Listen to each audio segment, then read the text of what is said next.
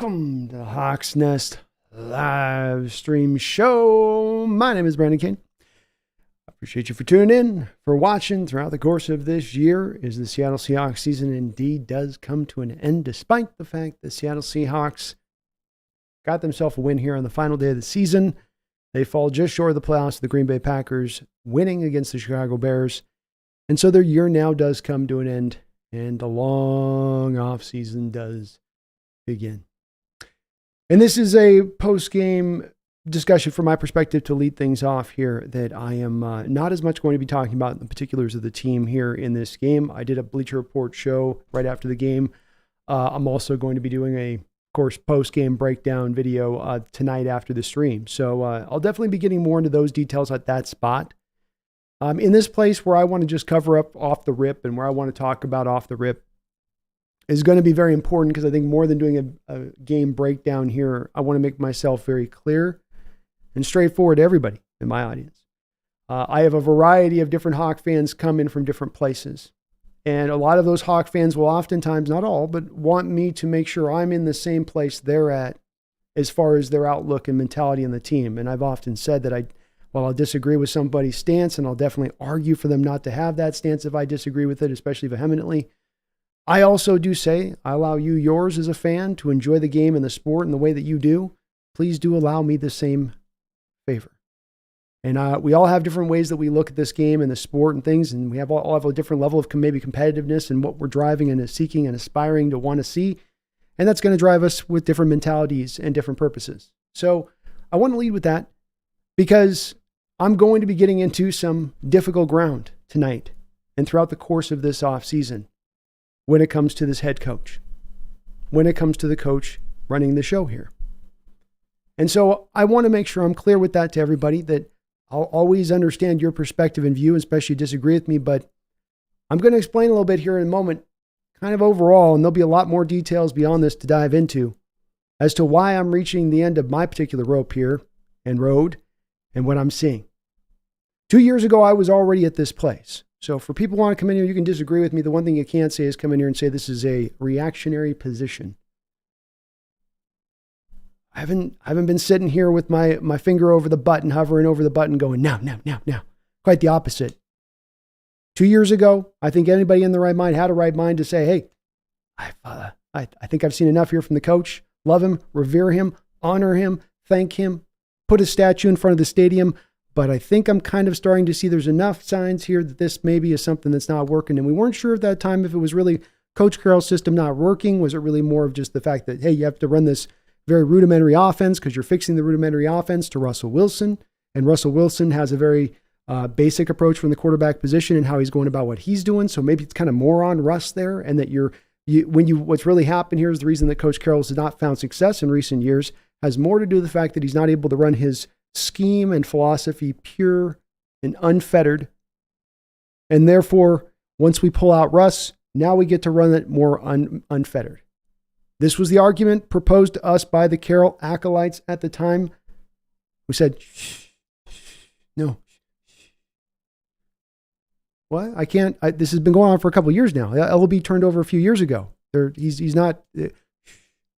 No. It's this guy right here. And then there was even more room for optimism at that time because Coach Carroll himself came out and said, you know what, you guys are right. Oh, you guys out there in the darkness that are saying, yeah, your scheme looks a little rigid, looks a little old, looks a little unchanging, looks a little stagnant, looks a little solved. All of you guys out there that have been saying that and kind of saying it, and I know you guys have been getting some blowback for saying that, but I'm going to let you know here at this press conference, yep, you're right. You're seeing it true. You're seeing it real. You're seeing it true. And we're going to change our ways. We're going to double into this new offensive system, getting away from the old offensive system. We're going to double into the defensive system, into a new defensive system, get away from the old defensive system, acknowledging those things had been holding them back, that wasn't just a Russ situation, that, hey, Russ was moved a week later after this press conference, but Coach Carroll was telling you at that time it was both sides of the ball, and both sides of the ball were needing change, major change. And so when we come 2 years later down the road, I, at that time, said, okay, look, I am at my wit's end here with Carroll. I'm not willing to just write him a blank check here and say that he gets to just sort of ride out into the sunset whenever he wants. That he's got that kind of, I don't sign up for that at all. You can never sign me up for that. So if that's your all, you'll never get me there. So I said, okay, look, I'll give him some time. It'd be unfair to do this 1 year after Russell's moved on, because that's $50 million of dead money, and no coach was really going to be able to build a contender up in that time. He did a good job with the team he had last year, no doubt about that, getting them the playoffs. Albeit just barely so, albeit needing the kind of help that we needed today. You did get in, can't deny that, with a young team. And then we get through this year. Now, the thing I said at the time 2 years ago was not that he had to get us to contender this year, that we had to be up in the Super Bowl mix this year. I was very clear on saying that's not what I'm looking for here. That'd be great if we can get there, but I have to acknowledge it's a young team and it might not get there in that aspect. And I'm okay with that. I can make my peace with that. I can be patient with that. The place I specifically pointed to were those adjustments Coach Carroll talked about a couple of years ago that he was long in the need to have brought on board. That's what I'm talking about. Show me your young players are developing. Show me you're modernizing your approach on both sides of the football. And whether we get in the playoffs or just miss the playoffs, or have something go on wherever the outcome may be from that, I can live with that as long as I see the signs of those things. What did change on the defensive side of the football look like? What would it look like? Well, I can only assume that if you're changing from what you used to do. So the old scheme was cover 3 heavy to the utmost, almost no blitzing. There was years you were 32nd in the league in blitzing or near there on a continual basis. You're going to play to stop the run. You're going to limit the deep ball. That was going to be your way. So he said, we're going to get more aggressive, more hybridized, more attacking. There, less of the simplistic you'd think, because the cover 3 was you also very simplistic in your defensive coverage approaches. You weren't complex. You weren't trying to hide your cards, right? What you saw pre-snap was what you were going to get. Part of the reason he said this is long and this coming because coordinators have begun to solve the old defense and figure out what was going on there. And so he goes, okay, yeah, they're figuring out that we're just dropping to depth. And then they can attack on the shorter routes. They're knowing and they can recognize when we get into that cover 3 bail technique drop, which we do so often, it's highly predictable. Okay, we got to move off of that a little bit. We got to transition away from that a little bit. And so if there's optimism to be had with Coach Carroll, it's for me, if he had made those changes to the thing he himself said he knew he needed to do. You could be the most pro-Carroll you person want. You can be most angry about what I'm saying tonight as you want to be, and I get it. But the part I don't get is that all I'm doing is asking him to be held accountable to his own words. The things he said he intended to do. Because the argument is going to be, well, it's not Carroll, it's the talent. It's the team that let him down. It's that happened. And certainly when you see something like this here over my shoulder, John Ryan, it's pretty bad when you've got to have a punter point out to you the lack of buy-in and fire you got here is you got the Hawks locker room smoking cigars. They're trying to claim it was Julian Love's baby, but his baby was born last week. It would have been in Tennessee that you would have done the cigars. That's a lie.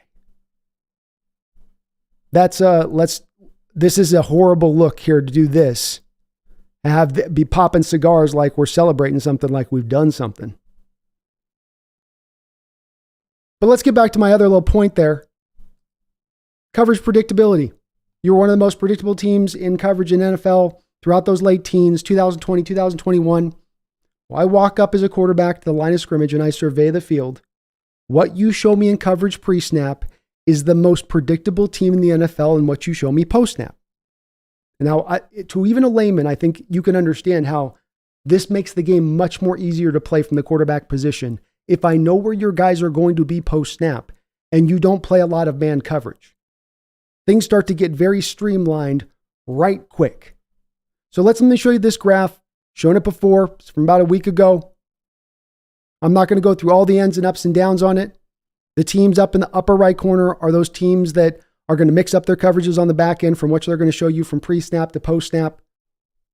And those are the teams that do it well. The teams below are the teams that mix it up but don't do it well. And then on the left side of the board, you have the predictable schemes. And those predictable schemes that are good at it, like the Browns you see at the top there, or the Niners or the Cowboys you see, or those teams that are predictable and kind of suck. And as you can see there, Seattle's right with Carolina in being one of the more predictable and being one of the most predictable teams in the NFL in coverage from pre-snap to post-snap. And that was the same issue you had 2 years ago that Coach Carroll said he was planning to address, that you have not addressed. The cover 2 Vic Fangio scheme, Sean Desai, split safety looks. Pre-snap, we show you this. Post-snap, we do that. Where doth it be, I ask? What changed there? What changed? And then and on top of that, if we say, okay, it didn't change, what will change this offseason? Why will it be different next year? Why will you look to move anything else in another way when you've utterly refused, even when you said you needed to do it, have not done before prior to this? How about this? Here's some interesting stats. This was coming into today, defensively speaking. 29th in points allowed, 30th in opponent completion percentage, 30th in yards allowed per offensive play. I think the sack number's off on this. I'd gotten these numbers from somewhere else. So you got 24th in takeaways, 29th in touchdowns allowed, 30th in rate of defensive drives ending in a score at 45%, 28th in rate of punts forced, 32nd in rushing first downs allowed, 32nd in rushing yards allowed after contact, 31st in third down conversion rate allowed, 32nd in average of time of possession. Issues that if you look back on it, if I point to these and I go back to 2018, 19, 20, you're going to find these same issues. You're going to find these same statistical parallels to each other. This is not a 1 year off issue for Coach Carroll-led defenses, whoever the personnel is, over a multitude of years. How do I take these stats away and go, next year that all gets fixed with $2 million of functional cap space? Okay, so we go, well, that's just one part of it. You say to me, Brandon, that's just one part. There's got to be other parts that they're bringing into play, right? There's certainly other things that he's unadjusted. They got those 2-man fronts with the wide 9 technique, and they're arching the nose. They're arching the nose. They're arching the nose, you'll say.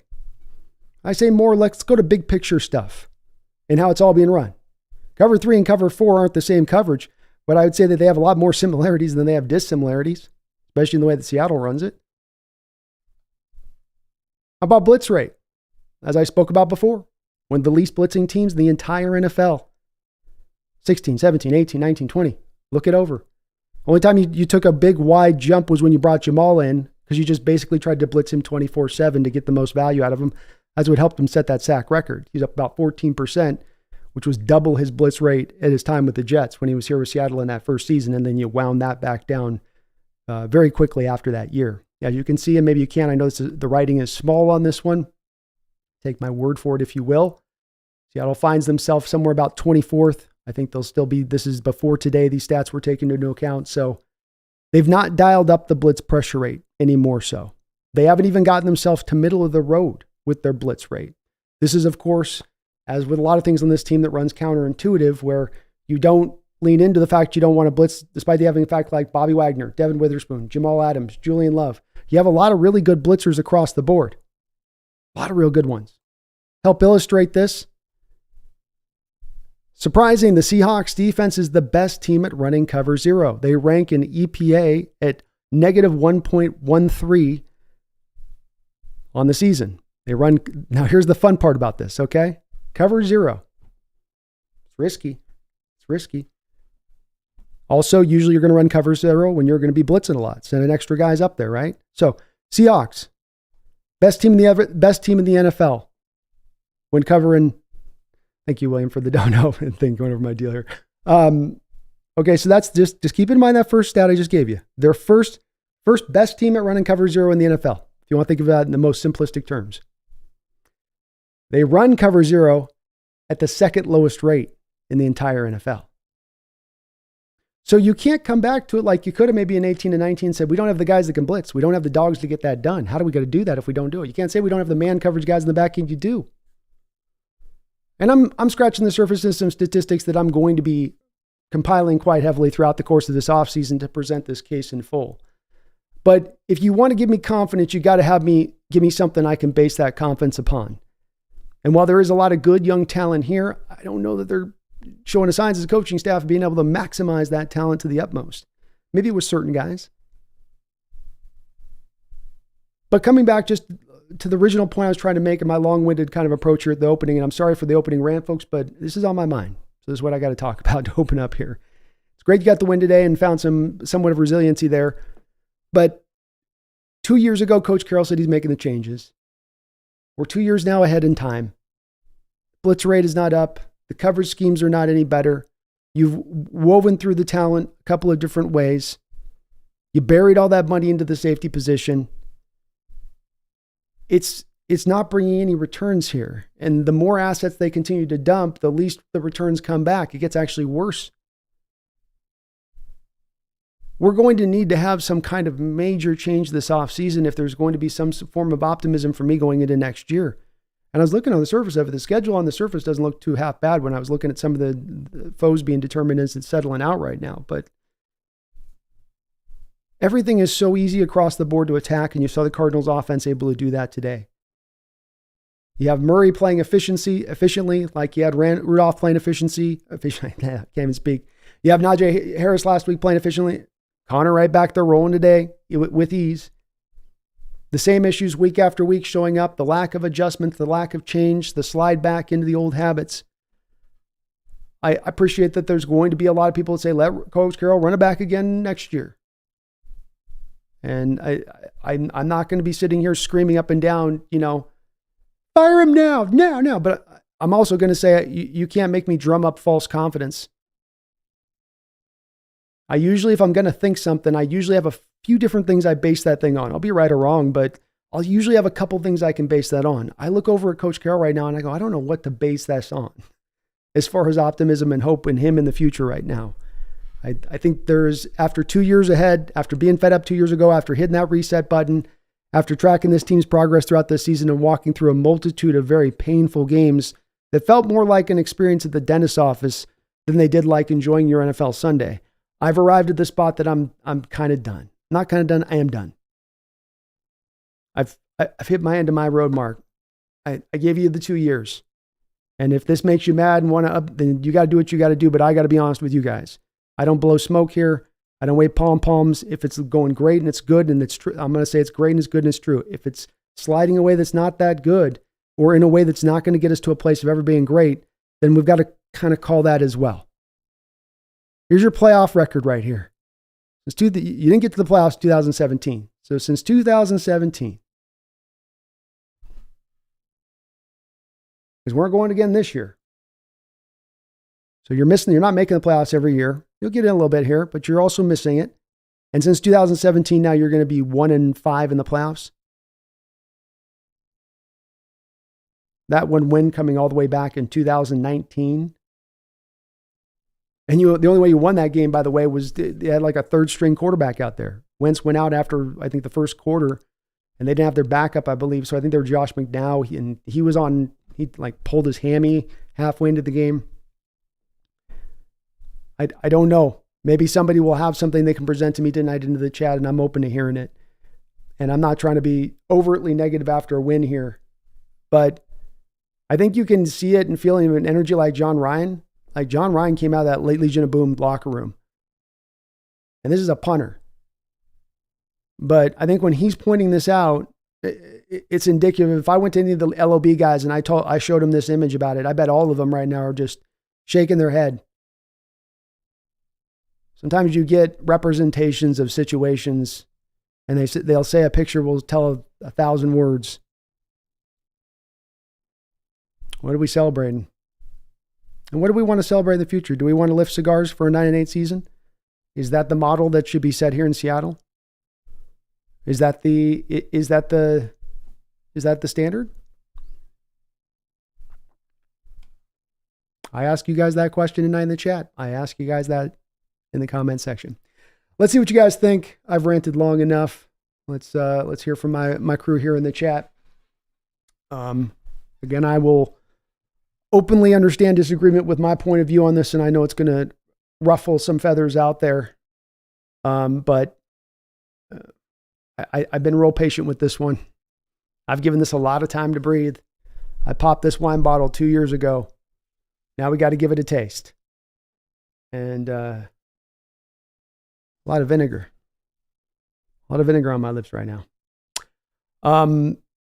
Secret Asian dude says, tired of Pete's defenders. Oh, it could be worse. Remember the Tom Flores, Erickson, Mora years? Well, I remember Jack Patera and then Chuck Knox, an awesome coach who took us to the playoffs, best team ever, and then he fell off and he was gone. Mike Holmgren came in, saved the team, and took us to our first Super Bowl. It was amazing. Then Holmgren fell off and had to go. Pete is a great coach.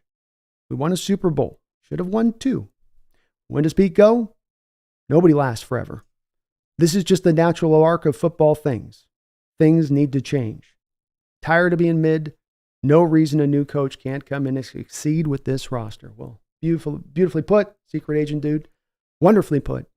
And I, of course, as you can hear with my thoughts at the top of the rip off this, I'm in heavy agreement. And I don't like the whataboutism. I don't like the be careful-ism. I don't like the fear-based way we would ever attack any decision on this team. Be it in whether or not to stay with the coach or whether to stay with the player. If you're not getting good enough, that's got to be the assessment, and then you go find good enough. And that spirit, when this organization, through its years of history, because we didn't start 20 years ago when Coach Carroll arrived as a head coach. I know for some of you, there was a history before that, and it was not all just dark days of black, as some try to paint. Oh, you would think that we had been through 50 years of nothingness, and then suddenly Carroll arrived. That was not how it was. And it was the spirit and the drive to want to be great that got us our best coaches, that got us to our best days. Not the spirit of be careful, be worried about what could happen if you do this, but be scared if you do this. We never let that drive us before, and we shouldn't let that drive us now. It's certainly not going to drive us to the promised land, I'll tell you that. Mr. Cross says, no more Seahawks, man. Brandon Jana, Pete, my man, you have 1 year as far as I'm concerned. Clock be ticking. Go. DeZilla Hawks is trash Hawks. Young Bido game, Brandon the Go. Thank you, Young Bido. Appreciate you. Snail, what's up? Skills Maze, hello. Let me get to a couple of these donos. Sorry, a little late on that. Got my rant on there at the start. Tezakaku with a $7 donation. Sadly, the moment Pete said he wanted Bobby back for next season pretty much means he's not retiring. Indeed, it does. And as it was kind of, I think, Tezakaku, something that we had wondered, would he really be willing to do it? He's the type of guy we've all kind of thought of. You almost just have to rip the whistle off of his neck to get him off the field, carry him off the field, and not in the good way, to get him back into realizing that, the time has come to the end of the road. And I don't think that he seems to be at that place of things. His comments in the post presser, Tezakaku, don't seem to indicate that that's where he's at with it. So it does come down to an ownership decision at that point. And this is where I have said we're going to learn a lot about Jody Allen this offseason and what type of owner she is. And is it truly important to honor the memory of Paul Allen or not? You own the Hawks now. They may be for sale in 4 or 5 years from now, but right now you're on that watch. Right now it's your duty. What would have Paul done? I simply ask that. What would he have done?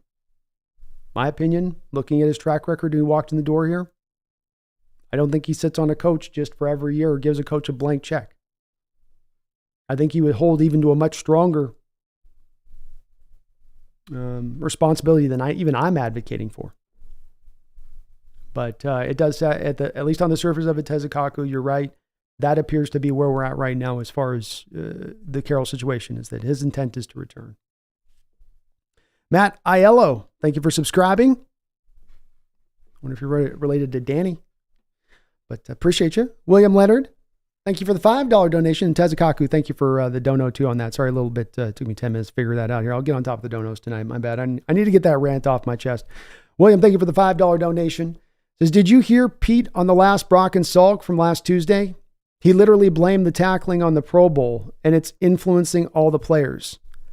What the F? I didn't get through that part of the interview with it.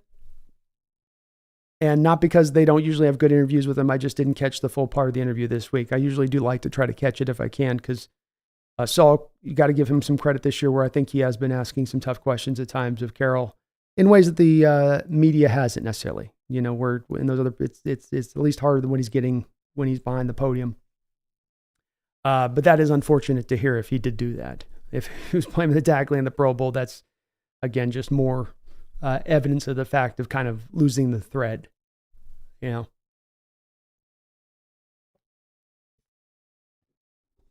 Losing the thread, not taking responsibility for issues that relate back to how you're teaching and training your program. Let me give you a for instance on this. Seahawks don't like to do the inter scrimmage games during training camp, right? We don't like to, you have a lot of these teams all across the board here, and it's easier, obviously, I think, for some of the Eastern Coast teams that are camped very close to each other. They have these inter camp games. So they're not technically exhibition games or preseason games, but it's live hitting. It's you're playing like you're going through. And it's a good way where you can in practice to actually get guys up there tackling more truer and real to time and all that. But that's one little place the Coach Carroll's like, no, we're not going to do that stuff. We want to protect the players, worried about injury. Whereas you have a lot of these teams that I look at across the board out there, they're the more rugged teams, the more able teams to tackle, and they're the teams that do these inter team kind of games. And it's a little bit of, you just, as I always say with tackling, you can't fake the funk and just try to go through some sort of motions, putting your body in place to try to get the tackle. The only thing that's going to make you a better tackler is going out there and tackling. But not a lot teams can do about that. You've got to find these inventive ways like the inter scrimmage games in order to pull that off, I think. And that's one place that there hasn't been that necessarily adjustment from Coach Carroll on. Somebody was also mentioning, and I can't take credit for this, a couple weeks ago about the fact that how with these modern players and the guys catching these balls in space and then turning into yak players, where so much of it's get the ball in the guy in his hands in space and then let him get upfield. You drop into these zones and then you let these players catch the ball and then they turn upfield and then they get some motor going upfield. And then your guys converge to make the tackle and they come up with maybe even picture perfect technique. But these guys are so explosive in this day and age that they still drive the pile forward. Think about that Rondale Moore play we had in this game where I think it was a 3rd and 8. And we dropped to space. We allow the 5-yard completion. 3 players converge. Rondale Moore puts his head down. Bang, tries to just pile drive through. And he can kind of just pile drive through because these guys are just that explosive and strong to get through. It's hard to just bring them right to the ground and stop them. And maybe that's a little bit of it in there too. But it's not the Pro Bowl, William. To your point, the bottom line to your point, not the Pro Bowl is the problem. Not for sale. Thank you for the $5 donation. I appreciate that. Hope you're having a good night. I think our fan base had a lot of unrealistic expectations for the team this year. One of the youngest teams in the league, and we are still in a rebuild. Very well could be the case. And maybe it may be the case for me and my outlook of it as well here, not for sale. The only thing that I contend, and this is why I wanted to make sure I was specific at the top and where my criticism lies here with Carroll, and that I'm trying to be laser pinpoint in my criticism rather than just going, he sucks. I don't like him. Get him gone. Team no playoffs. He sucks. Where I'm trying to go more to I looked at this 2 years ago like there was a couple of specific things that needed to change with this team that spoke to philosophy, that spoke to a coaching staff that was holding the team back no matter where the talent stood on a year-to-year basis. Your coaching staff was holding the team back because it was applying concepts that were from an older age that no longer worked. That was my outlook. And 2 years later, you've still been applying those same concepts. And so when I look at the young team failing this year, to me, it was less about a young team failing because the young guys are trying to find the ropes in their inconsistency.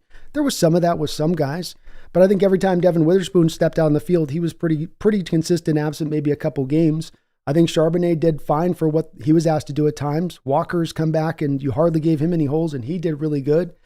I know people are banging on Charles Cross, but he's going to end up with a higher rated season than he did last year from the left tackle position. Lucas had the injury situation. That is what it is. I don't know if I can just look to the situations and problems on this team saying, well, it's just that youth and inexperience that got you to where you are, that is the issue holding it back. If it was for me, not for sale, then I'd be a little bit more with you on that, where I'm going, okay, well, look, guys, we got to a 9-8 record, but we're bringing the Blitz game in. We're doing a lot more in coverages to disguise things and to try to trick people up. We're bringing more of those stack fronts. We're less of just relying on the front four to get the job done, less of just, and again, I can go through a litany of about 20 items if you really want me to. We can scratch them all out, but less of these things that have plagued this team in the past, and that they're looking to make these changes to the future. And that's the reason I find a little more pessimism from where I stand. It's not that you missed the playoffs. And I was real specific on this too with the not for sale, where I talked about this at the start of the year. And I said, I said it 2 years ago. I've tried to remain real consistent on this, where it's not necessarily the results, it's how you get to those results. And while you win more than you lose this year, the way you got to those results are a little bit of what I put into question. Thank you though for that donation. Robert Jimenez, thank you for the $2 dono. Says at least the Seahawks won 54% of their games.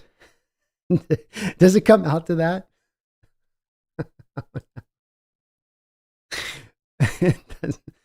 No, it doesn't. No, come on, Robert. Good play. It's 5:30.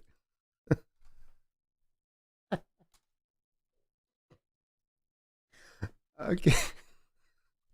That made me laugh more than it should have. But we got a 530 winning percentage. Oh, goodness. Thank you. Appreciate that, Robert. Ryan Johnson with a $2 donation. Thank you as well. Says, I love Don't Even Have a Cigar, but it's for him, please. I love Don't Even Have a Cigar, but it's for him, please. Okay. Thank you, Ryan. I think there might have been a couple words left out in there. I love Don't Even Have a Cigar, but it's for him, please. Okay. Well, thank you for the dono. I'm not sure on the message. Sorry, man. Cameron, thank you for the $10 donation. Very kind of you, Cameron, and I always appreciate you, brother. We aren't seeing any changes being made. We can't be the Niners or the Rams. 2-4 division record, and we were almost 1-5 if Prater makes those kicks. I'm hoping Jody makes a change. I'm as well hoping for this at this point myself. I think the time has come. We were talking about the street, writing's long been on the wall. The words are even a little faded. But I do believe we've reached that point of things. And another place you could look at just within your own division is, like you say today, you won this game because Prater missed his 2 kicks. Otherwise, they probably win it. And you look within the division beyond just the Cardinals that okay, maybe you don't fear them a lot going in the future, though I will say with the Cardinals, they're going to be in a better position as they go forward, it would seem. But you're not anywhere close to the Rams or 49ers. You're not in their rear view. You're miles back in the way that those teams play and specifically how those coaches put those teams together and get the most out of their talent, maximize whatever they have. And I don't know if we're doing that right now. But I don't see the changes either, Cameron. And thank you for that donation. Not for sale. Thank you for the $5 donation. Julian Love said those cigars were for the birth of his child. We still don't have a franchise quarterback, and the defense has a lot of holes. It's my understanding that that's what was said after they were starting to get the blowback on smoking cigars in the locker room. And the one thing with the weird thing for me on the birth of the baby box thing is, why not last week when he got to the game after the baby had been born? What the waiting a week thing. And beyond that, it does show a tone deaf nature to what's going on with the year you've just had. Again, just optics matter. There's a reason why Bobby Wagner and Quandre Diggs not for sale didn't join in. There's a reason it was just young guys. If you look at the picture, they're the ones doing it because the vets know better than that. It's not a good look. And I don't buy the baby excuse thing. That was last week. Could have done that during practice at any point during the week. I don't know. I don't know on that. I appreciate the donation. We may not still have a franchise quarterback, but I don't know that we've got a bad one. I don't know if that was at the head of the issues of our year this year. You also had to have a franchise quarterback bring you back in an NFL record 5 games this year. The defense does have a lot of holes, but then again, the issues with that's not just youth with it not for sale because you have the issues the fact that you've dumped so many resources into that defense. Both that were the youngsters that like their Witherspoon, but also the guys that are older players on this team too, that have had the assets dumped in without the returns.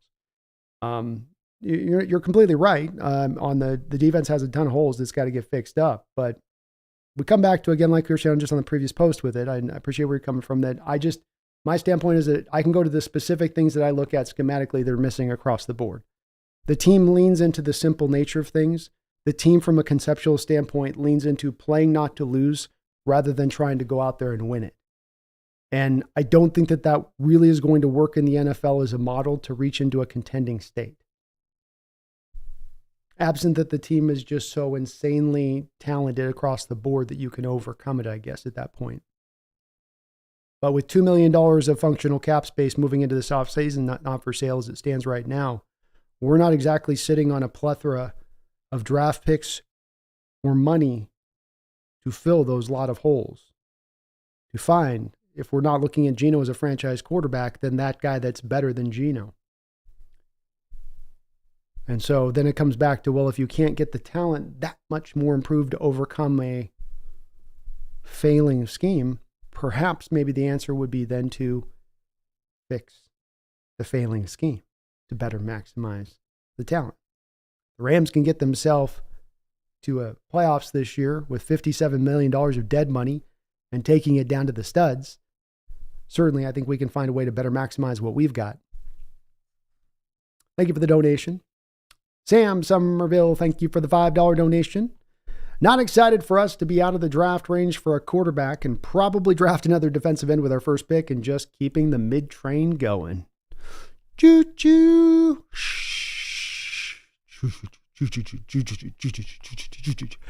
Mid. Yeah. Not stoked for that either, Sam. Not stoked for that either. Yeah, I'm looking for the optimism tonight, folks. I am. Sam's not wrong. We might go for another edge. I can't guarantee we don't. I got 5 on the big board for my first round as it is, and that's without even JT from Ohio State on there. So you might see that as the value pick for the Hawks to take, and especially because I'm sure they're going to be probably at least at the very minimum point of looking at Darrell Taylor as a guy that's got to be the fourth guy. The fourth edge on this roster, not the 1, not the 2, not the 3, but the fourth or the fifth. But the mid-train is likely to keep going here into the future if we're going to keep things exactly the same as they are and just hope that it's a talent problem. You make this team 5-6% better this offseason in your cumulative moves, which is saying something because you have 2 free agent tight ends, 2 free agent middle linebackers. Your best defensive tackle is going to be a free agent. I mean, so that's saying something, but even if you accomplish that, is that going to be enough to overcome the tide and get you up over to the top to the other side? No way. Not even close. Not even close. Randall McDaniel, thank you for the $5 donation. I appreciate you, Randall, for that. And it's great to see you in the house tonight, man. Here to commiserate. No excitement around team. No juice. Many youngsters and talent. Future should be bright. Until the gray hair man leaves, don't see it changing. Well said, Randall. And well said as well from you, Sam. Both you guys are on the same place it sounds like that I'm at myself. It's hard to find the excitement in the future. I've always said when I give you guys optimism, it's truly coming from a place. And a lot of that optimism, if you've been following me in this team over the past couple of years, has come from me looking for them to make those schematic changes or philosophy changes, willing to just move a little bit away from the spot that was the old that Carroll talked about. We've been arrogant in our approach, he said. We've held on to the old ways for too long, he said. Again, I will point to the chat. I'd love to see what did he mean by that at that point, if not translated to these very things I'm talking about, and what has really changed. I can't think that he was just purely talking about the 2-man fronts we're going to start to try to employ, which even as this season is winded down, they've gone away from. Back to more 3-4 stuff and even more the 4-3 under kind of stuff. But well said, Randall. Noah Berman, thank you for the $5 donation, Noah. We actually have the 11th youngest team when adjusted for snap count, and the difference between 11 and 22 is 3 months. It's not an excuse. yeah, I can't find back on that excuse. It's a simple one to look at the team, look at the amount of guys that you've drafted the past couple of years and come to that kind of quick answer to it. But I agree with you. No, I just can't lean into that.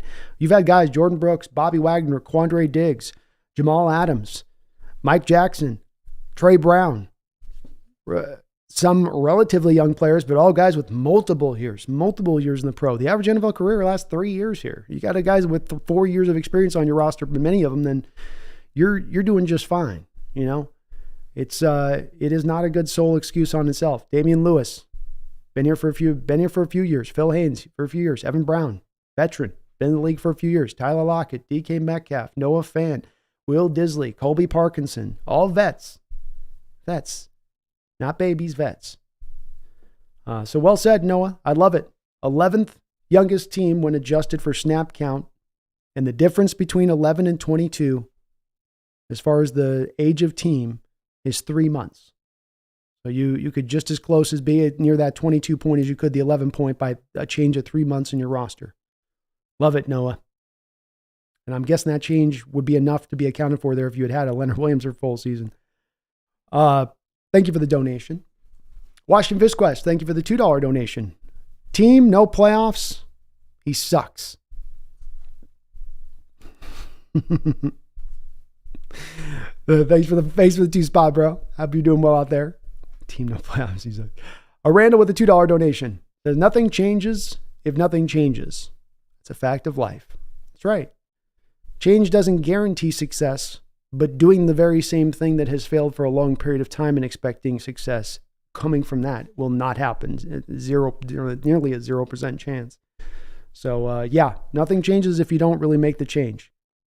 And Carroll knew he needed to do so, but as we always see with anybody, old habits die hard. And you always are going to lean into the thing. When you've had so much success doing something one way, you're going to want to probably be pulled back to that way when times start getting tough. Or just by general, just by your general drive of it, even if you want to kind of change. Jonathan Smith, thank you for the $5 donation. And I hope you're having a good night tonight. I'm frustrated too about how the defense is playing. However, the defense that we were trying to instill has been failing everywhere. New ! Equals good. Yeah, I think that the big failing for me with the new defense isn't really come from a conceptually different place philosophy-wise, Jonathan. I think to your point, you're still taking your front four and trusting your front four in the pass rush. That's the same of the prior. What you've done with the alignment with the 2-man fronts, or whatever you want to call these new 4-man fronts, and what you've taken those 2 defensive tackles down near the kind of the A gap, and then you've got your 2 wide 9 outside linebackers, and that's created some natural gaps and wedges there in your defense up front. That has definitely, especially in the run game, been a big point of failure over the past couple of years, especially when you think about that natural gap that exists, and then think about Darrell Taylor being on one end of those gaps. And now that gap just gets even a little bit larger, doesn't it? A little bit wider. But you still are predictable pre-snap, right? Which is definitely not an instilling of the old. You don't blitz, which is, again, not an install of that. That's in alignment with the old. You're trying to still bend but not break as a defense. You're trying to protect against the deep ball at a frame. It still comes to me to what you conceptually are trying to do defensively, and then how you call the defense operates off of that. And if you move your fronts a little bit up front, but it's still a 4-man front, then you're not gonna give me all that. That sort of almost seems like a trick that it actually seems like you're doing something, especially when you don't blitz on the back of it. It'd be one thing if you widen those gaps out and now you're blitzing guys and taking advantage of linemen actually getting pulled out into double team blocks to where now a guy can really truly shoot that gap, but you don't have guys shooting the gap because you have everything kind of played to depth. Even in the run game, it's not really downhill in its way, but it's still, to your point, the front there, Jonathan, isn't working on that. That 2-man front, they've gone away from it a little bit over the last couple of games, but that thing needs to be done away with and thrown in the trash like yesterday. It serves no purpose. Stephen Penor, thank you for the $1 donation. I appreciate you for that, Stephen. Nothing in your chat comment, just a $1 dono, so thanks. Sam Fisher, thanks for the $10 donation. Sam, good to see you as well in the chat. Thank you for that $10 dono drop. Going into the season, I had us winning 11 games. Losing twice to the Rams and Steelers was not losses I could have ascertained us having. They wasted your Largent shirt. Shameful.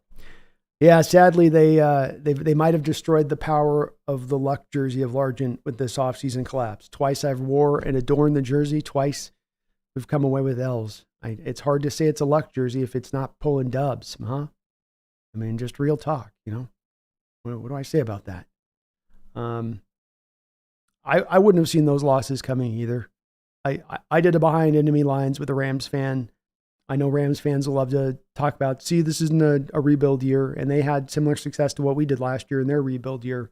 I think what they've done is even more impressive than what we did last year this year by them pulling it off, because they didn't have a stack of draft picks that they could lean upon that were going to help them have this kind of year.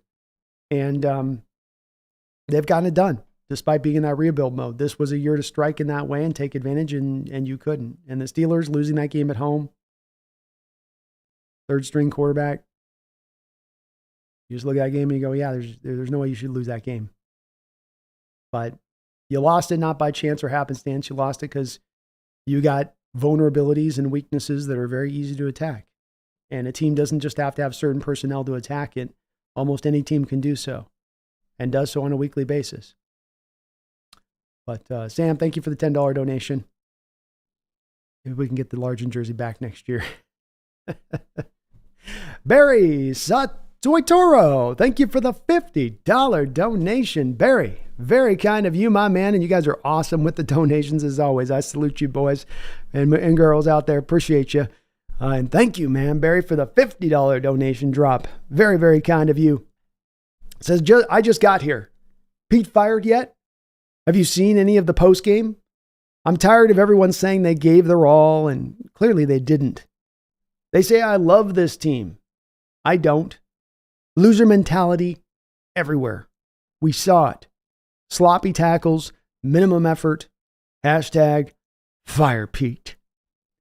Number one, thank you for the donation, Barry, a longtime supporter throughout the course of this year and this channel's history. I really, really appreciate you for that. That is a monster donation, man. Thank you so much. And we'll see where Pete's going to stand after this season with Jody and where they're at with it. I watched a little bit of the post-game presser, obviously just kind of putting together for the show, so it's kind of a quick bounce just kind of over to here. But none of the comments of what I heard gave me a lot of confidence that they're owning really where the root problems are at with this team. I think that they're going to come to blame the personnel.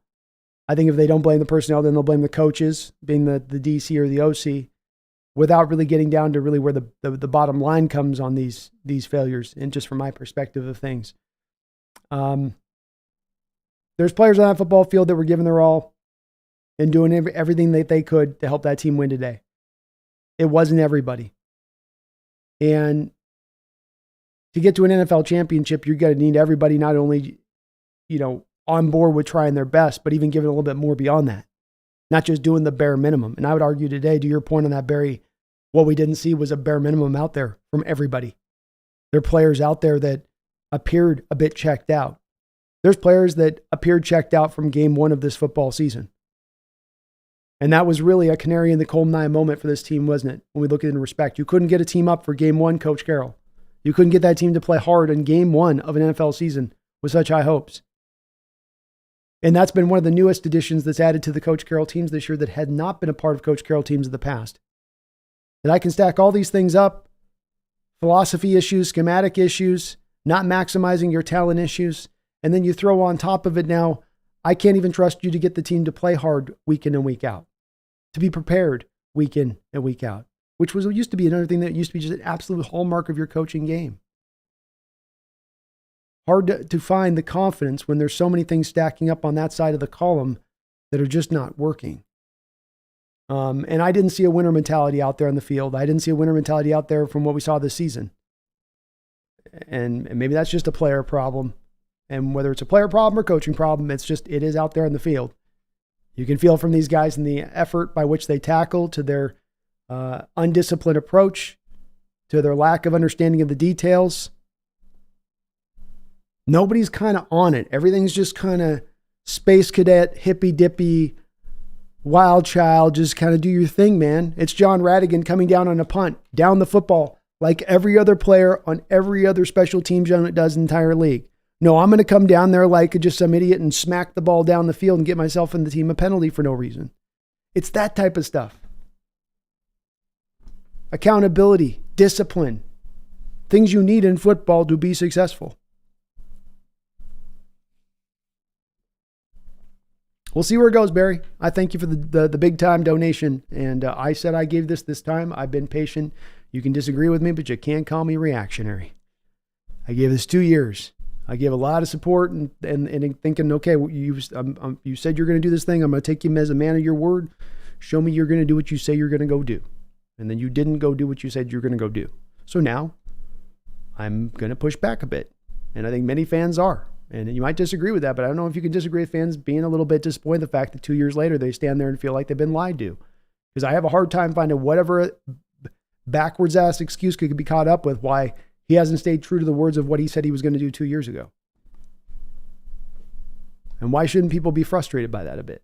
You know? Why shouldn't people be angry by that? Especially if they care. Especially if they really truly love this team. I ask. I thank you, Barry, though. You're awesome, man, and you're always awesome in all of your donations and support to the channel. Week in and week out, you're always there, brother. I really do appreciate you. Ryan Johnson with a $2 donation says, sucks when the fans care more than the players, etc. That's my point. That's where I stand with it too. I see guys that are seemingly just happy to be going out there and being football players. And that does suck to see. It sucks when you're watching guys that you go, man, winning doesn't seem to be necessarily important to everybody here, does it? And I just don't think that we're seeing mirages with this. I think there's some meat to this particular bone. Cheese Taco, thank you for the $2 donation. Says, my biggest fear is firing Pete to bring in Quinn. That would be my biggest fear as well, Cheese Taco. I talked about what's brought this team success in the past in moving into different places for new coaches and going in different directions. And what has not worked in the past is going internally within house to go and then find your coach. What, Tom Flores was a general manager and then you brought him in to be your head coach, I believe, after Knox. You have Jim Mora, who was here on the coaching staff for a year as, I think, secondary coach, and then he was going to be the head coach afterwards. That didn't work. To me, this would be more shades of that rather than it being shades of you going out and getting Chuck Knox, who was a legitimate coach at that time, who had a legitimate resume, going out and getting Mike Holmgren with a couple of Super Bowls on his book, going out there and getting a Coach Carroll with a couple of national titles on his resume.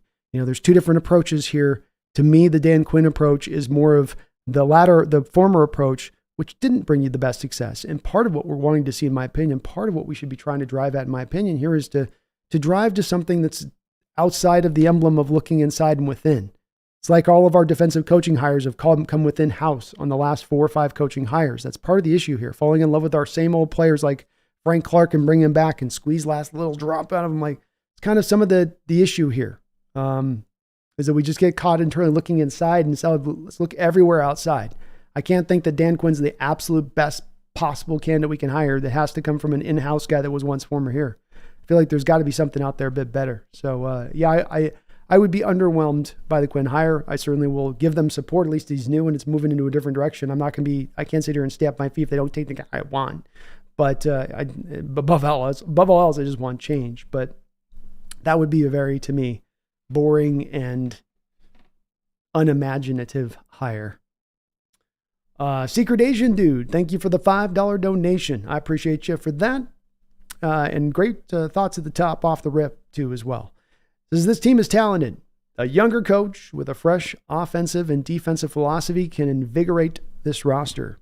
You see it happening all over the NFL. Where the NFL trends to. Offensive-minded head coaches are an easier pathway for success, and then go and find something. Don't be scared of the youngsters. Don't be scared of the younger generation coming up. They think with a different approach that might fit a little bit better to the newer rules and the newer systems that are in place and a better way to get around that. And I do think that this roster could use a little bit of that invigorating nature brought into it. And it comes back a little bit here on some of this to being certainly a bit of the message just growing stale. Maybe it's not being heard as loudly as it once was. I do wonder a little bit about part of this of Coach Carroll thinking in his mind to Bill Walsh, his mentor, and some of the words that he would say about this being that about after 10 years, a head coach in a given situation is just going to have players start to check out and not hear him. Even when the message is right, even when the message is clear, even when it's being delivered in a good fashion, there can be just a general staleness that starts to kind of set in. And I don't know if that's absolutely the reason. I don't think it's all the reason, that's for sure. But maybe a part of it. But Secret Agent, I'd like to see that as well. Randall McDaniel with a $20 donation. Thank you, Randall, for all the donos too as well this year. You have been awesome as well, man. Hope you had a great new year, and I appreciate you, brother. Says Randall with a $20 donation, says traded Russ, flipped coordinators, sides multiple times, 4-3, 3-4, hybrid, bunch of new talent, got a new culture in the locker room, cut Bobby, brought Bobby back, Jamal, no Jamal. My point, only one thing left to change. Well said, Randall. Well said. And yeah, he might have moved through the fronts a little bit. You might have gone from 4-3 to 3-4 and done a little bit of the two-man fronts, but it's all on the back end being played the same way. That's for sure. Cover 4, cover 3. To me, eyes, it looks very similar. And I think that the opposition's offense, it doesn't impact them in a much different fashion either. But this is where I'm at. I've waited my 2 years. I've been patient. I've said I'm going to give this the full time to play out and see where I stand with it. It's not as much that Coach Carroll's just a complete and utter failure as a coach. He's not. It's just as much of, I don't have the confidence he can build an elite team anymore. I don't have the confidence that he can build a functional defense anymore. And if that's the case, then it's going to be hard to find the optimism into the future as to how this thing reaches that next level. Reaches the level where you not only can get even to the playoffs, but you actually make some noise in the playoffs. Actually potentially make some noise in this division. Garth Knight, thank you for the $5 donation. Appreciate you, Garth. Good to see you in the chat as well tonight. Got all the ologies in here. It says, Master Brando, if the Pete Fearmongers visited the cave in Dagobah, what would they see? Oh, it would be just, nothing but Tom Flores led teams. There's just a bunch of Tom Flores on the sideline chewing gum. I know Flores in the Hall of Fame, but he doesn't have the greatest run with us, I think, here at when he took over the head coaching duties, with Bering trying to kind of get us out of town. That and Bering standing next to him. Garth, mainly Bering at the end of the day, probably, but with Flores kind of right there, or Mora, one of the two. I think Mora definitely left some scars. That left a mark on some of the fan base. That was a tough year. That was. Appreciate you, Garth. Jeffrey A. Thistle, thank you for the $2 donation. Didn't even watch, he said. Get ready to run it back. Yes, indeed. If I was a betting man right now, despite all of my bluster, I'm sure that if I was a betting man, I'd be putting it on the fact that they're probably going to run it back for at least one more season. So we'll get another year of this, and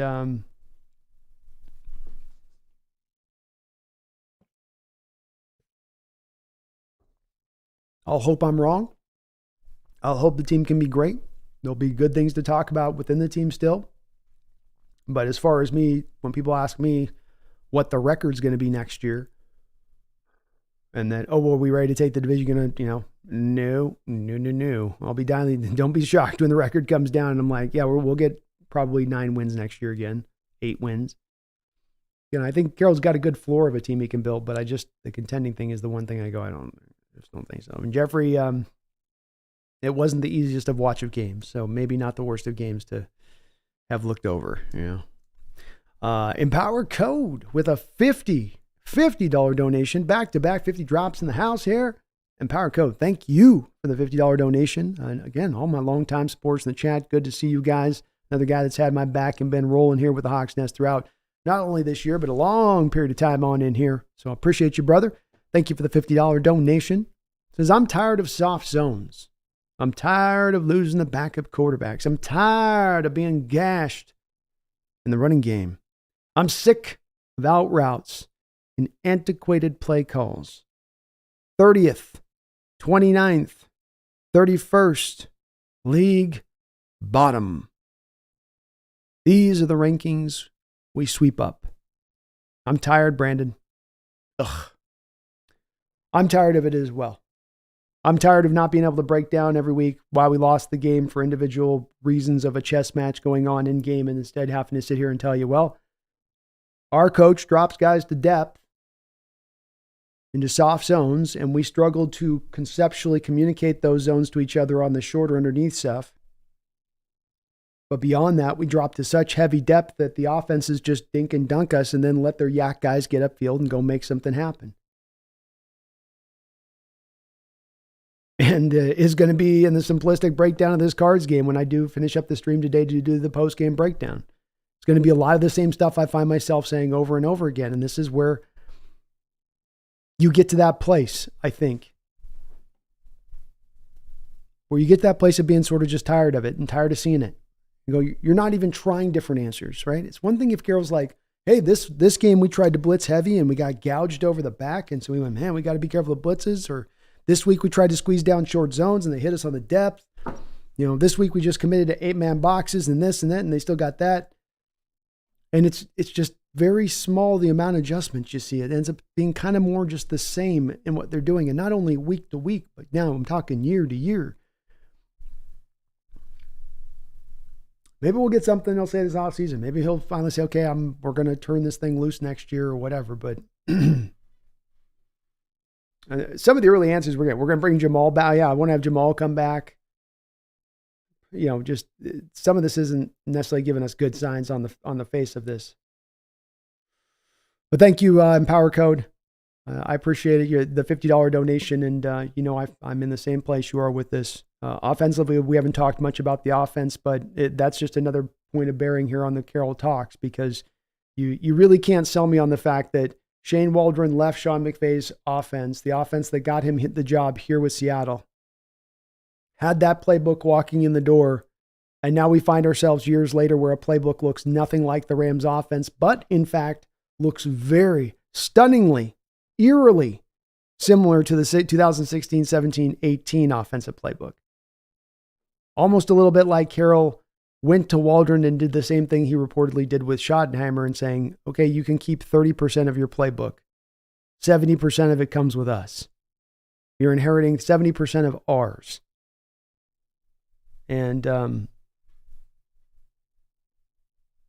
it's where both sides of the ball have just gotten completely stagnant in their approach. And it's holding us back. Taker610, thank you for the $5 donation. If Michael Penix goes before our pick, do we go O-line in the first and maybe get a second for Nix or McCarthy? Maybe Troy Fatanu or Graham Barton? My feeling on this, where we're drafting right now, is the smartest approach would be to trade down. You're going to be firmly into the tier 2 range of the draft at that point. I think there's only going to be about 10 blue chip guys at most. It might be more like 8 or 9. Now, the tier 2 group is nice, but the tier 2 group, as far as my first assessment of it, is all very similarly planted around each other. So I would say that moving back in the first round to like 24, 25, 26 even, and picking up an extra second, or moving back a couple spaces, packaging one of your thirds, and then getting a second, something like that, to me would make a lot of sense. I do believe that minimum 3 of the QBs are off the board by the time we're picking. Daniels will be certainly gone by that point. Maybe Penix will be out by that point. There's really not going to be a quarterback worthy of being selected there. O-line would make a lot of sense to me.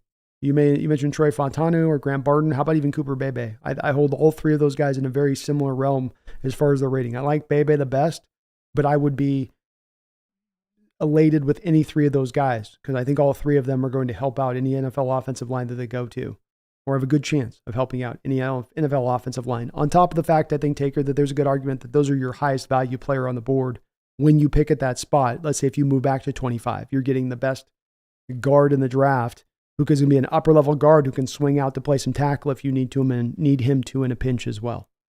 So to get that value there at that spot makes a lot of sense to me. And my biggest commitment level going into this offseason, scheme change or not, is going to build up this offensive line and build it up appropriately in a way that they haven't for years. Chad Hart, thank you for the $5 donation, Chad. Appreciate you for that. Peter Clay Carroll should consider doing Preparation H commercials because he's a pain in the ass. It has reached a bit of that point for me too. Especially when you tell me 2 years ago that you acknowledge something and then you go back to, 2 years ago I was going, yeah, I'm an alcoholic. Got to stop drinking. Got to stop this drink. You get it then. It's bad, right? You're not showering. People are smelling you. You get it. You're out of it half the time. I get it. No, it's a problem. I've been arrogant. You've been arrogant. I know. Okay. No more drinking. No more drinking. First game. It is a little bit frustrating. Yeah. Adrian X, and thank you, Chad, for the $5 donation. Well said on your part, too, as well. Adrian X, thank you for the $2 dono. Says B, you're in charge of hiring our next head coach. Who you got? I would put together a committee. I would bring in guys across the board from different aspects who would maybe have a bit of a perspective they can bring in. With the sole extent we can kind of come down to a list of guys to take a look at that make a lot of sense. I'm really not stuck on one particular guy that it's got to be. I would like to get an offensive-minded head coach. I'd like to get a coach who's willing to be a coach and let his coordinators coordinate. I don't want him there calling plays. I want him being a head coach. I think that's a hard enough job as it is. Harbaugh is obviously the guy that is my number one candidate. Everywhere he's gone, San Diego State, Stanford, Michigan, San Francisco, he's won everywhere he's gone at every coaching stop. And not all those stops are easy stops to go and be a good coach and to be a winner. And he would bring in the type of discipline, I think, that is missing on this team and is dearly lacking. I think you'd be able to maximize the talent here at its quickest rate if you brought him in here. There are other coaches who potentially could do that as well, like a Ben Johnson or kind of that sort of ilk. He's certainly not necessarily just the only guy who could get it done. I want to make sure I'm clear with that. But it is the guy that I would listen to the committee and what they told me. I would see who is kind of the name that's really jumping up from them. But that would be my initial draw, would be to look towards Harbaugh and say, okay, I'm willing to bring you in. Absent him, of course, asking for some kind of player personnel control, I'm not giving him that. So he can come in here and I'm willing to make him well paid, but he's going to be the head coach. And the general manager is going to be the general manager. Enough of the head coach having the power and the control and all that kind of stuff with that stuff. That just doesn't work. And we've seen it not work here in Seattle a couple times over the last 3 decades. Garth Knight, thank you for the $5 donation. Appreciate you for that, Garth. And Garth, thanks for the double dono. Man, you're awesome. He says, total pipe dream, but get me Harbaugh. I've heard Spanos is willing to spend money now, though, and Harbaugh digs Herbert. Yeah, I mean, if any offensive-minded head coach is going to love Herbert, I still wonder why the Chargers sort of dropped the ball with looking at Peyton coming in there, Sean Payton, because that would have been a spot he would have loved to gone to last year if they'd moved off Staley. But I would say that the Chargers seem to be an early front runner in the Harbaugh sweepstakes as the team that's being most connected between him and them. And very easy to understand when you have a guy like Herbert that Harbaugh is going to have at his hip. Any offensive-minded head coach knows if I've got an upper-level talent at the position, that makes my job so much easier. I don't have to be as perfect. I don't have to be as brilliant. And San Diego is a place, he's coached at San Diego State, so there's the track record there. He's coached within the state of California 3 times in 3 different destinations. So there's connection there to be had as well. Wouldn't surprise me in the least if it goes that way with it. But we'll see. Spanos is known for being pretty cheap, Garth. Joshua Carlisle, thank you for the $5 donation. He says, hey, Brandon, interested to hear your thoughts on drafting Zerzon Newton if he's available, assuming we don't trade down. Oops, sorry, it got bumped down here. Hold on. Assuming we don't trade down. Thanks for the content. Well, now's a good time as any to give you a little bit of a sneak peek. We'll go into this a little bit later because I know that the topics right now are a little bit more centric around, are a little more centered around the current situation with Seattle and not necessarily the draft. We're going to start to turn that over here soon. But here's a little bit of a sneak peek of the big board that I've got going right now. We got about 111 names here out the gate. This is the offensive side of it, and we'll go through these a little bit more. You can pause your screen and go back to this if you want to take a look at these a little bit more in full. Just do a screenshot or whatever on this. I'll be posting this a little bit later, and we'll discuss this a little bit more as we get into the evening tonight. So I'm not going to get too far into this, but in regards to Zerzan Newton, what you see on my list here at the top is the round one guys. And when I bold guys up, that means that I see them as blue chip talent. I see them as tier one round guys. So if you might have a first round guy like Latu or Braylon Trice, or Julian Colson or Tyler Nubin, but those are not blue chip talent first round guys. So you can see with him that I have gotten to a point with Zerzan that I have him as a blue chip first round guy. I see him on my big board right now as the 13th highest rated player on my big board as it currently stands for the upcoming draft. So Joshua, I do like Zerzan a lot. He is far and away, I think, the best defensive tackle in this draft coming out. There are some times in his game where he will disappear a little bit at moments, but he's got such natural burst for true legit size. It reminds me with the first step quickness and kind of that he's got the big body. It's a little bit almost Sam Adams-esque to me. Sam Adams was a defensive tackle we took out when we had Cortez Kennedy here, and they were a hell of a tandem for a couple of years up front. First step quickness, good active hands after the first step quickness. I like those two things going together. He's a lot to deal with from that because he kind of gets up to speed and he's got the size with it. So there's that speed, size, power thing comboing up on contact then for the offensive lineman. Not a real technician up there, not really a plan of attack, secondary moves, chaining pass rush moves together. But he plays with a lot of fire. He's got a lot of natural talent and a skill set you can work off of from what I've seen on tape that is hard to find. You find this kind of first step quickness. It's going to be more in those guys, Joshua, that are going to be your sub 300 pound dudes, guys that'll be more 295-ish, 290 even maybe on game day. Whereas with him, I think he's a legit 325, 330 out there moving like he does.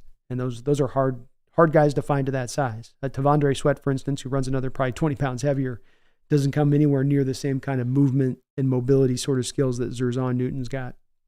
So I like him a lot. He's high on my list. And we'll be for sure a little bit more, Joshua, tonight going through the draft sheet and talking about a little bit of the early looks at these guys as I start to get into a little bit more of the depth of these players. Appreciate you, man. Thank you for the $5. Zerzan's great, though. If they wanted to take him, I would be okay with it. If we're picking at 16, 17, you're getting the 13th highest rated player from a value standpoint. That would be really good on the value board.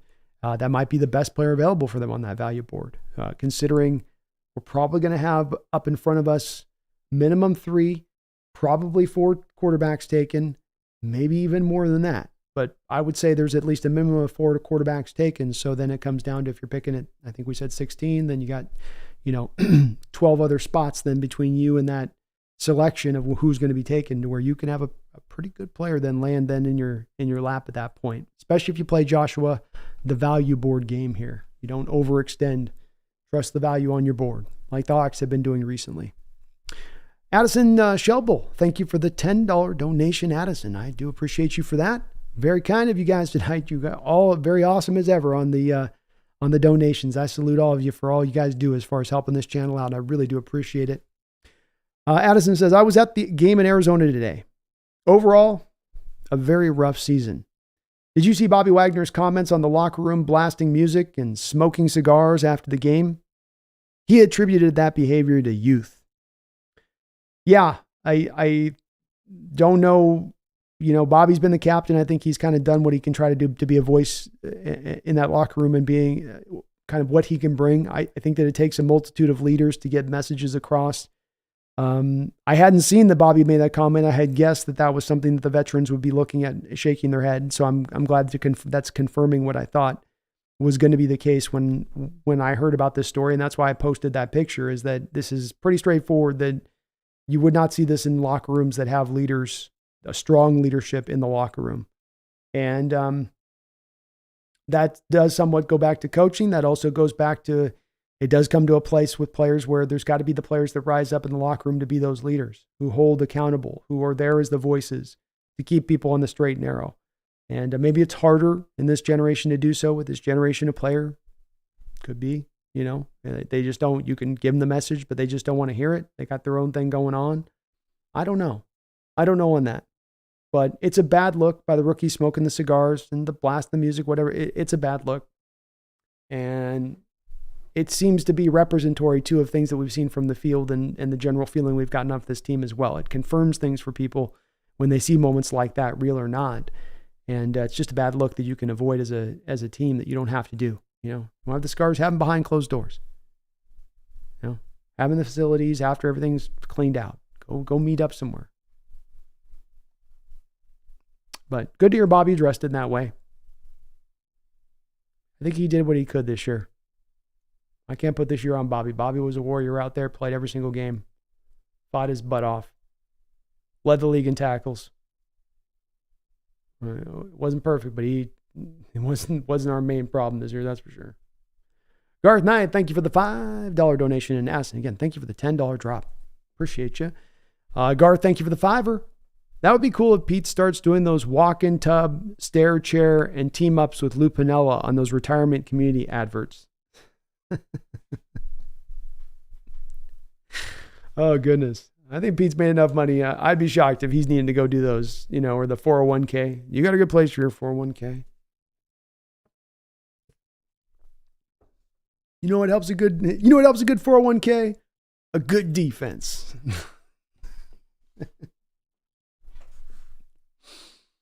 Oh, Garth.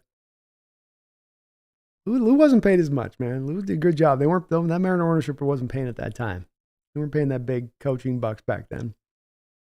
Addison with another $5 donation. Addison, thank you for the double donation drop. That's very, very kind of you. It was embarrassing walking out of that stadium today, even despite the win. We need to make changes on multiple fronts this offseason. I think it's going to be something that there will be contingent Hawk fans that don't want to hear this and get a little bit of frustrated and angry to hear it. But I'm with you on it. I'm in this place, and I think that the majority of the fan base finds themselves, or near majority of this fan base, finds themselves in this place of things. And I don't think that everybody just landed there lightly or overnight. I think a lot of this has been kind of building up with time, these frustrations, these ongoing issues. And it's good to hear from the stadium that there wasn't some secret special energy you were seeing that wasn't coming through on the telecast, that you might be saying like, well, I saw them, they were flying around and this might not have gotten across, but you could see them in between the commercial breaks, jumping up and down and into it and engaged. I saw a team not really engaged. I saw a team going through motions at the time. Look at that the fake fourth down that Kyler Murray throws for the touchdown. You just have guys sort of looking down at the ground, just kind of space cadetting out. Everybody's just kind of mulling about. Nobody's got any sense of urgency or moving with the sense of purpose. Yeah, I think multiple changes need to be done. If we simply try to put this Band-Aid on a war wound, it's going to get infested. We're going to end up with gangrene. And next season is going to be losing limbs before it even starts. Not that we'll be bad next season. I don't know if we can, this current trek will take us to, and there's any multi-universe dimension that we get to experience this. CERN can light up and spin 15,000 times. I don't know that, like Doctor Strange at Marvel, how many times did we win? It was like one. I don't know if there's 15,000 outcomes next year and playing it out over and over where we get the one outcome where I'm like, yeah, see, that's how we got to the championship this year. Not with how we're being led right now. Maybe that's just my emotions of the moment speaking, Addison, but folks like yourself confirm it and being in the stadium, seeing it. Others in this chat are feeling it as well. And I don't think that we're seeing ghosts here. I don't think that we're seeing something that isn't existing. Thank you, man, for all the donations. My goodness, just got up on all of those. Thank you, Bill. Appreciate you guys. Very, very kind. Back on the chat here. Dezillo, good to see you in the house again. Snail, good to see you. Tizakaku, thank you for that donation, and it is good to see you. Brian says, winning record with this team is a bust anybody should have expected. Second year of a 3-year rebuild. Anyway, winning record with this team is bust anybody should have expected. A person high. I think I got what you meant there, Brian. True Drew Sports. Win or lose, there's no excuse for JSN and DK combining for 4 catches and 24 yards. Get rid of Waldron. All of the coaching staff. That's where I think we're going to hear most of the sentiments being tonight, Drew, including myself at this point. And Waldron is took huge steps back this year. His first year was not that good in the first place. Last year was good through about 12 games. I signed up for the Rams offense. I thought that's what we were getting. And this looks nothing like the Rams offense. On top of the fact, like you just mentioned, he's had an inability to target his best playmakers, to utilize all of the assets he has here. Tommy says, look at Carroll's record outside of the Legion of Boom. Look at his defensive ranks, not just with the Seahawks. It's not good. No evidence he actually is a good defensive coach. I'm having a hard time seeing that place. Megan says, the Hawks Nest, I'm going to mull over how I feel before I say anything. That's a fair approach, completely fair approach. And as I say on this, I'm not expecting everyone to get to where I'm getting to. I'm going to make my case. There'll be plenty of room in this chat and in this channel for folks that have confidence in Carroll going forward. You will certainly be challenged at times on those ideas, but always respectfully. And I want to hear those voices that are outside looking in. As I've said with this, I'm open to being convinced to being wrong. I'm open to being convinced that Coach Carroll is the answer moving into the future. But as I bring up these specific items in reference to why I do not believe that to be the case, so too do I ask on the other side of that, if you make that case, that you present to me the specific items. You can't go timeless culture. You can't go groovy atmosphere. We can't talk about, well, the players really like him. I know he's a player-friendly coach. That's not what's in question. But what's the specifics about how we're going to drive this forward from a philosophy standpoint, from a schematic standpoint? How do we prevent ourselves from being outcoached on a weekly basis from an X's and O's standpoint if we don't change anything? And so that's where I'll be with it, where I will need that presented to me in a real tangible fashion, not in a heavy-handed throwing insults out, but here's the points that you can go off of to feel good about the defense going into the future. Here are all of these things that in collection tell the story of a defense that's actually on the rise, or a team that's actually on the rise, and not trepidatiously just kind of weaving back and forth on the side of the cliff, to just staying on this side of the cliff to just falling off, and kind of always in that spot right there, kind of on that edge. But I get it. I'm not asking for instantaneous reaction night either, Megan. It's for me, I put my process out on this and thought about it. And part of why I wanted to give myself the 2 years in this process as a reset was to not have the knee-jerk reaction, to not have a week where it was a week one and I'm like, that Rams performance was insane. You couldn't get your team up for week one. That is unacceptable in every way. That is an embarrassment in week one. How do you not get your team up for week one? But that was me also holding that. That's embarrassing to see, but I'm not going to go to, he needs to be out. Let's give him the full season to see how they can right this ship and put this in the right direction. And I've given it that time. So it's been given its time to breathe. And for me, the story is told, that's for sure. But I don't expect for it to be that way for everybody. Brandon says Pumpkin's expression is my expression. Yeah, she can sense. She feels where I'm coming from. AI says, how long before Pete throws coordinators under the bus? 14, 13, 12, 11, 10, 9. I don't know. Brian. I think there's got a part of him that's realized at this point that he sort of has spun through the chairs on the deck chairs on the Titanic here.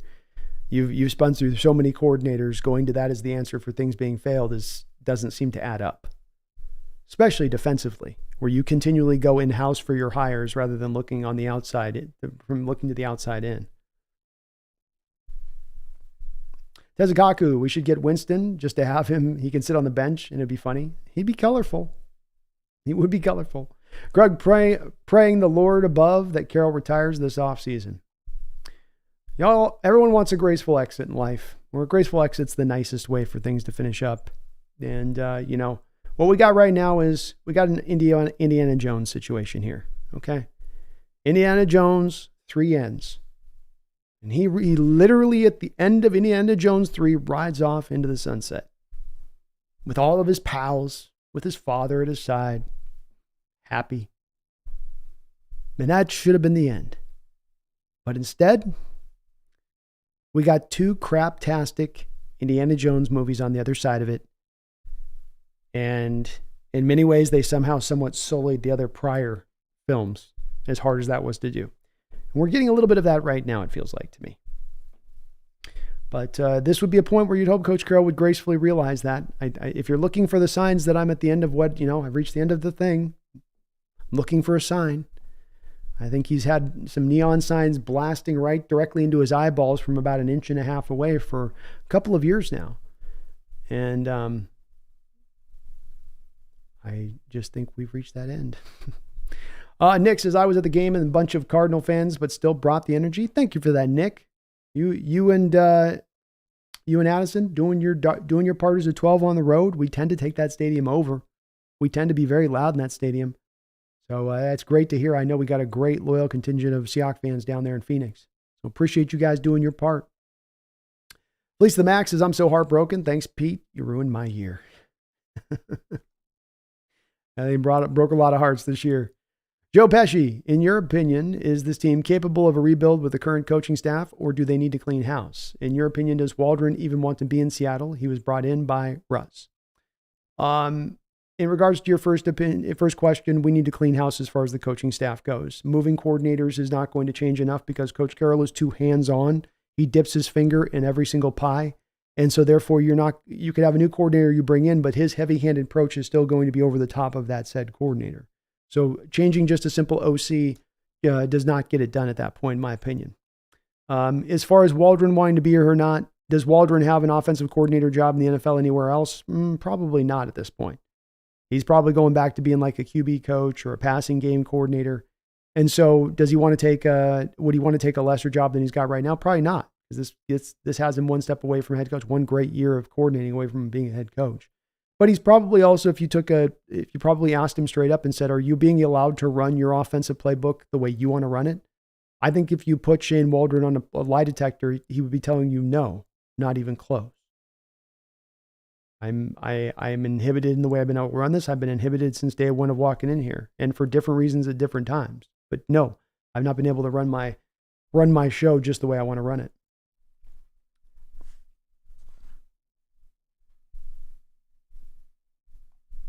Sounds good, Megan.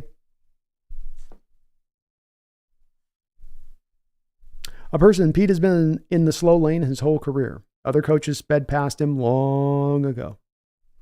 Well said. Motok Kyle. I hope Seahawks get the Huskies quarterback since he's good and he's one of my favorite players from the Huskies. Great player, Kyle.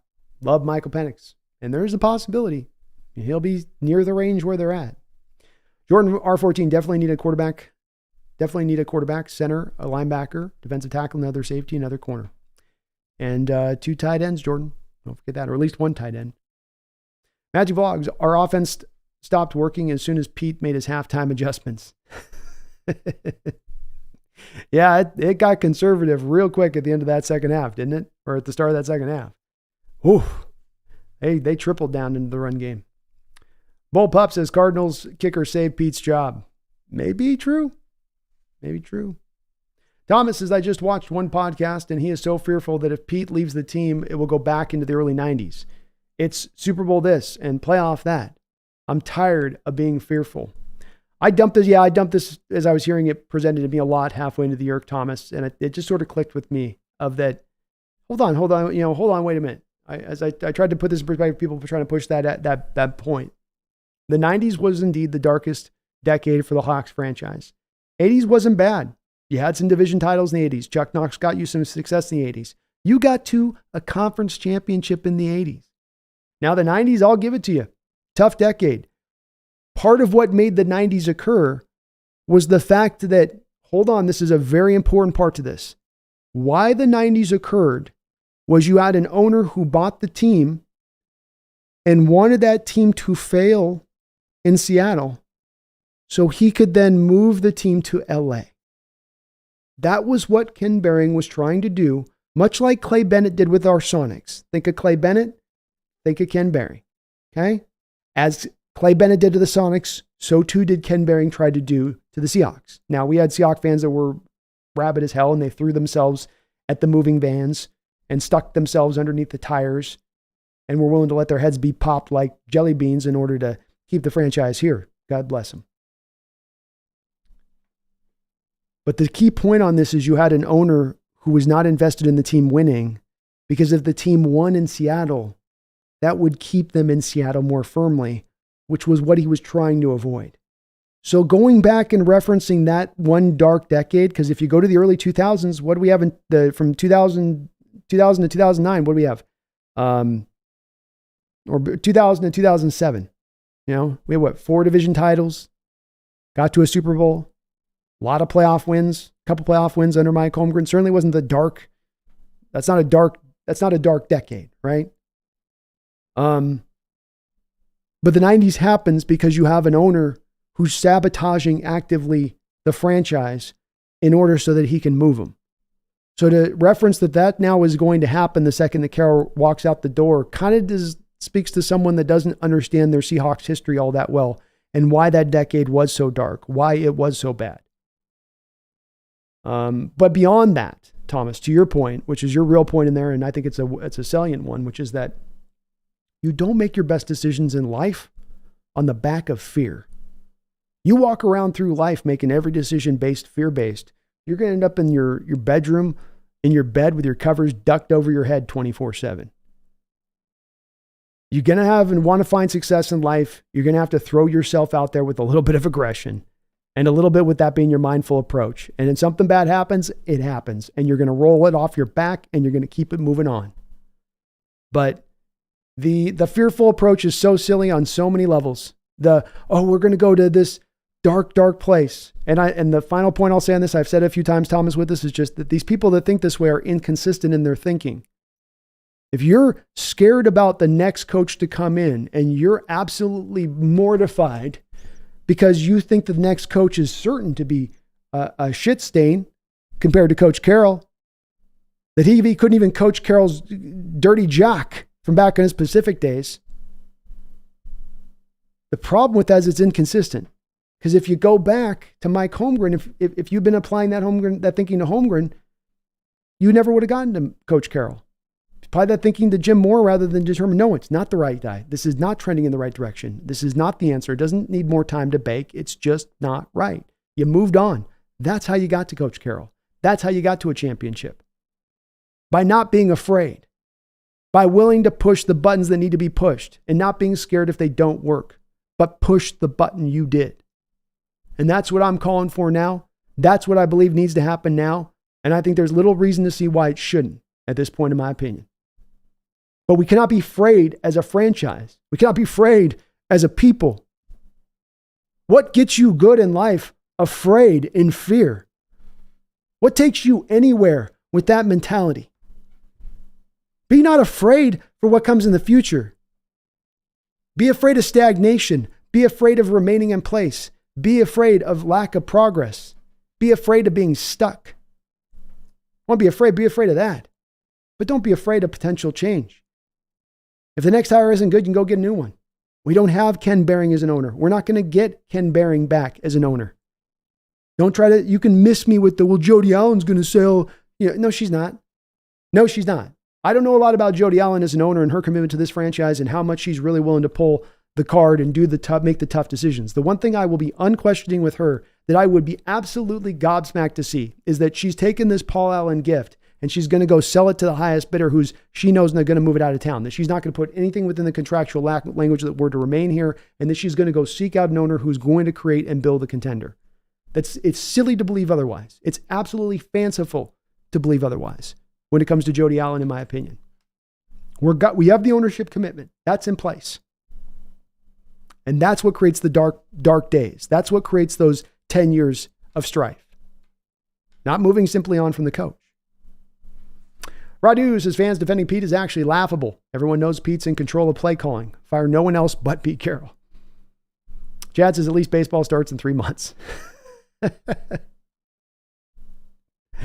Oh, Lord.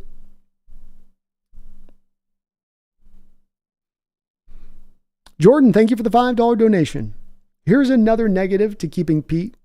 What leader are we getting to fix the culture? Old Pete players? Great point. Who becomes the leader going into next year? Who's the one that's going to show themselves? I mean, hopefully, it sounds like they'll try to bring Bobby back, but Bobby's shown this year he can't be the only guy. Who is it that steps up on that team as that leader? It's a good question. I don't know if you can go out there and find it from outside. Not when you're sitting on so little cap space. Not when you're already down a second round pick. I'm not sure. It's a great question.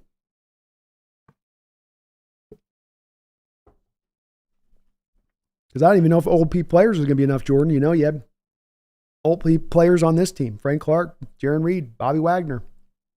Doesn't seem like the message got through attempting to utilize them, the tried and true. Long live the king. Thank you for the $5 donation. I do appreciate you for that. It's great to see you in the house as well. You too, Jordan. I don't feel so bad about our electric green uniforms now. Did you see the Lions helmets today? The lion on the helmet had an ultra perm. They're getting a little wild with the unis, King, to your point. It's starting to get a little loud. They're going a little nuts with it, you know. It's not full college football or Oregon Duck uniforms, but we're about 2 steps away on some of these, you know. And the electric green, man, let's put those away.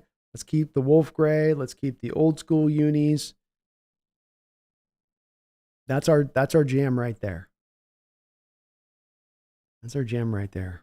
Electric green. Oh, I can't do it. Can't do the electric green.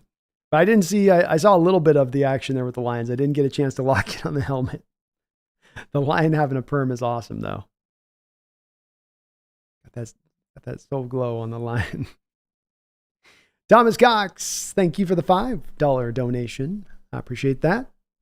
Problem is, Pete can't change everything that is wrong with this team. It's a motivation issue, buy-in issue. It's true. It's very, very true. I also wonder if a little bit in his kind of approach to being a coach, having these kind of players that need that sort of motivation, which might be more of the hard-nosed, get into guys' grills and let them know what time it is kind of approach to things is not really in Pete's bag to do. And he's going to try to motivate kind of roundabout little ways in getting that done when he's got to do the tough love stuff. But yeah, I think you do have a multitude of issues on this team to fix. And getting more talent is one. The buy-in is one of them. That's why the things I think, Thomas, that you can control, things like the X's and O's, where it'd be great if you had a brilliant guy every week who could win that battle in X's and O's, but we just need a guy that can be, you know, go toe to toe with the guy across from him on a weekly basis, you know, give as good as he gets. He doesn't have to be a dominating play caller like a Shanahan. That'd be great to get, but you get a guy that's not firmly just feeling like he's behind the other coach in every way, by the offense you're running, by the defense that you're running. But you're right. The motivation and buy issue is as much a big a part as anything. This is where a big part of the ground game issues come from, is guys not being willing to buy in, do their part, do their job, control their gap, set their edge, you know, throw their body out there, you know. Too many business decisions this year. Well said, Thomas. Addison with another $10 donation. Thank you, Addison, for the triple dono drop. I appreciate you for that. Once Chicago had lost, the reaction from Hawk fans was that we would be better off to lose that game than win it for draft purposes. That really goes to show you how far this team has fallen. It does. I think it comes a little bit in this hope from some people, Addison, to your point on that. The hope comes into this that we can draft, we can super stock the team with so much grade A talent that we can overcome the schematic issues and liabilities that exist on a weekly basis on both sides of the football. And that's, I think, what people are driving about. And like you say, it speaks to where their mentality has reached, that there's not a hope that the coaching staff can overcome its inadequacies and overcome its own failings, that it has to become that we have to become so dominant across the board that then they can overcome that. Then the players can overcome that. And my contention has been that should not be the way that that formula works. You should be having coaches that are maximizing the talent, getting more out of it, not throwing the talent out there saying, make us look good. It goes the other way. It's supposed to go the other way. Yes, you need the players. Yes, it's not all about coaching. Players got to do their part too, but coaches do as well. And there's too much of this year that I've looked at with the coaching going, I don't think you're putting these guys in a position for success. You know? But I think that's where some people are at, Addison, and I get it. You know, they're looking at it with they've sort of like gone through all of the points of dealing with a tough, harsh reality. They're at the point of acceptance, Addison. I've done this myself. I find myself in this kind of state where you get into almost this manic outlook of things. It was when I was talking about Russell a couple weeks ago, and I was like, well, I don't know, maybe it works here with him in Seattle, and he comes to Pete, and they're just like, we're going to run this old offense. And Pete's like, and I'm going to get the pass rushers up front and simplified coverages on the back end, and woo, let's go. Just old school it all the way. I was like, maybe that'd work. I don't. You reach that point because the other side's not coming. That there's not going to be we'll go blitz heavy this year. We're not going to be as predictable with our coverages on the back end. We'll make tackling a point of emphasis. We're just.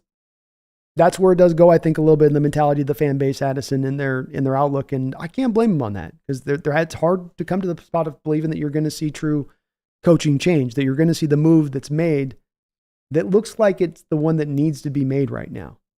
It looks like it's the one that, if there's some impending sale within 2 years, if we don't have a place of things just kind of trying to be in a placeholder position, would this move just be made by the ownership, absent those factors being brought into it? I maintain, yeah, probably so. But we'll learn about that in the next week or two here on how that goes. But I saw the same thing, Addison. I think it comes from that place where they go, okay, well, the scheme will just be so simple, but you'll just have dogs across the board. And then you can make it happen that way. You can build off the back of these 2 drafts. You can have a perfect offseason of your player additions. Your young guys take all those huge steps forward over the offseason. And then you magically get there. I don't think even if they take those big steps from the young guys moving forward like that, I still don't think that that's enough to overcome the detriments that you have on both sides of the ball. You have an offense that does not like to run to the edges and has no ability to run to the edges. They don't want to utilize fly sweeps. They want to run to the A and the B gap. It's too much of short or deep, right? On top of the fact you don't pass protect well and you don't run block particularly well. Then you go to the defensive side of the ball, and it's all the same as it ever was. You're trying to protect against the deep ball, your refusal to blitz, your refusal to disguise anything. It's all there. Addison, thank you for also becoming a member again of the channel. I got some member shows that we got on deck here for this off season, by the way. I'm gonna be peppering. I know we missed this week on Thursday, but we'll be getting some shows going in this week on that. So be on the lookout for that on the community poster channel. I'll have the PFF scores out too for the members of the channel. Shh.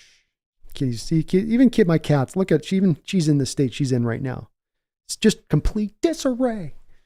But thank you, Addison, for also becoming a member of the channel. We'll get some PFF scores out tomorrow to you guys from this game, and we'll get a PFF look on it. We're gonna do a Wednesday show looking at the PFF scores of the team as a whole this season, kind of the tale they tell and what we're looking at and how they look and all that good stuff. So get ready for that.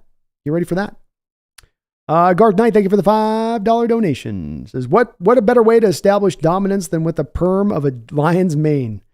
It was a way, it might be ahead of its time. That's a pretty strong statement, a perm on a lion.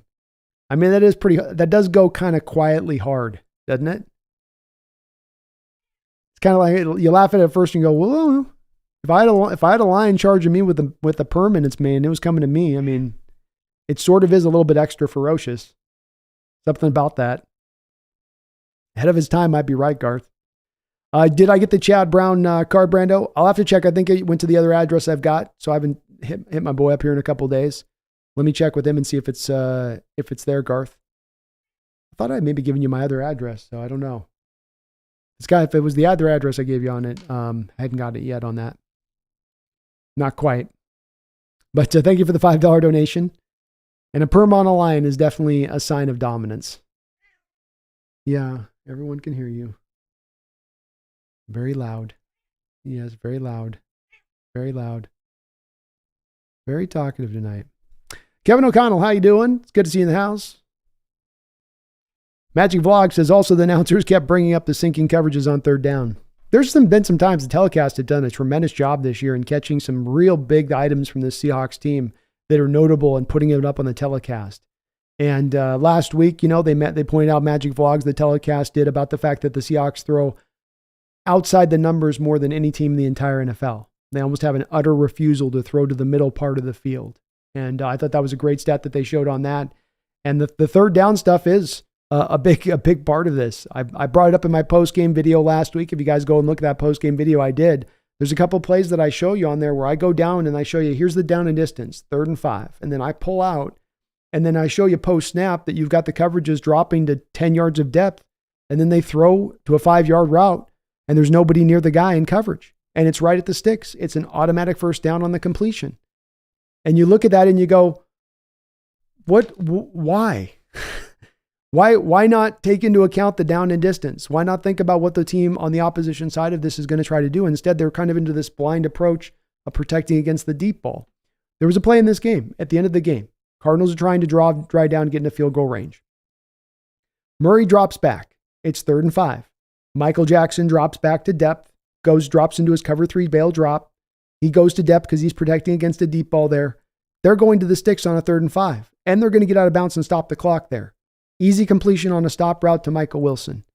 The offensive coordinator for the Cardinals can predict with almost like a 90 to 95% certainty Jackson's going to run that coverage in that moment. And there is nothing he can do about a stop route, an out route, an in-cutting route.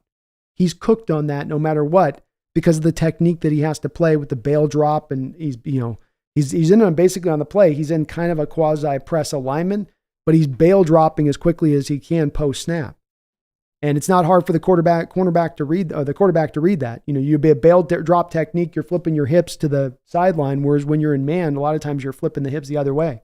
So to the quarterback, it instantaneously he flips his hips and starts dropping them like bam. I can see that on one drop and go, that's cover 3. That out route to Michael Wilson here is going to hit.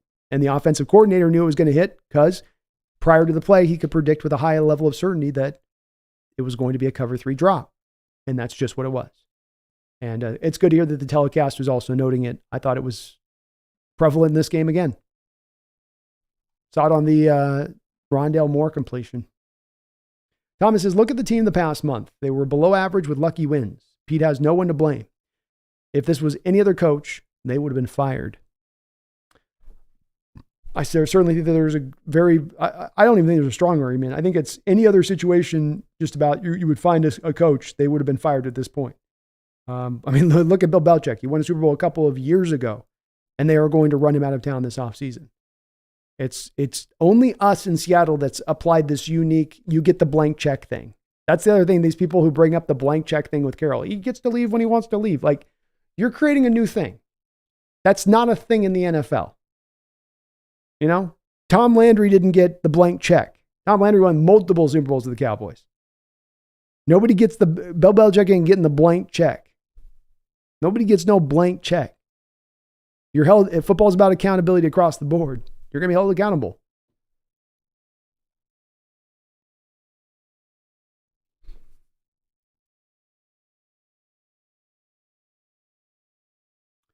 Empower Code, what good my 12s? I haven't felt this low in a while. I kind of wanted to lose that game to give a sense of urgency to ownership, but nothing matters, does it? Just the same shit every year. That's a very good chance that's the way this plays out at this point, I think, Empower.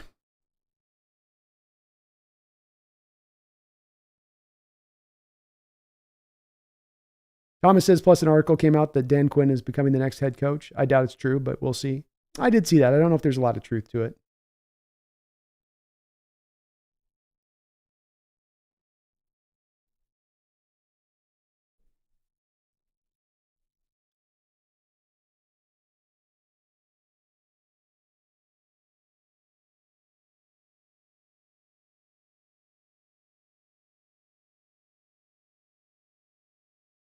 Greg said, the worst part I know is that I know he's staying. There are so many good young coaches we could hire, but we're going to be stuck with this old bag of bones for another year. Probably. Dezilla, Seahawks team with Farton, Barton, and no Witherspoon or JSN made it to the playoffs last year. How is this possible? I think you had a bit of an easier schedule last year, Dezilla. That would be at the head of it, I would say, is this year's schedule is going to look, I think, significantly more tougher. When we look at kind of the final records of all the teams and where they stand and what they were versus last year's, where I think you had an easier parts to those schedule to kind of make some hay. Matt says, hey, at least Pete won't choke another wild card game this season. Empower Code, this was a terrible season in retrospect. Always had a cloud of incomplete coaching and apathy over it. Well said. Thomas says, is it the goal to make the playoffs or win a Super Bowl championship? It's not greed. That should be the goal. That's what I'm saying, man. It doesn't mean that you're going to reach it, but that's the goal that you can see yourself setting out to try to accomplish. And you can feel in the purpose of the franchise and organization.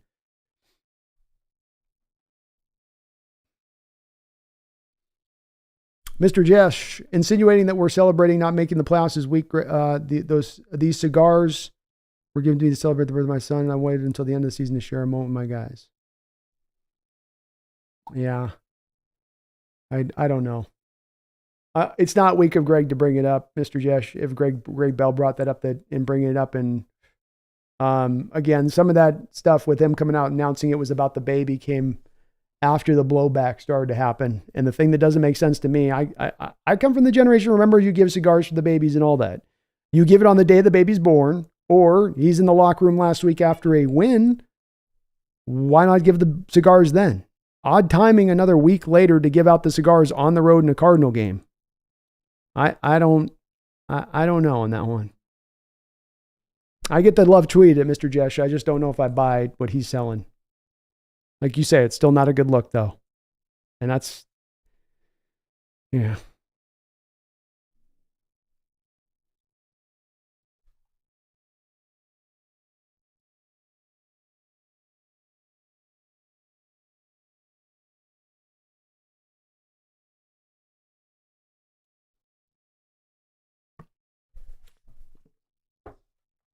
Steve Kirwig, since 2012, the Seahawks have had the most winning seasons, tied only with the Chiefs in the NFL. Packers, Steelers, Patriots tied for second with 9.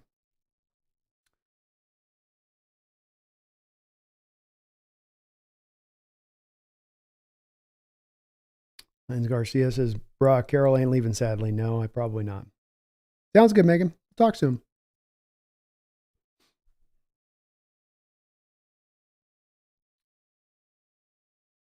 Grug says, who the heck do we pick at 16? That's just the worst, man. Middle of the draft. No second rounder. Leo is probably going to leave if Pete stays. Welcome to purgatory, ladies and gentlemen. Hard to say. We'll still have a good player in there that you can pick at that point. You're not getting the tier 1 guys, but there's still a very solid tier 2 guy you can go out there and find at that point, I would say.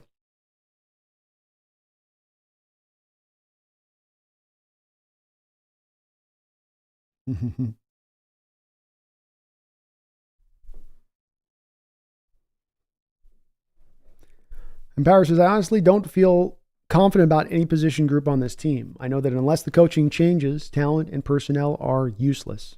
So we must sit here and endure the pain forever. We're going to have to endure, I think, for a little while, at least another year minimum, I think, on this. But until we get that change you talk about, I agree. I don't see the results being much different. Nicholas says, how do we know that Waldron and Hurt need to go as well? We don't, because we've not seen what they can do without choke collars on hindering them. That's right. I would maintain both of them are in that same place. And in Hurt's case, he knew what he was signing up for, so I can't feel as much sympathy for him. I think with Waldron, he was just trying to get an offensive coordinator job, so he was going to take it and make a go of it. But I think in both cases, Carroll does have a heavy-handed approach to how he sees his outlook as a head coach, not just as one of a figurehead or there to manage the game, but there to also have kind of an overarching control of both offense and defense to his vision.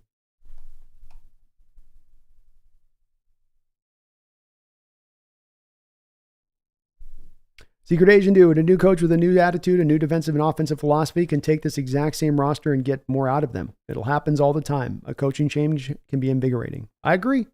That's bit of the thing I talk about that I think is a tiny bit of the factor here with Coach Carroll that I think he's struggling with is that Bill Walsh thing that he talked about being, you're in the same place for 10 years. These guys have heard the same message, all that over that time period. It starts to not resonate as much. You know, it's almost just a natural way of order, so to speak. Mohammed Singh said, we should have lost. I think we have talented players. This proves we needed new coaches. Agreed. You should be able to beat the Cardinals by more than just one point where that team stands. Greg says, according to PFF, Woolen and Spoon were both at the top of the league in man coverage. What do we run a majority of the time?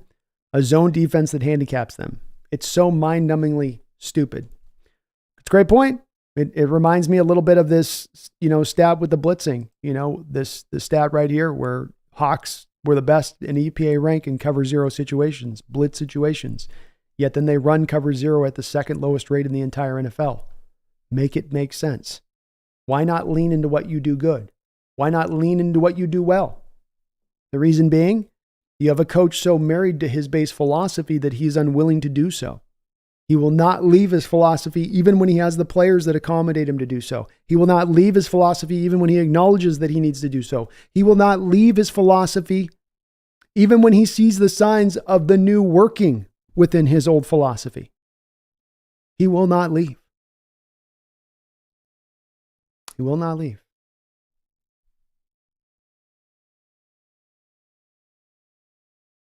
Brandon, we do. Talent's not the issue. Been obvious all damn year that the coaching is the area worthy of spite.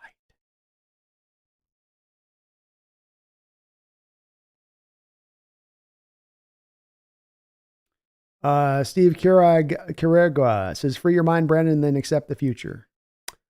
I don't know what that means, Steve. I know you're pro Coach Carroll, and you came in right off the bat on your references in the chat to a 10-year record. And the thing that I've told you about this, we've had discussions about this, I think even in recent weeks. And the thing I've said to you with this is that if you're going to sell me to your side of it, you need to talk about the here and now, not reference what's happened in a 10-year period, what happened 10 years ago in the Super Bowl. Because when you reference a 10-year stat, you're really leaning on the big, heavy stats from 10 years back more than the recent days stats. We look at the last 7 years since 2017, Steve, you're 1-5 in the playoffs. You're not a perennial playoff team, number one. You're not good in the playoffs. You just barely get in there when you do get in there, and then you're not good when you do. That's a 7-year period. We're getting close to a decade.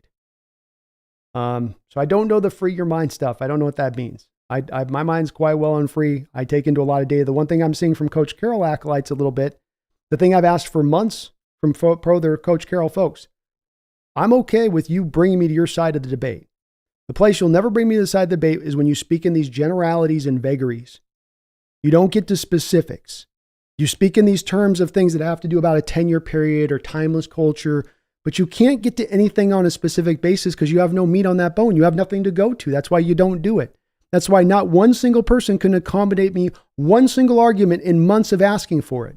Instead, what I get pointed to is an overall record for 10 years of Super Bowl coach of, well, he's wrote his own ticket. He should have a blank check before anybody expects him to ever be let go, to give him another year just for the sake of giving him another year, to be scared, be frightful of what will happen by the next coach you get. But nothing is ever a well-built, well-honed, well-constructed, well-reasoned argument as to what it is blow by blow that I can lean on with Coach Carroll right now as to why he's a good coach. And it really gets damn frustrating because it's just the same responses I get from the pro Coach Carroll folks. I want to have you guys bring me on to be believers. Make me a believer. Make me a believer.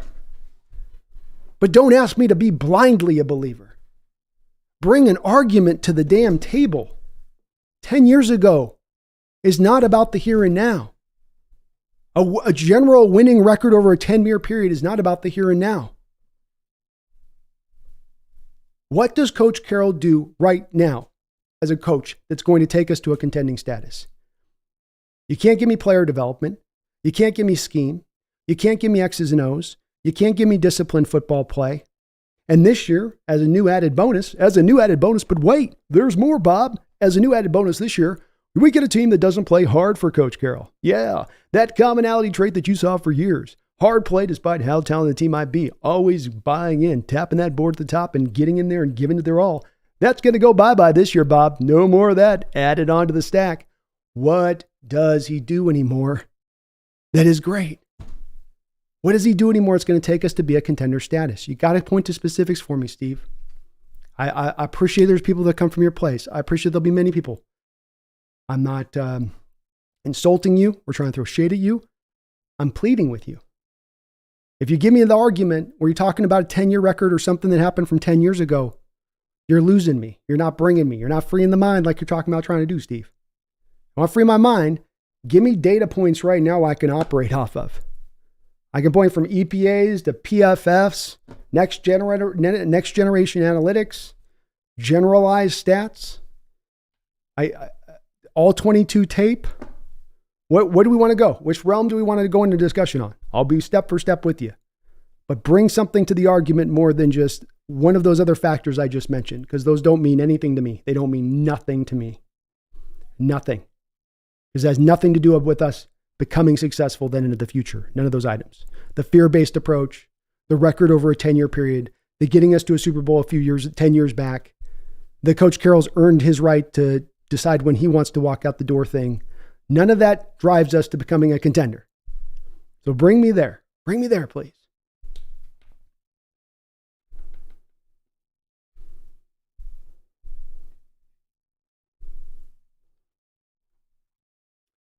Chat's been definitely updating fast here tonight. We got a lot of people in here. So if I happen to miss your question, please just repost through. I try to get to most of all the comments. We got a lot of folks in here popping tonight. So it'll definitely be tough catching them all. Philip Castle says Indiana Jones were the ones that made that Disney movie. I know. They ruin everything they touch right now, it seems like. Well, tonight, who we drafted in the first round? Cooper Bebe. Greg Kemp, Brandon, have you looked at tight end AJ Barner or Matt Goncalves, who can play left tackle as a possible backup? I haven't. I will add him to the list. I was looking, I think, Greg, you'd mentioned a couple guys, though, from the last stream. I wrote down that I did take a look at. So you had a few of the guys. I forget the list because I put it over on my draft board. But if you have all the other names that you mentioned, I did have a chance to look at some of those guys. So I think you had, I forget who you had. You had a couple guys on there, and I did take a look at them. So if you can remember on those guys, we'll go back. I'll take a look and discuss them with you. But I've added them to my list. I'll take a look. I'm now at least minimum trying to get through at least three or four guys a day if I can. Sometimes a little aggressive, but I'm trying to get through a couple of days to try to set the stage, make sure that we get up to 300, 350 this year in this draft, and that we've got them all kind of figured out and itemized and all that good stuff. So I'll take a look at those guys for sure. Game Bombers says Tyler's 1,000-yard streak's over. So sad. It is. Still had a really good productive year, though.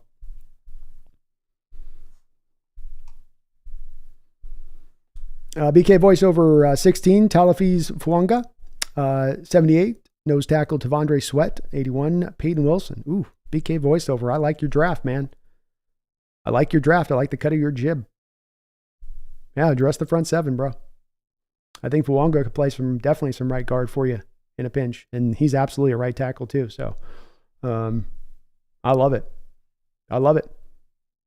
That's right about the spot. I've got all of the value board, for all those guys. So the value would be great if you could pull that off.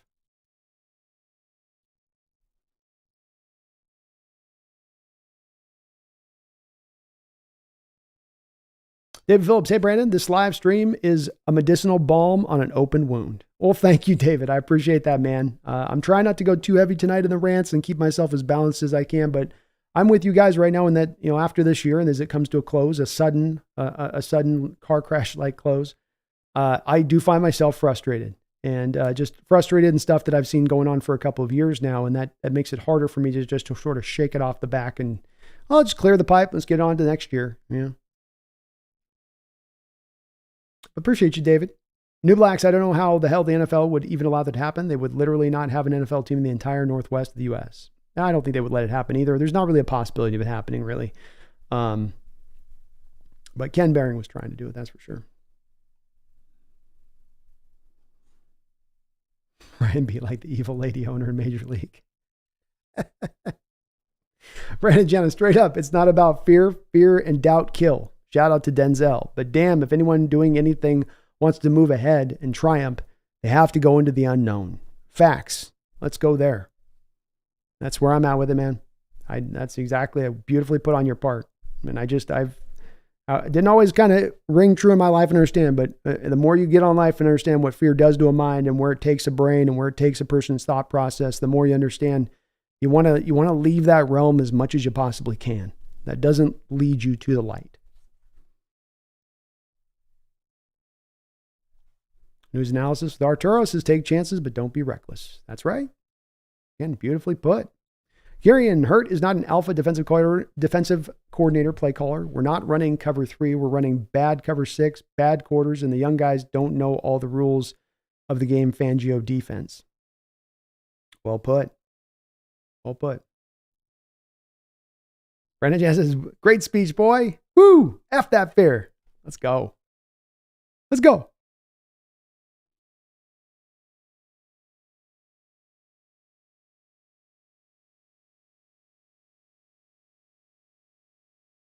Addison Shelble, thank you for another $2 donation. Says that Philly win doesn't look nearly as impressive. Yeah, your impressive victories this year are the Philly win, Lion win, and the Brown win. Two of them coming on the road. The Lion win looks like, I think, the most impressive of the bunch. And Philly one does look like one with that team where they were just falling apart. And they made that defensive coordinator change midweek. That was probably a sign right there that things were tracking in a bad fashion for them. And they are not going anywhere. I just saw they showed Jalen Hurts' finger. He's got the Russell Wilson finger injury where it showed his finger doing that thing where it's like that, you know? It's like all the other finger. I can't even do it because you have to have your finger broken for it to look like that. Anyway, that's how it was on the Eagles telecast there. So they're not probably making any noise in the playoffs this year either with that. To your point on that, Addison. And yeah, all your losses came to playoff teams this year. When you had to step up against competition that was legitimate, that competition took care of business and handled you, not you handled them. You know, and it was a tougher schedule this year, but you're in the spot you're in. Your record is what you are. You know, shouldn't have been. It wasn't like, well, we had the bad bounces. We should have been 13 in this. No, you're kind of lucky to get to 9 and five fourth quarter comebacks. You were lucky to get to 9 wins as it was. Jeffrey Thistle, thank you for $5 donation. Says, thing that would make the NFL season better is if the Niners get to the Super Bowl and Kyle Shanahan gets blown out in the second half for a third time. Ooh, you talk about creating some demons and some ghosts for Shanahan. He's already got a little bit of that whispering in the back of his ears about, you know, him when things get tight, you know, play calling gets a little tight, you know. That would definitely start to build on that. You're right, Jeffrey. That would probably be the best outcome for us if it went that way. I think, too, for us is that if Niners get to the Super Bowl, it just shows how much further we are behind them a little bit. And maybe that would be even more reason to drive for harder change kind of across the board. But that would be hilarious, man. I think they've got a pathway to right through. They showed earlier this year that they are kind of going to outclass the Cowboys if they have to go toe-to-toe with the Cowboys. And the Eagles were really their main threat. And with Hurts injured now and that Eagle team kind of limping to the finish as it is, it's going to come down to really the Lions and the Lions only as the team to try to stand up there with the Niners. I just don't think they're going to be able to do it. Not with the Niner team in pretty good health here at the end. So they're probably going to get their pathway to the Super Bowl at this point. Slip and slide, hose dropped on the slip and slide, pouring full hose, full go. Garth Knight, thank you for the $5 donation and all your donations tonight, Garth. My coworker was talking up the Lions versus Ravens Super Bowl last week, and now I feel I missed my shot on good odds having not known of the perm logo. Yeah, you didn't know the power of the perm was coming out. That's a strong move on their part. That's a bold move. But would we accept anything less from a Dan Campbell-led team? Not me. I'm surprised he didn't have a mohawk, quite frankly. Yeah, Lions got a chance to do with the Ravens. I don't think the Lions can hold up against the Niner team out. I don't think any NFC team can hold up against the Niners. And that Ravens team, physical Ravens team, took that Lions team apart. I think the Niners team is going to very much probably do some similar stuff to that Lions team. Lions going to have to score a lot of points to make that happen in that game. And I don't know if I see it happening, especially with the Niners having that week of bye and a little bit of that extra rest period on a little bit of an older squad. That was just what the doctor ordered for that team this year. They've got their pipeline. So I like the Ravens in the Super Bowl though. Lamar is cooking. He missed Shane Andrews. It didn't put a hitch to his giddy up one iota. That defense is fearsome, maybe the best in the NFL, bar none. I could see they would be my pick right now to come from the AFC. I think it's 49ers Ravens is your Super Bowl right now. Long live the King. Thank you for another $2 donation too as well. It says, with Pete from opening kickoff, we play not to lose. That's right. I think we do as well. I think there's a lot of, you can see it in the ideology of the strategy across the board in various places. Why don't you throw up the middle? Why don't you throw the middle of the field? Why don't you throw in short intermediate passes the middle? Why is everything to the edges of the football field? Well, because Pete's got some statistics that tell him that more turnovers occur in the middle of the football field. So then I don't throw to the middle of the football field. But that's a fear-based approach that you're applying, right? Why don't you, why do you play against the deep ball and cover against the deep ball? Because he thinks that the worst thing that can happen to a defense is giving up the deep ball. That is the ultimate sin. That's the original sin. And so everything else in front of that then becomes acceptable. But you're playing for this bad thing not to happen that may not even be tested in the first place of happening, right? You're protecting against a thing that those teams aren't even trying to push at times, especially in understanding how they're going to attack your specific scheme on a weekly basis. We're playing Seattle this week. Dial up the 9 routes. We're going topside with this one. Give me my periscope. No, we're playing the Seahawks this week. Dink then dunk that thing to death, boy. I guess you're getting 35 completions this week, right? Is it flare route city or what? But I think that there's that philosophy built within King. I do. I think that there's a little bit of that philosophy of just trying to protect to keep the bad thing from happening. And we come back to, again, a bit of a fear-based approach on a football field where you're not really trying to go out there and take it to them. You're trying to protect against the bad thing from happening. What's more likely to get you a win? Take it to them. Take it to them. Take it to them. Which of those two? What do you think? Which of those two is going to lead you to victory? Yeah. Or because one of those strategies feels like one of those strategies feels like the other. When I got Quandre Diggs 55 yards down the field pre-snap, kind of feels like we're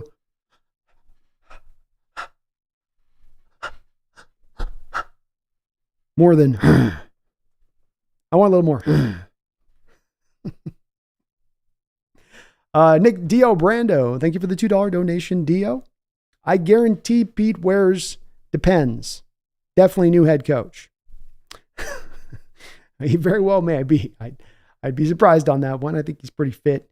And I'm at that point. This is my place I firmly landed on today. I've been leaning this direction for weeks and for even years on this, but I've fully waited for the point in time to land this year. Now, I chose this kind of 2 years ago to feel like I gave a proper amount of time to let this thing kind of breathe, and it's breathing in all of the wrong directions. And I can't find enough things trending in the right directions to find hope for the future. And this deep into this coaching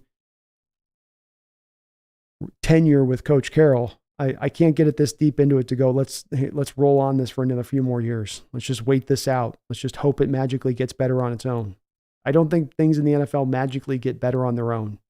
I think you purposely have to choose to do things to fix them.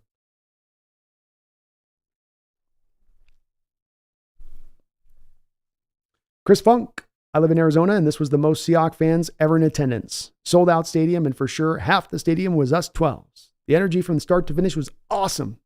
That's what Pete sees. Well, that's awesome to hear. And we do a great job in that stadium of taking it over. So great to hear out there, Chris. We had our 12s out there in full.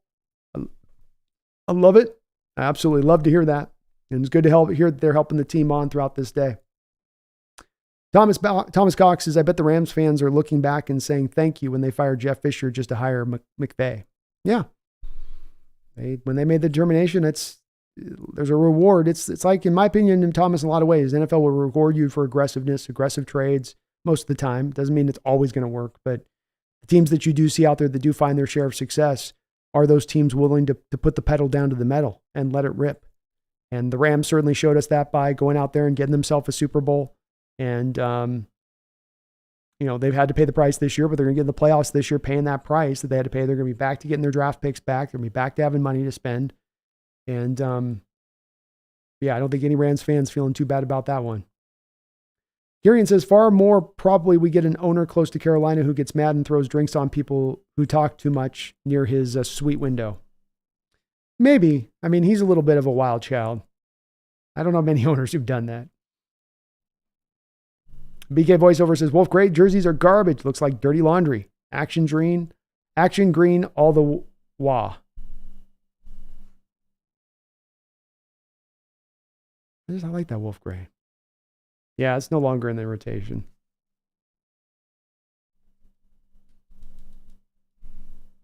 Thomas says if she wants a franchise that's valuable, she will stay with Pete, but it's not the best for the team.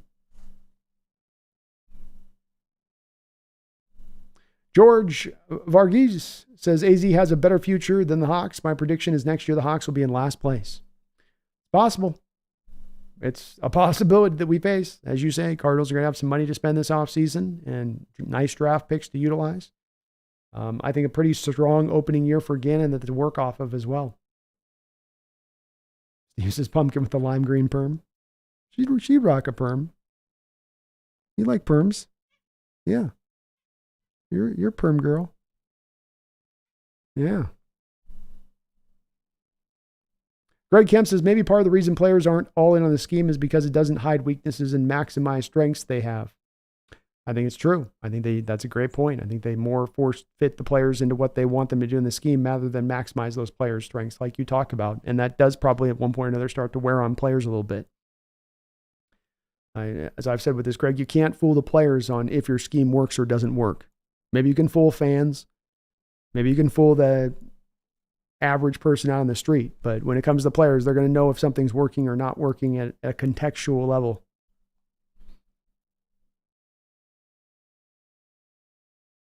Chris Briggs says, I think some people were also rooting for a losing record to get rid of Pete. I think there were a few of those people out there. Yeah. Thomas, I'm 100% jealous of the Niners. That's the way I want Seattle to play. Physical and using the right players. Playing great defense while playing offense to a team's weaknesses. Well said. Agreed. Chris says, me too. Jack, Maloney says, I'm a hockey guy, but my perspective of Pete is that he's a smart guy and a great coach, but he seems too calm, too nice. You need an asshole to wake these guys up. You don't half-ass a game with them. Agreed. I feel like there's a little bit of a need right now to get a little bit more of, I don't know if you need to get a full-on disciplinarian type in here, but I think you do need to get somebody with a little bit of a harder edge with this group of kids, and that we need somebody that can hold a little bit of the feet to the fire. And I agree with you. I just don't think that that's necessarily who Pete is. I think he has found ways to motivate guys that are a little bit more outside of the conventional box coaches would utilize, like you're talking about, with a little bit of the tough love approach. It's worked in the past. It doesn't seem to be resonating as much now. And it just could be a lot of reasons for that. But that does seem to be the way it appears. 13 old frogs' his hair gel ruined Russell Wilson's career. So Golo got him. Lord Boom, I say stick with Geno Smith, but I still want Penix. Let him sit behind Geno, and by the time he's ready to play, we'll have a line for him. We're only a guard away anyways. I'm okay with that, Lord Boom. I'm okay with going that route. Make sure you get those linemen. That's all I'm saying. Make sure you drop those linemen with him. Brandon says, maybe wanted a losing records as Brandon, so maybe Pete would have a better understanding of the position he's in. He has one more year at least. 3 is the magic number. Let's see what Pete can do next season. Philip Castle agrees with 13. He says, agreed. Hair gel ruined Russ. Brandon says, I'm becoming increasingly doubtful about his ability to realize success as a head coach. Yeah, me too. Brian Tran says, Brandon, are you a preacher outside of YouTube? Haha, very motivational talker. Haha. When I've got enough proper fire, I can get it going, you know. Sometimes the passion's not always there with it fully, but today it is. I'm feeling it today. At some point, I'll do a channel of just motivational speaking. Just me going hard. Appreciate it, Brian. Iwan Oliver, do you think the players believe in the coaching staff? I think that there's a little bit of lack of buy-in. I think there's a big lack of buy-in on this team. I think a part of that lack of buy-in, maybe it's a big part, but it's at least a part of the lack of buy-in to your question, Ewan, comes from the players looking at the scheme and understanding it's not working. You drop me as a middle linebacker to 12 yards of depth on 3rd and 5, and you do that over and over and over and over again. And here I come up to rally to try to tackle the guy in space. He's already got the first down. I already look like I blew my coverage. But you told me to drop 10 yards off the line to spot drop from the linebacker position. When I'm Mike Jackson today, Ewan, and I've got to drop to a post-bail technique, cover 3, post-snap, and they're going to run a stop route in front of me for 5 yards, I can't do nothing about that. I look like I fail. To the average fan, I look like I failed. Do you know how many people were probably cussing out Mike Jackson in that moment? Look at this weak-ass Mike Jackson. Look at him not even able to do anything in the coverage. I just run backwards all the time. That's all you do is run backwards. Yeah, I think it starts to definitely have an effect on you when that stuff goes down like that. And that's where I come to say, Ewan, you can't fool the players on this. Your scheme, they know if your scheme works or not. We as fans can get into all sorts of debates with it, but the players will know. They'll see it true. If they've got a scheme that's failing them at every turn, as someone else said above, not maximizing their talents in full, is it a surprise then when you don't get full buy-in? Is that really a shocker? Not saying it gives them a rightful excuse. Not saying that they're let off the hook from that. Not saying that you shouldn't turn over the players that aren't buying in. But that in itself doesn't fix the issue. And we're talking about root core issues here, not just about symptoms. Well, hand grenades is pumpkins on the fire P train. Thomas Cox, 14 wouldn't have done anything to help this team. I thought that if Seattle can get so many dominant players talent-wise, we need a team. Players need to trust the coach and vice versa. Agreed? Philip, Penix would be awesome. Isaac, man, be tough day. I work in Seattle, so didn't watch the game. 9-8 last season, same again. A lot to build on, but Pacific Northwest, we're proud. Go Hawks. Go Huskies. Next season. Well, hey, go Huskies. We will be on tomorrow, by the way, folks, doing a live stream show of the Huskies national title game here. So you can catch me doing the live play-by-play in the house tomorrow. Tommy says, remember when Trey Flowers called out this scheme? He sucked, and yet he knew it was bad then. Yeah. It doesn't put players in a good position. It really doesn't. Jack, my team, the Canucks were a joke for 10 years. Now they get mad if they're not perfect, even if they win. Accountability does not lack anymore. But I'll tell you this. You would be traded if you were caught smoking. It can be tough when you got to run that kind of unit, but that's what it sometimes takes, Jack, to your point, to get that accountability in place, is that the ship's got to be run with a tight fashion, Step out of line, you get flogged, so to speak. And there is absolutely a stunning difference in the way that you felt about that Legion of Boom team in 2011, 12, 13, and the way that they talked about competition being king, about even guys that were established as kind of quote unquote stars still feeling like they had to fight every inch to keep their job. First now where it just feels like everybody's kind of comfy. Everybody's a little fat and happy. Everybody's smoking cigars. Jag Sports Talk with Jose. Brandon, check out my video tomorrow at 2. I will check it out, Jose, for sure. And folks, please do me a favor. My man Jag Talk here with Jag Sports Talk with Jose Rodriguez, one of my mods here in the chat.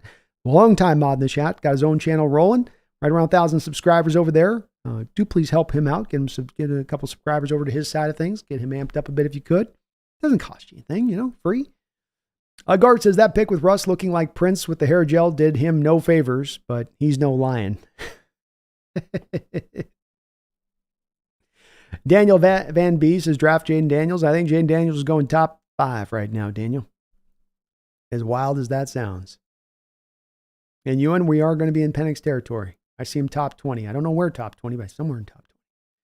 Chris Briggs, the coverage on third downs is the most frustrating over and over.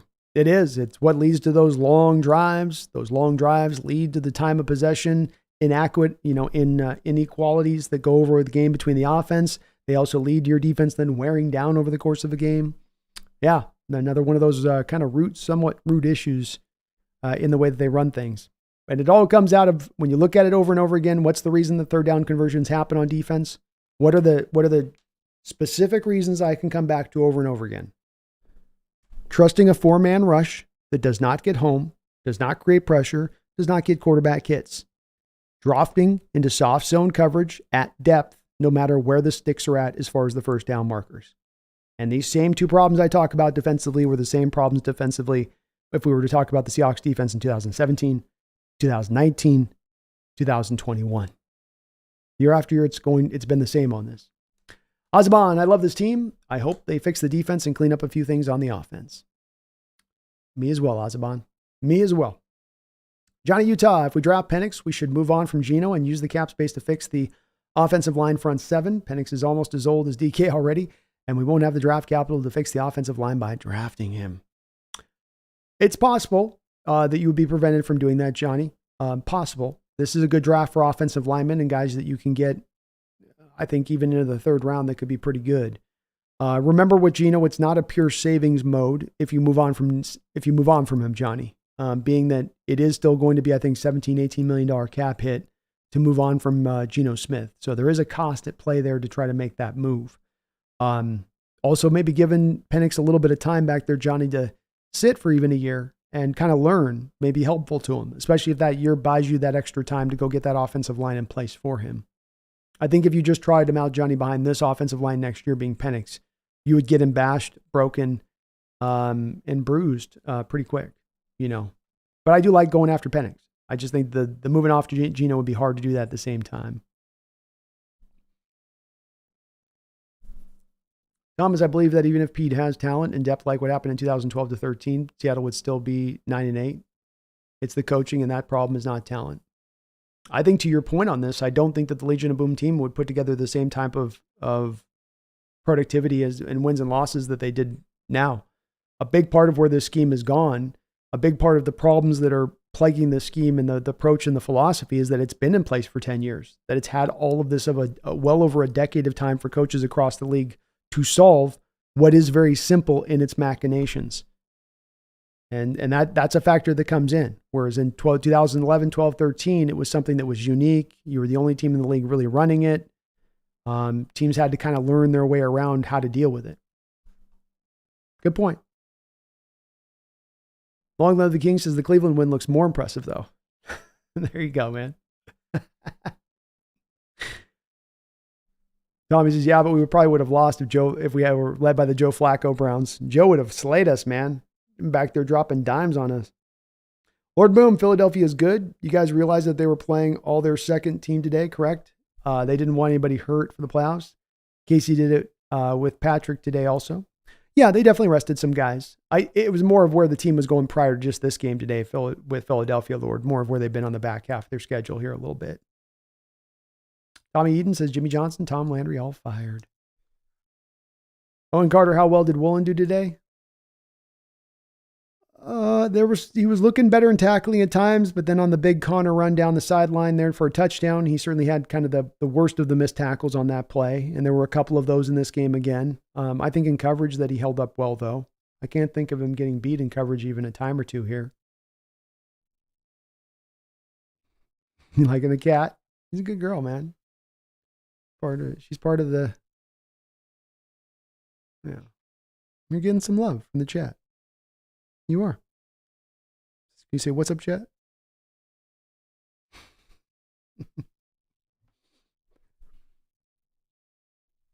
Jonas, chance Pete gets fired. I'd put the chance that Pete gets fired at 20%, which is higher than it's probably been in 10 years, but still pretty low.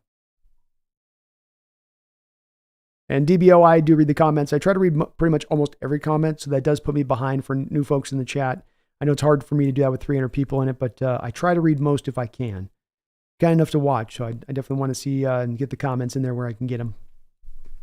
Sports fan, we also blew 2 easy wins against the Rams, which we didn't do last year. It's true.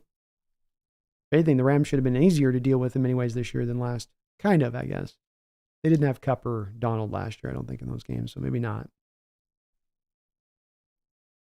News and analysis with Arturo. I probably won't watch the playoffs this year. I'll only watch soccer until then. Yeah, I'm sure there'll be a few folks that probably check out at this point. You tripping, Shorty? Says we got swept by the South, though. Laughing out loud. Yeah, indeed, they got us.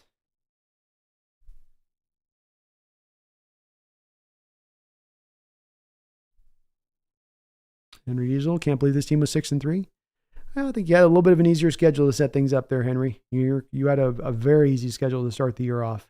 Once you got into the teeth of it, though, it can only be easy for so long. You eventually are going to get to play some tough run of folks. And once we had to do that, we got exposed.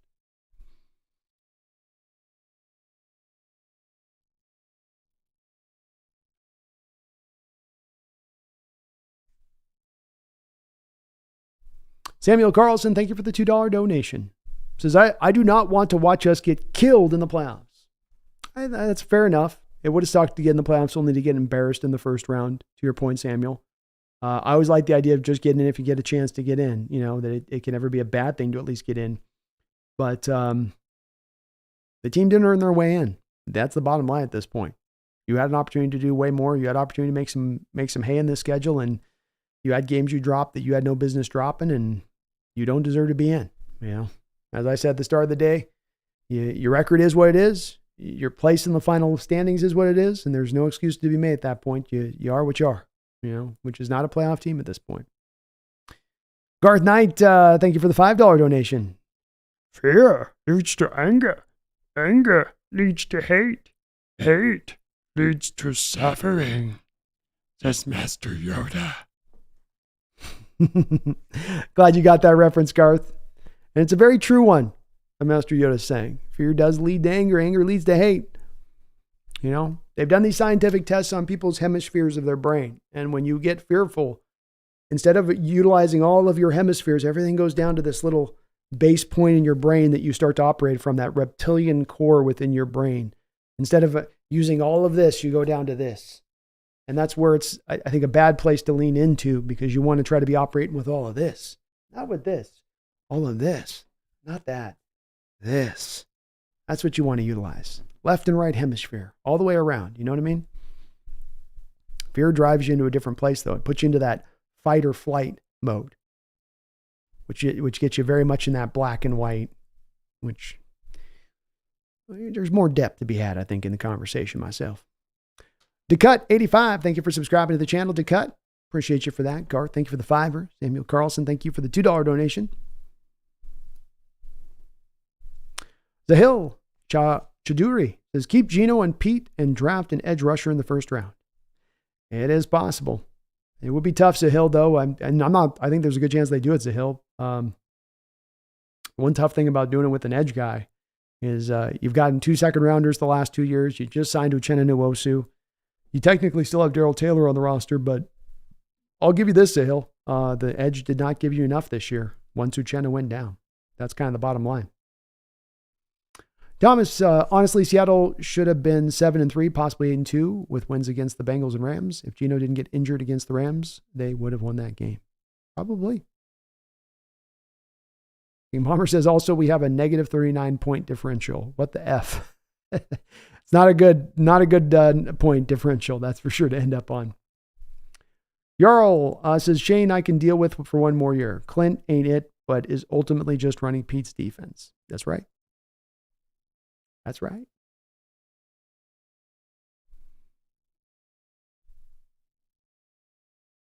Owen Carter, our defense has no business being this bad. No, they don't. No, they don't. This is the second most expensive defense in all of football. And it's going to end up in the back third of the NFL. That's not acceptable. It's okay if you're going to put all your assets in the offensive side of the ball and you're just going to try to get by defensively. It's another thing when you dump endless amounts of asset in the defensive side of the ball and don't get anything out of it.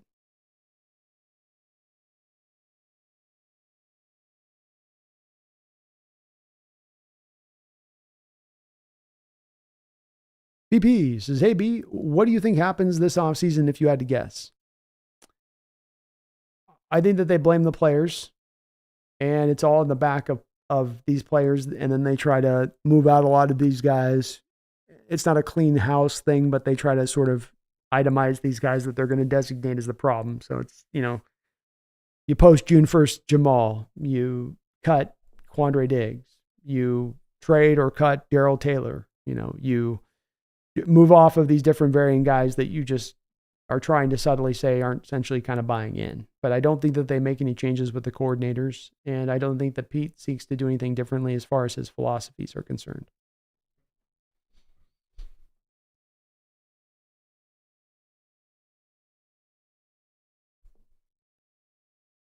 Agree with you, 3 Hour. I don't think Geno's a bad quarterback at all. Thomas says KJ wasn't happy seeing that cigar celebration based off of Twitter. I'm glad he isn't. I don't think it's any coincidence. Neither him nor John Ryan that's going to sit in their mouth. That taste in their mouth's not going to sit well. And I'd guarantee you, any former Legion of Boom member that saw those tweets and saw those players celebrating after a win like this where you missed the playoffs, are shaking their head and they're frowning. It isn't just you had a baby, celebrate your deal thing. That wouldn't fly with them on this. It's a bad look.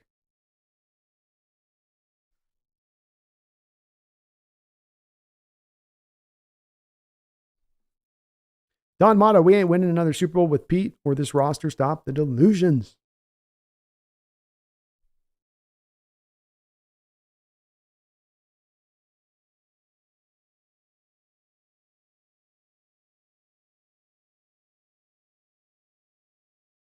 News analysis, Arturo. I love me some Edifano Lofosio. What I put on him the other night, I think I had him with a 3rd round grade, but he's really growing on me. With the Hawks to Maine.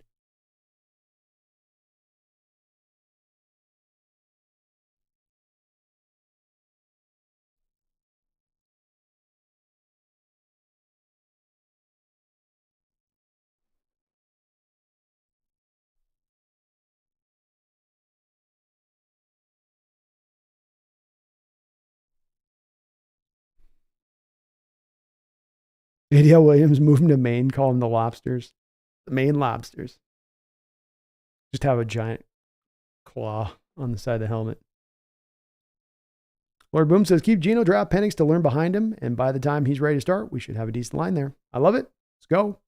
Lipbag YG, you do realize that he is a player's coach, and get this guy to ball. He had not had a real defensive coordinator since Dan Quinn. You guys realize that he's a player's coach, and get this guy to ball. He has not had a real defensive coordinator since Dan Quinn. It very well may be the case. Remember, though, Lipbag, with this, that the last 3 hires that Coach Carroll has made with his defensive coordinator have all come from within house. And there's something telling within that. Dan Quinn himself was an in-house basic hire. So what that tells you a little bit with that is that Coach Carroll is not trying to bring outside ideas in. What he really wants is more of a yes man, a guy that's going to adhere to a scheme. I have a hard time of placing much on the back of these defensive coordinators and saying it's on them when I know that this is Coach Carroll's scheme. And Litbag, there's been a ton of former players that would say the very same thing about this, former defensive players for Coach Carroll, that it's his scheme. They were being asked a lot about that when there was the change made from Norton to Hurt. And many of these former players from KJ Wright to Richard Sherman were like, yeah, it's Coach Carroll's defense. That's, is what it is. The Hill says people want Pete to go, but who should replace him? I generally want to know who people think is better out there for sure. I don't know that he has set a model of standard first within the basis of your question. First is a bit of a preloaded that somehow Coach Carroll over these last few years has set a model of coaching that can't be replaced. The Hill, we have 1 win in 7 seasons in the playoffs. So the baseline here that we've got to create over what's been recent history for the head coach is not exactly that hard of a hurdle to clear. I can give you a name like Harbaugh, who I think would be a great name, but I don't think that would be the only guy that could get it done. I think what you do here, Zahil, is that you commit to putting a committee together of some smart minds. You get football minds, you get people associated and prior associated with this franchise, guys like Mike Holmgren, reach out to them. Hey, you got some names out there, hot guys that you're hearing about as far as coaching circles. You put the smart minds together, you come up with the bright best name, and then you go out there and you pursue that name heavy, hard, and fast. And that's what you do. So I don't know the standard of model that gets intimidating. This is a little bit of, again, I filed this as a hill on the thing of the Coach Carroll backers tell me one of about 4 things. I either hear he's got a winning record over 10 years. I either hear about a timeless culture, which doesn't mean a whole hell of a lot to me, and what that it just doesn't add up to me a lot with that. And then I hear about, well, what's the better thing you're going to get, which is just a fear-based approach to who you go out there and get. To think that there's not somebody out there that can match 1 playoff win in 7 years is kind of a pretty low standard. I think we can find that. I don't think that that's a march across a D-Day beach in order to go and locate that. So again, that's not a reason to keep a guy as, well, who's your better person? What is good about what Coach Carroll, again, as I ask on this question, what are the specifics about what Coach Carroll brings right now in the 2000 year of 24? What does he bring right now to the table? What is he bringing to the table tangibly? Give me something tangible. Don't speak general. Don't speak in a vague fashion on vague things, but specifics. But it doesn't have to be Harbaugh. You can go through a variety of different names. You can get an up-and-comer. You can get the next bright mind, a la like a McVay type that you can go out there and seek to go get. Doesn't guarantee the hill that it's going to work and that that's going to bring you an answer, but it's you doing something new. It's you taking a different course of direction. Why there's the lack of faith right now in Coach Carroll is, as I've said, last 7 years, you got 1 playoff win. You're trending in the wrong direction. You regressed as a team this year. And when you're failing over these past couple of years of Hill, you're failing in the same fashion. I can go to the same specific line item things, line item by line item by line item, and point to all of these specific things down the line that on a yearly basis, between different offensive coaches, between different defensive coordinators, it remains the same. You're trying the same approach every year and hoping it magically changes itself. You're hoping it magically fixes itself. What I'm advocating for is saying, hey, rather than banging our head against the same wall, let's try a different wall. Doesn't mean we'll necessarily bang through with that wall, but at least it's a different approach that now has a chance for success. Whereas this current role, this current mode has really almost no but very limited chance of success because it's held back so much by this old, archaic approach that does not seek to change, that does not seek to modernize, that does not seek to find that next footing forward in their approach.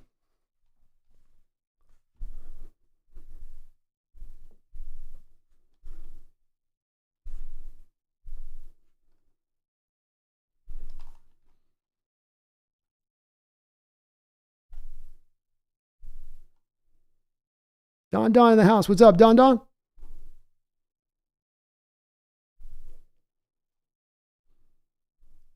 Nathaniel, odds Pete actually gets fired. I doubt he is, but it's absolutely time unless we want to be like the Pats going 4-13, holding on to that pass for way too long. Agreed. I think 20%. Just don't think it's likely to happen. Tom Eden says, the Ravens also fired a Super Bowl winning coach, legend coach, to get to John Harbaugh. They took a chance on a special teams coordinator, unheard of, and look at the success he's had. It's a great point, man. There's a lot of examples of these kind of teams making these kind of moves. The Eagles with Sirianni, and how they went with that. Brandon Janney, have a great night. A person still live? Oh, yeah, we're still live.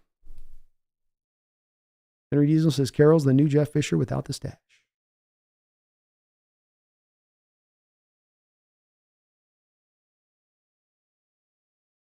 David Phillips, we need a 12-hour live stream to exercise the demons that plague the Seahawks right now. We'll get probably a couple hours, definitely a few hours in tonight. 12 might be aggressive. We'll give it a shot.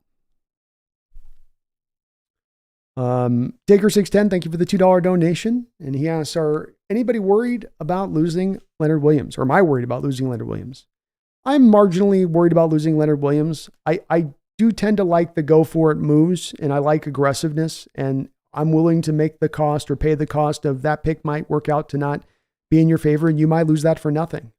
It sucks that that's the case if it boils down to that happening, and I'm not going to feel good about it.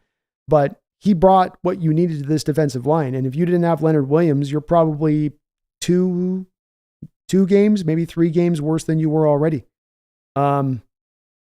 Part of what I supported the decision was thinking this team was closer to being in a contender state than it turned out to be.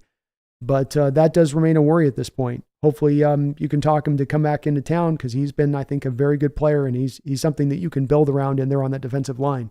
He's not the only answer down there. You need to do more. But you look at what Cam Young did today, which is, I thought he had some flashy moments out there on the football field. And as he starts to grow, you bring back Jaron Reed.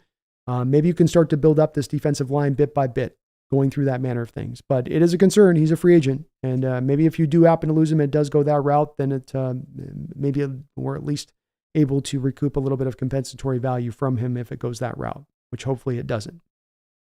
But if he leaves here, I do expect him to sign a pretty big deal, which would be, if we're not playing too hard the free agent thing, we can get a compensatory pick back at least. CJ Kurzman, thank you for the $5 donation. He says, I don't think Pete was ever a great coach, even in the Legion of Boom days. He is a great talent evaluator, something he is still exceptional at. Not coaching. Great points. Great points. I do think that he was never really an X's and O's guy, to your point on that. It was more about, let me establish this culture. Let me establish a mindset in the locker room. Let me get this competition driving everything. And from all of that, we'll met out a team that, even if it's behind the 8 ball and some of the schematics from a weekly basis, it still can overcome that because I've got them humming in so many other ways. I think that there's a argument to be made with that. I mean, back in the Legion of Boom days, you ran cover 3 like 95% of the time. You minorly adjusted your linebacker drop coverages. Either spot dropped them or you had them go buzz to the flat. I mean, that's kind of what you asked your middle linebackers to do and KJ and Bobby to do at that point, So it was very simplistic back then. It was line up and go take care of it. And those guys were just so talented. The other thing that I think you had with the Legion of Boom that, they were able to bring on their own was there was a lot of in-game adjustments and communication of what they could do on their own, freelancing between each other off of the depth of their communication and how much of their chemistry works so well together within each other. And so they could make those kind of adjustments on the fly that you might normally rely on a coach to make.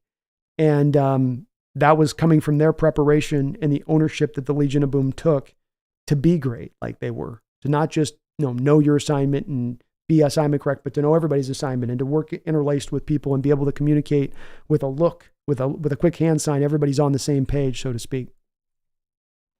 But yeah, I would agree with you. I think more the talent of your part, the trying to create a positive kind of energy vibe, the player, just hyper player friendly coach. That's kind of Coach Carroll's bread and butter to find success from.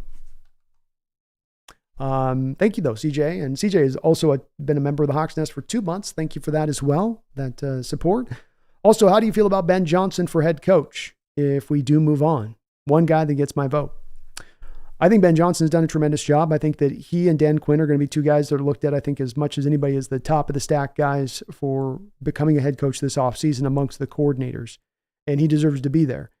He's been able to take Jared Goff, and Jared Goff had good seasons with McVay, but I think that he's been able to get those same kind of good seasons that McVay was able to get from Goff without having the same kind of talent around him that Goff had with the Rams. I think that the line's probably equivalent to what Goff had with the Rams, but he's had many times over the course of these seasons here with the Detroit Lions, 3 seasons I think it is now, where he's had just Amon St. Brown out there as his only pass catcher. And Jamison Williams took all his time to kind of get out there on the field and get, fluent. But now as he's starting to get more and more for Goff, that offense has just gotten more and more deadlier. And he does a really good job of having Amon St. Brown and Jamison Williams and Sam Laporta and Jahmyr Gibbs and David Montgomery, and taking all of those talents and fluidly utilizing all of them without feeling like he's having to lean on just one as one note, like we sometimes, DK, or, Jason, he'll rip through those things. He does a good job of sequencing plays and setting things up. He does a great job of making things really easy for Jared Goff and his reads, like kind of McVay did.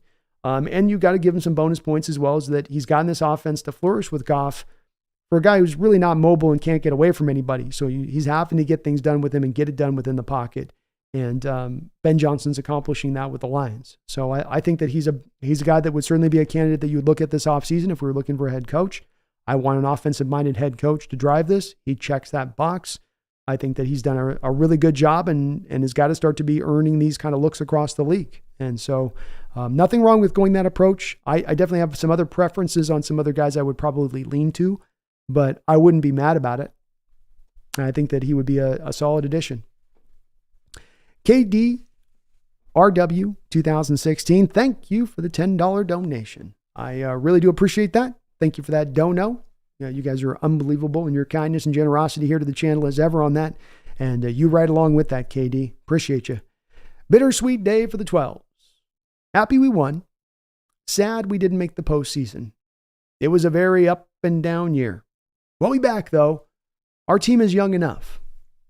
Well said on your part, KD. Well said on your part. And this is a young team. Its best days, as you say, I think that's the most important part, are ahead of them, regardless of who the coach is here going into the future. Certainly, I think that is a truth that we can all maybe find some common ground on this night, where there may not be as much common ground to always be found.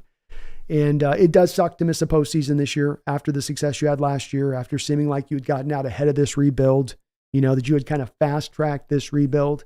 And in many ways, no, it looks like you're on kind of the slow and easygoing approach that typical rebuilds are going to have to go through. And so that part is a little bit unfortunate. But up and down year, hard year. Been some brutal moments, been some exciting, wonderful moments, 5 comeback victories. That's been tremendous. But bittersweet is the right word to use, I think, when you look at the final conclusion of the season in this game and this year. And I think we'll look more back on this year wondering what could have been with the talent that we put out there and what this team really was, I think, capable of going out there and getting done. Radu says, problem is everyone will still watch the Seahawks. Jody don't care as long as the money's coming in. We need at this point to boo Pete Carroll or do whatever we need to do for Jody to notice. Yeah, I mean, it's hard with that too, where, revenue sharing exists in the sport of football. So everyone's going to share in on the profits, which means that if you have a stadium, which it doesn't become not full, Radu, right? What happens is that you have what happened with the Eagles, or not the Eagles game, but the Steelers a couple of weeks ago. What happens is that you have all the fans just sell their season tickets to the opposition's fans. So the seats still get full. The ticket still gets paid for. There's no change really to Jody's pocketbook, even if we quote unquote were to try to revolt. That's just kind of the way it is that they'll always, so nothing you can really do with that. That's why you need that strong ownership, because it doesn't need to be driven by the fans with it. It needs to be driven by its vision and its sense of what it's trying to accomplish. TanFam says Pete will get fired if the Seahawks miss the playoffs next year. Well, according to the Ian Rappaport tweet today, Pete Carroll's only got one more final year, and then there's a club option for 2025. So technically, he would just be out of contract after next year if they have him go with it. Dave Phillips says, keep it going, Brandon, until the sun shines again. King Zhao, he's a winner and barely did lose to the Washington, keeping it a good air raid offense. Jade Apex, if Pete wants to stay with the team, he needs to pull a Bruce Arians. Might just have to. Master Full says Pete won't go until Jody Allen sells to Jeff Bezos. Might be. King Zhao, Kalen DeBoer, I'd be open to that too. Nathaniel Park says, how would you turn the Seahawks into a division championship caliber team this offseason? If I was Jody Allen, his ownership, I would come to Pete Carroll and I would say, Coach Carroll, what you're going to do this offseason is we're going to go to Shane Waldron and we're going to say, Shane Waldron, you're going to run your Los Angeles Rams playbook and you're going to run your Rams playbook in full. I'm going to give you an offensive lineman to work with this offseason and you're going to make that go. I'm going to go to Coach Carroll and I'm going to say, Coach Carroll, if I hear even a whisper about the fact that you're not allowing this offensive coordinator to run his scheme in full the way he sees it, I will fire your ass mid-year. Then I'm going to go to Coach Carroll and I'm going to say, Coach Carroll, now you're going to bring in a defensive coordinator that's outside of your coaching tree. And he's going to come in here and he's going to bring his staff into play that he wants. And he's going to run this system the way he wants to run this system. Now, I would say that at the head of this, I would just, if I was running things, of course, fire Coach Carroll. But this is, of course, acknowledging, I guess, a little bit, Nathaniel, that that's not an option on the table for me to do. The owner would prevent me from doing that. So this is the thing I would do just short of that, I guess. I think letting go of Coach Carroll would be the number one thing I would do. And then go get a guy like Harbaugh, who I think could get this roster turned around, this rebuild turned around as humanly possible, as fast as possible. But if Carroll's got to stay, I take his hands off the reins on both sides of the ball. I build up an offensive line and defensive line as my priority 1 and priority 2, respectively. I peel back the amount of investment that I've put into this defense. Quandre Diggs, I would release. Jamal Diggs, I would post June 1st designate, release him as well, saving $26 million. Brian Monet, Dwayne Eskridge, I would let those guys go as well. I would try to bring back Bobby Wagner. I would not re-sign Jordan Brooks and try to spend that money to investing it into the front seven and offensive line as much as humanly possible. Those are my general steps.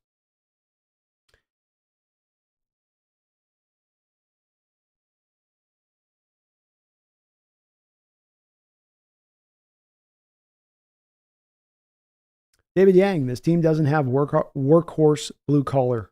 Also, scheme sucks. I agree. We need a blue collar tough coach now. Yeah, it feels like what you need is a little bit more of a, fire and brimstone kind of guy. Maybe not full on, Dick Parcells, letting expletives fly every other word, but somebody with a little bit more willingness to bring the hammer. King, that's why I really like Kalen from Washington. See his post game. He talks with confidence and knows he has a team behind him. Yeah, he's done a great job, but he'd be on my list of guys I'd consider. I think the job he's done with Washington has been amazing out there. ADL Williams says Falcons just fired their coach. Didn't even make it to the end of the day. B gets 2 more years. Laughed my ass off. D1 Geno, here's what we need to do. Draft Penix, get a new offensive coordinator, improve our offensive line, D&O, improve Reek's tackling. But when we draft Penix, we need to have him sit behind Geno for a year or 2. D1, I love it, man. I love your approach.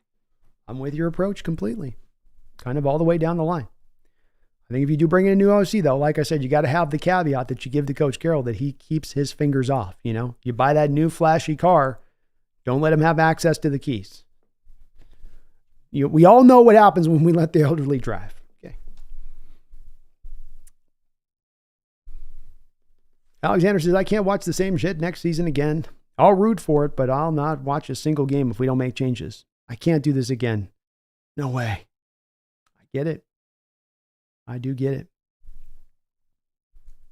I would feel, I know there's going to be a lot of fans that feel the same way, Alexander. Brandon says, that poses a good question. Do you think Eric Bieniemy would be a good head coach? I don't find myself pulled towards Eric Bieniemy as a head coach myself. I don't. I think he's done a pretty good job with Washington this year, but some of the scuttlebutt I hear about Eric Bieniemy doesn't have me vibing.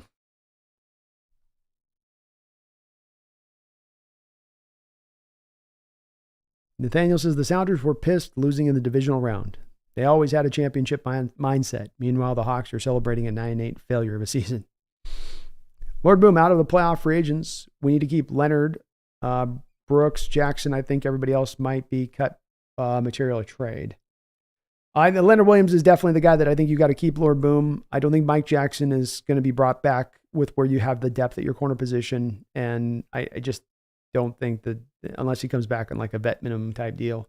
And Brooks is going to make something like 10 to 12 million a year, if not more so, which I don't know if I want to pay for that myself. That's a little, I don't know. I'm just not as much on Brooks right now as a player. He's all right, but he's all right if you've got him in a cheaper deal. Gibson, we can't stop teams on third or execute. No, we can't.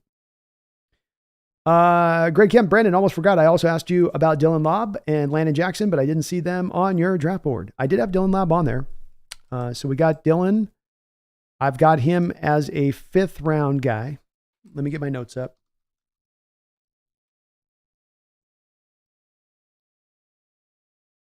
I've been kind of peeling through a lot of them, so and I don't have these guys totally memorized quite yet. So I called him as a player comp, Greg, with Dylan Lobb. I called him a Christian McCaffrey knockoff. He's got a lot of the same kind of gait and movement that you sort of get from Christian McCaffrey. He's not as explosive up the field or laterally as McCaffrey, but he's a multifaceted and a decisive runner. He's got nice feet and vision, which is very similar to what you get from Christian.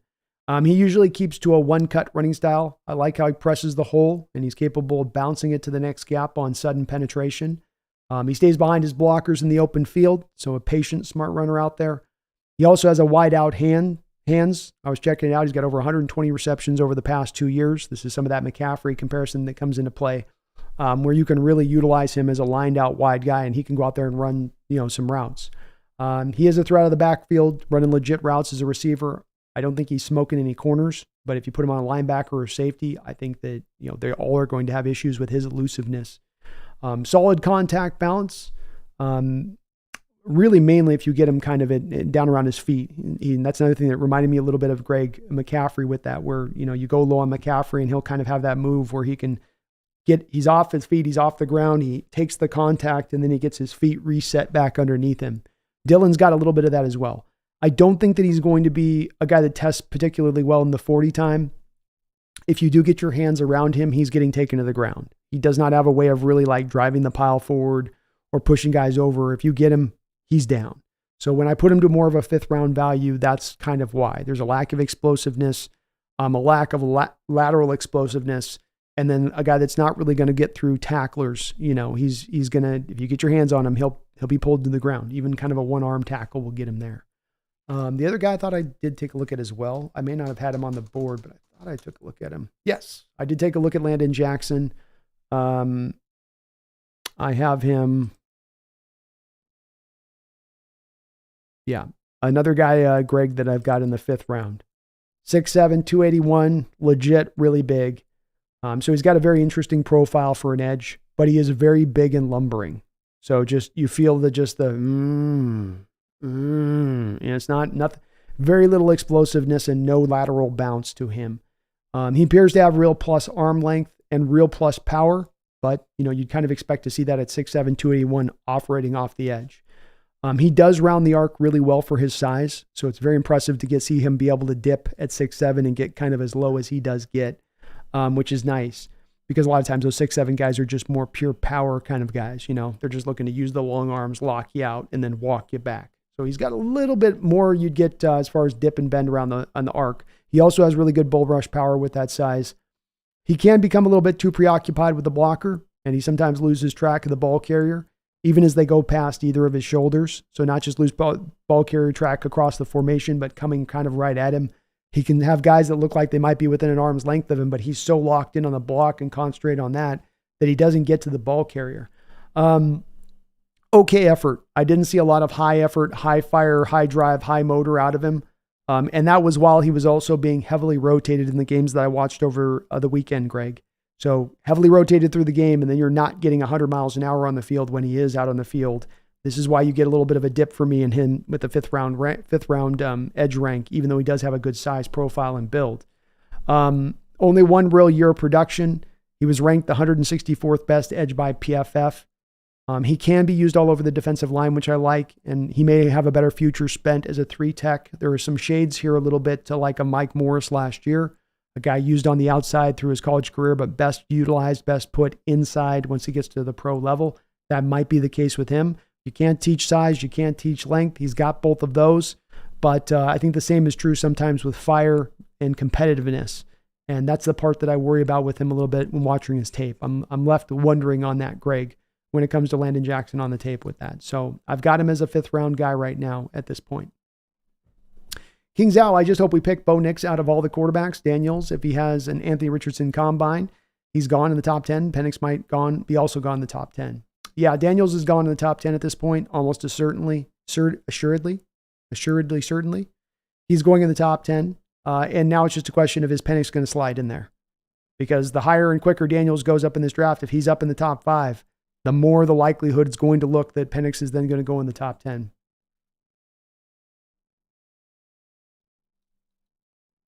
Nathaniel Parks, Bobby Wagner appreciation post. Man understands what it takes to win, and he has a calm head. Told off Bush and is always a leader. But if he heads to a contender, I won't be mad. No, Bobby did great this year. I think he came in and he was a steadying presence in there. He did what he could on this team. And he did what he could in the run game. But it's not all on Bobby to get it done out there. He needs help. And just didn't have that help. I don't think the scheme always put him in the right positions, Nathaniel. I don't think that the team looked at what he did with Los Angeles last year and said, hey, let's put him in that position all the time. Instead, they tried to slide him back into more of the traditional position of their middle linebacker. And sometimes that got him exposed in coverage. But I liked what I saw out of Bobby this year. A magnificent season for him to pull this off this late in his year, this late in his career. He's still, he's a couple steps slower. He ain't prime Bobby no more. But again, Jordan Brooks had a much worse year over this. Aside from him, Barden had a much worse year last year. Bobby was a net plus player for us when it's all said and done. D1 Geno, the players love Pete. Our offensive coordinator never uses DK. Notice when we need yards, we use DK, and he gets them. I like we have a superstar and we don't use them. It's true. Banana the bad guy, Williams. Falcons fire Arthur Smith. Arthur Smith and Coach Carroll's record the last 3 years is pretty close. Pretty close.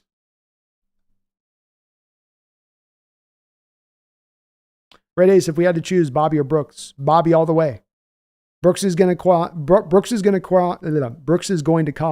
twice the amount of money on a yearly basis, and he's going to have a contract that's going to be for three years more than what we have to sign Bobby. Bobby, you bring him back for a 1-year deal at $6-7 million. Brooks is going to make probably a 4-year deal at $12 million a season. And that might seem like a lot for Jordan Brooks, but that's just going to be the cost. I'll go with Bobby all day long, save the money, and fill out the other linebacker position with somebody else who can give me a 50 grade on PFF on a yearly basis, which is what Brooks brings to play.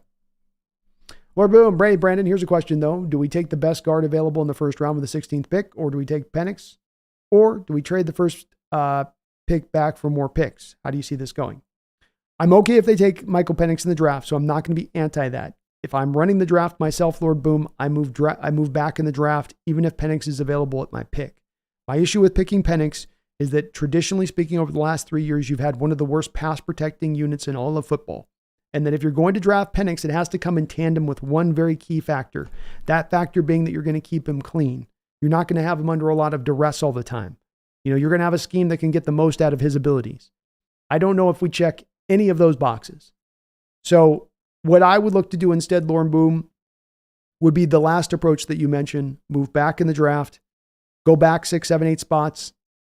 package maybe our third round pick to get up in the second round, maybe just get a pure second round back, maybe get another third round and take those 2 third rounders, take 2 of the 3 third rounders we have, move back up into the second round, reclaim that way.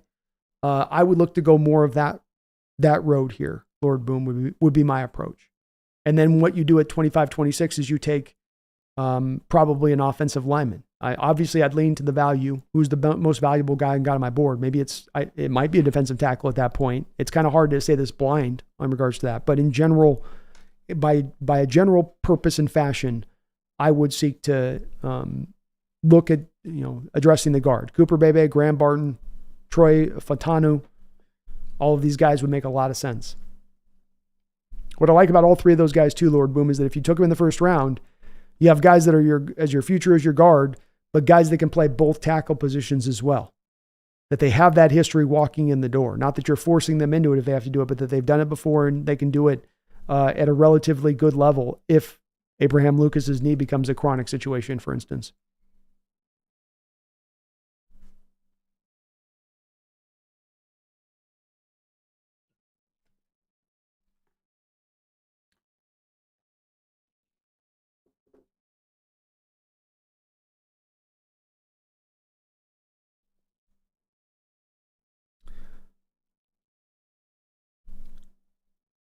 Save the Geese says, quick mock with 1 trade down with Arizona to get an additional third. Address the interior on both sides with a guard and a defensive tackle. Take a developmental quarterback, day 2-3. Clear the cap. Troy Fontanu, Byron Murphy, defensive tackle out of Texas. Cedric Gray, middle linebacker out of North Carolina. Cam Ward, quarterback out of Washington State. Jaden Hicks, Washington State. Love it. Jared Wiley, Roger Rosengardner, Tanner Bortolini. I love your moves, Save the Geese. Love it all the way down the line, man. All those guys are, that'd be a perfectly fine draft for me. Ran the cuts as Flacco Browns would have clapped us. They probably would have. Guard Knight says, I hate those Portland Trailblazer teams with Clyde, Porter, and Kersey. Kersey was kind of a bully out there. He could be a little mean out there. Duckworth.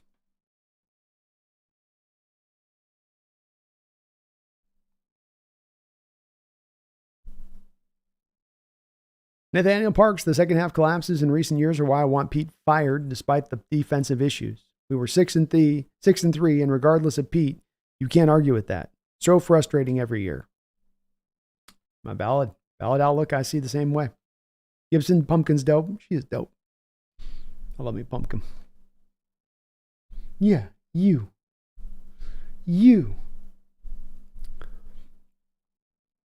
King's Owl, Bo Nix looks very similar to Herbert in many ways. Yeah, I mean, he's missing probably about 3 inches. I don't think he's got the same kind of arm talent. But he's got, there are some similarities. Even down to playing a lot on script within the confines of the offense at the college level.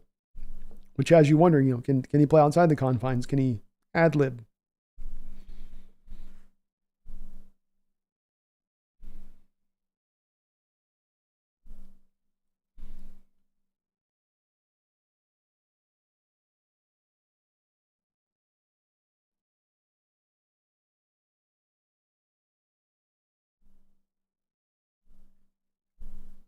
News analysis with Arturo. I want UW to win college football. I want the Sounders to win the MLS Cup. I want Real Madrid to win the Champions League and get rid of Cortorios. Sounds good to me. Sign me up. Audie says, Seattle's defense, straight punk shit. Jordan says, you're limiting your offense with Knicks is all I'm saying. That's the worry there I'd have with him a little bit, is that part of playing at the pro level is to be able to play off script. And going back to Knicks's time, even with Auburn, that's always been something that's a little bit, his off script nature is just go use my legs. And you need to have a little more affluence there at the quarterback position at the pro level. And Arturo's is the secondary is a bunch of clowns for smoking cigars. It's a bad look. It's not a good look. Brandon says it'd be nice if Yoda was our coach. Win the games we would. Yes, win the games you would. D1 says, hey, I'm just saying draft Penix, have him sit for a year, get a better line to get a better pass rush, and give Geno Penix time. I'm okay with it, man. If they go that route, I'm completely all right with it. King says, Penix, I'm confident we can draft. If he wins the championship, it's going to make him a top 10 pick. Yeah, that's what I'm thinking too, King. I think he's a top 20 pick right now. He goes out, has kind of an average game, has some good moments, has some down moments. Probably still top 20. He goes out and helps them win the game. He goes out there and throws 5, 6, 7 dimes over the course of the game like he did with Texas last week, then probably elevating himself. It's already in contention.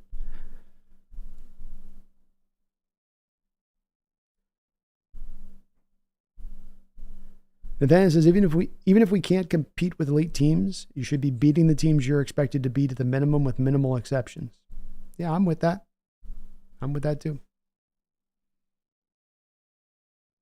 Lord Boom says, when I left, I was the learner. Now I am the master. Lord Vader, we need youth. Same goes with our coach. We need a younger head coach that understands the modern game. Amen. Nathaniel, Ben Johnson's, he's good. He's good. Jordan says, I'm not saying I'm not drafting Knicks before the 3rd round. Yeah, I wouldn't either. That's where I would look to get him as well.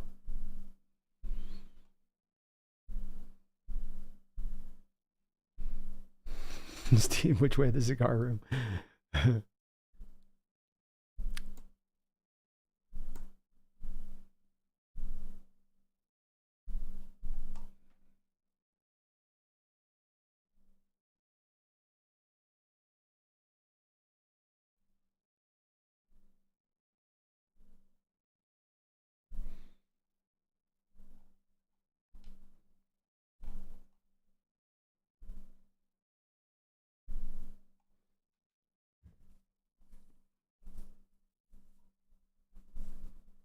Kings out. Witherspoon's stop on Connor was incredible. He always has a couple plays a game minimum he's bringing. Minimum. Jessica Butler, thank you for the $2 donation, Jessica. It wasn't too late on acknowledging that. I just saw that one come through, so my bad on that. I am a little bit late on acknowledging that. So my bad there, Jessica, but thank you for that donation. Very kind of you. Very, very kind of you. Sometimes I get lost in the chat and I kind of miss my donos coming through, so I'm sorry a little late on that one. Even more Seahawks, thank you for the $2 donation. Arthur Smith just got fired. Can Pete be next? I don't know. Like I say, look at Arthur Smith there in 3 seasons with the Falcons and match that record up with Coach Carroll. You know, they didn't give him and he didn't even get his real quarterback there. So it's not even like you ever really gave him his quarterback. He got old ass Matt Ryan and busty Desmond Ridder and Taylor Heineke and, you know, Marcus Mariota. That's what you gave Arthur Smith as an offensive-minded head coach to work with. It's hard, and then he doesn't have success with that, and you're like, yeah, you failure. But maybe Arthur Smith is the next offensive coordinator for the Hawks.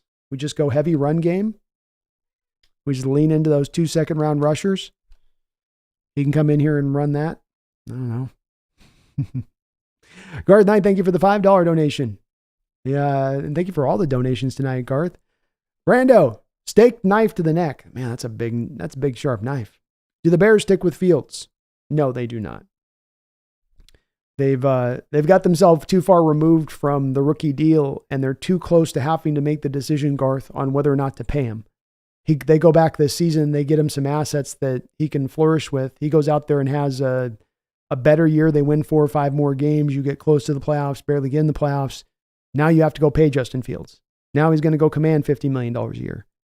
So that's as much as anything that's going to drive this trade. And when you have, I know there's all this talk about Caleb Williams, and what you're hearing now is a little bit of this sort of reverse off of what you heard initially with him, which is it's gone from generational talent to people starting to kind of like pick him apart in his game. Bears aren't going to overthink this one, Garth. They're going to move Fields, get 3rd round value probably back for him, maybe more. They can talk somebody into it. And then get Caleb Williams on a reset of that rookie deal, and then take those assets and build a really great team around him. And I would, if I was the Bears, I would take that approach too. You know, they messed themselves up in the Field situation and not being able to make an assessment of him properly because they spent the first couple of years of putting a bunch of trash around him. So it made it impossible to determine how much of that's the trash and how much is that Fields. So that's an easy one. I don't even need the steak knife. I'll just answer it straight up, Garth, all day. I'm not a big Fields guy. Remember with me too, though, I didn't have a great evaluation outlook of him when he was coming out of college. Long live the king. Thank you for the $2 donation. We'd give Dallas a better game than Green Bay, IMO. Probably. Jordan Love's really coming into his own this year at the end of the year, though. I mean, he's coming on strong, which has been impressive to watch. But I think that we definitely give Dallas all they can take at home if we're playing them. I think that they're definitely a lot more comfy with Green Bay than they would be with us. Thank you, King, for that donation.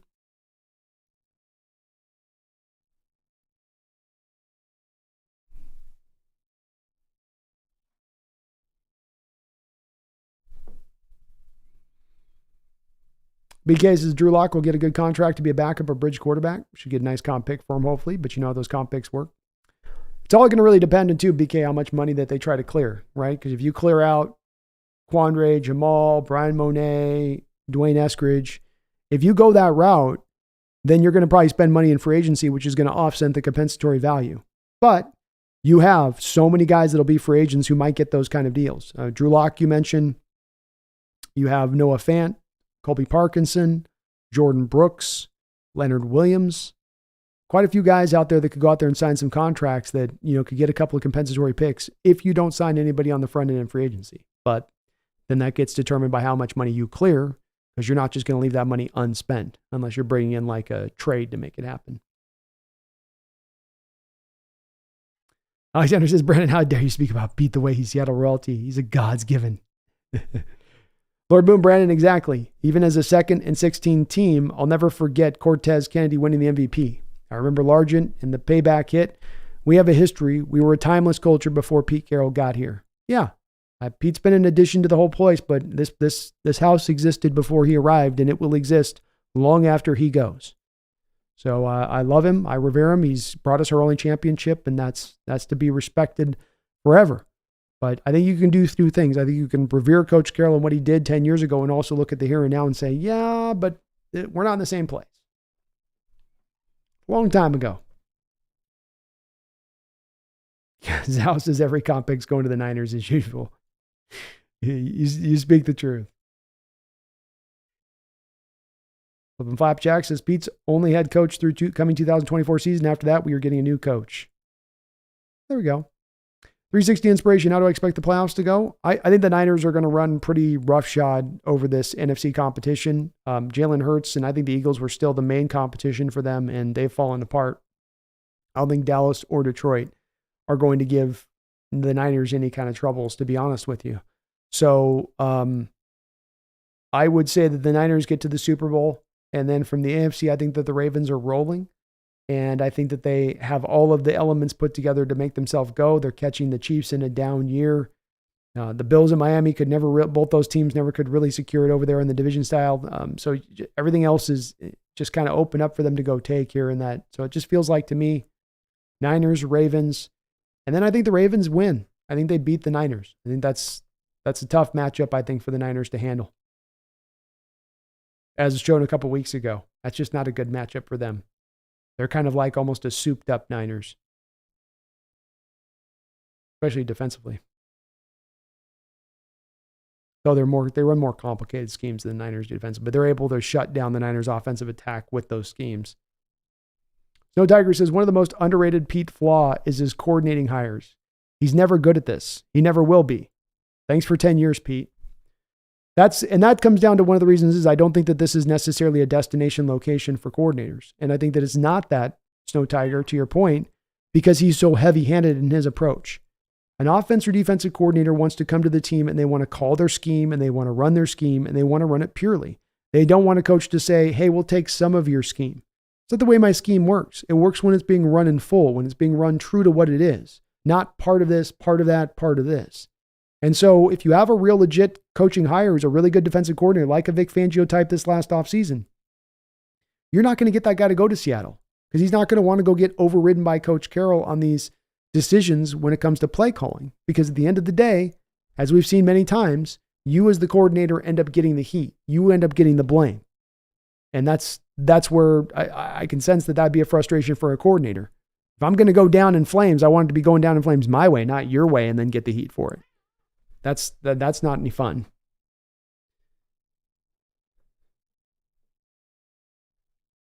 Cat is being super needy right now. 360 inspiration. Pete has to go in his terrible defensive scheme, and it's not the coordinators. Amen.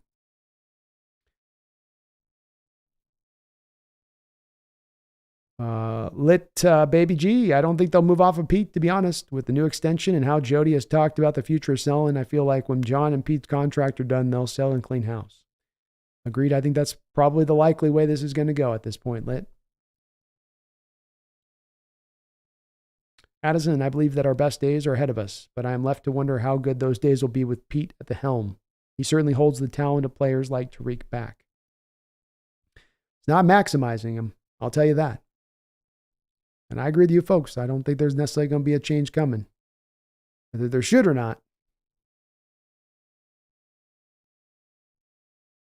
If Brockway says, I don't like when he said, I'm proud of how we finished. I don't either.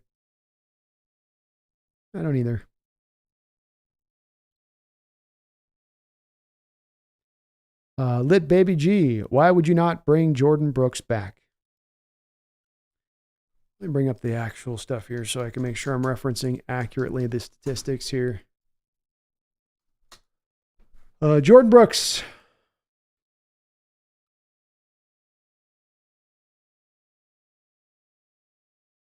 All right, let's bring up the PFF scores here for Jordan Brooks. Jordan Brooks has played 4 years in the Seattle. The highest PFF score he had is 62.5, which is this year. So in 4 years, league average, okay?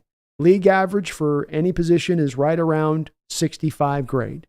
65 overall grade will get you right around league average, okay?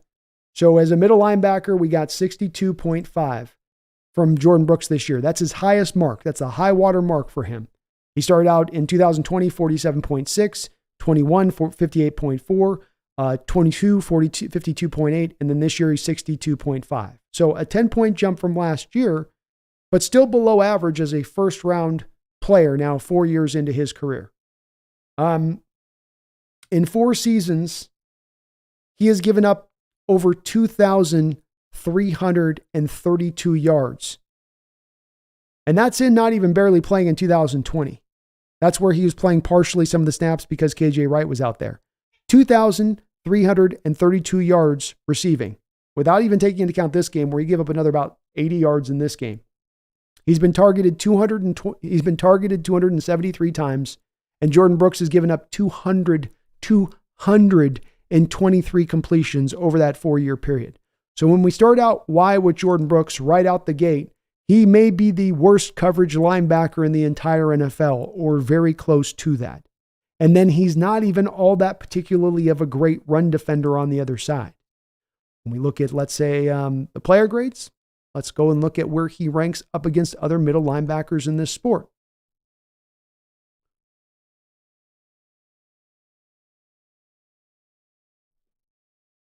Let's see here. Where we got? Okay, bam. So Jordan Brooks is the 55th rated linebacker in the entire NFL.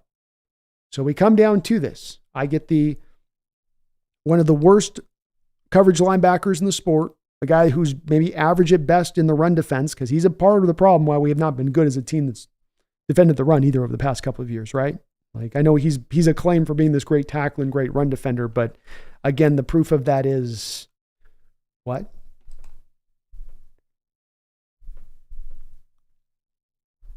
For instance, this year he had a 54.9 run defending grade. So we come down to it on this. One of the worst in the league against the pass, not very good against the run, and now I'm going to pay him a 4-year deal for $12 million a season when I'm walking into this offseason with only $2 million of functional cap space. I'm going to clear Jamal Adams' contract so I can bring back Jordan Brooks. So there's not a lot that really backs up Jordan Brooks is altogether that good of a football player. He's a warrior on the field. He did a lot this year to come back off an injury, but he's never been particularly good. He's not even been average. I would argue Brooks has been a bit of the part of the problem, not part of the solution.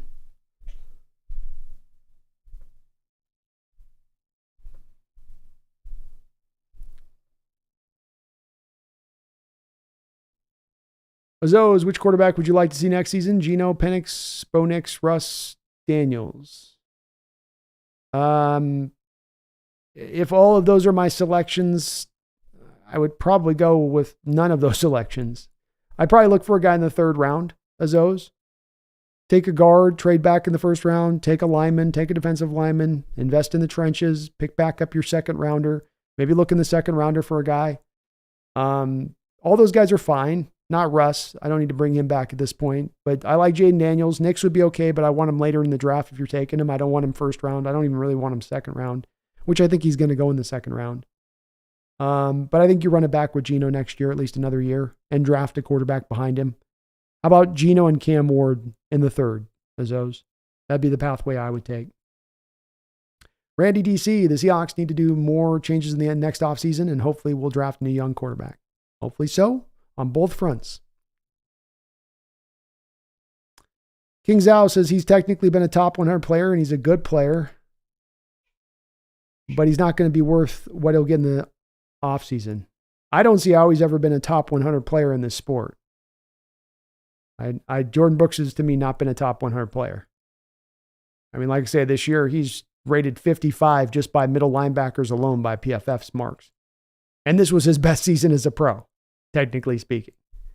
So that means every other year that he's been on this list, he's been below that. I mean, he's barely been top 100 as a middle linebacker in this sport, much less a top 100 player.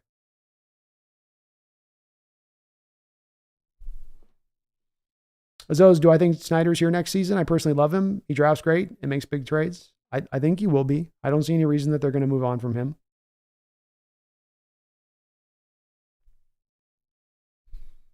Christopher says nothing equals the 1992 team. Looking for Cooper Cobain leading the offense, Chris Cornell.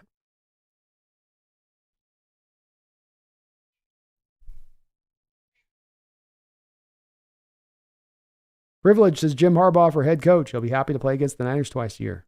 Sign me up, man. Randy DC, Brandon, what do you think? What do you think? Who's going to be in the Super Bowl? I'll take the Niners and Ravens, and I think the Ravens are going to win it. Cecil Musiak, do I like the Huskies' chances? I do like the Huskies' chances. I think styles matter, and having an offense like they can bring to the table is something I don't think Michigan's had to face anywhere close to that level of offense throughout the year. You're going to be able to challenge Michigan in a way they haven't been challenged. The key is going to come down to not letting Michigan just lean on the ball. A little bit like what we saw the Cardinals start to do to us in this game a little bit, where you just control the ball. You're running for 7 yards a pop. It's dirty. It's just grind after grind after grind, and your offense doesn't get on the football field. You never get into a rhythm, and the game gets shortened down really quickly by the nature of how Michigan tries to stay on running the ball. We saw them against Penn State, for instance, in that game, throw 7 times with McCarthy throughout the course of that game. So they will lean on a rushing attack, and they'll hold on to it in a way that the Texas didn't last week, where Texas averaged 7 yards an attempt, but they walked away from that run because they wanted to pass the ball eventually. They wanted to light it up a bit. They got a chance. They got a good chance.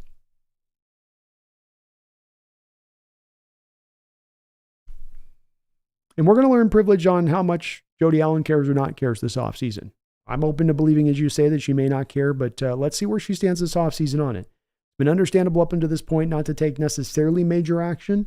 You can understand the track she's taken in her approach to Carroll in this situation, but this would be an offseason where it does really stand out, where it is time to take action. We'll see if she does so. What is his problem today? What is his problem? Azos, I don't know if Sherman or Chancellor would be the answer on the staff. I like your brother's idea. I don't mind it, but I don't know if those guys really even want to coach, I don't think that's on either of their table.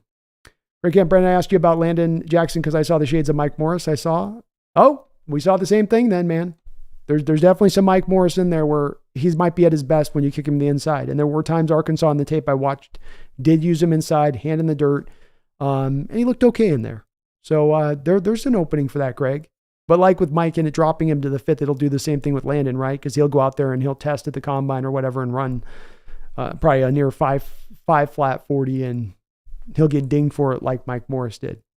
Morris was a little more twitchier of an athlete, I'll say. I like Morris's upside a little bit more. But there are the shades of each other there. I can see it. He is the Mike Morris of this draft, early on at least. Greg says, Brandon, and you asked me earlier the players I'd asked you about, Jasheen Davis. All right. So Jashin Davis, strong production of the last 3 years at Wake Forest, where he posted 20 sacks in 3 seasons while also playing strong run defense. His hips are a little tight, and I don't think that he has ideal bend. He can dip, though. He's got a nice little ghost move that he can call upon. He can stand up as an edge or put his hand in the dirt. So I think he's got some versatility between different schemes. Violent hands plus power, good awareness in space, help him make his share of plays. So pretty smart defender out there, very strong, kind of a power guy. Really good on stunts, getting lateral and getting upfield. He can really feel his way through protections, kind of find those cracks of daylight in the protections when he's coming along through those stunts. That really jumped out to me. He's just kind of got a sense of it. Real high motor, always going hard. I don't think he's the most naturally gifted. I think he gets it done a lot with effort and technique and want. But sometimes that can be enough for a given player. I really like how he loads up off the snap as a pass rusher. It's like a power meter filling up in those steps until he gets to the tackle, and then bam, hits the alt button, and it's a lot harder for the tackle to deal with. So with Rasheed, Greg, every step he's taking, you're feeling, like I say, like a power meter that's next to him that's going ding, ding, ding, ding, ding, ding, ding, ding, ding. And you're feeling that with each given step as he's getting up to the tackle for initial contact. And then as initial contact is made, it's like you can feel the release of that button, boop, and and he's really then getting that power into that tackle and putting them in a bit of a bind there to have to really load up and deal with that power and be ready for it, which then can open up those other things that he's able to utilize, technically speaking, going to a rip, going to a swim move, going to some of the secondaries. With Rasheed, I had him in the 4th round of this draft. So I like some of the edge rushers out ahead of him in this one. I even liked, I liked him a little bit better than Jonah Ellis out of Utah.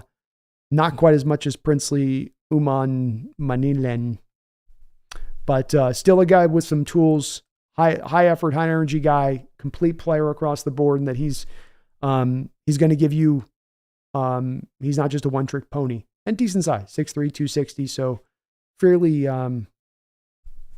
ideal size metrics there for him off the edge. Like him quite a bit. The other guy you had was Christian Haynes.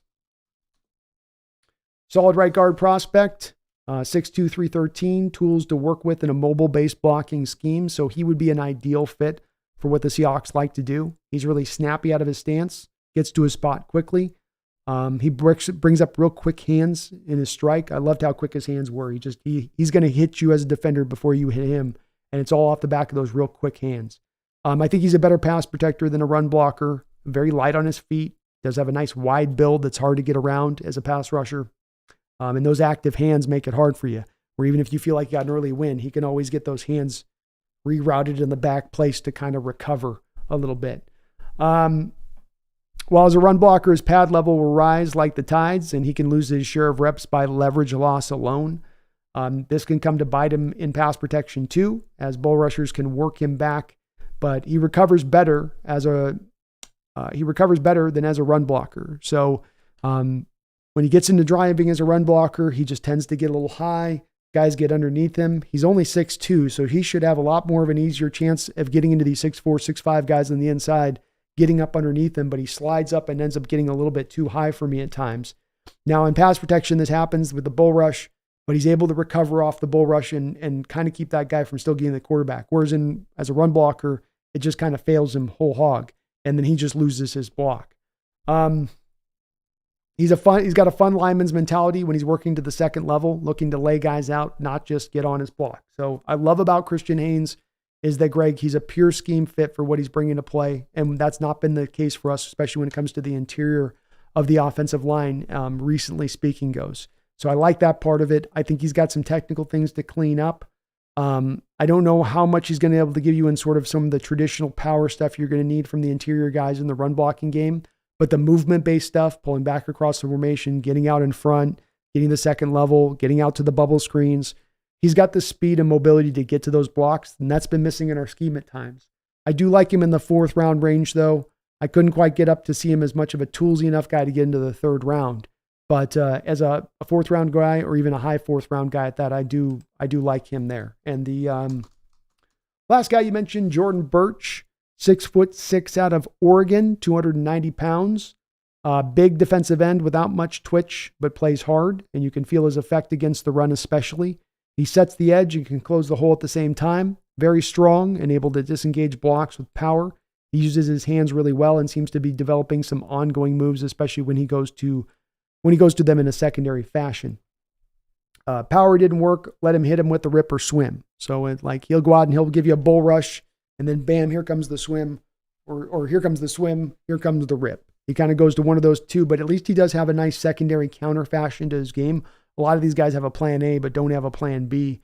He has a way of going to that a little bit. I think it speaks to some of his, he's played a good amount of football in college. I think he's a recent transfer to Oregon, but he's played a good amount in general.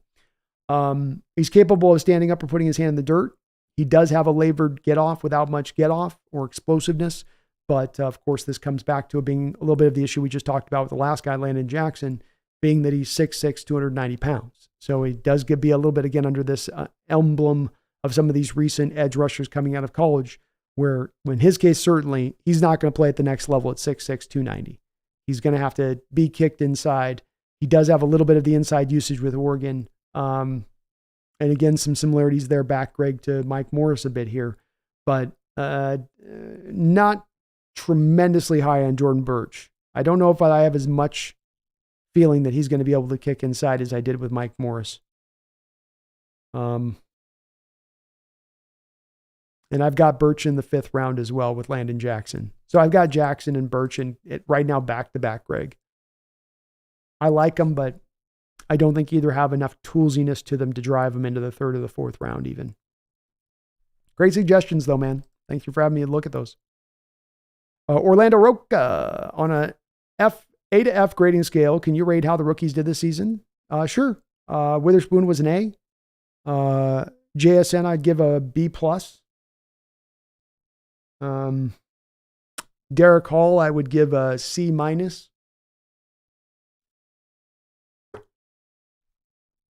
Charbonnet, I would give a B- to a B. Anthony Bradford, I would give a B-. Cam Young, I would give a C. Morris didn't play. Oluwatimi barely played. Hard to give him much of any grade at that point. Those are my grades for the other guys, though. 3 Hours says, I think Cedric Gray would be more of a 4th or 5th rounder. Could probably get Trotter or Edrin Cooper, depending on combine stats. Depends. It's a pretty deep group of middle linebackers, too. And I do like Cedric Gray a little bit more than that myself. I have him up in I believe I've got him up in the 2nd round. But I need to double back on, he's one of my guys I still need to double back on my tape watch with him. I've gotten through quite a few middle linebackers, so I want to go back and take a look. Stephen Cunningham, if they do let Pete go, do it now, not 3 months from now, after all the best candidates are signed by other teams. Agreed. You got to pull this lever quick if you're going to pull it. Now would be the time.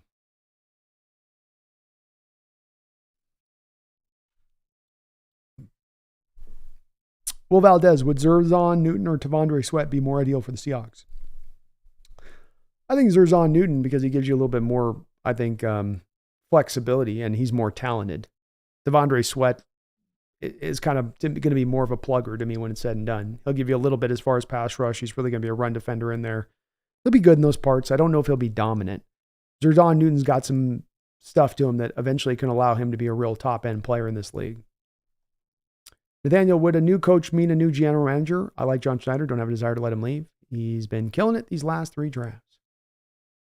Hard to say, Nathaniel. It's hard to let him go when he's never had a chance to hire his own coach. You know, he got hired by Pete Carroll. You'd like to have him up an opportunity, I think, to bring in his own guys.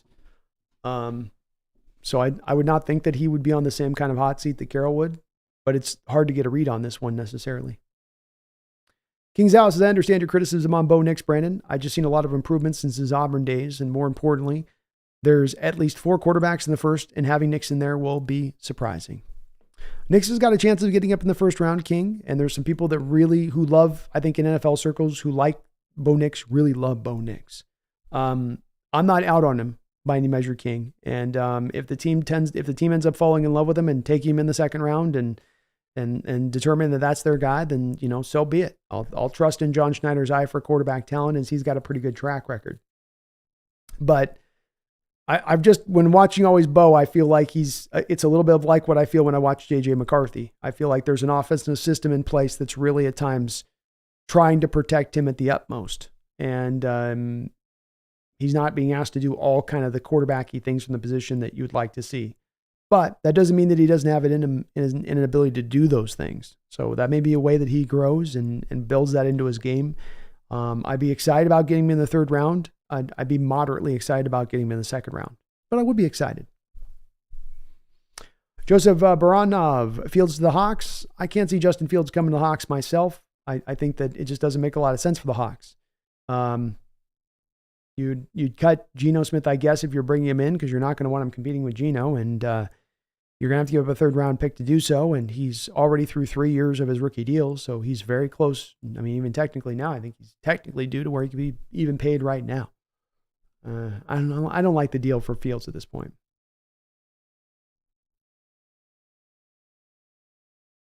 He's taking steps forward, Joseph, but it's that contract you got to factor in. He goes out and has one good year, and you're back in the bucket having to pay a guy $50 million a year. And I really want to avoid that bucket at all possibility. CJ Kurzman, thank you for the $2 donation. You think Spoon gets Defensive Rookie of the Year? No Pro Bowl for Carter. I don't know how Carter can become Defensive Rookie of the Year with how limited his snap count's been. He's had his own share of injuries he's dealt with through this year. He's had times this year where he's been very silent and quiet for that Eagles defense. Spoon's got to win it, in my opinion, CJ. But it's kind of a crapshoot when it comes to those rookies, as we've seen. It's hard to predict. Even if you think your guys should be sort of the straightforward winner of the award. The KC Dogman, thank you for subscribing to the channel, folks. We're trying to get to 15,000 subscribers before the end of this month. We are only 100 away. So if you're not subscribed today, please do get subscribed, like the KC Dogman has, as that will help us grow, help us expand and get bigger here on the channel. And I really, really do appreciate it. Guard Knight, thank you for the $5 donation. This is Brando. Ask Pumpkin to use her magic to decipher whether John Schneider stays if Pete Carroll is shown the door, retires. All right, I'll ask her. Let's see if we get an answer. Sometimes she doesn't want to answer me, Sometimes she's a tough answer. Let's get it from her here, though. Hey, Pumpkin. Pumpkin. Is John Schneider going to stay if Coach Carroll is let go and shown the door? John Schneider going to stay? What? Yeah? John Schneider stays, but Pete Carroll goes? Okay. I mean, that's 3 yeses. I don't know what else I can give you as far as certainty goes. It's pretty much write it down, Lay a bet on that one. So she says yes. And she's usually right about these kind of matters. Thank you, Garth, for the $5 donation. I appreciate you for all your donos tonight, brother. Jessica Butler, thank you for another $2 donation. It's time to get rid of Ken Norton and make changes. Clint Hurd, Ken Norton, Chris Richard, they all start to run together after a while, don't they, Jessica? And indeed, it's time to make some changes and time to make some major changes. Just saying that it's a player problem here is not capturing the whole scope of the problem. The scope of the problem, if we're looking at this team, yes, there are some multitude of issues, some bigger than others. But if we're going to look at the biggest issue at play, to your point on this, Jessica, in my opinion, the biggest issue at play on this team right now is coaching philosophy. These are the two things that seem to be hindering and holding the program back from getting back to an elite state. And hopefully some major changes are made this offseason. I will say, Jessica, from my standpoint of it, is if there's not those major changes made, I'm not going to have the confidence in this team next year to go find that mountaintop. I'm really not. I think that they're just going to continue to try the same application of the same old, not tried and true methods, tired and dusty methods that no longer work. And I hope they don't. I really hope they don't, Jessica. And thank you for the donation. But we will see very soon into this offseason if this team's willing to make those changes they need to make, if they really care, if they're really engaged in what's going on with this team. Or if it's just kind of like, well, let's just tread water. Garth Knight, thank you for the $5 donation. Jordan Brooks, he says, Jordan Brooks has been a top 100 player in the NFL the last 4 years, according to Texas Tech Weekly. PFF is for the uninformed. Exactly. Texas Tech be telling you what's up. They got no dog in that fight.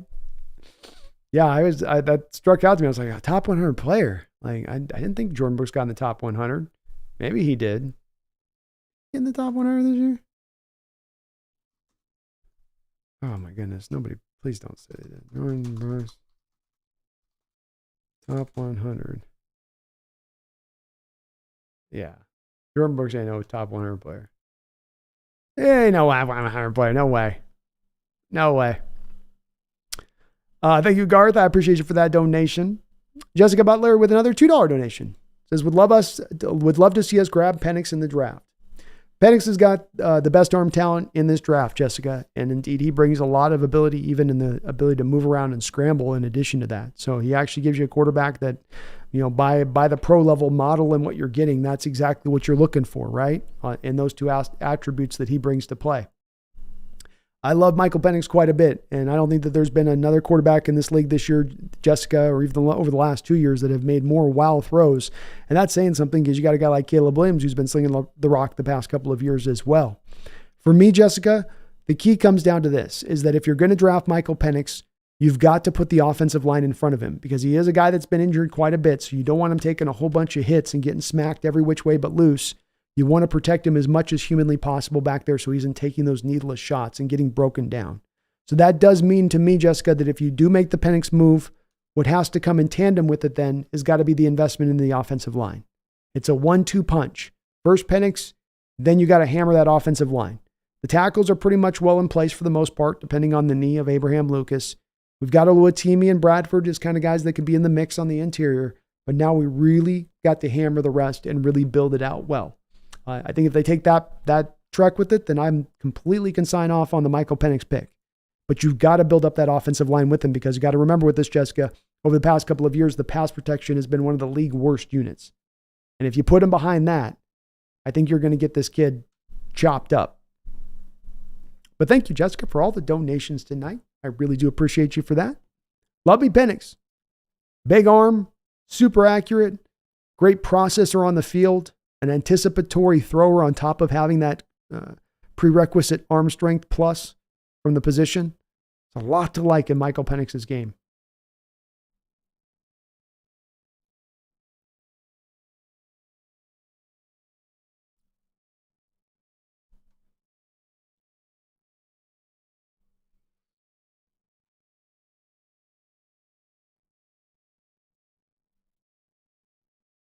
Mike Skinner says, just came from the KJ All Day stream. They are seriously talking about Justin Fields as our quarterback. It's horrific.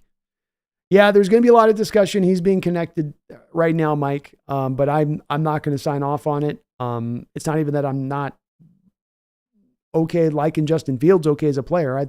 He may be a very good player. I don't know really where the evaluation is at the final point to come with Justin, but I am a guy that does bristle about the thought process of paying quarterbacks big money anymore. And that you're going to get yourself into that boat in a best case scenario. In best case, he balls out. Now you're paying him all this money and may or may not be that actual guy in a contract year. Worst case scenario, you give up a 3rd round pick for 1 year of a guy that ain't it.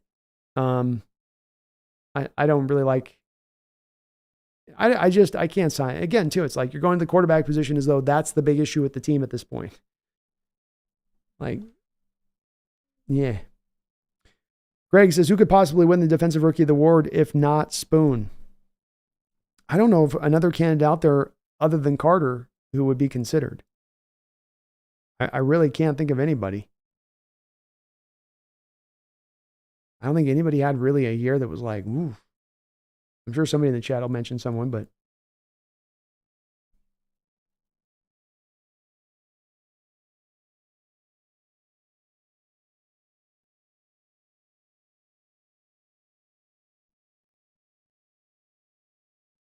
Nick says, I'm copied. This season's over, so we don't have to watch that garbage defense again. Yeah, that was a rough year for defense. Jordan says, I don't see the Niners making it through just for the fact that Purdy doesn't play well when pressured. I think that that's where you get to him for sure. I think the Cowboys, I don't know if they can provide that pressure. I don't think the Eagles can at this point. Lions don't have an ability to do so, but I think once if they got to the Ravens, that's the team that could give them fits.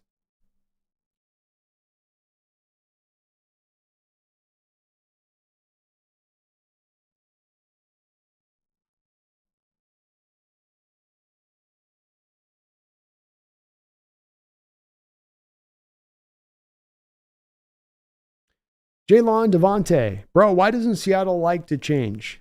I don't know. I think we've got a sentimentality here up in the Pacific Northwest that seems to be kind of unique to us, in both for the good and the bad that brings. And I think that sometimes leads us to try to hold on to things a little bit too long in the name of loyalty and reverence for what that person has done for us. Whereas I think in other spots in this country, there's cities and fan bases that are a little bit more willing to take the different road when it's presented that this is the right choice, this is the place to go. And so it's not necessarily a purely bad thing from the fan base to have this drive to go this direction. It sometimes drives me a little crazy, but I hope we get more recognizing this offseason. I do. And less of just excusing what we've seen this past couple of years as everything's fine when it's not fine.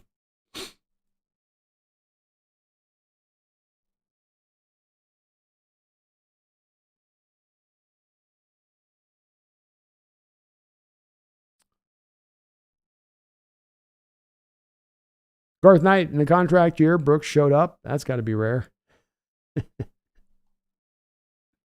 Jordan says, I think John would be happy to stay if Pete leaves. I agree. I think there's a little bit of what John sees in the coaching staff is to think, this thing's not maximizing out the talent I'm giving him in the way it could. I don't know how he couldn't be at times. That's right, King Bomber. You do mention a guy. Tariq Stevenson with the Bears out of Miami is having a good year for them at corner. He might be a guy that looked at.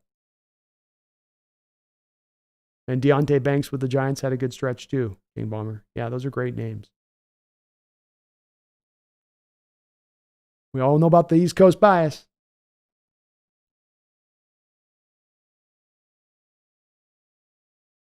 And King Bomber, Cam Ward in the third, man. That's my move. I go and I trade back in the first round. I pick up an offensive lineman. I go get another offensive lineman in the second round. When I package two of my 3 third-round picks to get back in the second round, I take another offensive lineman, build that thing up, come back, take Cam in the third. Let's go.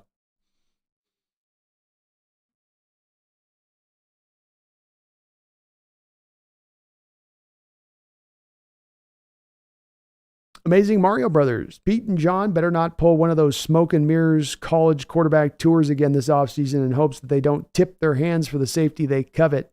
I'm sick of this crap. Oh, you already know the pictures are coming, Amazing Mario Brothers. We got 5 quarterbacks. You're going to have 5 of those pictures with Pete and John. Prospect right here. You know it's coming.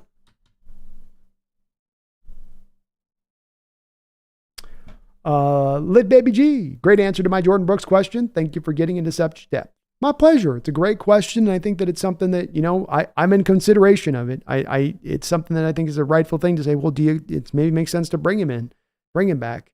But in studying his career for a long period of time, not just his years here, but I watched a lot of his 2 years of prior tape in college. I've got a good feel for Jordan Brooks in coverage. Very good feel for him back there. Nathaniel says, Pete keeps saying he wants to change his scheme, drafts for new scheme, then won't utilize the new scheme. Insane. It is insane. Definition of insanity. Trying the same broken thing over and over again and expecting a different result. Just don't work. King Bomber says the top 100 player would be at least top 5 of your position. Yeah, I can't. The top 100 player, there's no way. King's out. He was an alternate in the top 100, like maybe 110. Okay. I mean, I guess, yeah, even that I think is, I don't know how. How, Sway?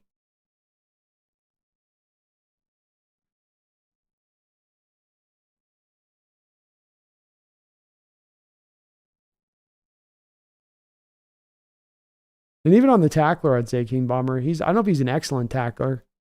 I think he's an okay tackler. I don't know about excellent. Lord Boom says, whoa, I didn't know Jordan Brooks gave up that much receiving yards. Dang. He had 1 year he gave up 1,000 yards in coverage. He was credited for giving up. Yeah, you saw it today. If you guys remember the one play that they threw it out to James Conner on a screenplay. Jordan Brooks rallies up. He's not blocked by any offensive lineman on the play. He's got a free run to the back in space, right? He's got him heads up. There's even a moment there where James Conner kind of bobbles the ball for a second. Jordan Brooks comes up to make the tackle, and he doesn't even come close to making that tackle. Conner takes it upfield for what, 25, 30 yards on the play? You know, it's stuff like that you see where he not only gives up the catch, which on a screenplay you're going to give up the catch, but then make the tackle in space, and the guy will still end up getting free.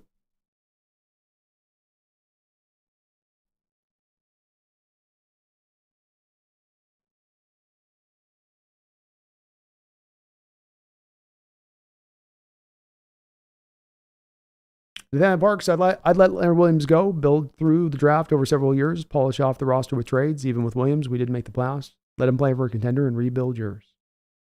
Might be the pathway that they go.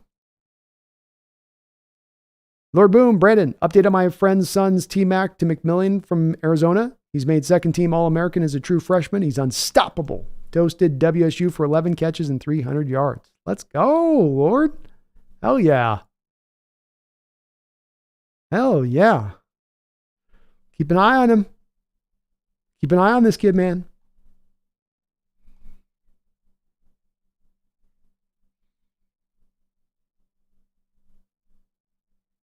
King's House is what's funny is I can see the Chiefs paying Jordan Brooks. Probably not the Chiefs, King. They've got two middle linebackers already there, and then they're having a hard time bringing out the kid that they drafted a couple of years ago. He's still on the bench for them. They're kind of stacked up over there. But I see some team doing it.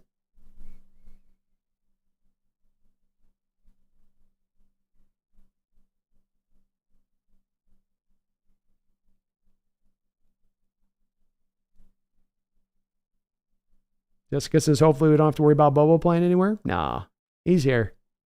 We got club in control of him, Jessica, for the next 3 years. Cole, the offense showed today what they can do once they were in the playoffs. This is a good sign. Amen. King Bottom Hawks Nest, who are you rooting for in the playoffs? Obviously, whoever is playing, the Niners, Rams, but any specific teams you want it to win it all? Buffalo, Cleveland, Houston for me. I think that if I have a hard time rooting for any other team. I do. I could, it's cool. It's like, it'd be cool if this happened. I don't know if I'd go as far as to say root, but the Buffalo fan base to get a Super Bowl title would be great. That's been a long suffering fan base who certainly deserves the opportunity to, celebrate. Cleveland, I would say in the same way. So I think either of those two fan bases are ones that you'd feel pretty warm and fuzzy about them getting a championship because they've both had to, wait and been so often at times so bad for such a long period of time.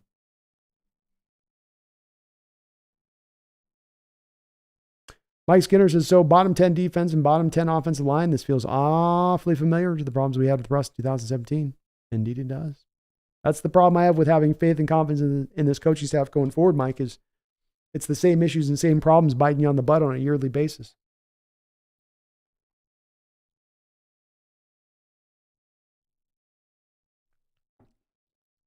Holy Hand Grenade B, the existence of a soft zone implies a hard zone exists.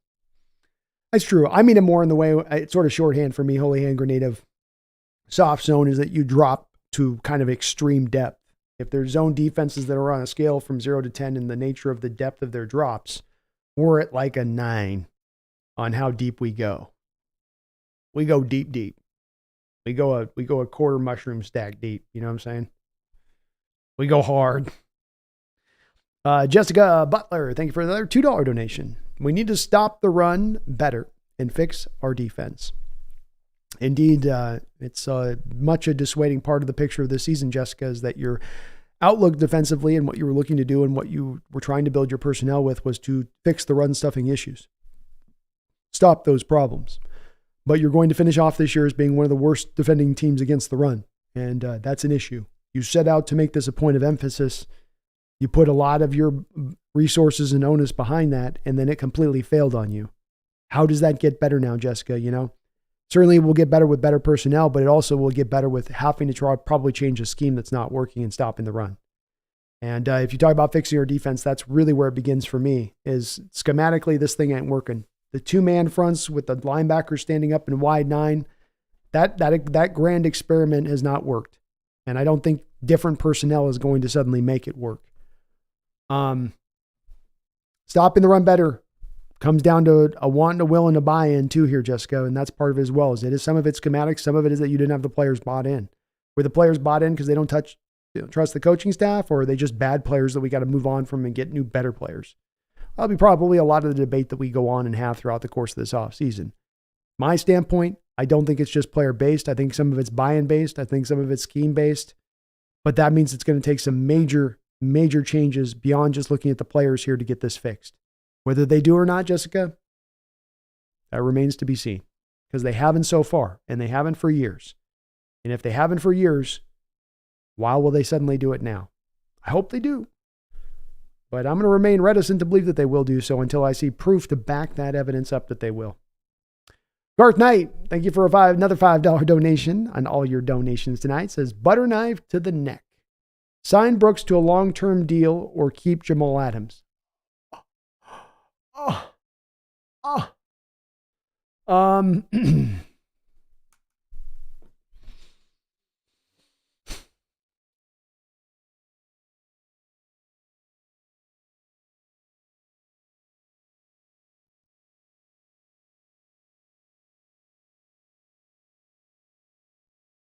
I guess I keep Adams because I can get out of that deal after a year, and then I'm clean and free out of that deal. Like, I can save some money this year, but I can save a lot of money next year. So, whereas with Brooks, it's going to be a 4-year deal he's going to go out and sign. I'm on the hook for like 3 more years of Jordan Brooks. So, I'll take the Jamal Adams experience for 1 year in that over the 3 years of Brooks on the extension. But I'm not happy about it, Garth, because Jamal needs to go this offseason. That's not a risk we need to take, a roll of the dice that's going to bring about any kind of returns. But that's a tough one. You're going to definitely need to bring out the butcher knife to get me to answer that one, because that's a no on both. That's a hell to the no, no, no.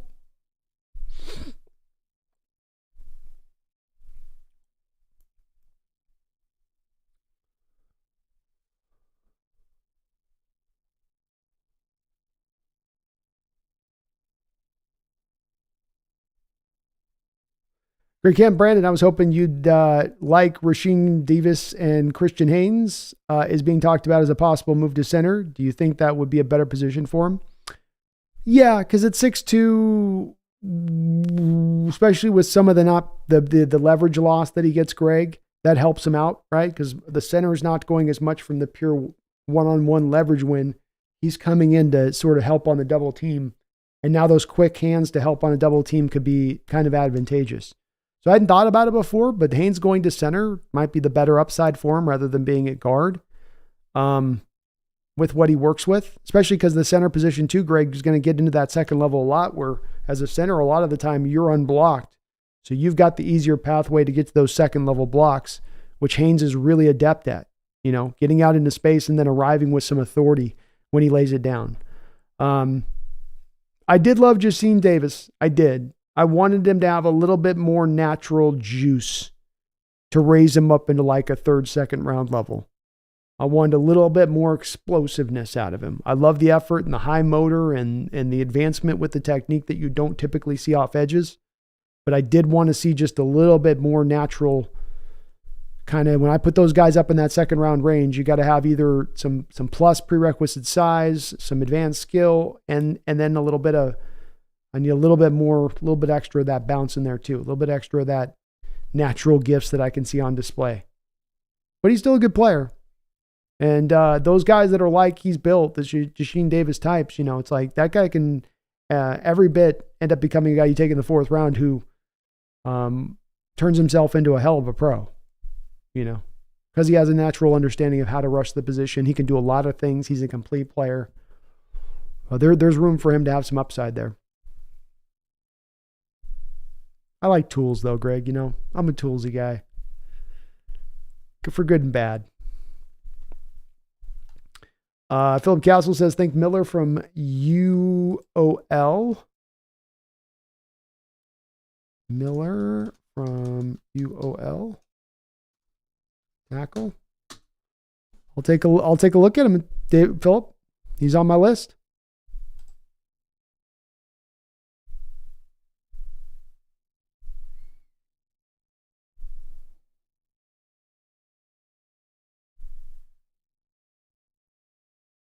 Zoe says, you need to hang up Madden 06 with Sean on the cover. I'm looking for it.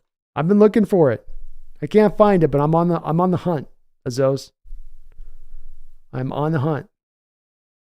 Lord Boom says, Witherspoon gets a C grade. We have to use tough love on these kids. Keep them on the straight path. Brandon Jenna says, I just got to say the B&B show is fantastic. Can't wait to hear the B&B Swan song for the 2023 season this week. And then the draft. Actually, Brandon, it goes Swan song, and then we got the free agency, and then the draft. But we'll be hitting them hard all the way down, man. I'm looking forward to those shows as well. Good stuff. Greg Brandon also watching Landon Jackson. I did think Mike Morris looked a bit better mover standing up, like you said. Thanks for the answers. Hey, thank you for the references. I always appreciate these guys you put me on to because I want to try to get through as many of these as possible. And I'm aware of some here and aware of some there. And I kind of pick them up by piecemeal style on the guys I end up looking at. But they got some things to work with. And Greg, you can't teach size. You can't teach power most of the time. And you can't teach length. And that's something that all three of these guys, be it Brandon Jackson, Mike Morris, and the other guy that we were looking at, Jordan Birch, all bring those to the table. Hugh Cole says, Brandon, thanks for all year. I'm not watching the rest of the NFL. I refuse to watch. This is absurd that this kind of talents were wasted. Take care, Brandon, and see you next year. Well, thank you very much. Appreciate the kind words, Yukol. I understand where you're coming from and the frustration. I think there's going to be a lot of Hawk fans that find themselves here tonight. I get it. Understandable. Totally understandable.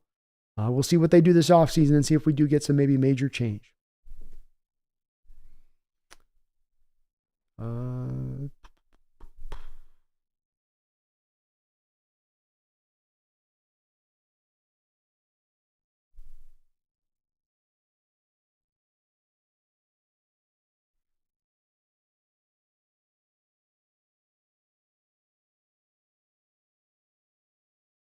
Marcus B28 says, Pumpkin's ass is towards you.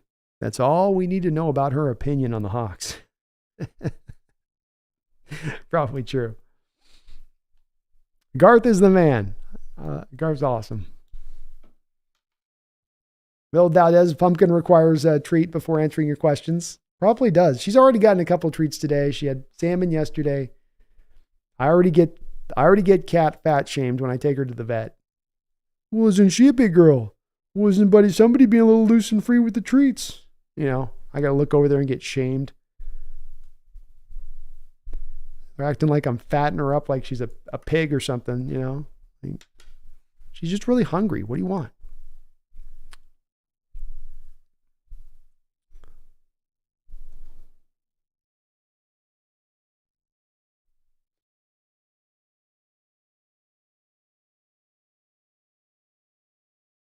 Oscar says, what do you think we can get for Geno in a trade? Is a second rounder too much? I think it's going to be hard to pull off that kind of deal in a year like this, Oscar, when there are so many quarterbacks in the draft.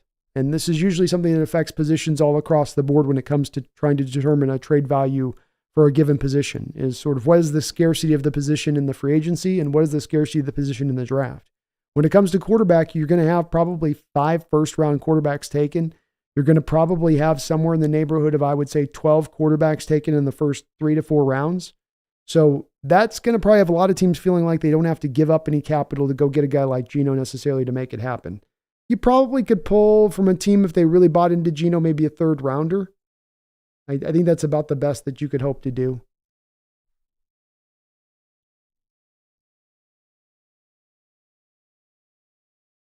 And Wilbur Knight, I don't think, Williams is going number 1 in the draft.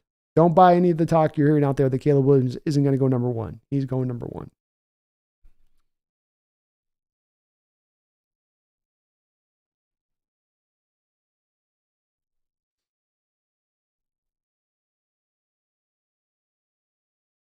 Mike Skinner asks, how did Julian Love get Pro Bowl? I don't know. I feel like I think Antoine Winfield Jr. got kind of screwed. But I'm not sure. And Philip, I'd hope Puka Nuke is your offensive rookie of the year with the season he had. How can you not give him setting the record like he did? Mike Skinner Dixon was definitely snubbed in the Pro Bowl. I think he's the best. I agree with you. I think he's the best punter in the league. Johnny Utah says Kobe Turner is legit defensive rookie of the year candidate. Rams D was better than ours with less talent and more young guys and some scrub named Aaron something. Rams had a couple of guys rookie-wise that played good on the defensive side of the ball. There's Turner and then Byron Young, I think. He played really well as well. He might be in contention there. CJ Kurzman says, just looked at the betting odds for defensive rookie of the year. They have Will Anderson as number 1 and Kobe Turner as number 2. Are you kidding me? Jeez. I think like Anderson had like 3 sacks this year or something. Strange. Lord Boom says, if Joey Porter Jr. goes to the Super Bowl, could that boost his stock to defensive rookie of the year? Doing okay, I guess. I think the voting comes in before you get into the playoffs. I could be wrong on that, but I think already the books are closed on that.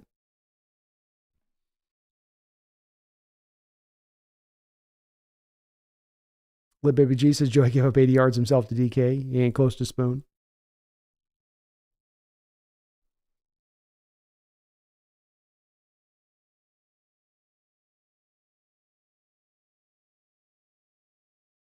Oscar, what's your read on Sam Hartman from Notre Dame if you watch some film on him? I've watched just a little bit. I need to still do a bit of a deeper dive on him, Oscar. He's on my list. So I've got to go back and watch a few more of his games. I haven't seen a lot that stood out to me that's really much of a wow factor with him on an initial viewing. There's nothing jumping out, athleticism, arm, processing. It's fine across the board. But again, I do need to look a little bit deeper before I make my final determination on him. Probably a guy in the 4th, 5th, 6th round area of things.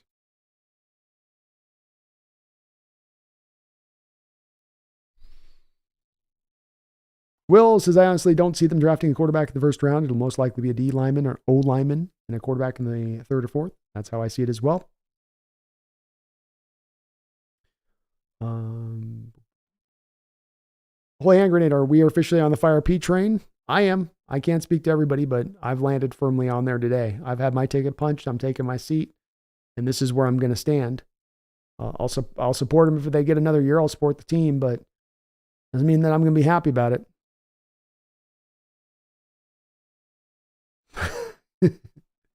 Garth presenting the Sophie's choices here with the butcher knives. Garth with another one. Thank you for another $5 Garth. Says Brando.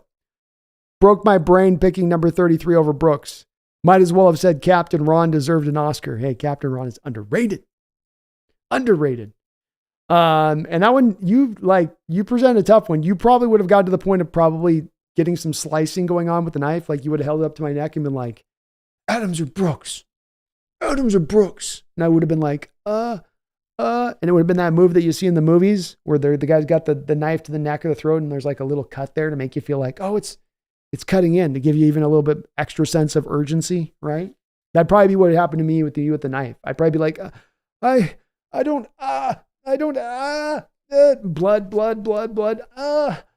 You probably get a good inch into my neck before I'd be like, Adams. Just because I got to give you an answer at that point.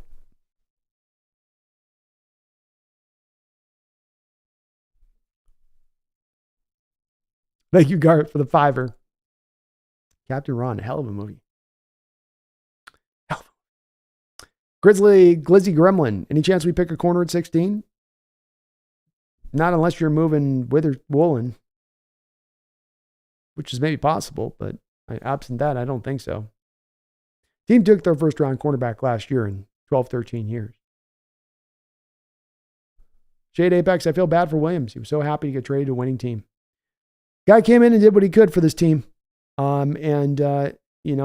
did his part. I know that the team didn't necessarily get better defensively when he arrived. I don't think that's his fault. He came in here and he played hard and he gave us everything that he had to give. And you do feel bad for the guy who's never been able to play on a contender. He's always on teams that are just kind of crap teams where it finishes up. And, maybe he ends up signing for somewhere this offseason that gives him that opportunity. Maybe that'll be a big factor for him. And I think Phillip Brooks is going to get a long-term contract on the open market. It's the hard part about trying to get him to sign something short here.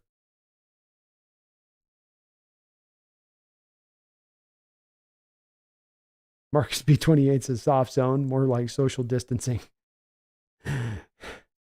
You all should wear your mask on the field. You're going to have that much space between you.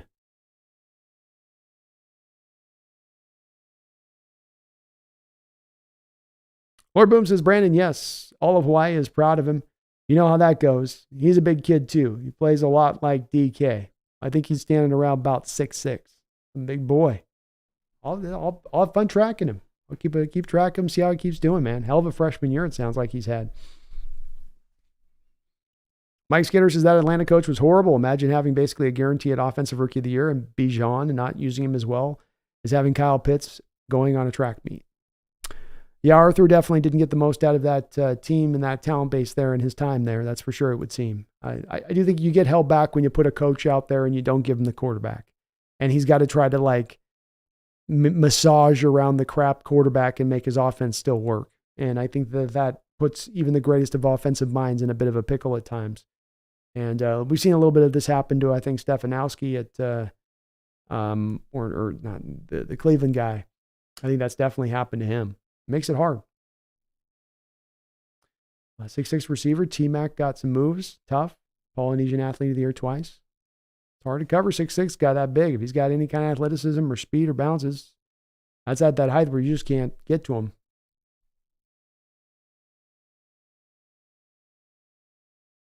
Johnny Utah says, man, almost 2 a.m. here on the East Coast, and we're still here. We can't let this season go. I can't quit this year yet. Flip the Flapjacks, why do teams give unproven players such lopsided contracts that end up hindering the whole team? Or is this something only the Hawks do? No, I think it's something that teams across the sport do, Flip and Flapjacks. I think that there's a variety of answers for this. Desperation obviously drives a lot of those kind of contracts. The other thing that you sometimes get is you get teams that have a lot of cap space, and so they've got to hit their floor, and they got to spend the money anyway. So why not spend it to this player who will help us? Maybe we're overpaying him, but we are bringing a player on who's going to theoretically help the team. Look back to the deal. Remember a couple of years ago, Flippin' Flapjacks, that the Jaguars gave to Shaquille Griffin. Remember when they paid him, what was it? Was it 14 a year, 13 a year, 12? They gave him a big contract, and he really hadn't earned that deal. And Jordan Brooks is going to get the same kind of deal that you saw from Shaquille Griffin get, and it's going to make a lot of Hawk fans' heads blown off, but that's how this works. What happened that year with the Jaguars is that they had a ton of cap space. They were signing Christian Kirk and Shaquille Griffin, and they're going to spend the money on something. So that's what they chose to spend it on. They knew they were overpaying at the time, but that's a little bit of what factors into some of these contracts.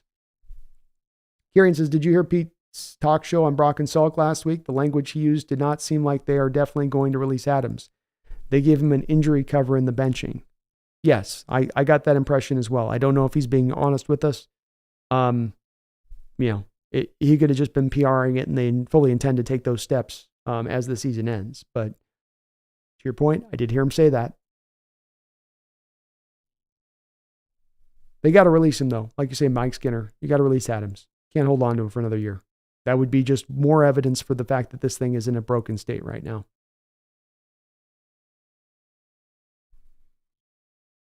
Jordan says, I said this earlier, if we do not get rid of Adams, I'm not watching a game until Pete is gone. The definition of insanity.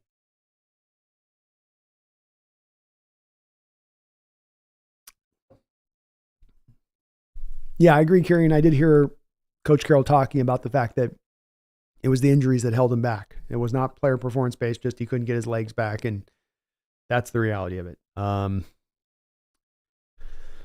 You just got to cut him. You got to save the money and move it somewhere else. Kieran says, I'm a Seahawks fan. I like tools. The Lost Souls trilogy. The Hawks are way too predictable. The offense doesn't try much misdirection, and the special teams can't do anything at all. No blocks, kicks, no fakes, nothing. Patera won with bad teams. Innovation. Well said, Lost Souls. Agree with you. Predictability is one of the things that stands as a hallmark of this team and one of the inhibiting factors to this team. Mariah says, she's such a cutie cat. How old is she? She is 10 years this year. I think May she turns 10 years old. And she indeed is a awesome, wonderful cat. She's here with me throughout my whole show. Whenever I'm live, she just sits right next to me here, chills out, gets some pets every once in a while, says what's up to y'all. But she's a good kitty, Mariah. She's a real good girl. I got to dial back the treats because she's getting a little bit big. You're getting a little big. We got to get you on the treadmill. But she's a lover. Brandon Jen says, wait, Garth, Captain Ron did deserve an Oscar. Mariah, I just want a Super Bowl team too. Or at least that we're aspiring for a Super Bowl team, you know? You're not aspiring to be the Mariners. You're aspiring to be a Super Bowl team. You might not land there, but that you can feel that that's where the team is trying to drive towards. Greg Kemp says, Waldron wasted 3 years of DK's career, and why it took him until this year to use DK as a deep threat, I'll never understand. Yeah, he still at this point has no idea of how to use DK. He still is completely flummoxed by the best way to put him out in the field and get the most out of him. Which is weird, like you say, after 3 years that you've arrived here. He seems to be almost more further away from how to best use DK than he was when he started this whole process. 12th North Chat, hey, B, do you foresee the coaching staff taking form for next year? How do I see the coaching staff taking form next year? I don't think that there's going to be any changes. I think the coaching staff is going to blame the players. I think they're going to blame the players solely. And then I think in blaming the players, that won't really be any heat that's back to the coaching staff by that. But that's a guess, of course.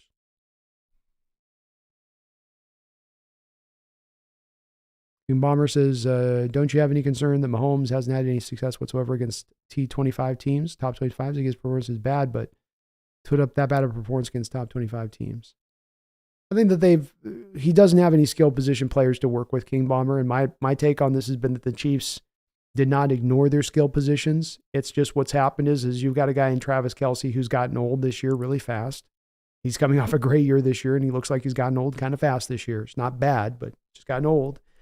You drafted guys in the second round in Sky Moore and Rashid Rice. You traded a second round pick for Kadarius Toney.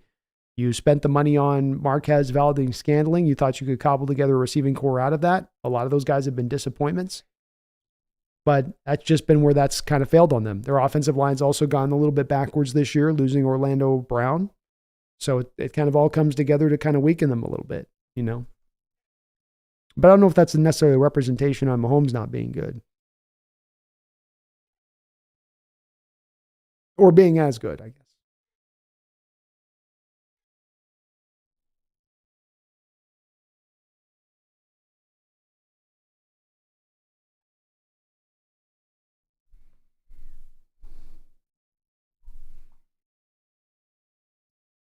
King Bomber says, sorry, I meant Caleb Williams, not Mahomes. Oh, okay.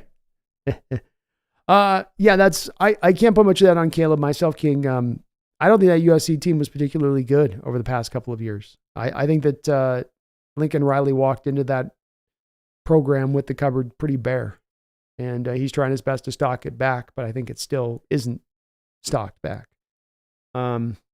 Not trying to get him a full pass, but I just think that that's really is factored in the supporting cast there on both sides of the ball for Caleb and USC.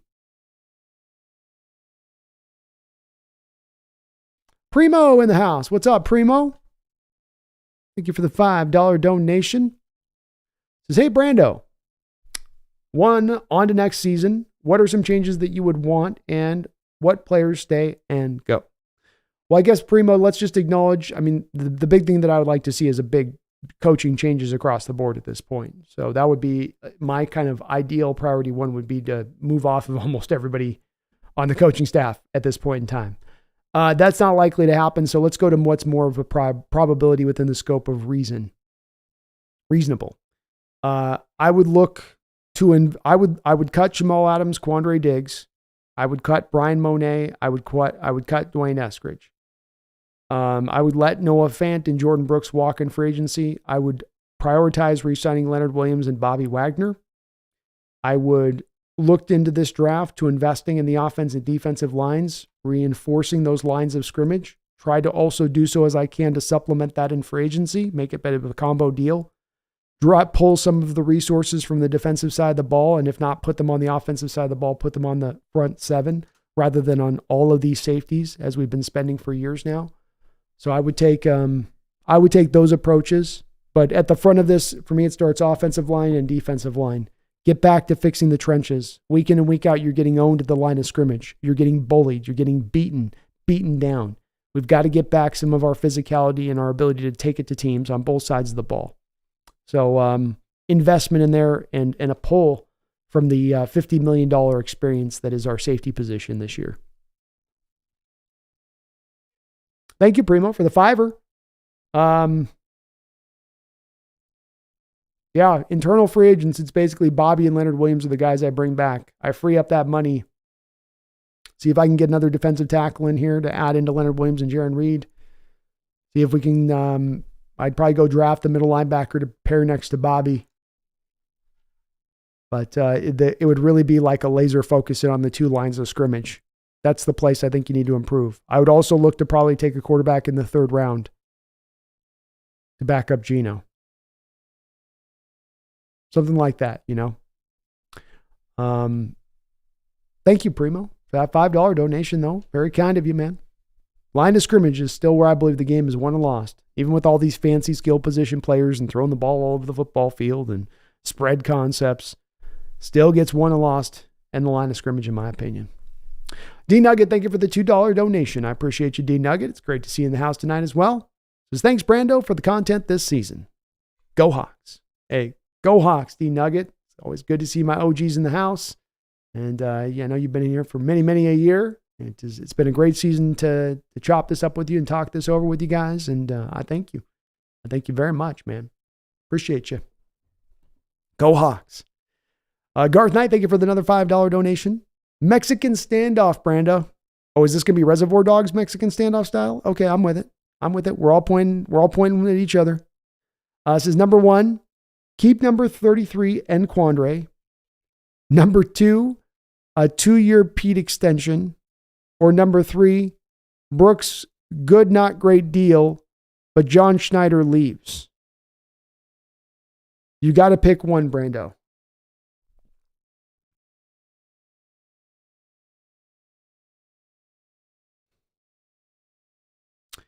Well, I suppose if I've got to pick one, I'll pick option number 3.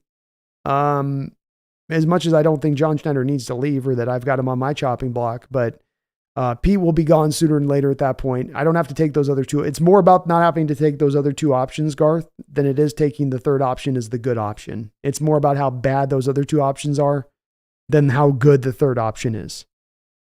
Quandre and Jamal have got to go this offseason. That's $26 million of cap space you can create as you currently stand on only $2 million of functional cap space at the moment, which really isn't even $2 million of cap space if you think about it, because you're going to need about $7 million for your draft picks, and you're going to need about $6 million for a reserve fund.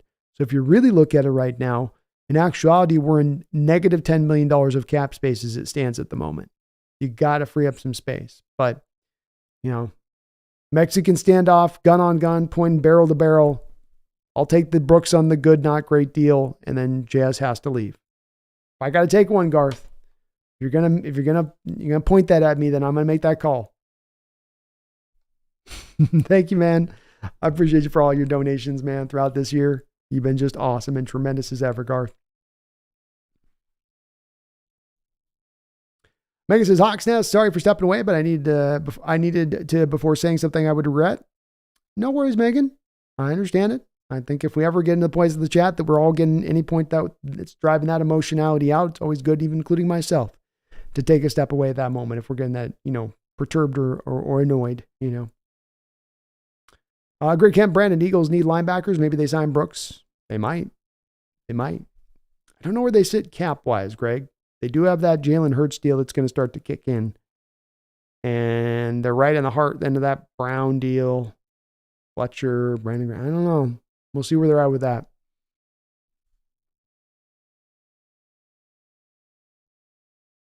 Carlitos, might be time to move on from Pete. Just might.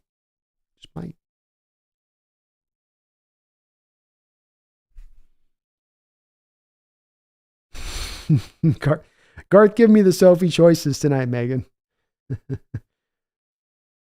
Megan says, so I can support the Ravens and not get called out for it as everyone else is now is B.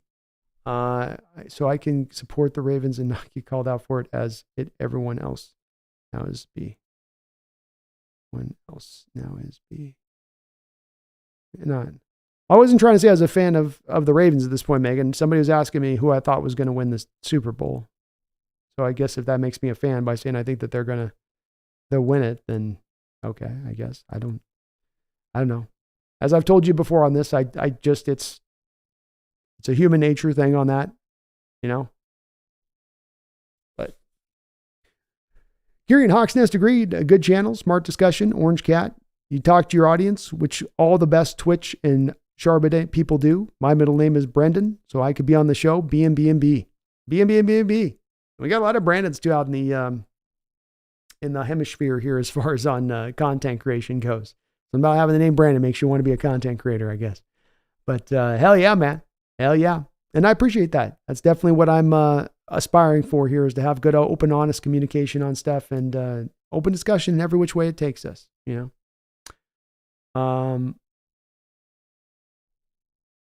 Megan says, I'm a USV fan. Agree, B. Yeah.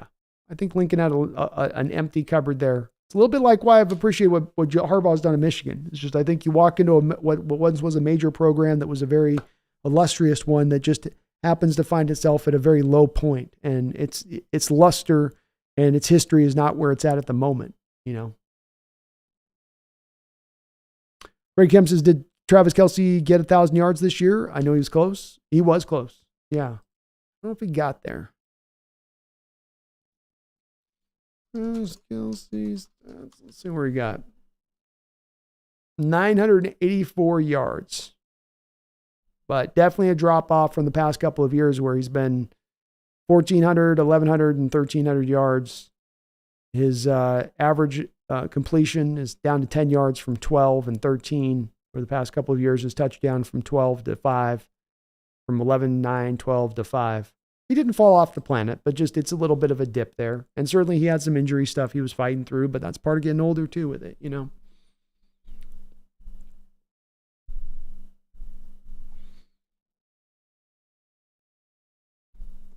Terry Reese says, yes, good Lord, O-line and D-line, saying this forever. Me too, man. You've got to invest in it. So as you're bringing back Coach Carroll with this, Coach Carroll wants to run the ball. He wants to run the ball up the middle. You need the guys that can create those holes. Coach Carroll does not want to blitz. He wants to trust the front four.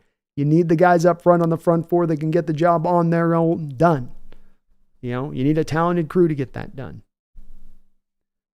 Megan says, Hawks says, how much will Williams cost next season? I think he'll probably get a deal somewhere between the neighborhood of 12 to 14 million a year on a 3-year deal would be what I would think the market would pay.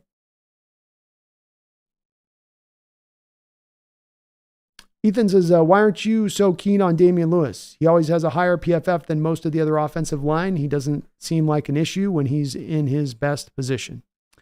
The main issue out the rip for me with Damian Lewis is that he's not a schematic fit. You have moved to more what would be theoretically more mobile offensive linemen, and he is more of the old style of offensive lineman that you would take a look at, being kind of more of those plodding, big bodies, mauler type guys. What you were supposed to be doing and going to this new Rams scheme is to look for more of the mobile-bodied guys that could move in space. That is not Damian Lewis's game. Last year, yeah, he had a pretty good year as far as his grade goes. In his first season at right guard, he had a 70 grade, which was solid. But 21, he was 57. This past year, this season, he's at 61. So he's technically graded right now below league average this season. And you're coming into an offseason where you have a little bit of the same situation playing out with Damian Lewis that will play out with Jordan Brooks. Not to the same extreme degree, whereas Jordan Brooks, I think, will make about a $12 million, a $13 million, $14 million average per year deal. With Damian Lewis, he'll probably be signed to something like a $7-8 million deal. But he's not a schematic fit. He plays basically cumulatively below league average for you at the position when it's all said and done. And you're going to have to pay kind of market price for that. I put that all together and I go, boy, that doesn't add up. And especially having to take into account here, Ethan, you don't have a lot of cap space this offseason. As I was saying, you had $2 million of functional cap space. It's actually negative $10 million in cap space when you function in what the draft picks cost, and then what you have to hold as far as seasonal reserve money goes.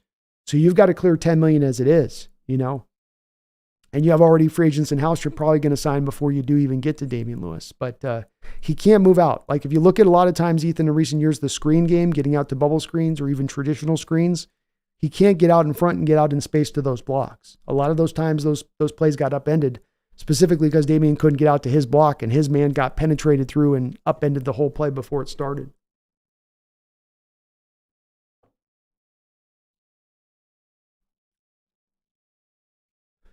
Theodis Duncan Jr. says, as a Niner fan, we need Woolen. You guys wouldn't like it there, Shannon. You guys ask your corners to tackle too much to think Woolen would fit for what you guys do.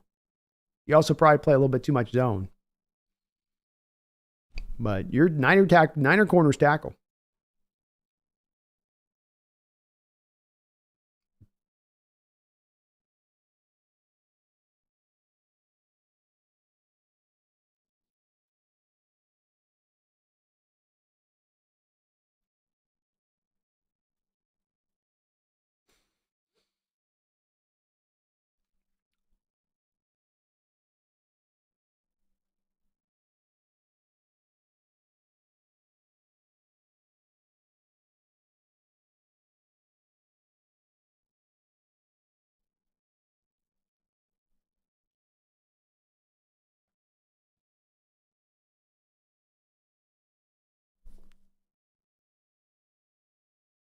Theodis Duncan, I'll wish you guys luck, but knowing Rambo Pod, we talk hella ish about you guys, all in fun. I'm out. Take care. And have fun, Theodis. Thank you, man.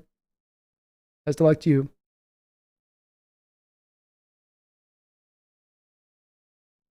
Megan says, Hawks Nest, no, sorry, B. I got called out for being a Ravens fan for the Hawks game. The same people are now saying they're supporting the Ravens. Dual standards?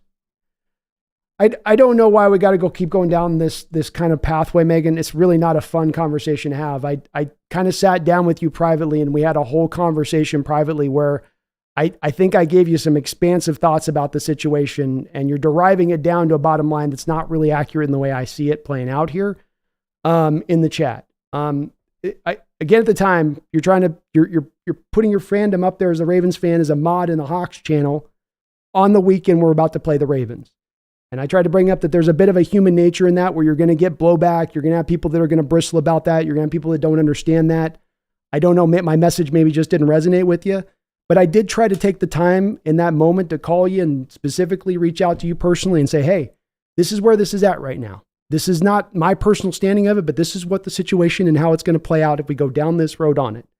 And I tried to make my case at that point. I don't know if it resonated or not, but I don't think that I derived it down to the bottom line that you're putting it to. And that disappoints me a little bit because I tried to expand myself and be pretty elaborate in my expansive thoughts on that. But I don't really want to go down the road with it. Bottom line on it is that it's a Hawk fan channel. That's what it is. If you're a mod in the Hawk fan channel, and as a mod and a representation, an outlet, an extension of me, and you talk about your Raven fandom on it, there are going to be people that are going to bristle about that. You can get mad about it and pissed about it, can pump our fists and get red-faced about it. But as I spoke about it to you a couple months ago on this, there's a human nature element that we're kind of fighting up against with that. And I just mentioned maybe we don't fight up against the human nature. Maybe we don't try to push up against a tide that goes a certain direction. You want to push up against it? Go ahead and push up against it at this point. But again, I think, Megan, I was very elaborate in our conversation on this on the phone with you and discussing the situation and going into it. And I don't know if you heard everything I was saying in that conversation by some of what I'm reading here in the comment section. There's some places I like going to on this channel, Megan, and conversation and talk and discussion. There's other places in this that have to be painful when they really don't need to be painful. Tough when it doesn't need to be tough. There's so many tough conversations we already have to have.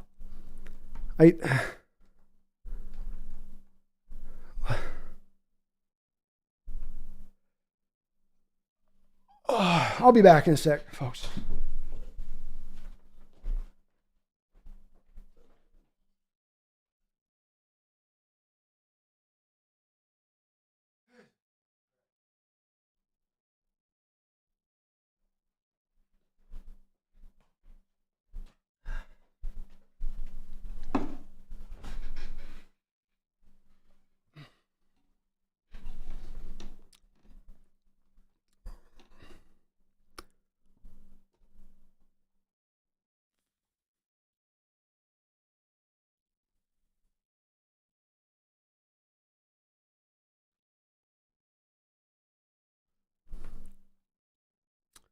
Garth, thank you for the $5 donation. Brando, if Megan can be a mod as a Ravens USC fan, can I get some status as a Russell apologist and Cap and Ron fan? Just kidding.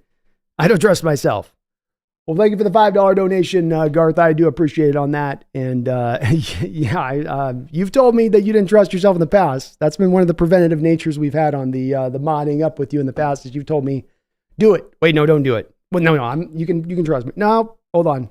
Okay, now, so I gotta be careful with you because you've given me the show some hesitancies type thing on that.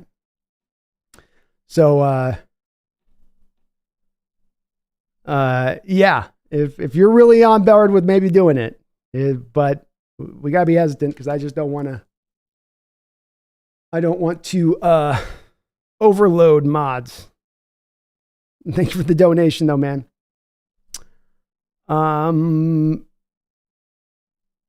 Greg Universe, Pete was asked in the presser if he wanted to run him back with the team. He said, I do. He did. Does seem like he's going to try to head on back.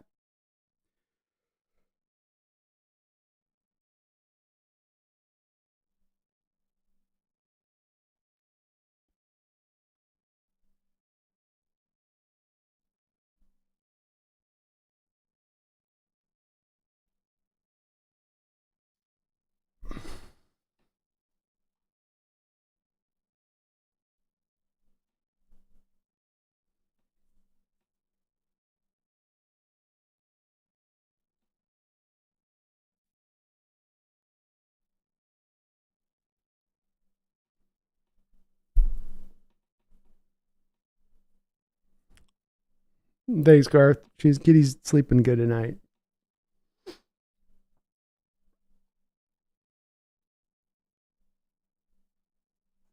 Space, what's our biggest need this offseason? I think it's to correct the offensive line. As much as the defense is a shit show here at the end of the season, I think the offensive line and the interior part needs to get cleaned up. I think you got to get true competition in there. I think you got to get true talent in there across the board. And that's going to take a lot of investment, not just sort of a guy or two, right? Not just making one draft pick and running back with the rest and saying, oh, it's good. You got to put a real investment into that offensive line to get the returns. And this offensive line for multiple years in a row now has not been able to open holes in the ground game and has not been able to pass protect. And that becomes an inhibiting factor on this team, especially holding us back from maximizing out our offensive talent across the board, especially in that neighborhood of things. So I would lean into that as being the number one priority. Defensive line is number two priority right behind it. Obviously, I would like to see scheme changes above personnel changes. But if you're just talking about at that base level of what you can do to add in here talent and what positions you can address as a priority ahead of other positions, that would be the direction that I would look to go.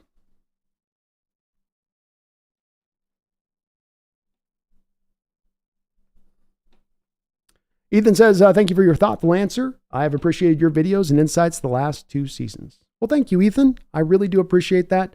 I do love what I get to do. I know tough years like this don't always make it the easiest of stuff to turn over and look at, but nonetheless, I love what I do with this channel. We've had a great, remarkable year of growth here.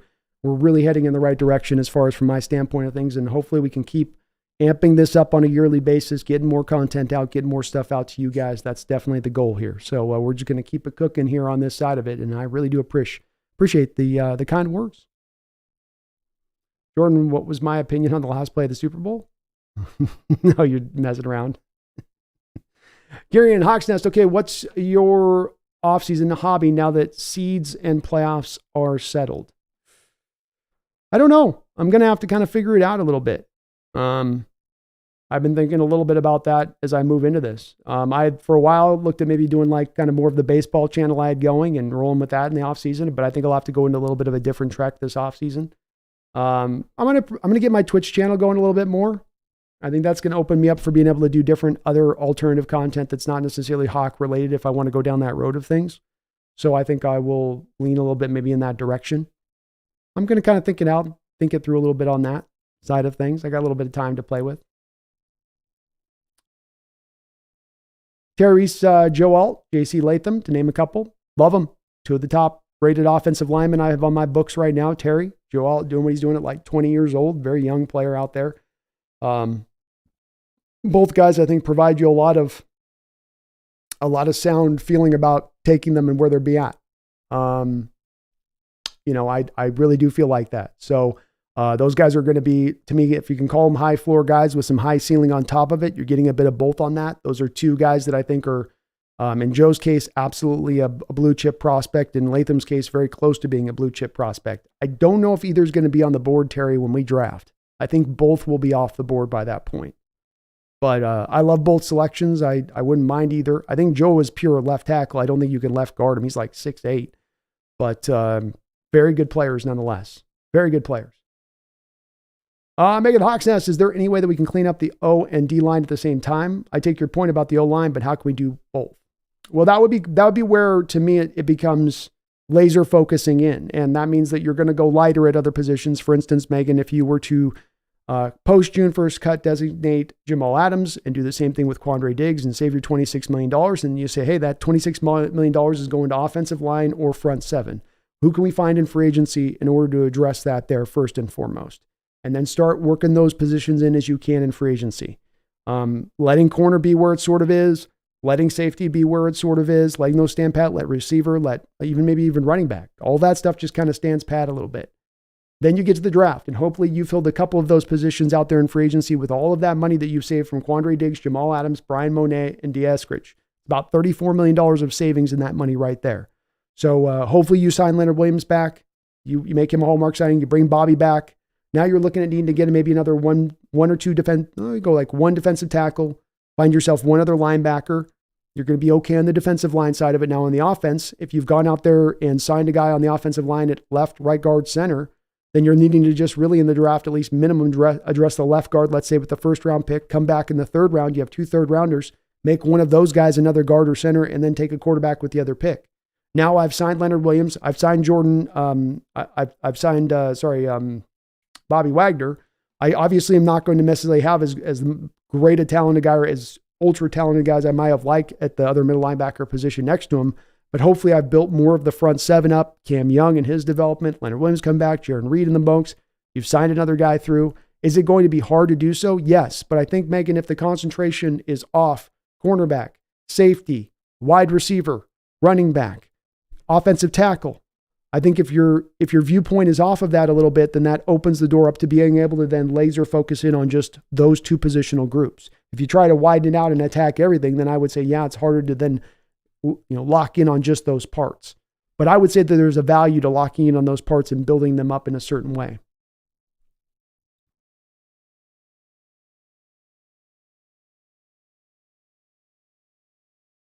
They may, if they just make, I don't know if they'll be able to accomplish, but at least make it a priority in a way, Megan, they haven't in recent years, right? Where you always end up kind of half selling both of those lines. You sort of partial it out and you're putting your investment in other places, like putting the $50 million in the safety position. Space, is Waldron in charge of the O-line? Well, Dickerson, technically. He's the offensive line coach. CJ Kurtzman, we need to get back to a punishing mentality as a football club, actually demoralizing our opponents. Why are we in a duel with Andy Dalton-led Panthers team opposed to blowing them out of the water? It's a good question. Good question. I think part of it is that you allow their offensive success to be too productive over the course of that game, thus causing your offense to have to be more productive, where you should be able to shut down a Panthers offense led by a backup like Dalton. He shouldn't be able to cut you up like that. But that, of course, has been a commonality of Seahawks defenses in recent years, is backups can come in there and cut you apart. So that's really where the base problem comes into at that point. Certainly punishing teams can help, but if you look at CJ in that game against the Panthers, you ran the ball well. Both of your backs ran the ball well in that game. It really came down, you allowed Dalton for throw for like 360. You know?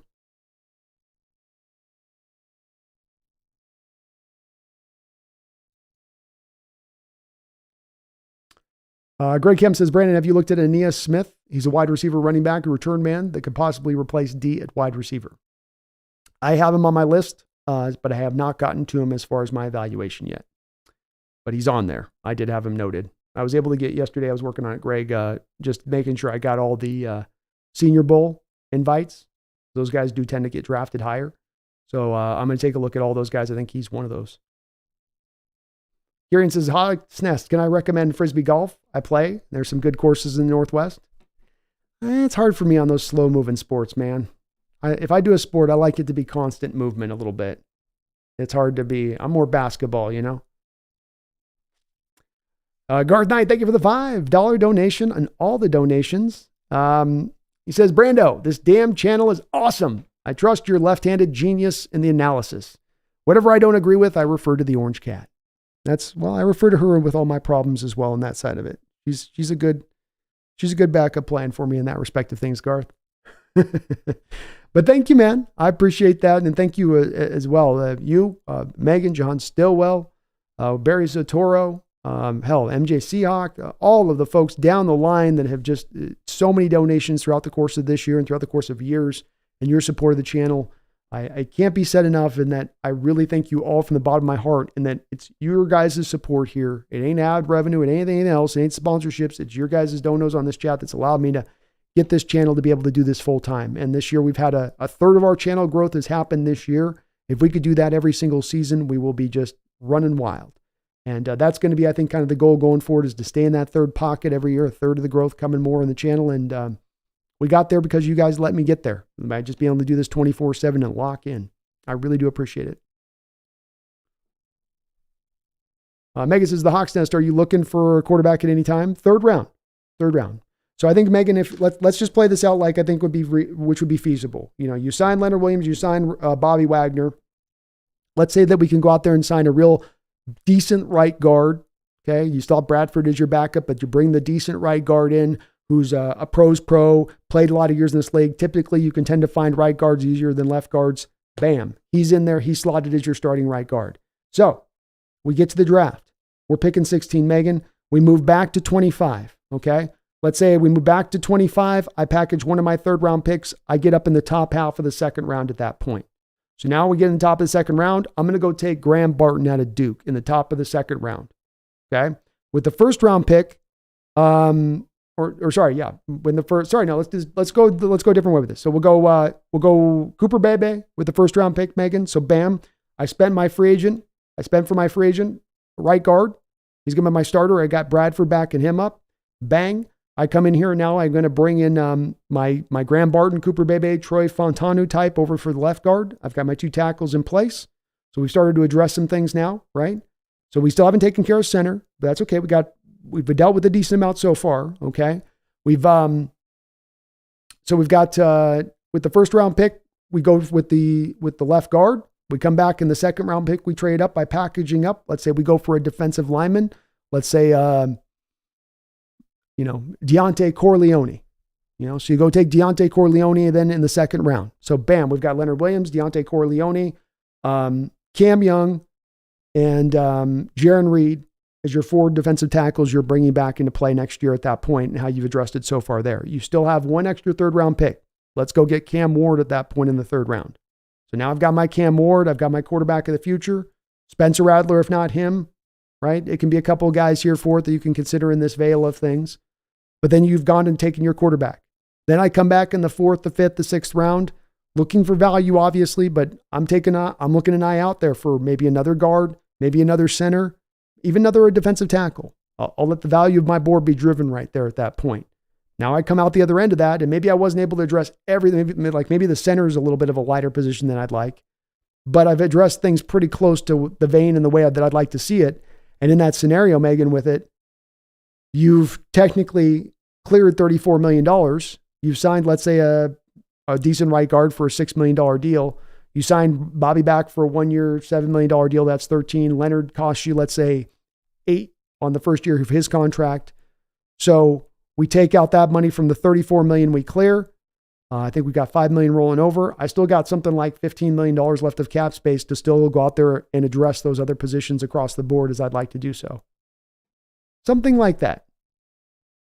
In broad strokes, Megan, you know what I mean? In broad strokes. And yeah, I'd stick with Geno Smith because I just think that in Geno Smith, I don't think Geno's been part of the problem. I think Geno Smith can play even better when you get him an offensive line that's not worse in the league in pass protection and not one of the worst in the league at creating holes in the run game. Get him a line that can do those two things, and you're going to see a much better, a much more even higher end Geno Smith than we've seen even in his comeback player of the year, in my opinion. Gary and man, did Cameron Young do anything this year? I had hope for that kid like McIntosh. I love Kenny's draft call more than I've ever liked anyone I've ever heard. He actually played pretty good ball today. He might have had his best game this year in this game. He also had some lowlights in this game where he's a part of the issues there in the ground game, but he had some moments he stood out. He got a share of tackles in this game. He knocked the ball down at the line of scrimmage. He's had a couple of moments here and there this season where he's come out, but he was not able to consistently get it done. And he did not ever really find a role in the rotation this year, maybe until the very end. And that being only because you were down Mario Edwards and Jaron Reed. Maybe they would have been better options. Cam was a guy that did not impress me as much on his college tape, Kieran. I did not have as much high hopes for him with coming out with what I saw. But maybe he can build on this a little bit. We'll see. And ran the cut. That's what I want to see. Geno with a good offensive line. My sneaking suspicion on this is that you will see a guy capable of throwing for 4,500 yards in a season, capable of throwing for 35 touchdowns in a season if you get him that kind of offensive line. Orlando, if the free agency is in March and they can't cut Adams till June, wouldn't that mean that they won't have the money to spend when the free agency period begins in March? I'm confused with that. It's called a post-June 1st, and the key here, post-June 1st designation, Orlando. So what this means is this was a way to sort of not have those players put in that pickle, Orlando. It's because, as you mentioned, it's both team and player impactful, being that if I've got to wait to cut this player until June 1st, I don't get that money until June 1st, meaning there's not going to be other players in the market for me to go buy. And then for the player who is then released in June 1st, there's no teams with any money to spend for me. We're both screwed. That's how it was kind of seen by both sides. So that the last CBA, they put in it to where now you can post June 1st designate them. And that means that you take a player that you cut a week after the Super Bowl ends, but you post June 1st designate him to where he counts like he comes as a post June 1st designation, and then you can split his dead money up between 2 years. So though it technically is a post June 1st, you can do it way prior to post June 1st. So both player and team aren't screwed by taking that step, as used to be the case. But I understand where the confusion lies because it's the term doesn't match to what happens in reality.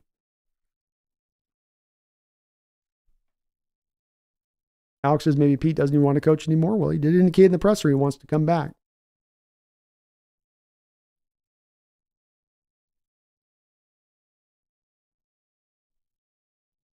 Greg says, Brandon didn't know Geno Smith got a Super Bowl invite. I think he did. Let me make sure on this.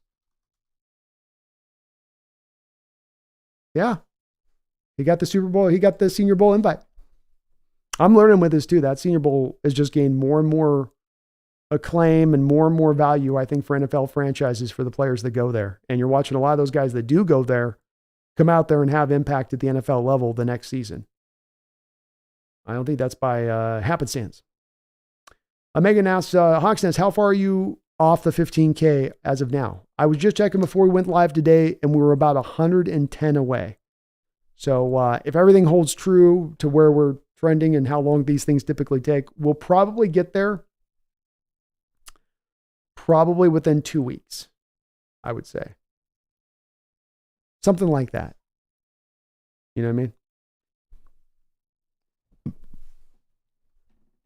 Yeah, we're very close to 15,000. And we started out the year at about 10, right about 10. So that's 1/3 the growth came this year of this channel, which is absolutely awesome. Jordan says, is there a possibility John wants out if Pete isn't let go? Probably not, Jordan, because I think that he would have made this call at the last time where his contract came up. There would have been other organizations and franchises. Detroit at that time was kind of flirting with possibly seeing if they could get John to come there.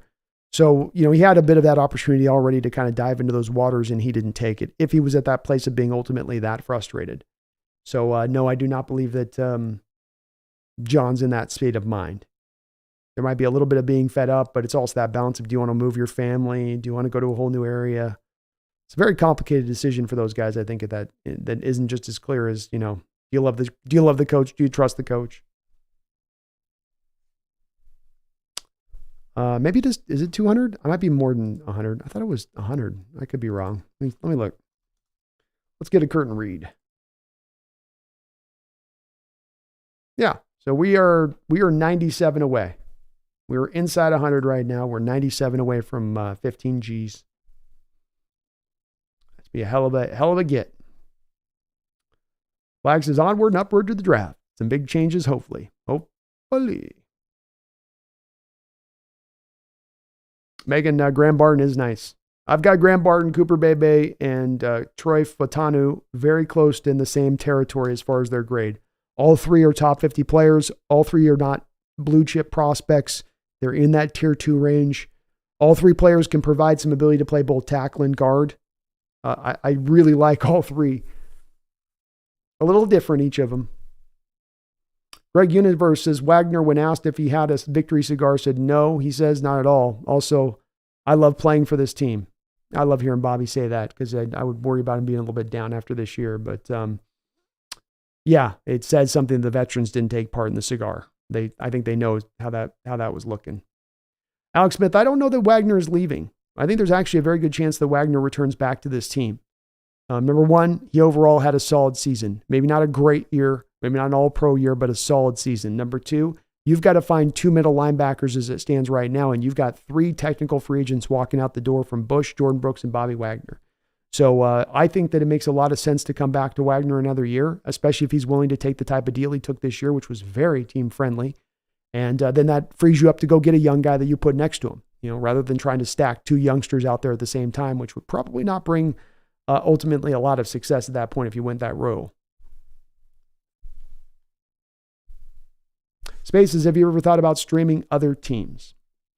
I have indeed, Space. And that's a little bit of a part where I'm thinking about, there's been a part of me that's been thinking about doing more of an NFL-based channel on the side and less of it being Seahawk scoped and more of kind of just, here's a quick opinion of this guy in this place and my stance on it. But I'm thinking about it. I'm kind of turning it over on that. I'm trying to think about the next step on that side of things. So I'm not sure, but I have thought about it. Yeah. Or just doing other different types of content, where we can widen out a little bit of the niche. Kieran says, here's hoping we get Carson Wentz as a free agent. Woo! Maybe. And Greg Kemp, Mike Morris does come back next year. That's nice. Alex,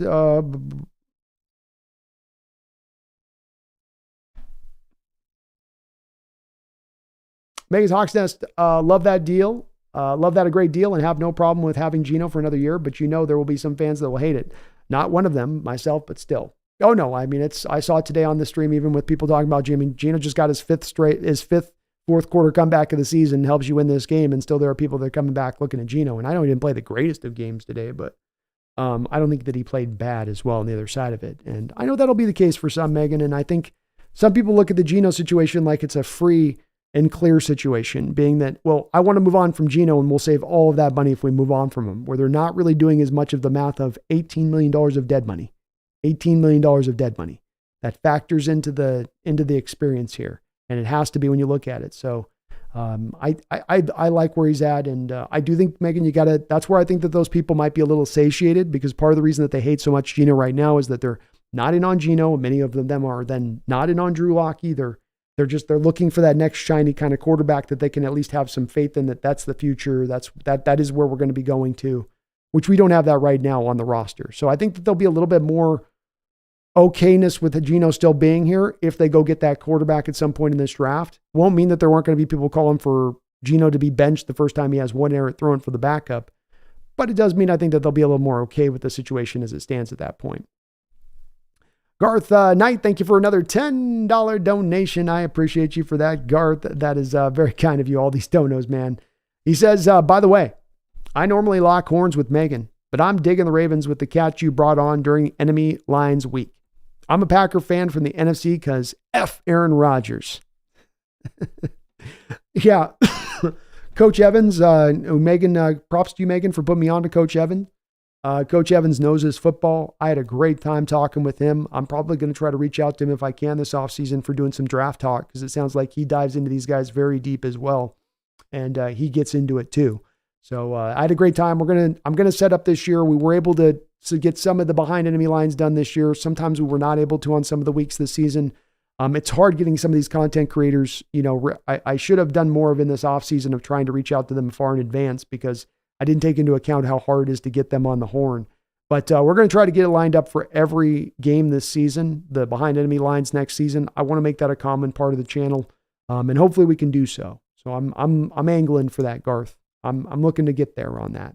And the Ravens have done the proper moves. They've done a lot of things, from getting the right coaches in place there to updating their schemes on both sides of the ball, modernized approaches on both sides of the ball, embracing Lamar as a passer and asking him to do, pure quarterback things and him excelling at those things.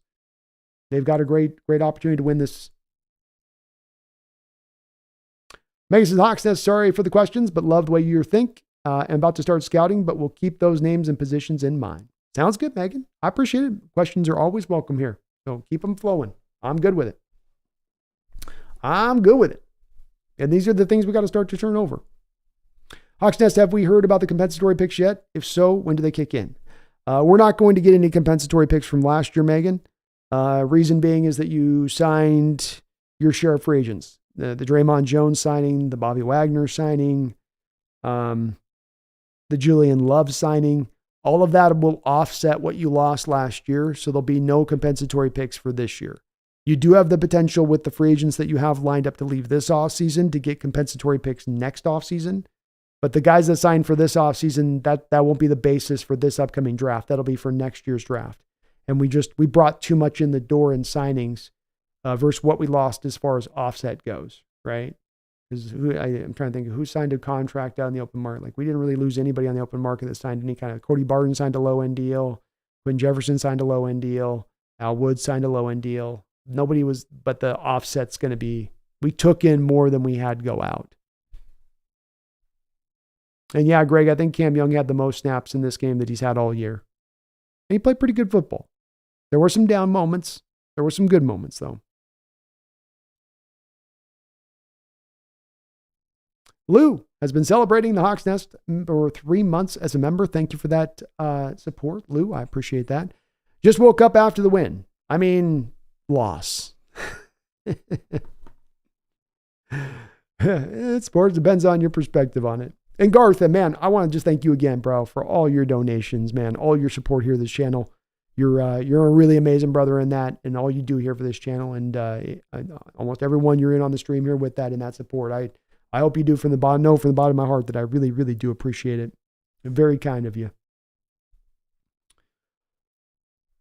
Basis Pete's got the Seahawks handcuffed a little bit. Brandon Cup people could easily be fired. We'll see, though. We will see. We'll learn a lot about where Jody stands in her sense of responsibility and ownership of this team in the coming weeks. Orlando, you explained it perfectly so I could understand it. Thank you. Well, thank you, Orlando. I appreciate that. Sometimes I get a little muddle mouth once we get 5 hours into the stream. So I hope and I get a little bit irritable too. So I try to make sure I'm not in that spot. But appreciate the questions. I really do. I love this discussion tonight. Megan's at the Hawks Nest. And the Senior Bowl is what? Is that a combine or something different? There are 2 post-college, I guess you call them all-star events. That used to be the old term for them, Megan. One's called the Shrine Bowl. One is called the Senior Bowl. And the Senior Bowl is probably a little bit of the more important one between the two, but at each, you have these 2 teams that are ran by usually actual NFL staffs from one of the teams in the NFL, both sides. NFL coaches are down there. They're working with these players throughout the week in practice. And then they go out there and they play a game at the end of the week. But there's practice throughout the course of that week to kind of work with the guys and see what they got. There's a lot of one-on-ones that you get, Megan. You get guys mano a mano matched up in pads, going full at it a little bit. So you can sometimes just get a closer look at a guy, not only get a closer look at a guy, but rather than him going against a guy on a weekly basis who might not be a pro or be of that level of talent, he's going mano a mano against a guy who's also a pro prospect, who also has legitimate talent. So it's a chance whether you have a cornerback on a receiver or whether you're having a tackle on an edge in one-on-ones, it's an opportunity for both the coaches to get a closer view down there on the scene with these guys and also work with them, see how amendable they are to coaching. See how much, hey, get your hands here, do this. Can he put that into place then on the field when you go out there and do it? A chance to kind of talk with them and chop it up with them, just get in their brain. But it's become more and more important over the years as the Senior Bowl. And when you look at Megan, especially the top 60 picks in last year's draft, and the amount of those guys that did go to the Senior Bowl and participated there, the NFL circles are really holding that in more higher and higher esteem in value than I've seen in even years past. Not that it hasn't always had some value, because it's been around for some years, but more than ever, I think, now. CJ says, Brandon, anyone you are kind of rooting for now that the Hawks are out of it? I'm going for the Lions. We beat them twice in 2 shutouts, and they still throw us a bone last year, getting us into the playoffs. Lions did us a lot of favors. It's hard for me. I don't have the wiring inside of me myself to be rooting for anybody else. I can tell you who I think will win and where I think it'll go. But I'm wired a very certain way with this where I can't even halfway transition to a different team. I can't fake the funk on that. You know what I mean? I think the Niners and the Ravens are going to be the 2 teams that go to the Super Bowl. And I think the Ravens are going to boat race the Niners in the Super Bowl.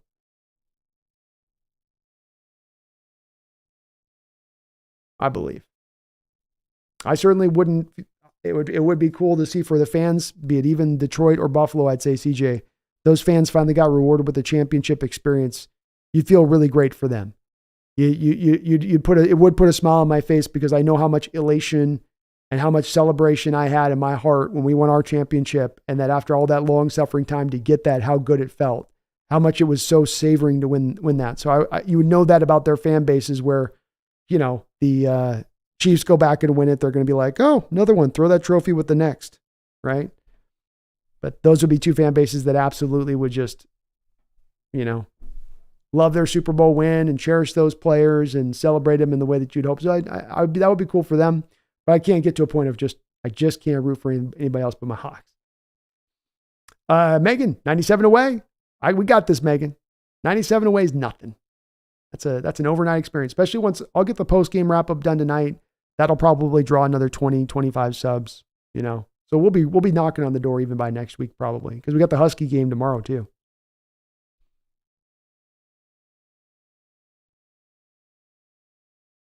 Jason Tudor says Pumpkin looks like she's had enough of this tonight. Maybe, man. She's exhausted. Look at that face. Notice the smile, though. Notice the smile. The lips turned upwards. She's a happy girl.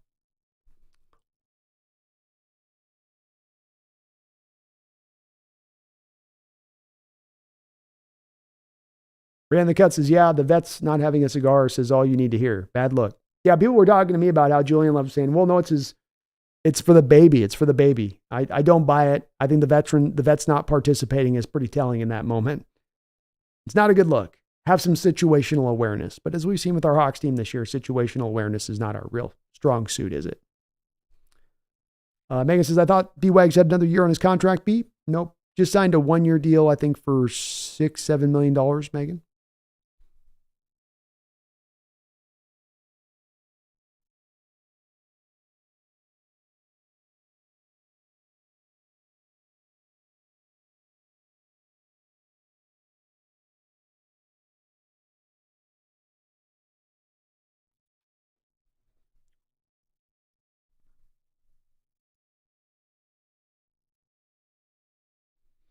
Big Country, start utilizing Wagner better. I think the misutilization took a toll on him at the end of the season. Agreed. I think that there's a lot of people that are going to bang on Wagner this offseason as being all these steps slow and not able to play in coverage. What it really came down to is about how you utilized him and what position you put him in. And it amongst a season of a lot of frustrations for me defensively in the way we ran what we ran, the utilization of Bobby was another one of those great frustrations to me. You didn't take the Rams model and utilize it, despite the fact theoretically you're running the same defense that they're running.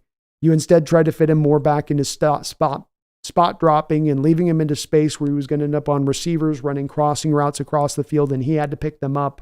You put him in a position a lot of times to fail in coverage. But as a run defender, he still remains top notch. I still felt like he did his part. And if you get him a better defensive lineup in front of him for a little bit more protection, he'll do even better next year. So especially coming back to, again, the cost. We're talking about a guy like Jordan Brooks making $10, $12, $13 million a year this next year on a 4-year deal versus getting back a Bobby on a 1-year $7. I think the bang for buck value there is just tremendous at that point. Not that he's a star anymore, but that I get a guy that leads the league in tackles and is a leader in the clubhouse and brings all of that for that price. I think it's well worth it.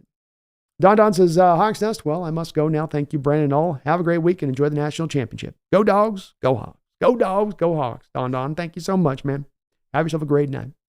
Lou, thank you for another $2 donation, Lou. I appreciate that. Very, very kind of you, man. Nothing posted in your comment, just a don't know. Flag Zappa says Nagy really turned around the Senior Bowl and made it a lot better. He did. He's turned it into a legit spot. That's not just an empty experience there. There's actually more, probably you could make an argument. There's more to be gotten away from in watching what occurs at the Senior Bowl than what you get out of the Combine. Not the Combine isn't got a mattering point to it, but the Combine is looked at as this way more important factor where you could say, yeah, maybe the Senior Bowl ends up telling us a little bit more clearly about a player as far as when we're trying to flesh out that last 15 to 20% of our evaluation process to really figure out where that player lands. But Nagy's done a great job to bring it into prominence as he has. Brandon Cut says, I'm getting drunk. Well, yeah, I can understand tonight. I get it tonight. Jason Tudor says, Geno played awful today. Very not like him. Lockett bailed him out on a pretty bad throw in the end. Amazing play. I thought it was a pretty good throw there at the end. I mean, he put that ball right in on a spot on the 9 route. Lockett made a nice adjustment to it, but it wasn't bad. I thought it was a well-executed drive. I don't know. To me, defense was more of the issue at play today. Rand says, we won. I'm not even happy about it. I think you're looking at the whole season as a whole, which is understandable. Jimmy, who do I think goes to the Super Bowl? I think you're going to get the Ravens and the Niners. Niners, I think, are going to slip and slide their way right to the Super Bowl. Ravens will have a little bit of a tougher path. And if Lamar can stay healthy, I think he takes the 49ers down. But that's the way I see it going. I think you're going to end up with the Niners and the Lions in the conference championship. And then I think you end up with the Ravens. I think you end up still with like the Ravens and Buffalo in the conference championship, and the Ravens end up pushing forward.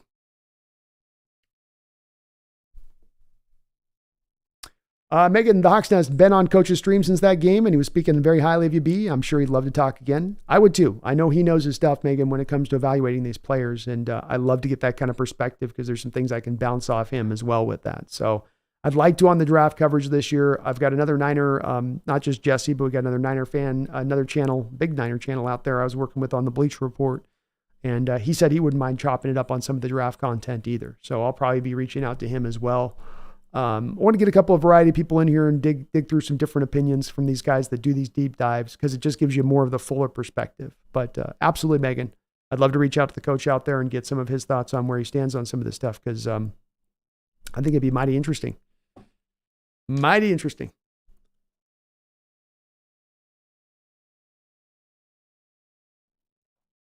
Stephen Herndon says, Browns or Bills for me now. Two fan bases you can't feel bad about. If they got a Super Bowl, you go, yeah, they've been through the fire and flames. They've been through the muck and the mud. They did the Andy Shawshank Redemption crawl through 300 yards of crappy pipes, right? And turds to get to the other side. So if they happen to get that as a fan base, you go, hey, you guys certainly had to live in hell for your time to get this cherished heaven. Lions Bills would be a pretty amazing Super Bowl. Megan says, so the Hawks Nest, is it better to sign free agents to get comp picks then? And what about Williams' contract? What thoughts on what we get for that? So you could play the Williams thing out a couple different ways here, Megan. The way you want to play the compensatory picks like this year, the way I would think that they would try to do this is you would take like a Noah Fant, a Damian Lewis, a Colby Parkinson, a DJ Dallas, Mario Edwards Jr., a Jordan Brooks, let's say, okay? All those collections of guys that are probably going to get other contracts in other places. And so with it, they would give you a varying level of compensatory value, right? Because if you sign a low-end contract, it might only be a sixth-round pick compensatory value you get back. If you signed a high-end contract like Jordan Brooks might receive. So Megan, if he receives a 4-year, $12 million on average per year deal, right? So a 4-year, $48 million deal, you're probably going to get a third or fourth round compensatory pick back for Jordan Brooks at that point. That's also, though, granted that you don't then sign a free agent on the open market because it's an offset deal. And it's not a perfect science because remember with Megan, I don't have access to their formula of how they determine whether you cumulatively truly lost more than you gained or gained more than you lost in free agency. But if you think about this, we release Jamal Adams and Quandre, we save up that money, right? You sign your own internal free agents in-house, being Bobby Wagner and Leonard Williams. Those two guys take up, let's say in the first year contract of Leonard Williams and Bobby's 1 year deal, it takes up like $13 million. They don't factor your compensatory value. You lose those other names out there. Fantgo signs a $7 million an average year per deal on a 3-year deal. And like I said, Jordan Brooks signs his $14 million deal. And Damian Lewis goes out there and signs a $6 million deal on average for 3 years to be a guard somewhere. These guys sign these contracts elsewhere, and then you don't bring in a lot of free agents. Maybe you go to try to trade and bring in guys that way, or wait for post June 1st to sign your free agents so that it doesn't count against the compensatory system. Then you could play that compensatory system to really then bring some returns back at that point down the road while still signing your guys in-house, because that doesn't factor in. If you let Leonard Williams go, in addition to Jordan Brooks, you could go down that path, Megan, of then trying to maximize the compensatory return, being that Leonard Williams is going to get a fatty contract. Jordan's going to probably get a semi-fatty contract. So now you're talking about maybe a third and a fourth in compensatory value, or 2/3 on the front of this, on top of what you get with a Fant and a Damian Lewis, where you could end up with like a third, a fourth, a fifth, and a sixth, because you max out at 4 picks.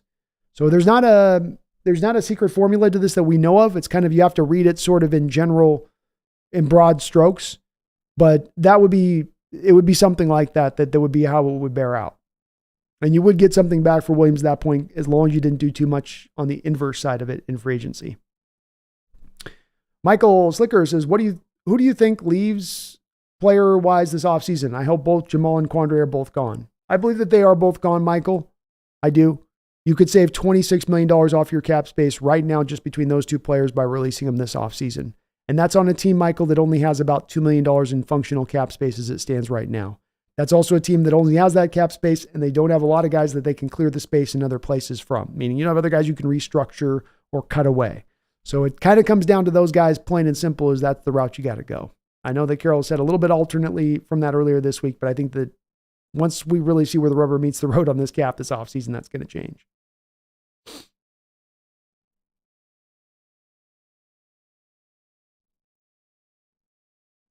Greg Universe, Seahawks officially hold the 16th overall pick. Who could we possibly draft at that spot? I would say you're looking at something like Zerzan Newton, Talise Fuanga, right tackle of Oregon State. You'll have a couple of edges who could be very attractive to Seattle, like Leti Latu or Dallas Turner. Braylon Trice is in that group as well. There's going to be a couple of offensive linemen like Cooper Bebe, Cedric Van Pran, at right around that territory that could make some sense. I would say the team at the front of this, if I was to make a guess, is going to probably try to trade back a few picks, Greg. Find a way to get back that second rounder somehow, some way, more than just staying at that native pick. But there's a variety of guys in that spot that would be attractive in there. It's a little more muddled on there being just what 3 guys that would rise to the surface is just these 3 guys at this point. But you can go a couple of different places. I think the offensive line is where the value will be. Edge is where you could see some value. So if you're just taking the highest rated guy you have on the board, that could make a lot of sense. If you could get Zerzan Newton, you'd get the best defensive tackle in this draft. He's not as good as Jalen Carter was last year, but he's probably better than Kalijah Cansey, who went at 19. Flag Sabbath says, did you see Arthur Smith chewing out Dennis Allen after the Saints-Falcons? That guy definitely knew he was getting fired. Yeah, I always like when coaches get pissy about that type of stuff at the end of games. And what's funny is that you heard Jameis Winston talk about it, and he said that it was actually a player's call. It didn't come from the coach. They just sort of freelanced that one on their own. He sort of bit his head off for something that he didn't even really call. That's why you probably hold off on freaking out about that type of stuff. Terry Reese says, let's transition to the Huskies tomorrow. Hey, we got it. I'll be going live tomorrow doing the play-by-play. Got to stop the ground game of this Michigan offense, man. That's going to be as much the key as anything. I know Huskies driven by the offense, but got to stop that running game tomorrow.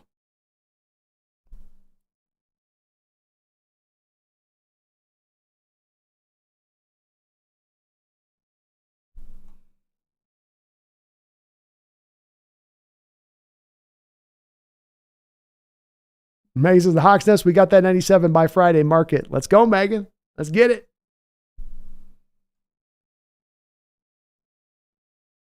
Philemon, if Patriots, Giants, or Vikings don't pick up Penix, we'll get him at 16.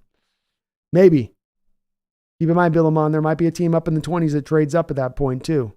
You know, if he does slip and dip a little bit.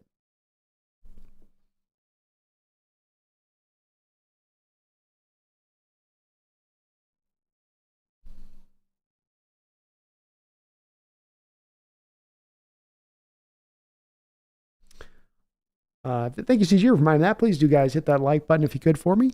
Helps out the channel. Helps me show up on those algorithms by you clicking that like button. I really do appreciate it as well. Garth Knight, thank you for another $5 donation. I do appreciate you, man, all night dropping those donos. You're awesome. I want the Rams in the Super Bowl.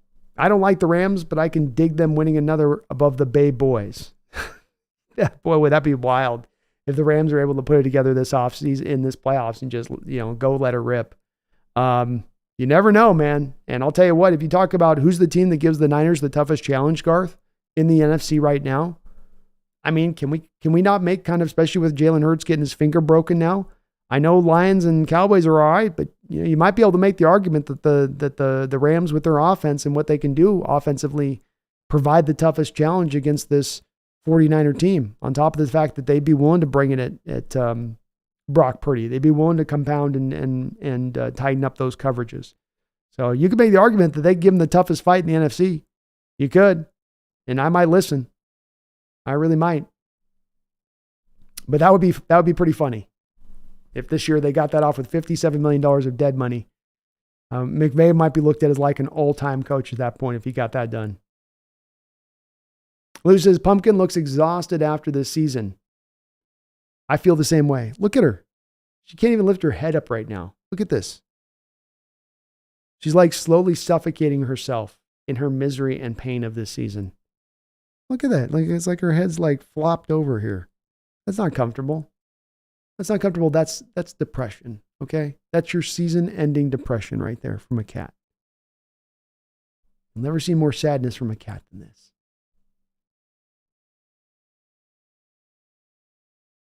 Alex Smith, what team would you like Russ going to, and what team will enshrine him?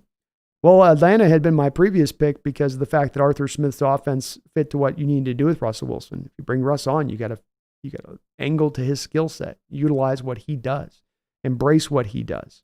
If you're trying to fit him into your system, that's just not going to work. So, which team now stands out as the team that's going to get it done?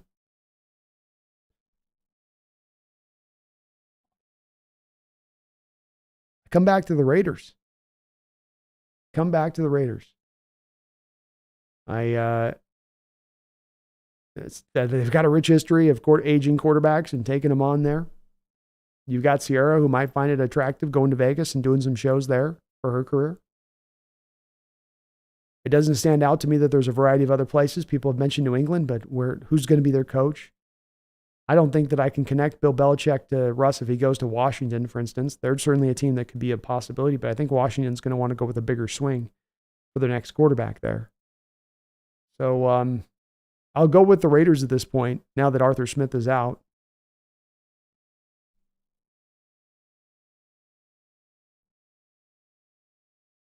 Space, it's hard sometimes with the sarcasm. I know, man. It's hard because it doesn't always translate and get across, I have the same issue at times, and I could actually speak live. It doesn't always come across. We'll go lightly, bro. We could have had a higher draft pick. Slightly so, yeah. I don't know if you got a big difference in the value of player, Will. If you look at it, let me show you this here. If you look at my big board, and obviously this is my evaluation, but I think you're going to hear a lot about this same kind of stance people are at as we go into this offseason. So here's my big board. And what you'll see on my big board here is you're going to see the guys emboldened that I have as blue chip prospects, true blue chip prospects. And I've got Caleb Williams, Drake May, Marvin Harrison Jr., Malik Neighbors, Brock Bowers, Olu Fashanu, Joe Alt. And that's it offensively speaking. Defensively, it's even a shorter list. Zerzon Newton and Kool-Aid McKinstry. Can't say his name. Kool-Aid. That's it. Those are your blue chip prospects. So what that means from my standpoint on that is that once you get past those guys that are going to be picked in the first 7 or 8 picks, you're now into tier 2. And while there are 32 first round picks, that does not mean that there are 32 first round worthy players necessarily. And while these players are really good, they're all in kind of the same neighborhood of space as far as their upside goes and where they're going as far as players go.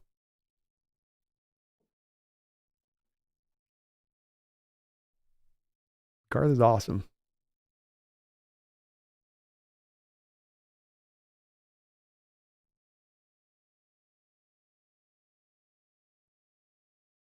Space, is Jamal done as a Seahawk now? He is, I think. Not just because it's hard to bet on the fact that he's going to get back to being better and good now. She's dreaming. You can see her whiskers moving as she's dreaming here. Watch her whiskers move. But also because of the fact that it's the money that you save. It makes it a 1-2 punch of certainty for me. Greg Universe, Arthur Smith went 21-30 in 3 seasons. Pete went 25-26 in that time. Pretty close record, huh, Greg? Pretty close record.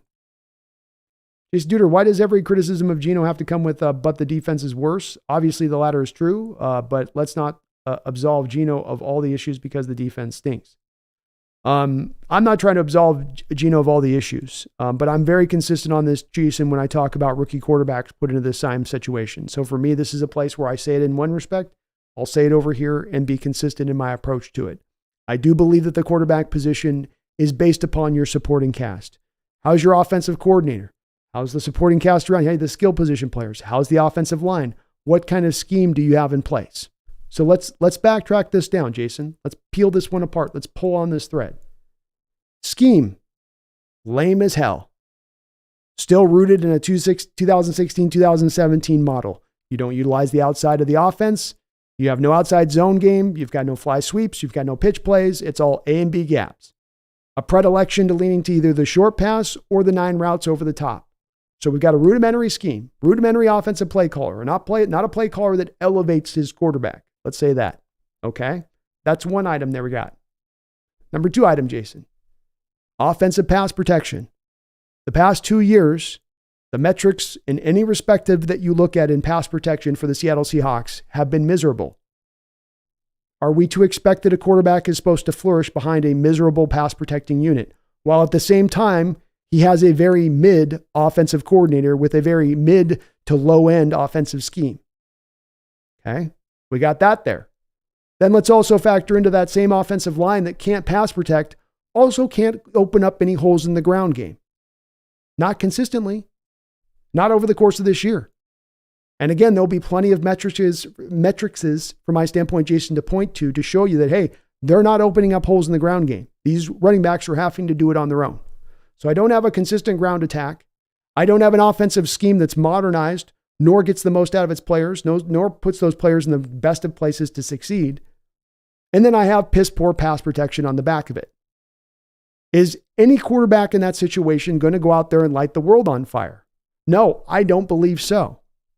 Does that absolve Geno Smith of every bad decision and every place that he's gone wrong? No. But all of that cumulatively totals out to making the quarterback position tremendously hard to play. And despite having those inhibiting factors going up against Geno this year, which has nothing to do against the defense, Jason, all those things have not a thing to do against the defense, but the defense is another part you add into this, where it's on the field for 3/4 of a game every single game, where it can't get off the field to allow the offense to even come out there and find any kind of consistency. And despite that, he overall still ended up playing a damn good year. So while I don't think that Geno is amazing or a Superman, I think that there's a lot of problems on this team, Jason, and why me specifically will go to the defense or go to other parts of this offense is because what I'm trying to do from my standpoint is look at what is the big issues here. What are the things that held us back this year? And I really don't think that you can even on a top 5, top 10, top 15 basis, come back to Geno Smith and say, that's one of the top 15 things that's holding this team back. And that's why I bristle up against it myself, is because the quarterback draws a lot of the eyes of the fan base. But the problem is the more of the time you're spending looking at Geno, in my opinion, that's less of the time that you're actually concentrating on the real problems that are plaguing this team, and thus not dealing with really the true issues to help us to get to be made better. Because you can go out there and draft your magical, not you, not saying this, but how some people look at this, Jason, is we'll just go draft the magical quarterback and he'll overcome all of these other issues all across the board because he's just magical. I purport that that's not the way that this is going to work. That you put the same quarterback behind this same supporting cast with the same piss poor offensive coordinator, you're going to see failure at the quarterback position. Probably not even what Geno's given you in recent years. You will see failure because you're not allowing that quarterback to be set up to succeed. And if you didn't allow that quarterback to be set up to succeed, then you certainly haven't set it up with Geno in the same respect. You've given him a talented team and some playmakers to throw to, but the scheme has been awful. The approach has been awful. The pass protection has been miserable. The run blocking has been god awful. Those have got to be factored in. None of those have anything to do with the defense. Flag, I do hate the Cowboys, but I would love to see the Bills get the revenge all these years later. That would be pretty cool. CJ says, how disappointed are you in year 1 to year 2 growth of Woolen? Really hoping last year wasn't just a flash in the pan because he had me excited with his traits and truly rare long speed. Yeah, I don't think that he's gone in the tank necessarily, but there was a little bit of a sophomore slump. He's got to work on his tackling. That's got to be the point of emphasis. I think in man coverage, he's still really good. I think the team doesn't put him enough in man coverage as they should. I think he still has some upside to him, but he's got some things to clean up in his game. The tackling is at the head of it, though.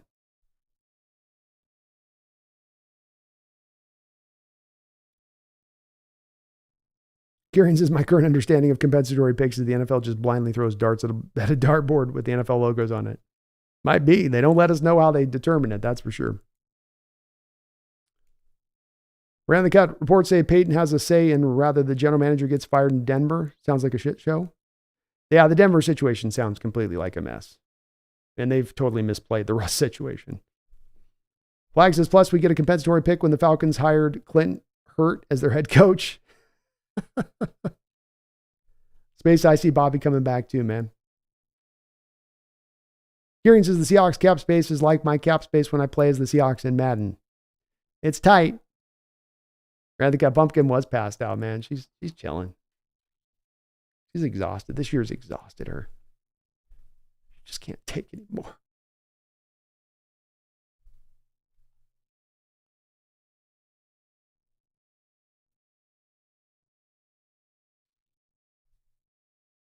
Ran the cut how many more seasons until Tyler hangs it up? I think he goes one more. That feels about right.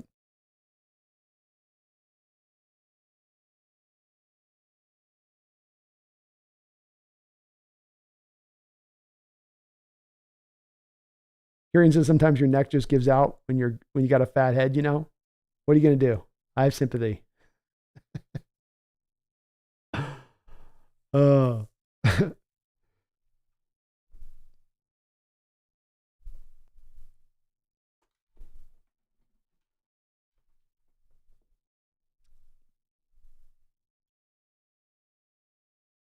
The cat's funny. She's orange. Rare kitty. I know, man. The female cats, I think, are orange only like 4% of the time. Are they female? Garth, thank you for another $5, man. And love you, Mo3. Thank you for subscribing to the channel. But appreciate you, Garth, for the $5. Says, Pumpkin seems like Garfield. I wonder if she'd eat the lasagna Brandon wouldn't acknowledge. She will eat anything. She gives everything a sniff. Some cats are real like, I don't know if I want that. You know, they'll give it a sniff. She's always head in first and let me give it a lick. Let me give it a test lick. I'll probably like it. But her latest thing now is if I have peanut butter out, she's all over the peanut butter. Like this just became a thing suddenly. I can't put peanut butter on a slice of toast without her being like, hey, why don't you dab me up over here? Why don't you dab me up right up here? She is Garfield though. Even down to the persnickety nature of Garfield. You know, she treats her sister like Garfield used to treat the dog. She's got that same kind of attitude towards my other cat. She's like, you think you're something, you know, she's got that attitude about it, but she would definitely eat lasagna. She'd be a fan of the cheese and the meat. I think she'd dive right in on that, Garth.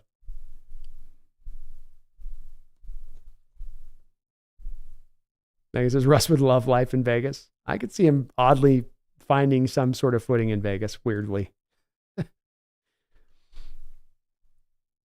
Gar, thank you, man. All your donations tonight, brother. King Bomber, also Brandon, at the very least, do you think Clint Hurtt is going to be fired? No.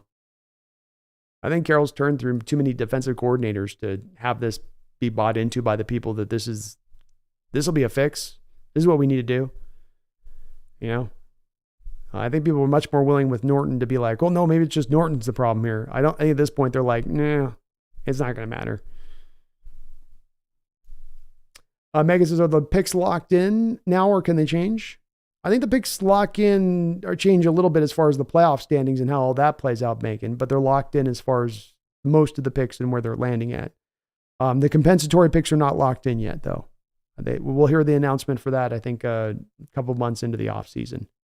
You'll get a reference to who gets what compensatory pick-wise from last year, based off the last year. King Bomber, do I think Zerzon Newton is gone before we pick? So I think that you're going to see 4 quarterbacks taken before Zerzon goes. I think Harrison goes before he goes. I think Malik Neighbors goes. Oshanu, Alt go. Brock Bowers goes. So if we're picking at 16, that's 9 players that I'm certain go ahead of Zerzon.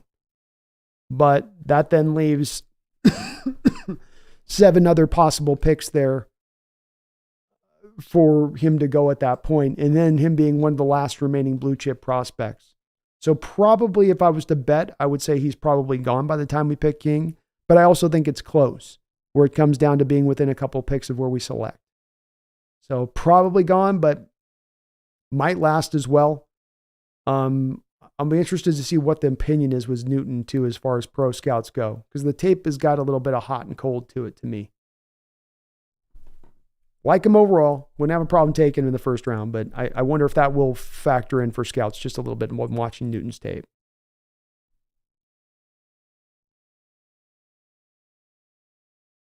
The finest goat. Arthur Smith got fired yesterday, so why couldn't we fire Shane Waldron and Clint Hurtt? We certainly could. We'll see if the team will. Nothing preventing us from doing it. Megan says, sad to say, I agree with you about Jamal. Time to take the Funko off the shelf from next to large and B. Yeah, it doesn't make me happiness to say it either, Megan. You know, it's my favorite, my brother's favorite player, and I want to see it work here. And, you know, if you weren't maybe as caught up against this cap as you are this year, where everything is up as tight, maybe you could take a bit of a 1 more year risk on it. But I don't think his best days are ahead of him. I think the injury is likely to continue to be a problem as you go into the future. This kind of injury has robbed many players of their career, Megan. And so it just comes down to kind of a probability thing here as much as anything else. There may be a 10% chance Jamal come back to being 100%, but that's just going to have to be a risk somebody else is going to have to take, and a lot lower of a cost than what we're looking to pay. Yeah, I don't know if I could do Vegas either, Flag. That'd be too much for me. Too much. Kieran says, hey, release Jamal and then re-sign him in free agency. It could happen. I'd break everything in my house as I throw it through every window, but it could happen. You never know. Maybe he'll do a restructure. You never know. Friends, I played blackjack for like 4 hours one night. They get you in those casinos, man. Brandon Janice says, what is Pumpkin dreaming about? Bob Ross, maybe? Soothing? Probably salmon. I would guess salmon.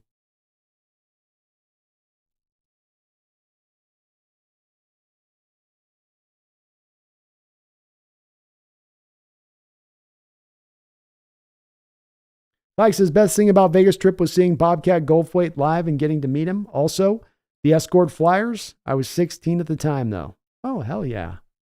The Escort Flyers. Those get pretty hardcore on the strip. They do. But Bobcat, man, hell of a character, that guy. Pretty good director, too, as he's kind of moved into that phase.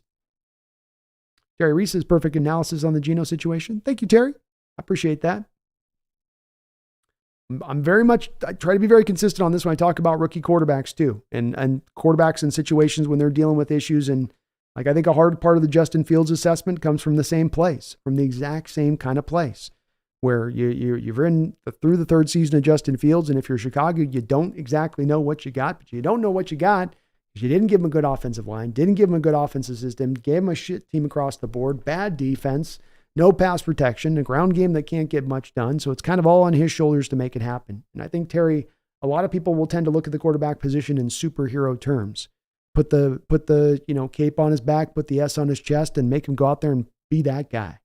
I personally, in watching this sport the last few years, have been driven more and more to the team-based concept that your success is driven as much of the quarterback position from what you have as a supporting cast. Not that you elevate everything around you, as so often feels the case. There are guys that can do that, but I do think that they are more fewer and far between, that they don't just grow on trees, that you don't just commit to drafting one and then so you will then have one. I think they're hard to find and much easier to build a solid team around a good quarterback who may not be that superhero than it is to go find the superhero quarterback who, even then, once you find him, you then end up having to pay him $50 million a year. And then even if he plays like he's playing in that mode, you're still trying to then overcome that cap hit and cost that he's bringing to the roster. Megan says 100% agreed on Geno. Thank you, Megan. Desert Valley King, Zach Wilson, Mac Jones, or Russell Wilson as competition to Geno in training camp while drafting a rookie first-round quarterback. I'm okay going that route. I got no issue with that. None of those guys are going to cost anything major. You're taking kind of just a flyer on them at that point. I'm good with it.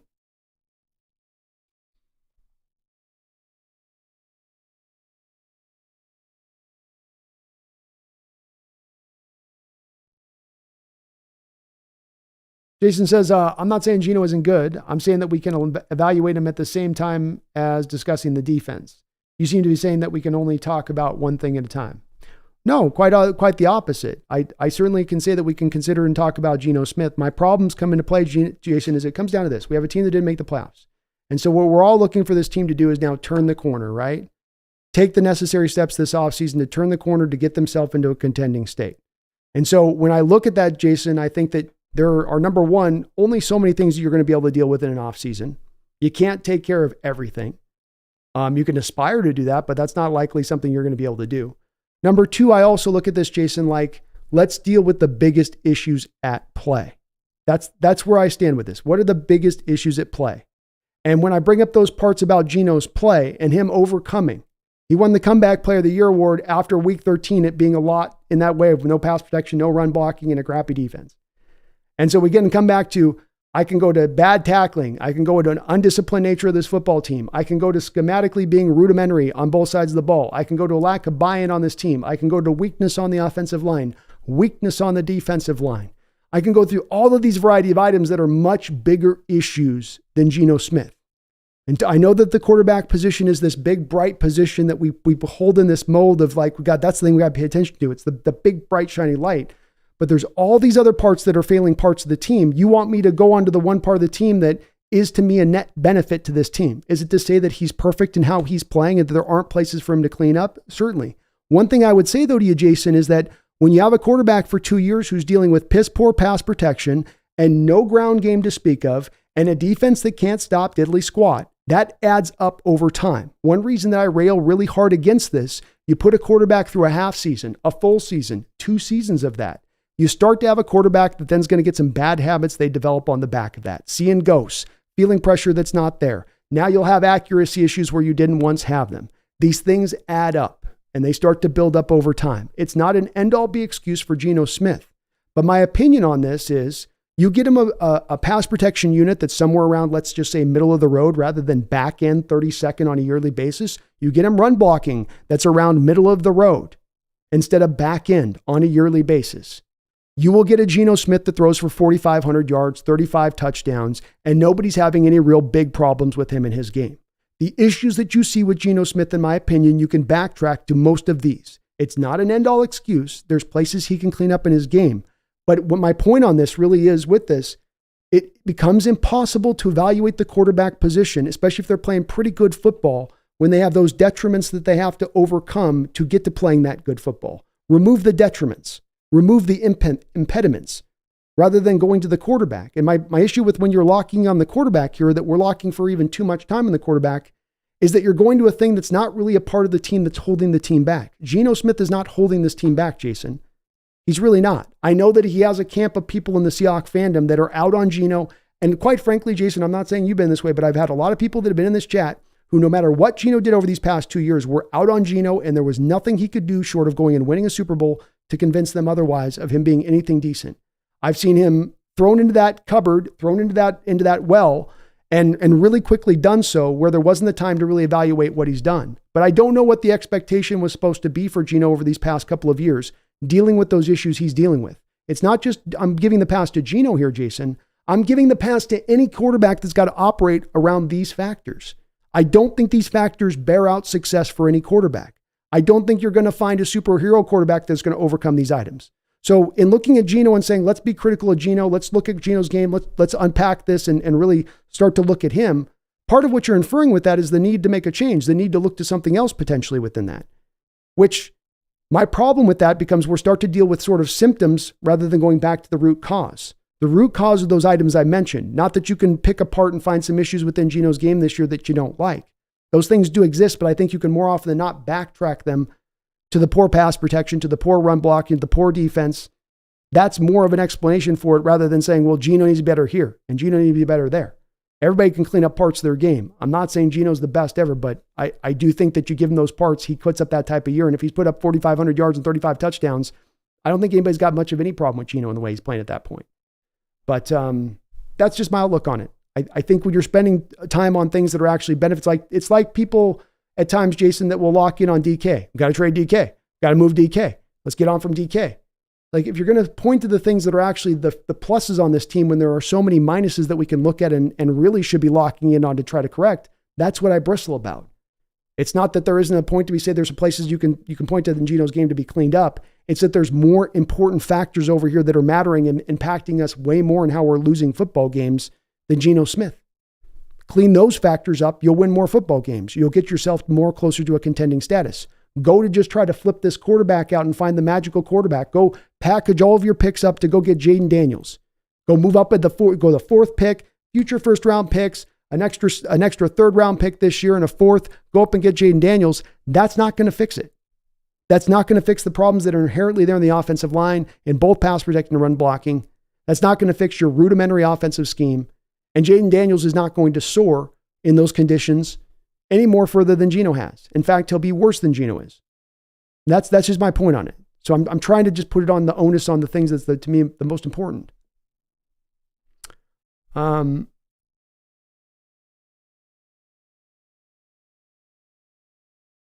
said we shouldn't waste time talking about Geno because the defense. I don't know that I said, Jason, we shouldn't waste time talking about the defense based on Geno bad. I said we should spend our time talking about the things that are the biggest, most impactful problems on this team in order to fix those problems to get this team at its best. Geno, as I've said to you, Jason, is not one of the, I would even consider top 20 problems on this team. If you'd like, I'll itemize out each of those problems that are more major problems and issues than Geno right now. But as I've said with this, it wouldn't matter if it was Geno or if it was Drew Lock back there or if it was any other magical quarterback that we had there at that spot. They would not be set up for success with the conditions that we're providing to the quarterbacks at this point. And I don't know if you can really push back much on that sentiment from that. If you can, I'm open to it. I like Geno. I just think his narrative that because the defense is the biggest problem. So speak to if you can, Jason. I know I'm behind in the chat. I'll try to catch up. I've spoken to specific things that have nothing to do with the defense. Okay, so let's deal on those things. Pass protection, run blocking, porous offensive scheme. Let's deal with those three problems. Is your feeling that you could bring a Jaden Daniels in here and that he's overcoming those three problems? Let's kind of start from the base point on this.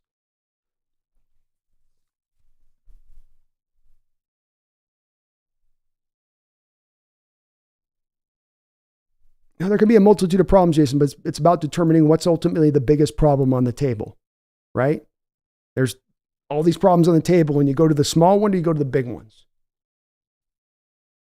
Especially when it comes to dealing with symptoms versus root cause.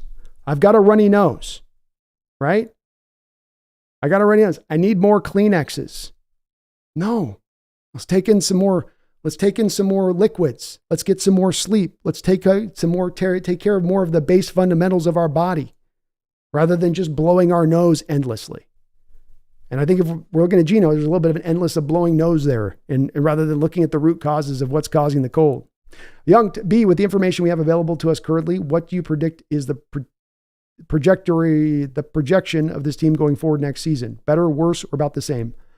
As it stands right now, I will be predicting that we will have the exact same 8 or 9 wins right now would be where I would be at. Absent an offseason where I see major change. If they just try to do some small little soft stroke deal things this offseason, then we're going to maintain what we're doing. Same coaches, same concept, same philosophy. You're not getting past probably 8 or 9 wins, in my opinion. Kieran says, I like Geno and he's not the future, but he's fine. He could be molded into something better. Last year, he was more decisive and neutralized the rush with his decisions. This year wasn't that. Yeah, fair criticism. Absolutely fair criticism. And part of, I think, some of that backtracking with him a little bit was, again, those factors adding up over time. The hits adding up over time, the lack of running game adding up over time, the simplicity of the scheme adding up over time. Team Geno Gaming, agree with you on quarterback situation. I think Geno is still the best guy, at least for 1 or 2 more years until Pete is gone. Jason Tudor, thank you for the $2 donation, Jason. He says, got a boogie. Thanks for all the work this season. Well, thank you, Jason. I appreciate where your perspective is going on. I certainly think it's fair and valid to look at the Geno parts of his game to look at.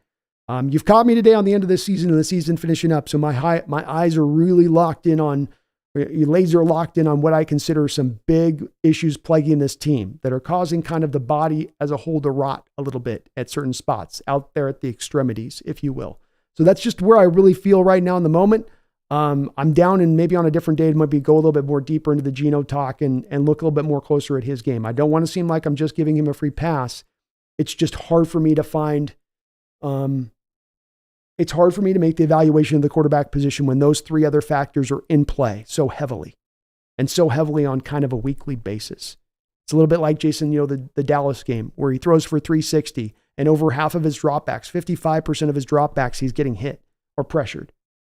And yet he still goes out there and balls out. He's still out there throwing dimes all over the football field. But you wonder, you go, man, what happens if he's doing that with this up against this in this kind of game? And we see this at times going over all across the play. What happens when he's actually given the pass protection? What happens when he actually gets to sit up there and really survey the field and go through his reads? What happens when he gets some run blocking so the defense now has to, hold up and take those false couple of steps forward off of play action rather than being able to drop into their deals? I wonder about that. But appreciate your perspective on this. I do. And thank you for the donation. King Bomber, I feel like Clint Hurd is fired regardless because of how bad this defense is, but I don't know. It's hard. It's possible. Wouldn't shock me, but it's possible. Mike, I would love to sit 1st through 4th round quarterback behind Geno next year. Packers found the secret sauce. I'm okay with that. Packers have shown having quarterbacks sit is not the worst thing, and people getting a rush to play quarterbacks. I got no problem with sitting a guy for a couple years. 1 year, 2 year, I don't think it's the worst of approach. I think there's a bit of there could be some problems by trying to rush a guy out there on the football field.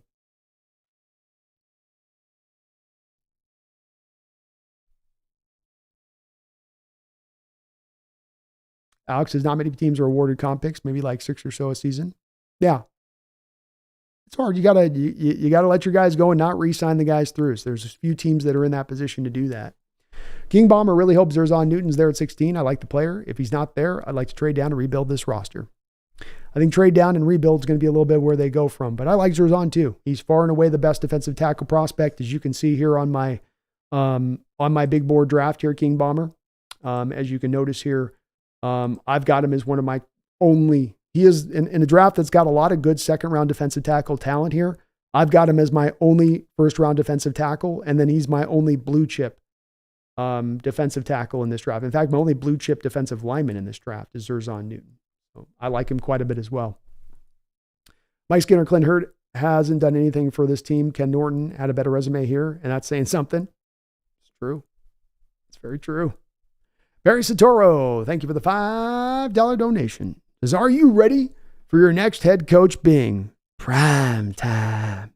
With the 16th pick, Shadur Sanders. Oh my God, could you imagine what that would do to the fan base? We would have some very passionate responses to that one, Barry, all across the board. I mean, no matter what on that one, that would be everywhere. That'd be pretty insane. And it does seem like Dion's trying to play the I'll go where Shador goes, wherever he's picked, I'll be the coach of or something. I get the bit of the feeling of that with him a bit. But it seems like he's going back to school, Shador. He's got the NIL money and Prime wants him back in Colorado. Seems like he's at least probably going to be going back there. But that'd be pretty wild, man. That'd be wild. Thank you, brother. Appreciate all your donos today, man. I know you had a bunch on the earlier stream too as well. Kieran says, hey, Monday, Black Monday, y'all. Maybe you'll get your dream fire-ins. You never know. We'll see. Mike says, I'd be okay with Sanders if his father coaches the team. I might be okay with it. Dion does need some more time to get better as a coach, I think, but he seems to be on a track where eventually he's looking to target in on the NFL one way or another. King says, I just hope we'll be fortunate to hear some good news on Black Monday. Me too, man.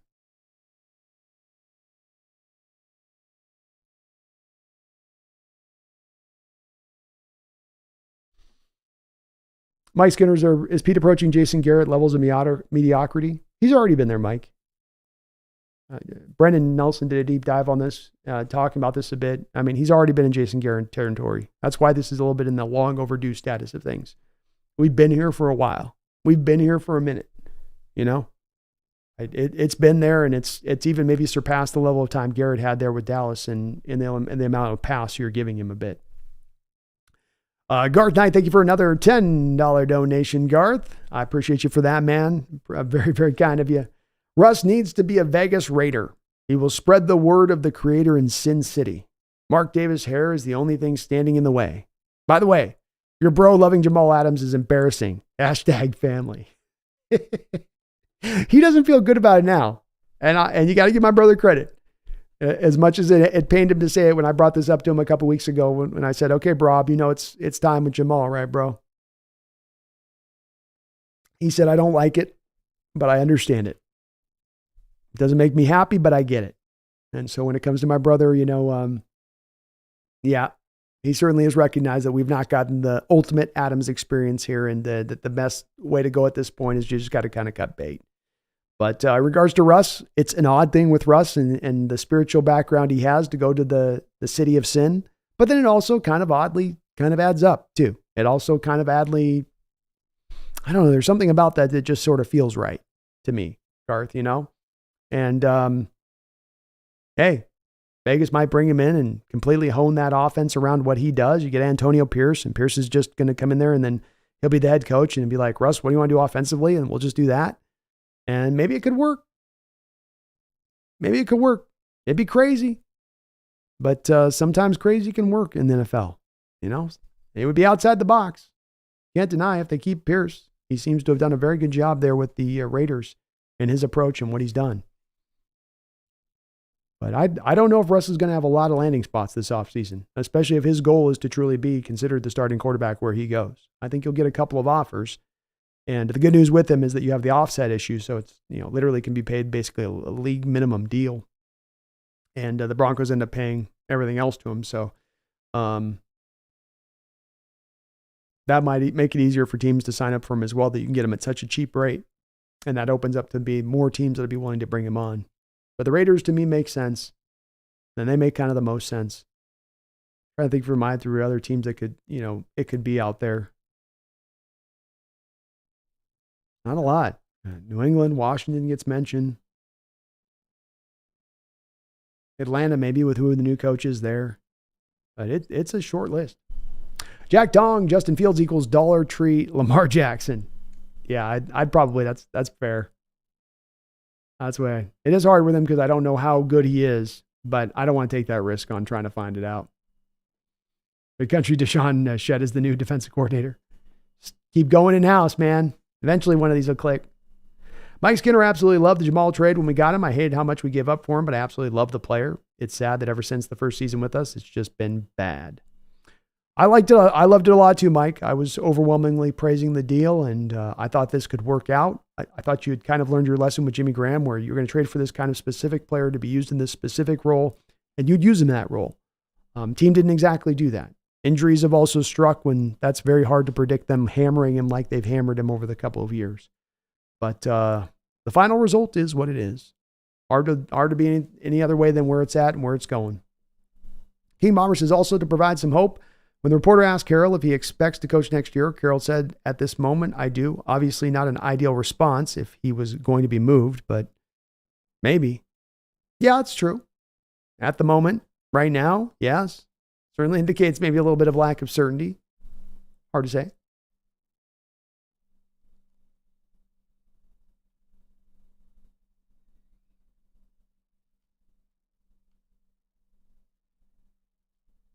Says about Kings, Purdy's 23 years old, and has only started one season and a half as a 49er fan. I can honestly say he's better than Jimmy G, but it's too early to say who he is as a quarterback. Agreed. And I do agree on both accounts there. Definitely better than Jimmy G. The mobility that he brings to the position is so vital versus Jimmy G and his statue nature. I think he's also a better processor on the field than Jimmy. But you're still trying to kind of feel out where he really is. Product of the system, part of a product of the system, but also really good in what he brings. But certainly a guy that with that squad put together the way they're put together this year, capable of taking that team to the Super Bowl.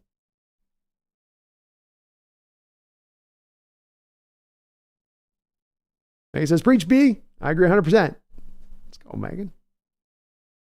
Mike, Geno has more game-winning drives out of any quarterback this year due to lights out. He set an NFL record this year, Mike. 5 fourth-quarter comeback drives. That is a NFL record by Geno Smith.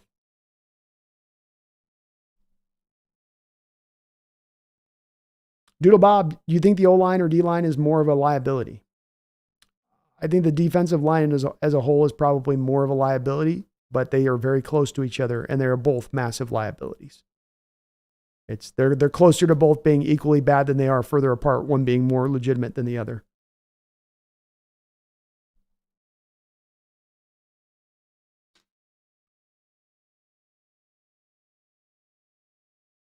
Desert King says, I'm being honest, and it's actually a compliment because it's not because of Kyle's offense. I think it's just all the factors working together perfectly as a confluence, Central Valley Kings, to me. To me, it's the playmakers you have on the outside. It's having Trent Williams in there as the building block in that offensive line to secure things across the board. It's the offensive scheme and Shanahan and his play calling, and then marrying that up to a Brock Purdy that can run that system just the way that I think Shanahan wants it run, and has the skill set that matches to what Shanahan wants from a quarterback. And it all goes together really well and just perfectly. And it's not just because of one factor or the other, but because of it all kind of coming together. I mean, it's a little bit of a lazy answer on the surface of it, but I think it's the true answer of it. Brandon Janis says, agreed. Geno is largely the reason we made the playoffs last season and the reason we've had a winning record 2 seasons in a row. Hawks should have been an 11-win team this season, but whatever. Thank you, Brandon. I agree. Lou says, Hawksnest would love to see a video about Geno Smith. He's played great. Tired of the Geno haters. So many other issues on offense. I think that's a great suggestion, Lou. I'm looking at some of the videos I'd like to do this offseason. I think that's a good one to add to the stack on the plus side, and one that I'd like to get out there too to get a little bit more plus behind Geno. I don't know if I'm going to convince a whole lot of people because people kind of stand where they stand on him. You know, he drives a very passionate response by whatever someone thinks about him. But I still think that there's a lot to be said in a video, even just a quick video, and just presenting kind of the facts as they are and where the pass protection's been, where the run blocking's been, how bad the defense has been, where the play calling's at, and putting it all together into one kind of vid. Great suggestion, Lou. Look at putting something like that together.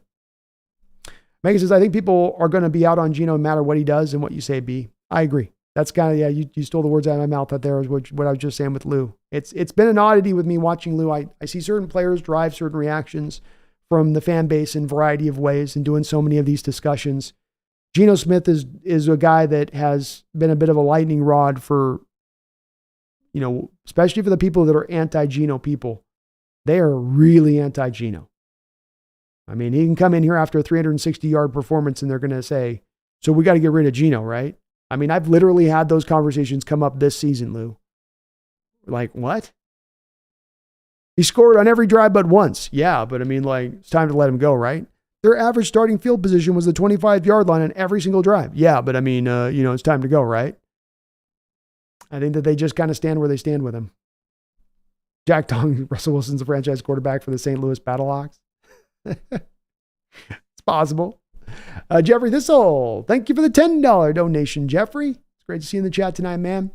Hope you're having a great night. Says Seattle sports have been a massive disappointment this year for me. The 54% Mariners run it back, overachieving Kraken last season. The simplistic heart attack Hawks. Dogs are our last hope. Yeah, this has been a tremendously disappointing year. And for me with the Mariners, I mean, you talk about just totally taking away my spirit. They have removed it all with their approach this offseason in every way, shape, and form. And it's wild to watch, quite honestly. And we've had a tough run here in Seattle. We lost our Sonics. Our Mariners have sucked for years. We did have a good Seahawks football team, but now it's been about 10 years since you've been the lead in that respect. We really could win a win. We could use a win tomorrow. We could use a national title win to help out this local fan base and give them a little bit of a bump, to your point on that. So maybe we got through the rough road this year. Maybe things will start to turn around next year. But you accurately portray it, Jeffrey. You accurately portray where it's kind of at right now. Come on, dogs.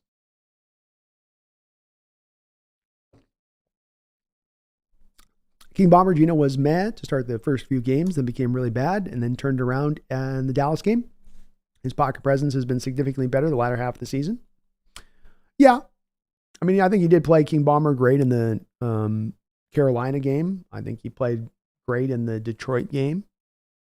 But he had a couple of performances in there that were also in the middle range. Bomber, only criticism I have of Geno is he needs to be more decisive when scrambling. He hesitates when he wants to run the ball out of the pocket. Yeah. And he's got good legs. He could definitely stand to lean on them more. And there's a lot more openings where he gets just married to wanting to throw the ball in a play where go take the 6-7 easy yards. Go take that easy play. You know?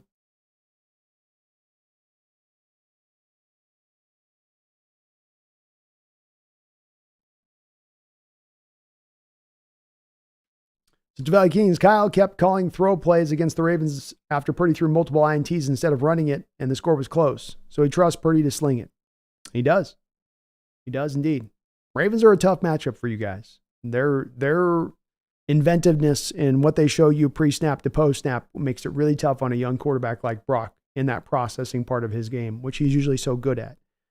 But one of the reasons that he's so good at a team like us versus a team like the Ravens is the simplistic nature of what he sees in our coverage pre-snap versus a team like the Ravens that are not going to be simplistic first pre to post-snap in what they show you.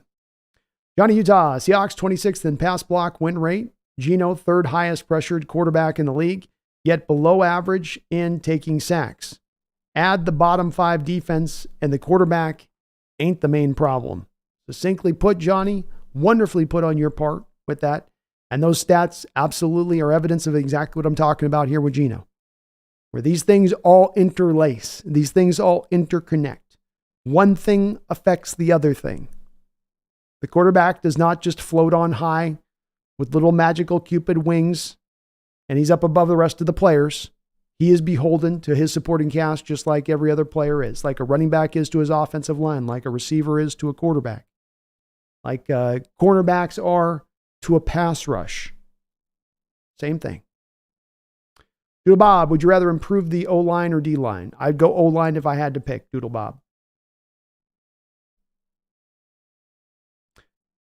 King Bomber, when that's my biggest criticism at this point in the season, he's not an issue whatsoever. I don't have a complaint if he's the quarterback next season. We need to fix this team and compete next year. Wonderfully put all the way down the line. And as I'll definitely say and attest, it's not that Geno doesn't have some parts of his game that you can say, you can improve here, improve a little bit here. They're just not the biggest issues, as you say, like you say, the biggest issues with the team, which I think if we fix some of those bigger issues, in my opinion, King, some of the other negative components that we talk about there with Geno's game, some of it I think will clean up. Maybe not all of it, but some of that will then, I think, clean up just a little bit. This is my brother landed in Houston. Lucky bastard.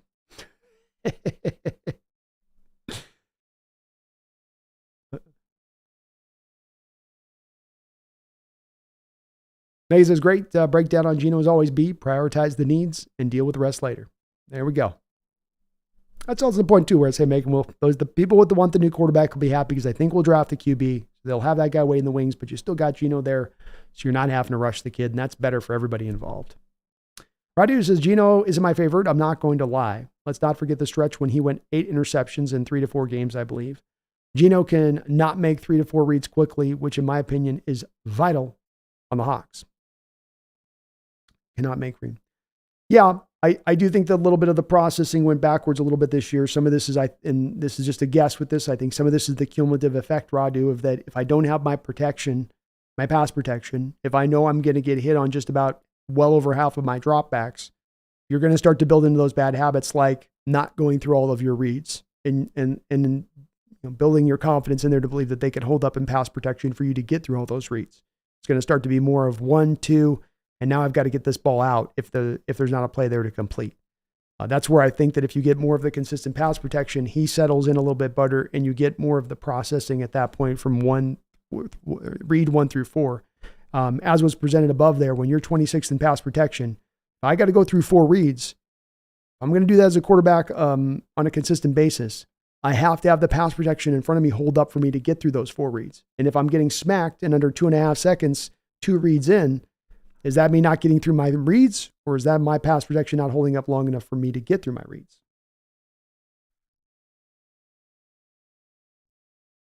Mike says Russ is finding out karma exists.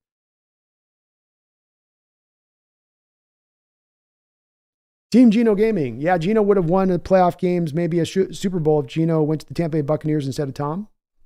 Hard to say. I'm not trying to overstate too much, but I mean, it's probably, who knows. Johnny Utah, Geno pressured 40% of all dropbacks. He had a good year with that taken into account. Yeah, taken into account. It's something that look across the league at other quarterbacks and their pressure rates. It's not going to be in that same spot. And there's a lot of bad that comes with that. Not only a lot of failed plays because of early pass rush, but again, that built up process that happens with all quarterbacks where you get a quarterback beat on for too long and you start to get bad habits that start to add up. Doodle Bob, trading down for a 2nd round pick is the only option I'd like with a lot of talent in this draft class. Me too, Doodle Bob. Rather than get one guy in the tier 2 range, give me 2 guys in the tier 2 range.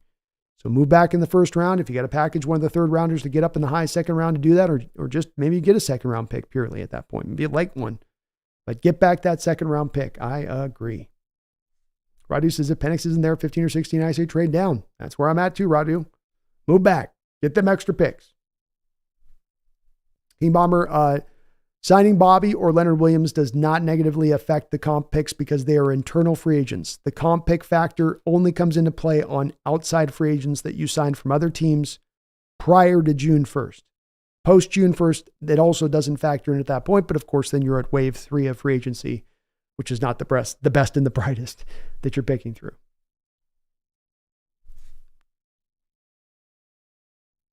Yeah, doesn't count because they're your internal free agents, King Bomber.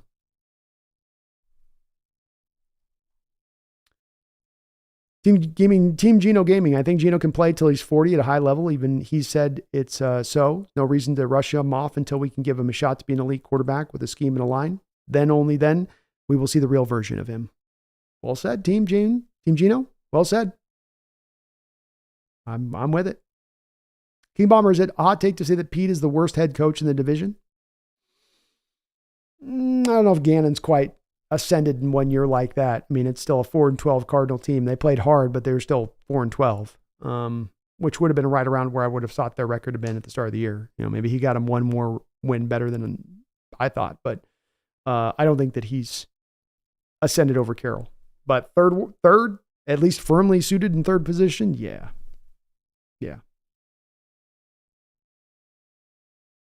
Johnny, Geno had no wear and tear on him until this year, 13 years in the league, and only missed games due to getting punched by a teammate. True. He should have a relatively fresh body overall.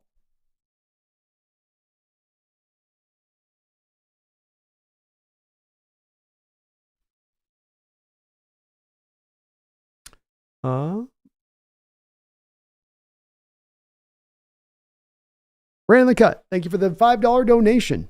Since half of our losses came to the Whiners and Rams. Got to start there. Go Hawks. That's one of my worries that I have right now with this coaching staff is we appear to be, from a coaching perspective, far behind the Rams and the Niners in the way that they're able to maximize their talents and the way that they're able to maximize their schemes and the way that they're able to create sometimes confusion on both sides of the football. Not as much with the Niners, where they're a little more simplistic defensively speaking, but they do take their moments. They do work that stuff in where they can. And that's where, to me, we're, as I was saying earlier in the show here, ran the cut. It doesn't feel like we're just in their rearview mirror. It feels like we're a couple miles back right now. And that shows you just where you're at, not only as far as in the NFL and where you stand with that, but within this division. And we're going into next season firmly planted in now as the third team in this division. That is where we're going to project if things stand pat this offseason. The Rams are going to have about $50 million to spend. They're not also going to be sitting on $50 million of negative dead money either.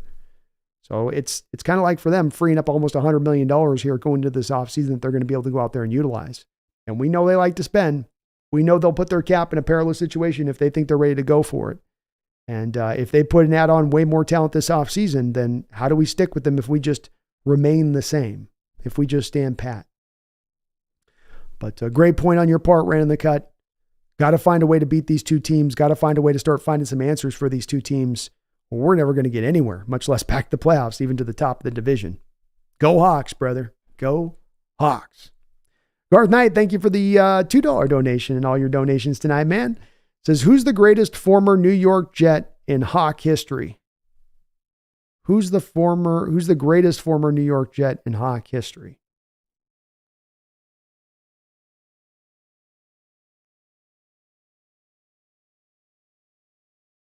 Who played for the Hawks, I guess is what you mean, but was a former New York Jet.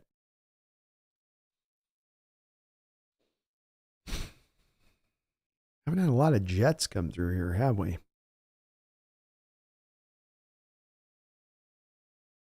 Man, I can't think of one Jet who came here like as a free agent or signing. Wow. I'm trying to think, Garth. Nothing's jumping out to me, though. I can't think of one guy. Sheldon Richardson?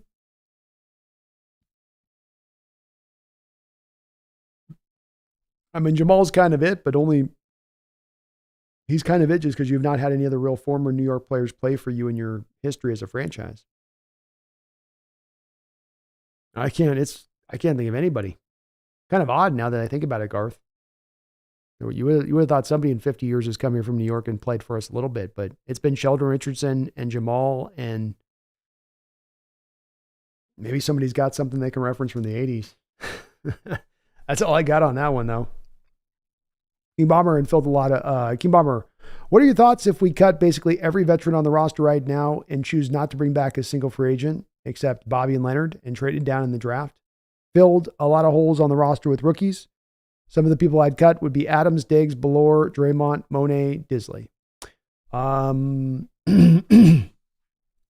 If this team wants to send a message to this club and wants to say, we're going to get cold-blooded and we're going to take this down to the studs, and we realize we're not close and we need to hit a bit of a reset button here.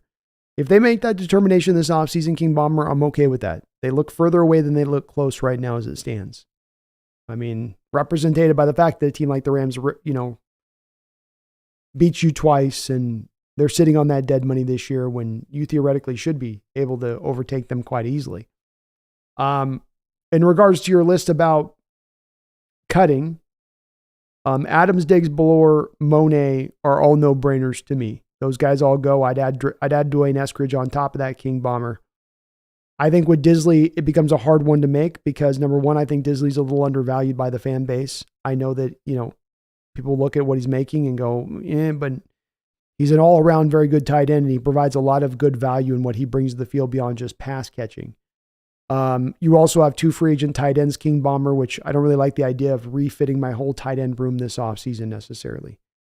With Draymond Jones, you save $5 million by moving off of him, but that also does mean that that's going to be a $13 million dead money hit. Now, if you're just going to go down the line and say, we want to cut this all the way full on, we're going to get away with all of our dead money this year. We're going to turn it all over into next year. Like I said, I'm okay with that if they want to take the strong approach. At least it's a strong approach. At least it's not trying to maintain the same, taking exactly the same approach. So I like that on the surface of it. But Disley would be the one guy I think I would try to hold on to above any of the others in how hard it's going to be to find a tight end, and that you've already got to probably find two as it is, as we stand pat.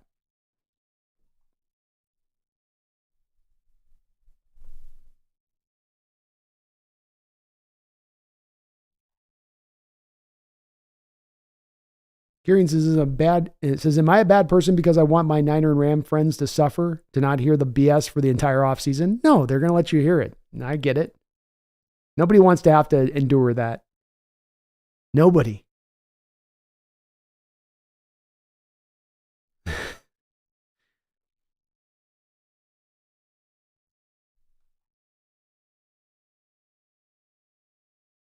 Brand the Cut says, we play the Lions again next season. Turn into a little rivalry.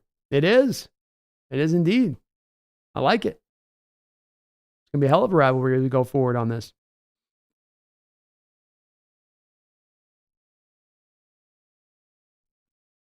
Radu says, let's be honest. If Pete is staying, then maybe we should be looking for an exact Russ replacement. Clearly not changing, so let's get someone that has similar traits. It's a bit of my comment I was making this offseason with this Radu is, okay, we're not going to throw in the middle of the field. We want to throw outside the numbers. We want to throw short or we want to throw deep. And I was like kind of in a little bit of a manic state on this one, but I was like, well, then just bring Russ back in. Sign him for a veteran minimum deal, cut Geno, save, you sign Russ for the vet minimum. He recoups his reputation. You save collectively $11 million on the cap for the savings of Geno. And then you use those savings and put them into other places on the team. I mean, it's a crazy thought, but also not so crazy a thought. It's a wild thought, but also not so wild. I was kind of there a week and a half ago when we were talking about the Russ cut coming down, Radu. It's kind of like, well, F it. It's that sort of pessimistic view, which is not wrong, that Pete's not going to change. He's not going to update. So just have him lean fully into the old. Lean all the way into the old. You're going to trust the front four? Get me a bunch of dogs up front that can rush the passer. You want to hammer the A and B gap? Give me guys that can move guys out of the A and the B gap. You want a quarterback that's going to have some mobility and throw it deep? Here comes Russ. You know what I mean? It's not the place that I would choose at the front of this is if I could just choose any approach to go, but it's sort of like that making your peace with what is kind of thing. But Brandon Jan says, fun season. Peace out. Have a good one, Brandon. Appreciate you. Next is, why did we draft Kenny McIntosh when Ivan Pace went undrafted?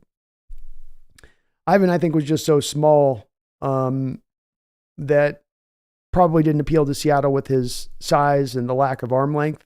The other part with drafting Ivan Pace is if you draft Ivan Pace, you had to utilize him as a blitzer. He was the best blitzing middle linebacker in the entire sport. Of course, at the head of this stack, Nick, that's been a problem. It continues to be a problem this year, as evidenced by, let's say, this right here. Where this is the blitz rate for Seattle this season. You're 24th in the league. So if you're going to draft a guy like Ivan, you got to commit to blitzing, which is the one thing, of course, we don't like to commit to doing. So that was the part that had to go with you. And of course, with Nick, with Flores there, Brian Flores in Minnesota, they blitzed at the highest rate of any team in the NFL. So it fits very much into Ivan Pace's skill set and what he does well. Space, you have yourself a great night, man. Thank you for checking out the channel tonight. Hope you have a good one. Be fun chopping it up this off season. Houston, Dion is great for college, whereas Persona will help build his program reputation and bring in crazy recruiting classes, but I haven't seen much from him that would translate to the NFL success. I think he's got a lot to prove to your point on that, Houston M, and I feel very much similar to you on this. Young says, Pumpkin looks like she's about had it with Pete. She's seen these things that can't be unseen these last few seasons and needs a sig to de-stress. You done with Pete? Are you done with Pete? Yeah? A little bit? She's kind of hard. She doesn't got a lot to say right now. Megan, I think with Geno B, you won't please all the 12s no matter what you say. I was on the lock train, but Geno has proven to me wrong, so I think you should pick your battles and agree to disagree with them, B. I agree, yeah. I'll probably just do a video. I think it's a good suggestion to do just a video on Geno's season and really put it in the proper perspective about what went down this year with Geno, what factors were impeding factors, and how it all kind of went. But nothing too crazy. Nothing too out there.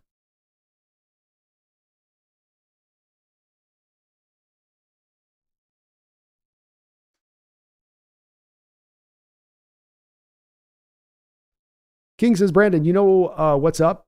winning cures all. If Geno has some form of playoff success where we go to the NFC Championship game or even win a playoff game, the haters will definitely shut up. That's true. That is true. That would do it. And I'll tell you what, if you get the offensive line corrected in front of him, you clean up a little bit of this offensive philosophy, you get some holes open up in the ground game, I think you can get a Geno that can do those type of things, King. Thinks his lack of playoff success is the reason because people will point to everything and say it's the problem. Yeah, and I think you're not wrong on that. A little bit of the issue, though, that I get with this is where it becomes that simplistic thing you drive in, not you, but where these people that are anti-Geno people drive into it becomes the simplistic. Because it's like, well, if he gets in the playoffs and he actually does something in the playoffs, like, well, last year in the playoffs, he scored on just about every drive in that first half. He had you at the lead against the 49ers on the road, rebuild season. It's just that your defense completely collapsed. It wasn't that Geno couldn't rise to the moment in that playoff experience against one of the toughest teams, if not the toughest team in the NFC last year. It was that, the defense completely failed. But I get what you're saying, and you're not wrong in the way that people look at that like that. Garth Knight says Brendan Nelson likes the Garvey signing for the M's. He doesn't mean it. He's faking it. He doesn't really believe it. He's like all Mariner fans just trying to lie to themselves right now. No, I'm sure it's enough. We'll get to the World Series with this. Jeffrey, well, they shit the bed at the start of the year. They're playing catch up like the M's had to. They can't possibly keep up this win streak. Oh, you're talking about the Kraken when Megan and the Kraken. Megan says the Hawks Nest, just to correct you on the Kraken, first shutout win in the Winter Classic history, third in the Pacific Division. In the playoffs were tomorrow, we'd still be the 8th seed and on into the wild card. There we go, Kraken. Let's go. Let's go. Lord Boom, Brandon, in the late night weary, just pretend with me for a second. Could you imagine this year's University of Washington offense with the 1995 8-man front defense featuring Steve Entman? Oh, they would be no chance for Michigan. We would blow Michigan out by probably 4 touchdowns because we would take away their ground game. That 8-man front you're talking about, you weren't going to run on that 8-man front, and there was so much team speed on that defense that you still couldn't get to the back end on them. And they would crush Michigan, crush them. That was as ferocious as a college defense as I've ever seen. You pair that with this offense and what they can do. Yeah. That would be all-time stuff right there. Johnny Utah, as far as wear and tear on his body, Geno doesn't have much after many years as a backup, so he's a young 33. Yeah, he's a sprightly 33. Philip, Geno is more of a scrambling quarterback, West Virginia. Yeah, I think he's still got some of that in his game, Philip. I think it's just these quarterbacks, as they get older, don't want to take the hits. And you want to try to run as least as possible. But sometimes you got to lean in on those games and take those easy 5-6 yards sometimes, when it presents itself. Rand says it's always been the case. The NFC West division winner is usually up there in the contention for the number 1 seed. If we win our division, we're in good shape. Need to focus on that. Amen. Garth, Kevin Mawai was a Jet before a Hawk. No, he was a Hawk first. He was like Garth. He was like Pete Kendall. They were a Hawk and then they became a Jet. Didn't Kevin go to Tennessee? I forget, but he was a Hawk first. I think I remember us drafting him. I think I'm right on that. Hold on, Garth. Just wait a second. Why?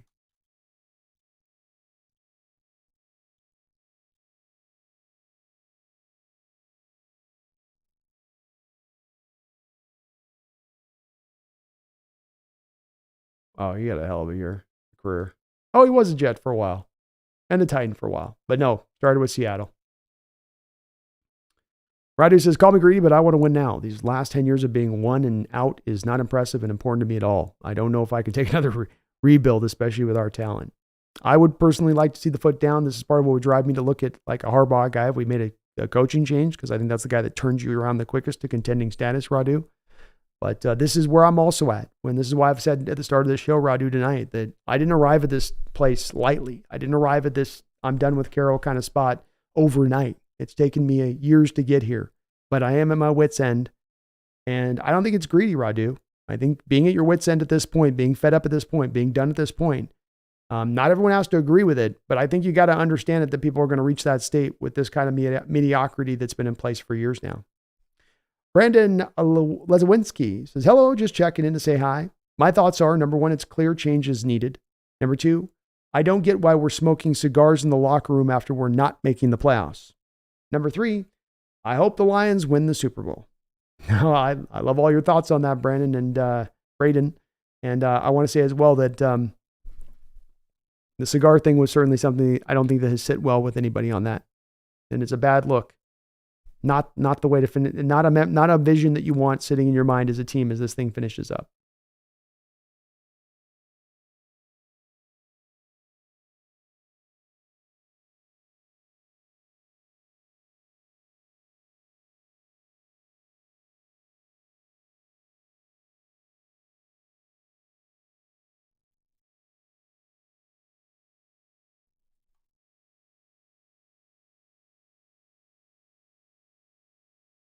Radu says, I agree with you, B, but I think it comes to coaching them. They can clearly see pass protection is not there. Why not run short routes so Geno will be able to do 3 to 4 reads better? Run a Drew Lock offense. That's where I come back to Radu. It's a 3-pronged problem there with getting more out of Geno to me, and none of it's related back to Geno. It's pass protection, it's creating holes in the ground game, and it's also an offensive scheme that doesn't have its head up its ass. It's all 3 of those things. And I agree with you. I think that the scheme has had its head up its ass at times. And Waldron's approach is one that doesn't always give this team much of an identity to operate off of. What does he want to do? What does he want to accomplish offensively? How does he want to attack? Those things are not clear on a weekly basis. Bomber, probably 3 interior offensive linemen, 2 to 3 tight ends, 1 running back, 1 safety, 2 to 3 linebackers, 2 defensive linemen, 3 corners. Of what positions would be replaced if we did cut a majority of free agents? True. Yeah. A lot of work you need to be doing there.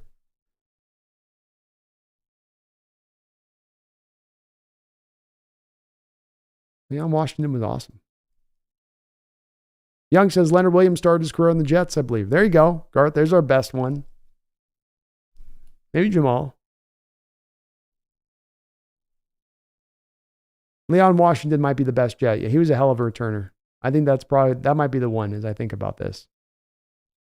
That took me a little bit of time, but yeah, that one adds up.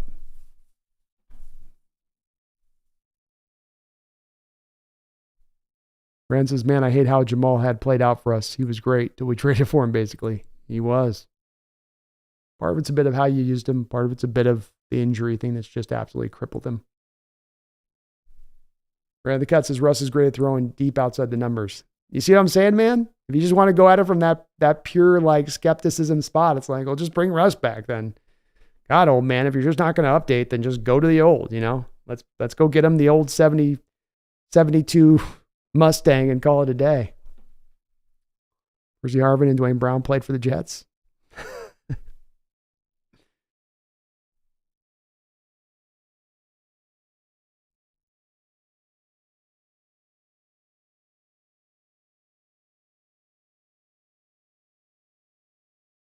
King Bomber, it's funny, I haven't heard barely anything about Seahawks front 7 players from last season. Yeah, Cody Barton had a pretty miserable year with Washington. The one interception might have been their king, but he was bad. But Shelby Harris had a pretty good year this year.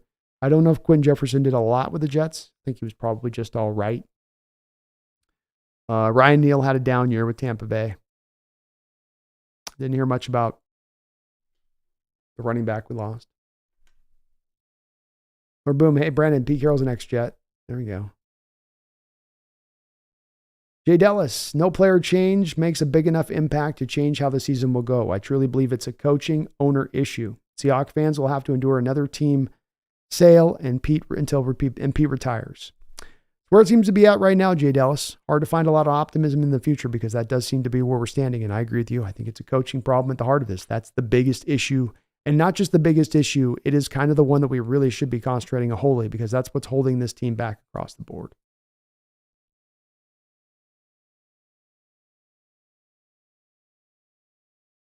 Garth, you got a good little discussion up here on the New York Jet. Who's the best Hawk, former New York Jet in Hawk history? It's got to be probably Geno with the years. You comeback player of the year with Geno. A couple of years of solid play as I think about it. But there's some more good names than I thought the more we thought about this. Young says Pumpkin grows an extra stripe for every unwarranted year Pete stays a head coach. Battle scars. HB says we're only a couple Hall of Famers away. Along the game, if we had Leon now, we're 10-7. That field position is important. Maybe one of these games, certainly he wouldn't have had we had a couple fumbles from Dallas this year. I don't think that would happen with Leon. Good Karma GK. Love Pete. However, ready for change. Me as well, man. I revere him. I appreciate what he's done here for us in Seattle, but I do feel like it is time for a change at this point.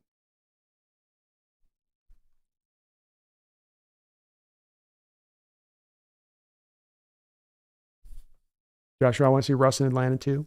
That seems like a pretty good fit for him. I don't know who the coaches they bring, but I could definitely see the pairing between that organization and Russ, a team that desperately needs to go out there and find a quarterback and doesn't have a lot of answers to go out there and get it done. As somebody said, though, and even in my chat here, you do have Future, who is Sierra's former ex, baby daddy, mama drama. I don't know if Russ is going to want to get into that kind of stuff. That might not be a way he wants to go.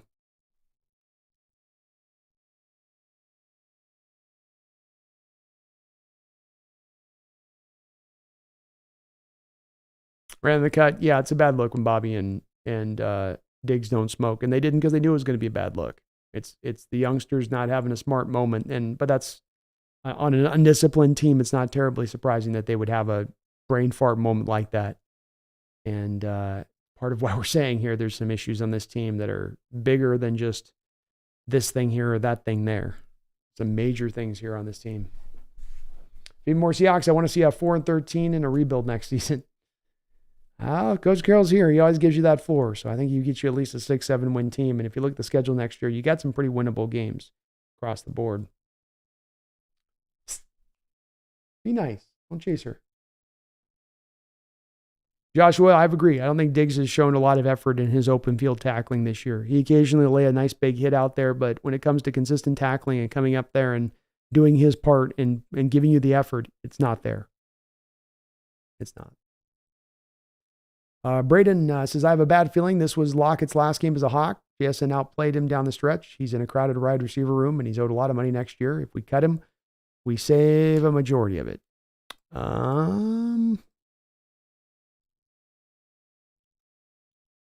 I don't.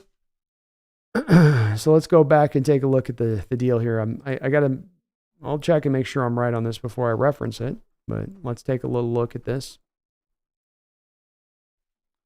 So in the 2021 season, you're owing Tyler Lockett almost $20 million of dead money if you move off of him, Braden. So while you will save $7 million cumulatively by moving on from Tyler Lockett, you're eating $19 million of dead money that still sit on your cap. I think that makes it more likely than not that Lockett comes back for another year. That's not substantial enough savings, especially when there's other players who are playing worse, who are much more likely as cut candidates, like Quandre, like Jamal, like Brian Monet, like Eskridge, like Nick Ballore.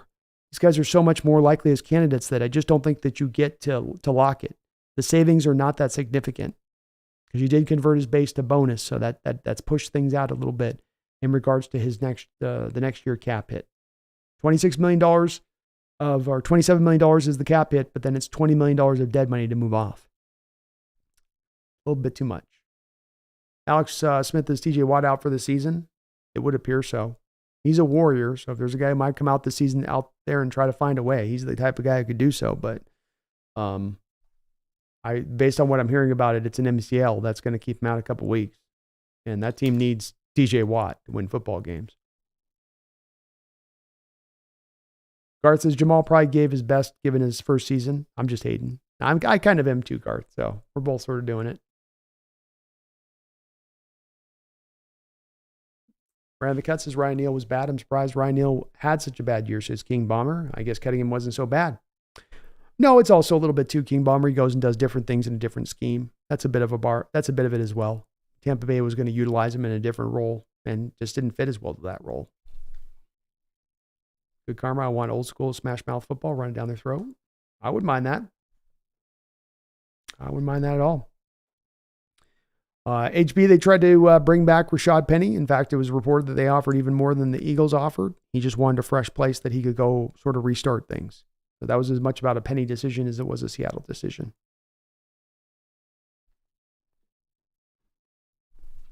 And you never know, King, especially if you move on from Jamal and Quandre both. Maybe you then look to bring in Ryan Neal as an extra guy, Ryan, you let them all kind of fight it out. Ryan, Jarek Reed, Kobe Bryant, Julian Love. Let the best two men win next year for those starting two spots.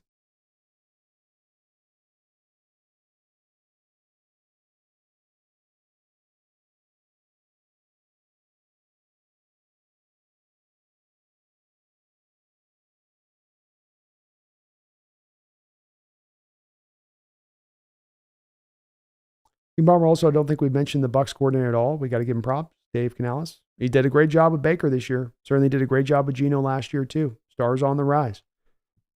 I don't know if he'll be looking at coaching opportunities necessarily this offseason, but soon if he keeps on this current track. And yeah, King, one of the few Carroll disciples who's been hired and found success. True.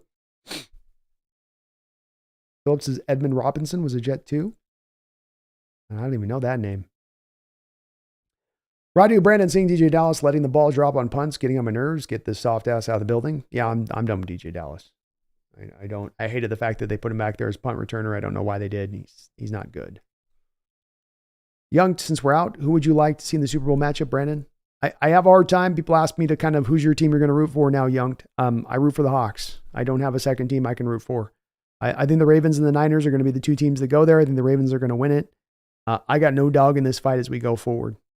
I'm too embittered by the Seahawks season to find a team that I can root for at this point. But that's always the way it kind of is for me. I get a little bit of my feelings right after the season. When it goes like this especially.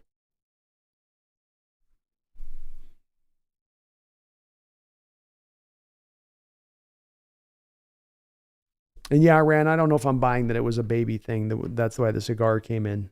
I don't. Why did they do that last week? He had his baby last week, not this week. It doesn't, I don't know. I'm not buying that excuse. Garth Knight, thank you for another $5 donation. I appreciate you for that, Garth. Very kind of you, man. Says Russ would mop the floor with Future. I wish Russ would have taken Sean Payton to the washroom to have a discussion. Sean definitely took advantage of the fact that Russ is a guy that takes the high ground at all times. You got to give Russ credit for that, and that he's not a guy that's going to air out dirty laundry or create a bunch of soap opera drama. Unlike Sean Payton, who was certainly willing to create his share of that drama throughout the course of this year. And he's creating that drama, I think, at the expense of shading up Russell and covering up Sean Payton and the job that he was doing in Denver. It's Russell's fault. It's not me. It's this guy that's causing this not work quite yet. Not me. And that wasn't a very fair approach by Sean Payton. He tried to make it act like he was going to try to make this thing work with Russell. I don't think that was ever his real true intent in taking on the job there, Garth. I think he always had an eye from the moment he took on that job of how to get out from underneath the Russell deal, how to make that happen. As you know, I think that sideline outburst was completely manufactured. And that sucks for Russ in that respect. But Russ kind of asked for that situation as well. He wanted Sean Payton as a coach. He kind of got what he wanted on that too. So, but yeah, I don't think Future could hold up with Russ. I think Russ would take him down to the ground and you get some ground and pound. I mean, what's Future weigh? Like 160 pounds? Russ would just have to sit on him. It wouldn't be much of a fight, Garth. That's for sure. That's for sure. Thank you, man, though, for all your donos tonight, brother. All your donations. You dropped like 10 tonight on the channel. I really appreciate you for that. DJ Kurzman says, seems fitting to me that the Hawks didn't make the playoffs because the Bears couldn't beat the Packers with an all-game run-pass formula. That doesn't work? What? King Bomber also, do we only have 2 years of Metcalf left? I think you have 2 years. Yes. You have 2 more years of Metcalf.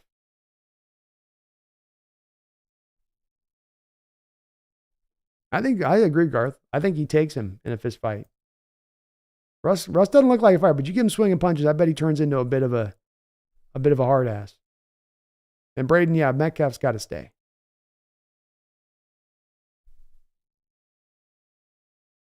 King Bomber Penny did have a terrible year. He didn't get on the field for the Eagles at all. And, I just don't think he's recovered from that last ankle injury he had.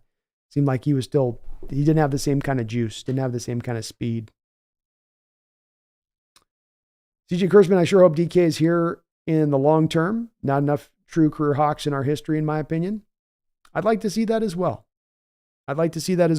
He's had an amazing start to his career when you look at the stats and what he's done and what he's put up here through the first start of his run here. It's been a great start, and people aren't really aware of it as much. When you go through, and I challenge you folks to go look through the first 5 years of receivers' history in the NFL and the production that he's put up in both receptions, yards, and touchdown receptions. He's been really good across the board. He's been not that far off of guys like Calvin Johnson, Jerry Rice, and Julio Jones. He is in many ways kind of step for step for those guys in the first 5 years of their career and what they did. But that's going to be another video done this offseason. Is going to be on DK Metcalf, and kind of Hawk fans maybe doing a little bit more of understanding how good he really is, because so much gets caught up on the penalty situation rather than actually how good a player he really truly is. Kirk says, you're a trooper. I'm surprised you're still streaming. We went a little late tonight, that's for sure. We almost got 7 hours in here. Braden says we should extend the love to offseason to a 3-year pact and Leonard Williams to a 2-year contract. I'm okay with taking the love extension if you want to put that on there, Braden. I think the Leonard Williams one's going to be a minimum 3-year deal he's going to want to sign, because he's going to know this is his last contract. I don't think 2 years is going to get it done. But I'm okay with a 3-year deal.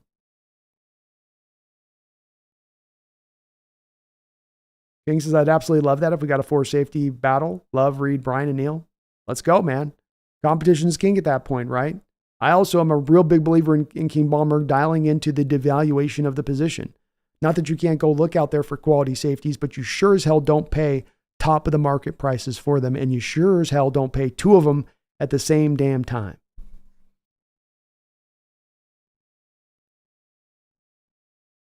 Joshua K9's a stud. Imagine if he was in the McVay offense, he would easily be all pro. Another video I'm going to be doing this offseason is about the potentiality of getting to Walker to a 1,600 yard level if you could get him the proper offensive line in place to do so, to your point, Joshua. And yeah, there's a lot more top end with guys like both DK Metcalf and Kenneth Walker. We've really not yet seen them at their purely best because we're not getting the most out of those guys, but not because of their fault, more because of our own fault, our own issue. And the cat always remember a 3rd and 20 handoff to Penny, and he takes it for a tutty. I remember that. Greg, DK is a free agent next year, I think. Tyler has 2 years left. Greg, he's got 2 years. DK just signed his deal, so he's on a deal for next year and the year after. CJ, Brandon, look at it this way. If the Lions played the Niners, you would be rooting for the Lions because you want the Niners to lose. I get your sentiment, though. We can only truly root for our own team. But even that, I don't know, CJ, because there's part of me that's like, let the Niners get to the Super Bowl, which then shows how we are still far away from them, and then we need to do some major moves to catch up, and then also have them lose in the Super Bowl because that'll break their heart the most, and then their bodies are most taxed. Like they played all of those extra most games then, so they'll be really, really topped out the next year. Radu, Brandon, are you streaming any playoff games? I'll be streaming the Super Bowl for sure. I'll probably be streaming the conference championship games. I think I'll lean into doing at least a commitment to that. And we'll see about maybe doing some streaming next week on just some general games going on. I'm open to it. If you guys like to check it out.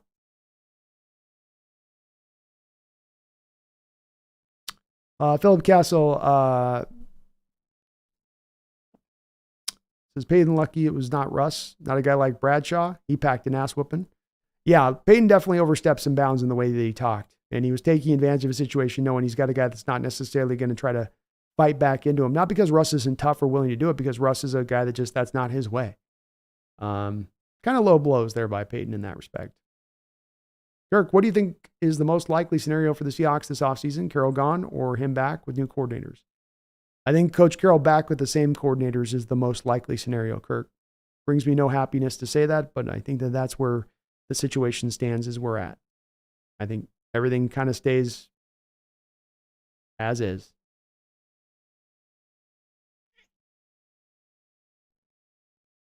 Alex says she was scared for his life. What a catch she would be. Am I right? Randy Cut, DK is my favorite player on the team. He didn't get a stupid flag since all the hate, right? Nope.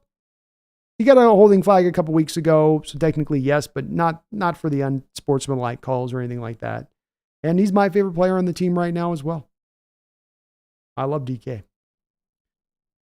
Johnny says, after 2 years of a first and second round picks, Denver is going to eat $85 million in dead money cap just to tank anyway. Payton must have unlimited power in Denver. Indeed, I think it's part of what took a little bit of time. Remember with Peyton Johnny that it took a little bit of time for the negotiations to get hammered out there in Denver. It was not an overnight process, a no-brainer. And I think that's because Peyton was trying to make sure he could wield the kind of power he wanted to wield to make this thing work in the way that he saw it needing to work. And I think at the head of that was moving on from Russell Wilson.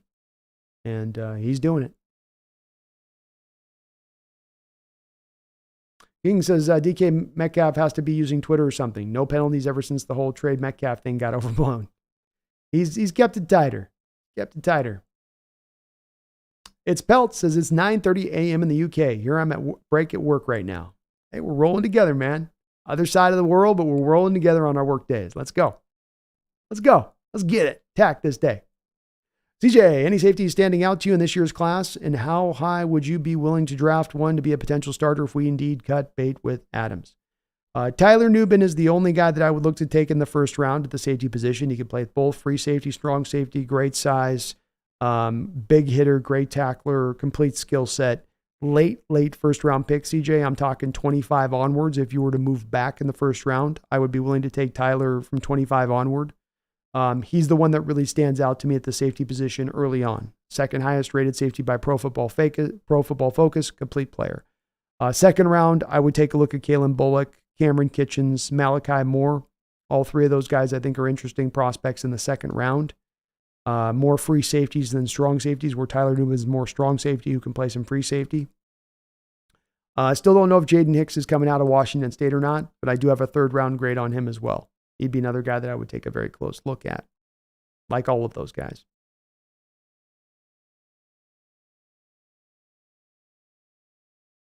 Ran the cut. I want to put a great O-line in front of K9. Me too. Me as well. Lou, I hope we keep DK for a long time. He's double teamed a lot. He produces every year. He's missed one game in 5 seasons. We don't utilize him correctly at all times. We don't try to maximize him at all times. And yet he still produces in the way he produces. He blocks like a demon. He's all in every week on a team that doesn't have players across the board all in every week. I love him. Got to keep him. He's a centerpiece of this team and going forward. See Aloha 808 says, wow, you're still going? People were tuned up tonight. People were really engaged tonight, you know? Braden says, unless it's Derwin James, you don't pay them top money. Derwin is more of a safety. He's a game wrecker. Yeah. And you can play him everywhere. I mean, if you're going to pay him, make sure they can play free safety, strong safety, slot, like they did with Derwin, shut down tight ends like he can. Build the trenches. Let's go. Drew B says, I went to bed, slept a few hours, and here you still are. Love your dedication, B. Well, thank you, man. I appreciate that. I love what I do. Ran the cut. One thing I noticed this season is if we keep K9 going, our offense opens up. Build on it. Yeah, he's a guy you can build around. But get him some more holes to work with, right? Ran the cut. Get him more times where he's not dancing the second he takes the carry because there's not a hole in front of him to go through. And he's got to go find space because there's early penetration on the play. Radu says, God, all I can think of when I bring something up is I know Pete will always be there to say his say. We can all have our opinions, but if Pete is here, then might as well throw the options in the trash. Not a bad point. See Aloha, hated waking up for 3-6-9 a.m. Japan this year. Oof. That's a tough schedule to pull. That's a tough schedule to pull on that, see Aloha. That's dedication as a fan. Long live the king. What are my wild card picks? I haven't had a chance to really take a look at them. Let's take a look.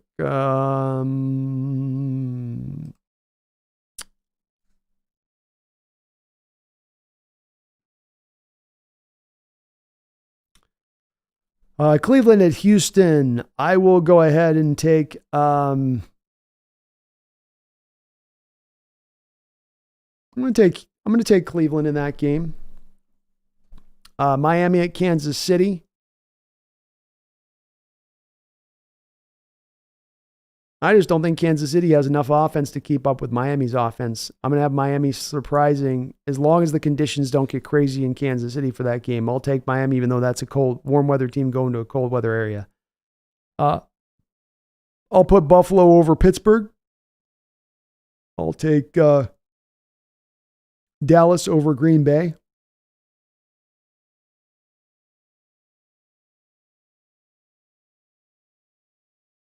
We'll take the Los Angeles Rams surprising the Detroit Lions and beating the Lions. And then when it comes to Philadelphia at Tampa Bay, let's take Tampa Bay as the surprise team there as well, because I don't think Jalen Hurts is going to play. And that's a big preventive. So the Rams would be my one real upset there. I think Rams I got 3 upsets, I guess. Well, at least the road teams winning. So I've got Tampa Bay winning. I got Cleveland winning on the road against Houston. And then I got Miami beating Kansas City. I'll go with those picks. King also, I don't like saying this, but what if we signed CJ 2K? I hate signing safeties, but this guy's a game changer.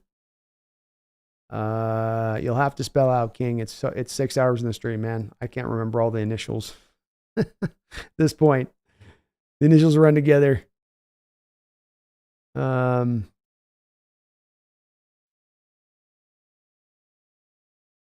2K. It's not coming. Not coming to me.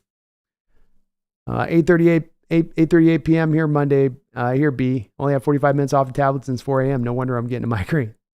It happens. It happens when you're on that long, man. Thank you. So they're the wild card picks. Long live the king. Thank you for that, man. I'll go with those ones. Like Sabbath, Newman is a ball hawk. Complete player across the board. And he just flashes all over the tape. It was a very easy late first round evaluation to give him.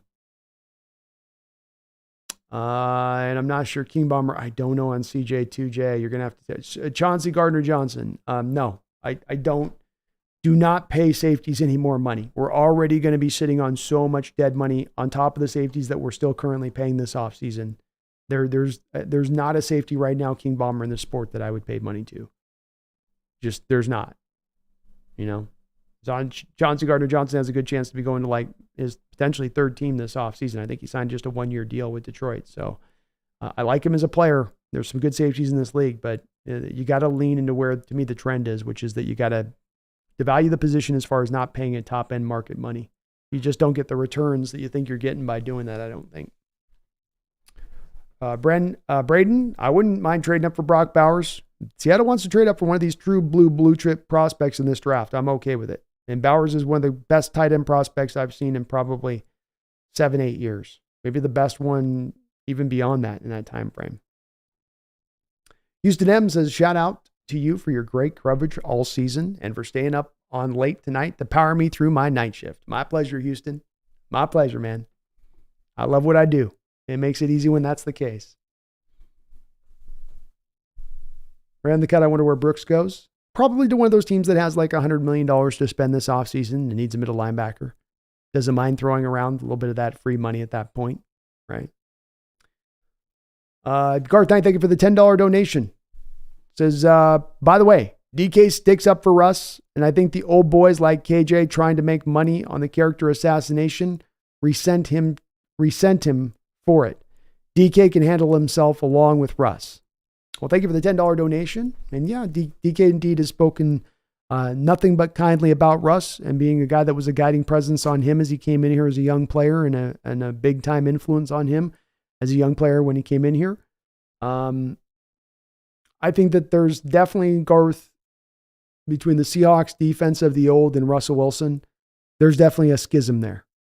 And maybe someday we'll get the 30 for 30 behind the scenes and we'll get a little bit more fleshed out why there's such a schism there. Why, I have some instincts about this, who gets the credit, who's getting the pass, who's not being held to account as hard as we're being held to account. There's some reasons within this, but some of it does feel at times with Russell on that stuff, and did feel at times with Russell on that stuff is a little bit petty, taking a little bit of shots after the fact. If this was such a problem, why didn't you speak upon it at the time? Kind of stuff, But yeah, DK absolutely has had Russ's back throughout, and he certainly is a backer of Russ, Garth, to your point on that. Thank you for the $10 dono. Thank you for all your donations tonight, man. Unbelievable support this evening. Greg says Brandon DK signed his new contract after his third year. It was only for 3 years, so he's a free agent next year. He turns 27, which would be next year. All right, let's go to the sports track and double check this here.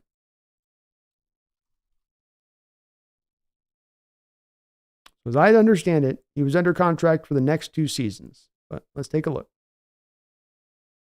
Because I think that they used the final year. He had the 4th year. What I think happened here, we might be throwing the confusion off on this, Greg, is I think they used the 4th year of the final year of his rookie deal and the base salary at that low level. And so that they could then bury the bonus money into the nature of the deal.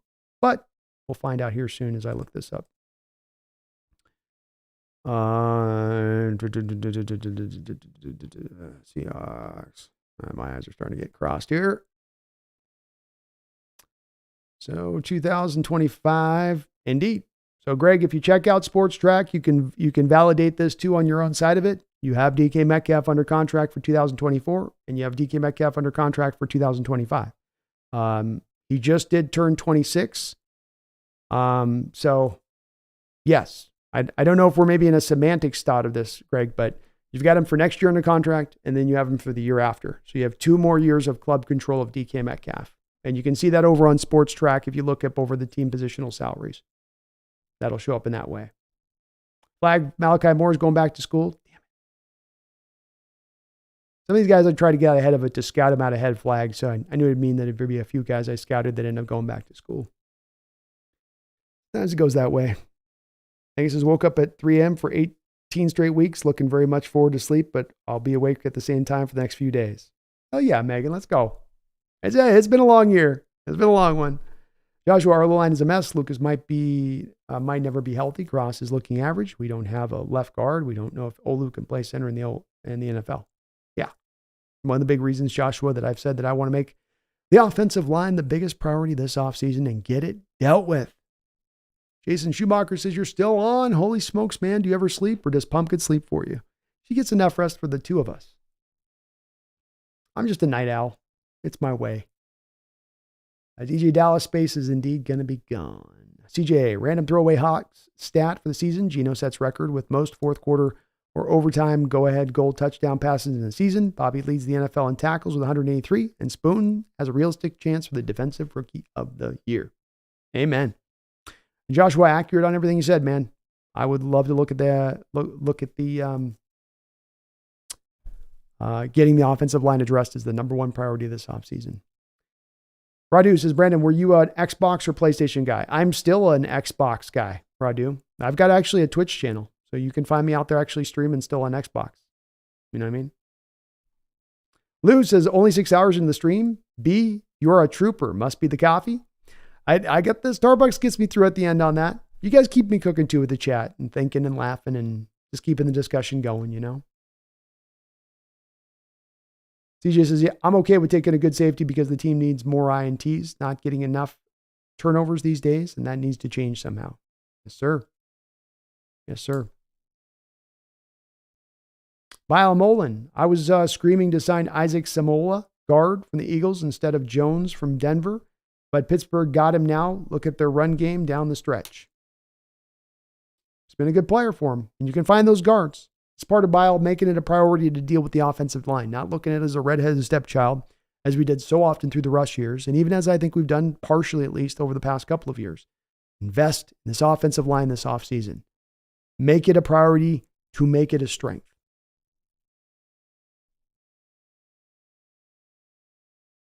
Flag says, damn, Pumpkin's awesome. She is awesome, man. Look at that face. Look at that face.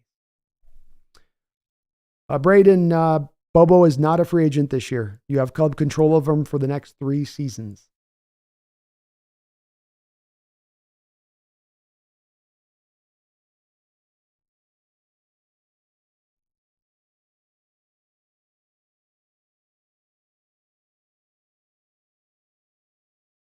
Greg Kemp, I love Cameron Kitchens or Jaden Hicks. I think Cameron Kitchens is more of a pure free safety. I think Jaden Hicks is more of a strong safety.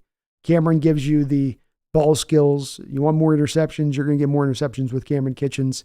Jaden gives you more of the rugged, strong safety player that can be a good all-around player in what he brings to the table. Not as much flash, but 2 very good players.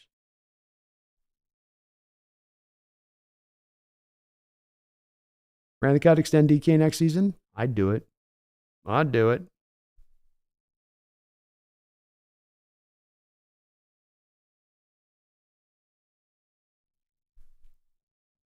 Andy J says, would you be upset if Seattle unloaded the bank for Justin Herbert? Not at all. No, I think that he's a special talent. I don't think the Chargers have maximized that talent. And he would certainly be a guy if the Chargers wanted to go that direction that I'd be okay with taking that spot and jumping up. The thing I think that would make it hard, though, the thing that I think would make it probably just about nearly an impossibility, though, is the fact that I think Herbert just signed a new contract.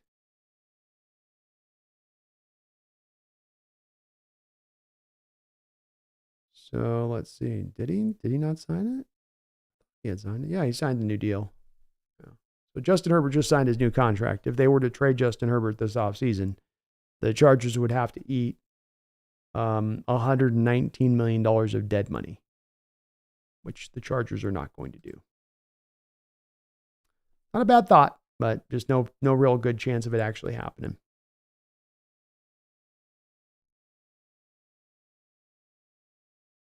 But if money wasn't a problem for the Chargers and you had an opportunity to make that kind of trade, I'd be open to it.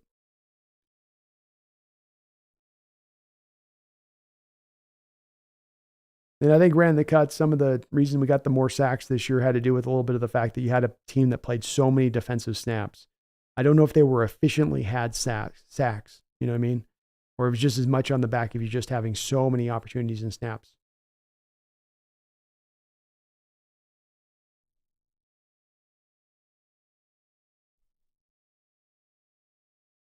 Andy J says Herbert wants out secretly. Who knows?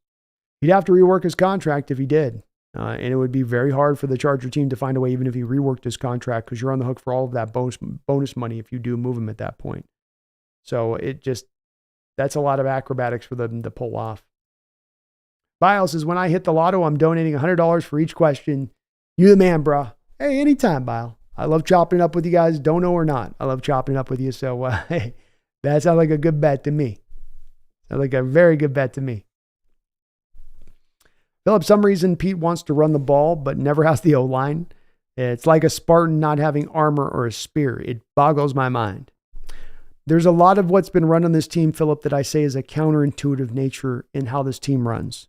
We want to do this thing, that we don't build this up to a strength to make this thing happen.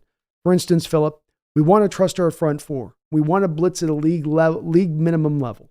Okay? So then you would think that you're going to get the front four in place that can be those dogs that can get it done on their own. Yet on a yearly basis, we find with this team that they don't do enough to build the lineup, right? That's why we end up having to make a desperate trade for a guy like Leonard Williams, because you didn't do enough in the offseason. That's why you had to make a desperate trade for Jamal Adams, because you didn't do enough in the offseason. That's why you had to make a desperate trade for Jadeveon Clowney at one point, because you didn't do enough in the offseason. That's why you had to make a trade for a Sheldon Richardson, because you didn't do enough in the offseason to deal with that front four.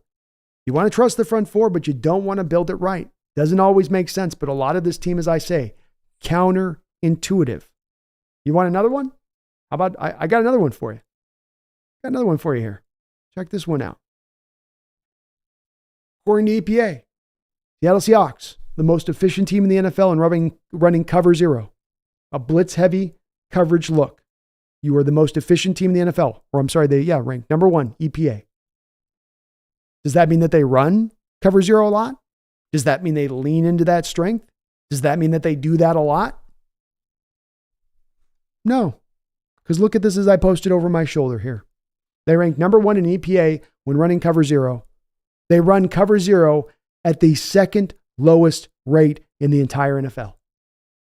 Counterintuitive. We do this thing well, yet we lean away from it. And I can show that to you on this team across the board. Or we want to do this thing, but we don't have the parts to make it happen. It's a yearly issue. It's a yearly problem.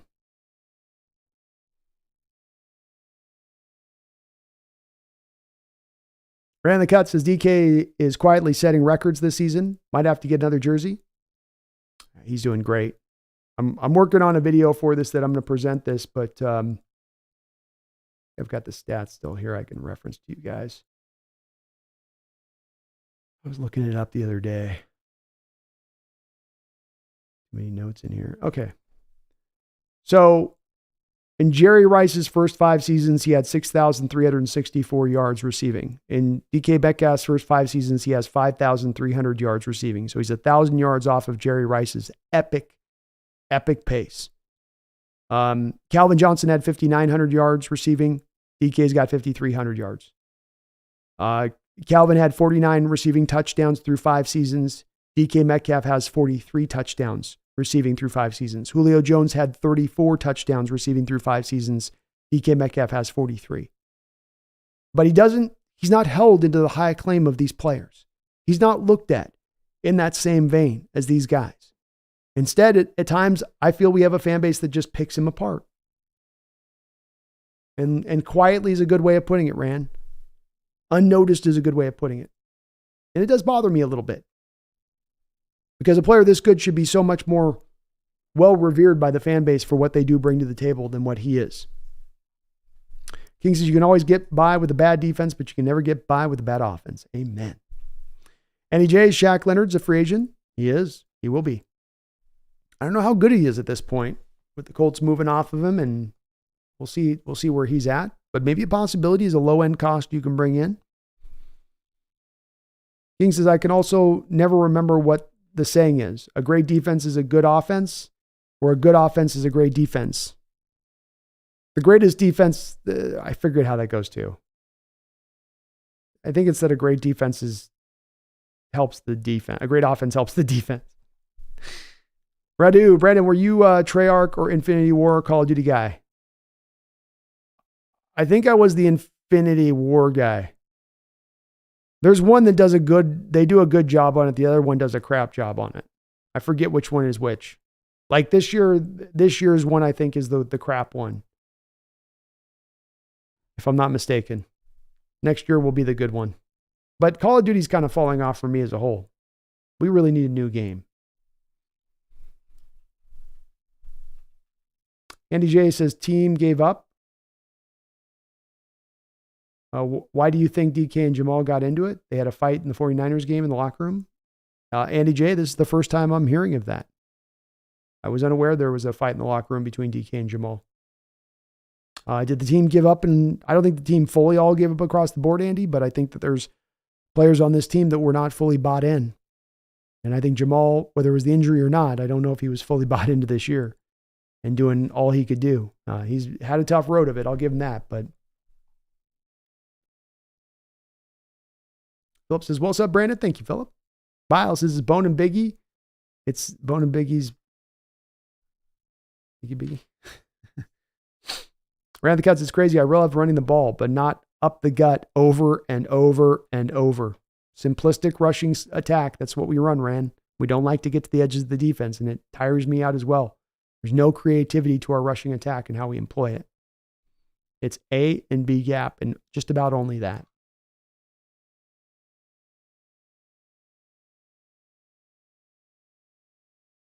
It's pronounced Billy, not Bile. Sorry, Billy. My bad, man. I know, man. My mom. I'll try to remember that, Billy. I will try to remember that. Sorry about that. You see a word a certain way, you know. Rand the Cuts says 43 touchdowns for DK Metcalf and 2 game winners. That's it. Long live the king. Can you win a game in the first quarter? Can you win a game in the second quarter? Can you win a game in the third quarter? Can you win a game in the fourth quarter? Win it. Rand the Cuts says, I love DK. Just throw him a 12-yard slant. Amen. Either way, great offense is a great defense. Pour the money into the offense, please. That's where it's at, man. That's the bottom line. The best defense is a good offense. That's OD Metal got it, King Bomber. He got it. You get the ribbon on that one, OD. We were struggling with that one. Jason Schumacher, I was a Treyarch, but I'm a Zombies player, so there's that. Maybe I'm off on the names on it. I get them confused, Jason. So but here's the thing with the Zombies. They didn't have Zombies last year, and then they messed up Zombies this year. The current game is the weird ass, what is it? It's like they cross the modes up of Zombie and the open free world crap that they have going on. It just sucks. It sucks. But it's been 3 years since the last Zombie one that they did that was a legit good Zombie. I love the Zombie one too. But they just sort of like decided the last 2 years to kind of punt it, which sucks because it's kind of like they act like there wasn't a part of the fan base that really did love that mode.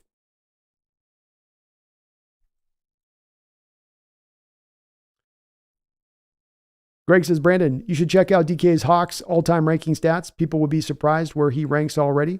Oh, no, I agree. And looking up for what you see he was doing historically speaking, it does also speak to, look, he's going to climb up the realm of the ranks of this list really quick and get himself up into fourth, third, second territory really quickly behind Tyler. So he's rising. Yeah, I know he's definitely going to be up there. And again, part of why I say, Greg, I wish the fan base, I've had to spend way too much time talking people off of the ledge of wanting to trade DK Metcalf this season. If I had a nickel for every time I had to get into that discussion with fans in my chat this season, I'd have hundreds of dollars. It's been a common thing that gets spoken about. It drives me crazy.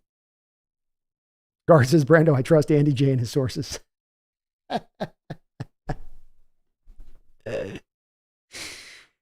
Oh, Red Ace, any party going on tomorrow for the Huskies game? I'll be going live, Red Ace. I'm going to do the live play-by-play here. So I'll be going live if you call this a party here.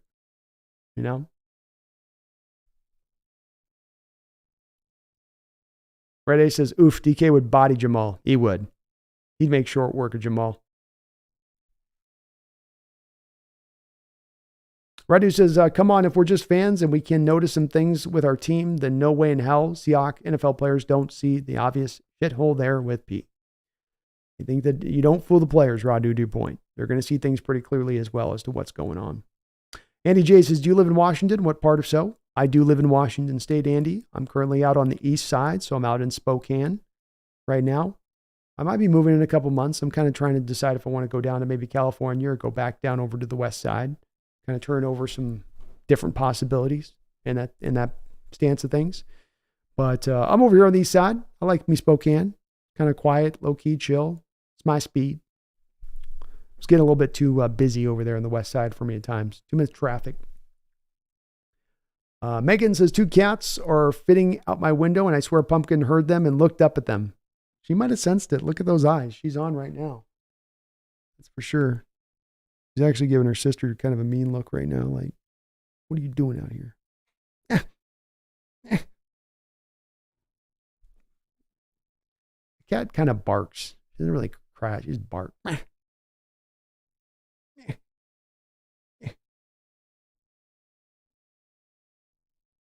Brandon Cut says, I'm in Post Falls. Let's have a beer.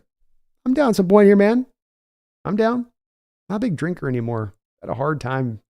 I popped open a couple beers. I was kind of out after a few. I'm like, ugh.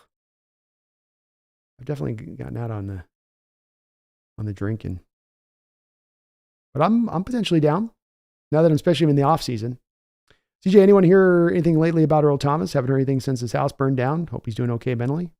What's with all the NFL players and their houses burning down, by the way? Is this an insurance thing? Remember we got that one guy that had his house burned down in training camp, and then Tyreek Hill just had his house burned down or partially burned down?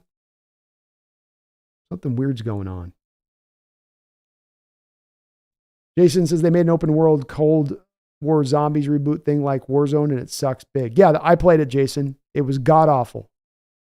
That sucks donkey dick, that mode. They ruin zombies trying to make that other thing a thing. They're trying to make that other thing a thing rather than just let the zombie people enjoy their zombie mode. It was the trashiest gameplay of setup I've seen with zombies. And again, that was after last year. It was supposed to be our good year for zombies last year, Jason, and they just took the whole mode out of the game suddenly. It was just gone. So disappointing. Greg says DK has more than 2 game winners.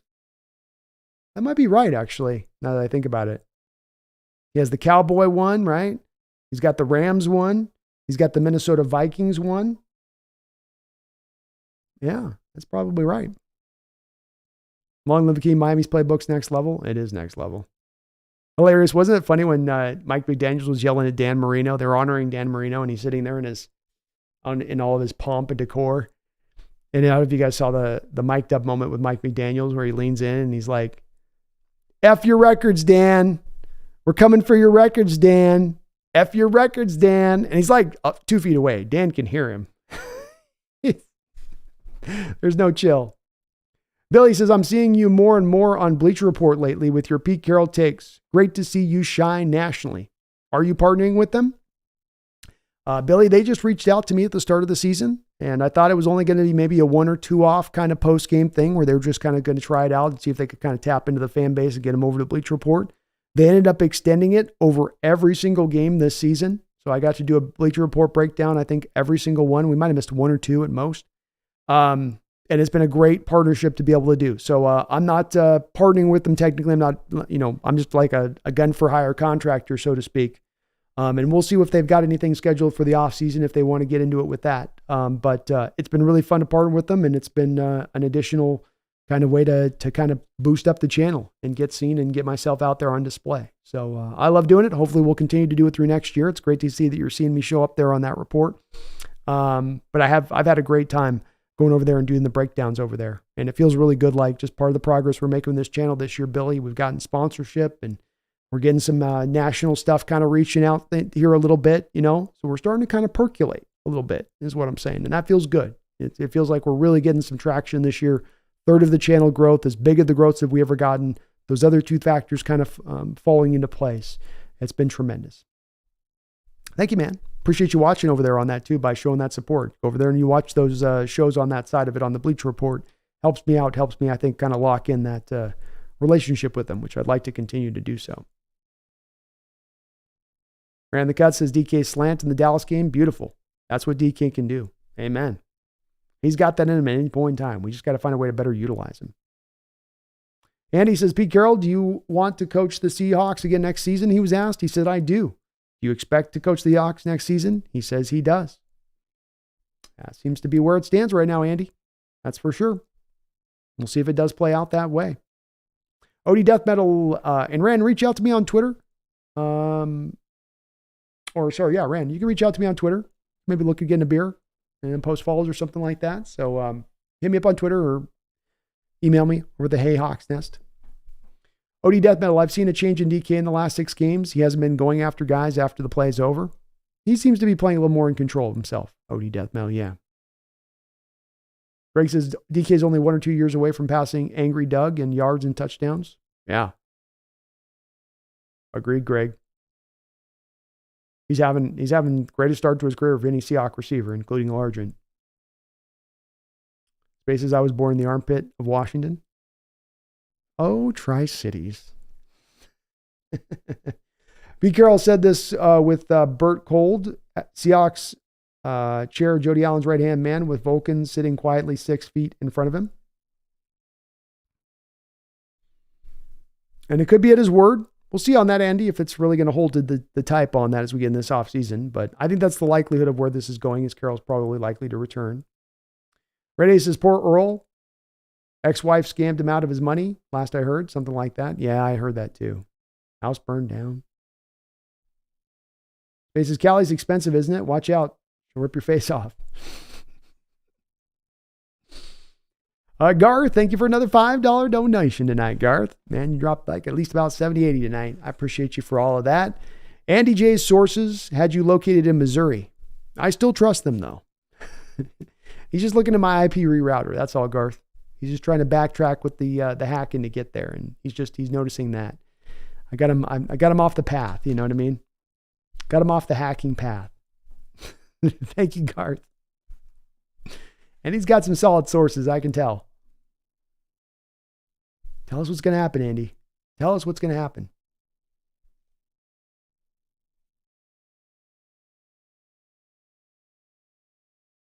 Red Ace says, wherever I'm at, I'll make sure to tune in to the real party in the chat. Hell yeah, Red Ace. We're going to be off the hook tomorrow. We don't got a lot to play for Seattle. We're putting all of our energy and love and admiration and hope now is going to ride with the dogs. Fully. Jason Schumacher, I don't think Pete's going anywhere until the team is sold, but time will tell. I think at the very least, he's not going anywhere in the next year. It was announced that there's a team option for a year from now. We'll see if the team activates that option or not, but I think at least for the next year, that's likely to be the case. Vegas Hawks Nest, if you move, you'll be back for the 50th birthday blowout summer 2026 when I'm back in Seattle, right? Hell yeah, Megan. Wherever I move, I'll be very close around the Seattle area. Even if I'm in California, that's still only about an hour flight away to get back up north. So Just an easy little jump, hop, skip, and I'm right there. For sure. I got you. I got you.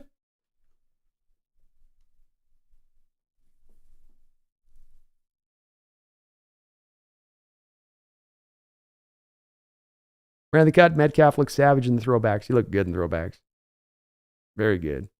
Spaces, what Xbox game should I get for your gaming channel? Well, I've been playing Fortnite recently, which is just a free game. But I'm kind of trying to wait for a new game to come out. I'm looking forward to GTA in another year from now coming out.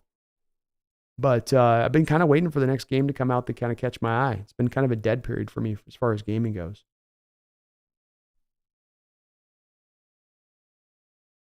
But I've been doing the Fort lately. Red A says, did Geno lead the league in game-winning drives this season? Thought I heard that during the game. Either way, he's had 7. Definitely not the problem.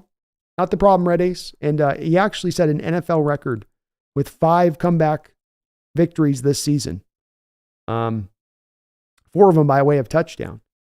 So that just got set today. He set that record, Red Ace. And as you say, I don't see him as part of the problem. I think he's bringing a net plus to this team, like some of the other guys we can talk about, being DK Metcalf or Kenneth Walker. Whereas there's a lot of players on this team not necessarily bringing the net positive to play. Ran the Cuts has been awesome to watch you in the Bleacher Report. Thank you, Ran. I appreciate that, man. I thank you so much for watching because they see the viewership by you guys coming over from the Hawks Nest over to the app, and that's part of what then drives, of course, me coming back to the app. Part of why I think I've been able to do this all year with them, where they started out and said, okay, we're just going to do a couple of shows, is because you guys in force went over there when we did those post-game streams. You guys showed up, and they're like, whoa. His audience travels. His audience shows up for this stuff. And I really thank you guys because that's helped me lock some things. That helped me lock that in this year and maybe a big part of helping me lock it in the future with them, which I'd love to do. Andy J. Seahawks looking at Brandon Staley for DC. Well, there's a guy that knows how to run the Fangio scheme, Andy. So I know he didn't ever have really the personnel to make it work in Los Angeles with the Chargers. But he is a guy that knows how to run the scheme and maybe the only guy other than Fangio who has shown that he can run the scheme, absent Fangio's presence being around him.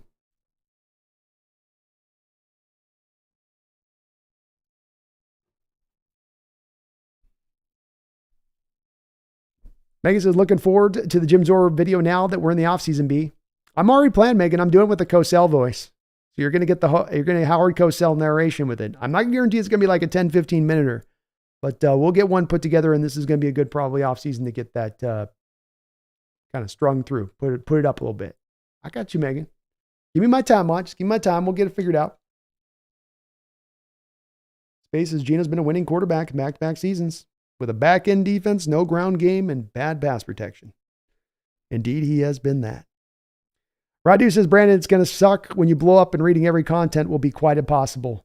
This year's been a challenge, Radu. I ain't going to lie to you, man. You know, we've had to kind of slide the shows from 4 hours out there to 6 to 7, and it's going to be a problem. I'm going to have to start to chop the shows up into more shorter form, but more of the shows.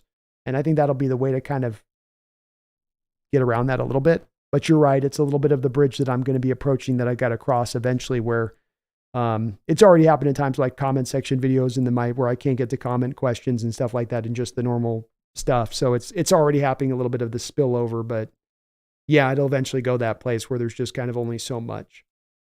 I think what could eventually help it a little bit too, though, Radu, is, as we do fully expand, as I get bigger and bigger, there'll be a point in time where I'll bring people on to actually help me out in my preparation and take some of that load off, which will then open more of the load up to just kind of run free and easy on the live streams at that point. Especially if I get to a point where I don't have to chop up so much video and thumbnails and all that. Andy J says, nah, I ain't hacking laughing out loud. I love your channel. I appreciate that, Andy. I was joking, of course. I wasn't. I knew I was just playing, but thank you, man. I appreciate that. Very kind of you. Billy says, I come here first before the Bleacher Report. All the Seahawks reports that ask questions don't hold Pete's feet to the fire like the New York press corps does to the Jets coaches. They ask softball questions. Billy, indeed, is 100% the truth. You speak no lies. The Seattle local media, I've wondered why it is so much this way. I know that we're a nice people. We're a good people. We're a gentle people. But there's times where you as a reporter have got to kind of do your job. And in moments like this season and moments like have gone down in games, it's your feet to speak truth to power. Coach Carroll is the power. Speak truth to it. And the New York media can sometimes go whole hog and overboard in their approach. And they can make that location in New York not always the most welcoming of places for people to come in from the outside.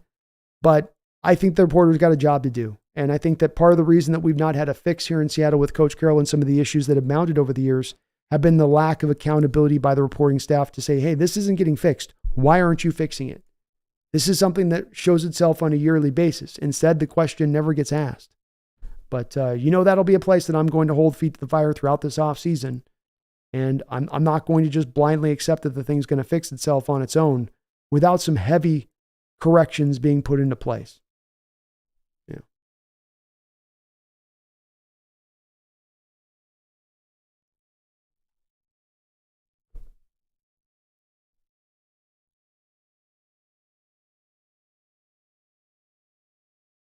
Megan says you need to play Fallout 4 and Far Harbor and Nuka Cola DLCs. I might at some point with that, Megan. I'm open to being talked into it with the Fallouts. Never know with that. Jason, I've been playing into the Radius lately, even though I'm way too old for VR. Laughing out loud. VR was where I thought this thing was going, Jason. That's where I thought, like 4 or 5 years ago, I thought, okay, the next evolution in gaming is going to be this VR, and bam, we got our next ball being pushed forward. But it does feel like to me the video game industry's got a little stagnant in recent years, and things a little bit more in the kind of recycling through all of the same kind of old ideas. And VR has not really taken the step forward like I thought it would, but maybe it will eventually here, Jason, into the Radius. I tried the VR out a few years ago and it just didn't quite click with me, but maybe now. Dude, Bob, crazy how you're still going so late. I know, I go long. J-Ras, you ought to try War Thunder. It's a tank plane and now a ship game. War Thunder. I'll write it down. I'll take a look. Sounds cool. I do tend to be kind of a multiplayer guy too. I like to get in with the folks, get in with the peoples.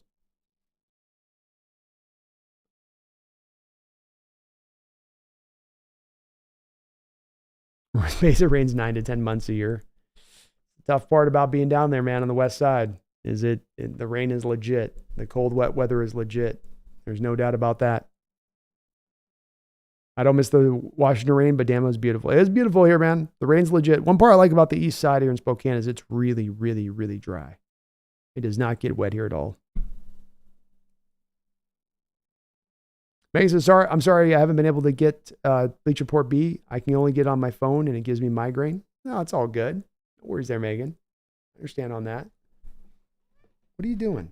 Come on. Come on, kitty. Okay. Megan says, my two loves, Cosell and Jim Zorn, worth the wait. We'll get it set up, Megan. I'm sorry. That's why taking that long plan approach is giving me some time to kind of think about the angle I want to take on it. I think you'll dig it. Megan says, don't expect 15 minutes, be 14.5 minutes is fine. There you go. There you go. Oh, shoot.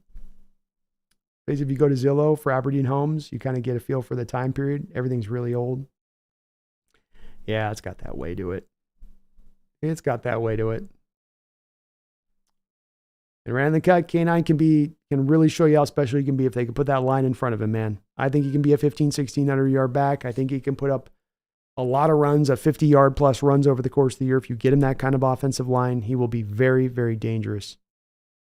Lou, you have yourself a great night, man. Appreciate you, brother. He says, I'll play at the end time. Sounds good, man. We'll get something figured out on that.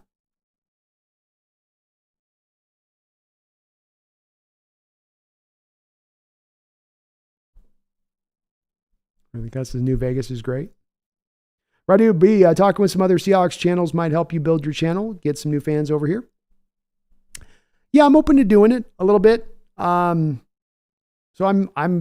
I'll try to see if maybe I can reach out a little bit more on it.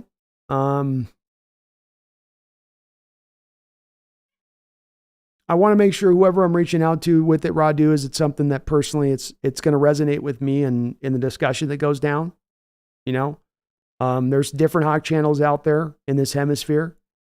There's some Hawk channels that I like, some Hawk channels where I don't know that they push the conversation forward in a way where it tangibly would be something that interests my audience, you know? But you're not wrong. And I've thought about doing maybe kind of like a month hosting of, you know, different Hawk content creators and having them come in and whatnot with that. I've given it some thought with it. I'll try to turn it over a little bit more this off season, as this is a good time to do that type of thing, you know, get the thoughts and feelings for where insert person A stands, insert person B stands, you know, maybe a bit of a wider breadth in that respect. I'm open to it for sure, Radu, and it's a great suggestion. Dom H says, call me crazy, but I'd rather have one more average season than Carroll leaving on bad terms like Russ did. Dom, you're not alone. There's a lot of folks that are open after this game that I've heard from that are still wanting to give Coach Carroll another year. So I understand it. I disagree on where my outlook is with it, but I do understand it, and you're not alone in your outlook of it in that respect. CJ says, I wish another Elder Scrolls game would come out because Skyrim is my favorite game of all time, but unfortunately, that seems far off. Yeah, everything seems to take extra long now with the video games. You know, like how long has it been since the GTA? Everything's like 7 years, you'll get your game. Jesus, 7 years. Jason says it's a stalker style game, and yeah, I thought through VR would take off more than it did. I'm just tired of the same old games with a new name. I am too, man. I am too. It's odd to watch because when I grew up, you know, and I'm sure you are the same way, Jason, for years. You go back to 06, 07, 08, 09. Every 9 months, you got a game coming out that's worthy of throwing in there and trying it out, and you'll have some fun with it, and you'll maybe get 4 or 5 months of really good play, and then you get on your next game. You know, now you have to go with games for like 3 or 4 or 5 years, it feels like, until you can go get to a game that actually is going to, you know, bring some excitement. And there's been a lot of underwhelming titles as well. A lot of all hype, you know, no meat, just bun. Andy J. Brandon, you like 24/7 fast food restaurant? You're always active late into the night. That's how I am, bro. I've always just been this way. I'm just wired like this. Yeah, as Gar says there, dude, there's some channels too where I know that they hearken to a certain fashion in the way they talk about the Hawks, and sometimes my ways can be a little bit contentious. My ways can be a little bit maybe not always welcome on other channels with it, but I think it's still a great suggestion and worth reasoning out, because you're right, it does help to do the collabs. Me and Brendan's collabs have been a big part in helping expand our channel over the past couple of years, so it certainly would be helpful. Megan says 14 minutes, 39 seconds. Dude, Bob, your Dodgers are looking really good, man. Helps when you have an endless payroll. But hey, I can't be a hater. I'd do it if I could. I'd have my team do it if they could get away with it too.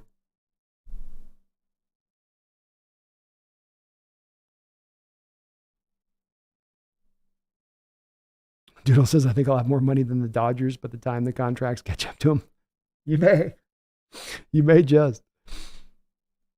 Blackhawk, Adrian's, or KJ Wright. Adrian, I've reached out to KJ Wright. So I've reached out to him on Twitter. I've DM'd him. I've emailed him. So I haven't gotten a response back from him. I've reached out to a lot of former players and stuff. They're hard to get as far as interviews. But I would love to do some stuff with KJ Wright. I'd love to be able to ask him some questions that I don't think other people have asked him. That'd be interesting to get the responses on. I'm open to Hawk Blogger as well. I'm open to all folks on this one, for sure. That's a great suggestion with it too as well, Adrian. Billy says, Brandon, are you 420 friendly, asking for a friend? Or if you can't answer because of sponsorship, just pet your cat for yes. No, I smoke. I'll smoke. I don't go hardcore as much as some folks do with it, but I lean more into that direction than I would lean into drinking, where I've almost all but stopped drinking. You might catch me like once or twice a year drinking at this point at most. And it's like maybe a couple drinks that I'm never done. Angie J says, just playing with you. I'm a Padres fan. Well, so we can talk about these dirty damn Dodgers buying their championship, right? Long live the king. Why is it when you have a pro DK or Geno debate with detractors, you can use stats game metrics, talents versus the league, but the only anti-argument is that guy sucks. It's a part of what I've recognized in the way the debate goes now, and you're going to find me at times press back in this manner. It'll sometimes show itself with the Coach Carroll debates. And what tends to happen is this, King, is that you have an argument on a side of it that doesn't have any meat on their bone. They don't have anything tangibly to bring from their argument that you can bring from a statistical standpoint. They can't point to EPA or PFF or next generation stats or even basic stats, receptions, targets, quarterback efficiency, right? So they can't go to any of that plethora of statistical data that might exist there because there's nothing to back their argument out. All they really have at that point, and I see it a lot, King, is the emotionality of what they feel. I feel this, so therefore it's the truth. I feel this strongly, so therefore it's the truth. And that's not the way that truth works. And that we have our own internal biases that we always apply to any given situation. And one way to turn off of those biases is to try to look through as much data as you can, as much as you can stomach, as much as you can factor in to dispense and distill down to a bottom line. And the more data that you run away from, the less you drive towards that end game goal, in my opinion. And the more then that you're making a determination or a decision, King, like you're talking about on little bits of data, on emotionality. And then, in my opinion, King, that then sends you in the wrong direction. Emotions can be wrong. Biases can prove wrong, but the eye in the sky don't lie, as they say. Statistically, you are what you are. And that's been one of the things I've struggled with as well at times in having these debates, is I can bring up all of these specific items and then you get generalities on the other side. You get speaking in vague terms. And that's where, to me, I think that the conversation just doesn't have a much more further place to go at that point when you get in those kind of debates. It's just kind of like you got to shrug and go, I'm not dealing with somebody who wants to take into account all the data. They want to feel a certain way about this. I'm not going to move them off that spot because they feel that way. And as I always say, I will feel strongly about any given argument because I think I've done a lot to think about that and build my case for that argument. But you can move me off my spot. You can change my mind on anything in regards to this team, but you got to back it up. You got to bring something tangible behind it other than just, I got a feeling. That don't work for me, right? But I've encountered it often too, King, and it is frustrating when you're trying to have that good discussion in regards to this. JMG63, Rob Stanton has a good Seahawks channel. I think you have similar views. For sure. I'd be down to work with Rob 100%, JMG. He does very good work out there. And a guy that I like because he is going to be honest with you, which is always the thing that I hold in kind of the highest esteem from content creators is, are they willing to be honest? Even when sometimes that honesty is not going to be what's best for their channel. Andy J says, I work late in the nights. Your channel's perfect for me. Thank you, Andy. We fumbled the dynasty, shaking my head. We could have been the 90s Cowboys or 2010s. Everyone in the world would have been Seahawks fans, and we would have had 10 primetime games a year for the next 50 years. What could have been, Andy? What could have been? They had a shot at it, but you're right. They lost the chance. Ego, pride, hubris, it all kind of caught up to you in that. Adrian says, Hawk Blogger and Evan Hill are a great duo. They do great work as well, Adrian. I'm down to definitely do some collabing in that respect of things. Thoughts on the Rams versus Lions game? I think the Rams are going to win that game, Adrian. I don't know why. I just have a feeling. Lions should take it. They have every right to feel like they've got the advantage in that game. But the way that Stafford's been playing this year, and that he's got Kupp and Puka back there rolling, and you've got Aaron Donald running to his full strength, I don't know. I just kind of feel like the Rams are going to pull a shocker off. CJ says, does anyone remember when Marshawn thought the one beat reporter was clipboard Jesus Whitehurst? I do remember that. They got that on, you can still go find the video of that, actually. It's hilarious. It is pretty hilarious. Randy Cut says, the truth is DK is a second team all-pro receiver. Oh, yeah. An absolute beast is right.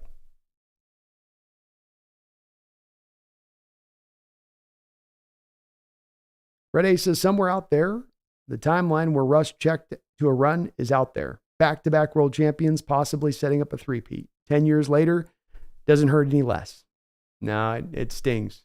It definitely stings. And hell, that moment is one moment you can point to that went off the rails. You lost the faith of the players, and many of the players' locker room off that play based on what they've told us in retrospect. And it has cast a shadow over this organization since. On top of the fact you didn't reach into the dynasty phase of things. On top of that. Little Bob, I got a Vin Scully jersey when I went to the game where they had his whole family say it's time for Dodger baseball. Oh, hell yeah. Scully's a legend. Legend. Yeah, I love the Dodgers and cried more when Vin Scully died than I did my dad died. Oh, man, that's sad.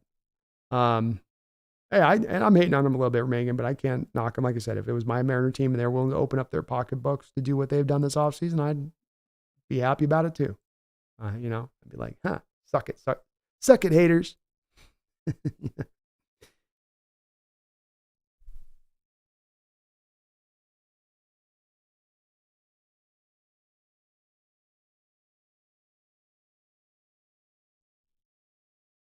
Alexander says, I don't know about you guys, but I feel like we took a big L today. Oh, well, Pete's here till 2075. Laughing out loud. It's possible. He's here for still a lot longer at this point.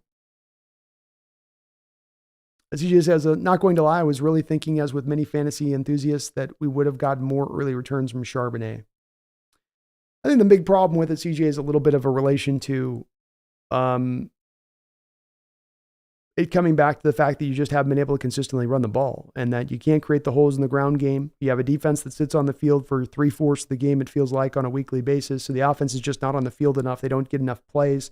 They don't get enough third down conversions to get back to the running game enough to feature more of Charbonnet. But I think his future does look bright.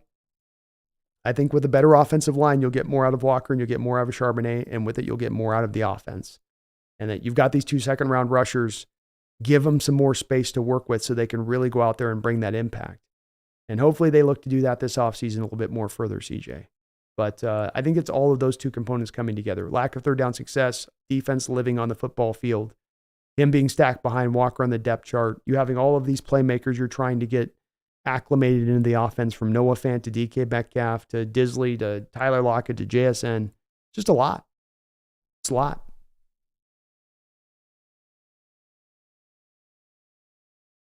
Dula Bob, I don't know what it's like from another team's standpoint, but what are the Dodgers in football terms?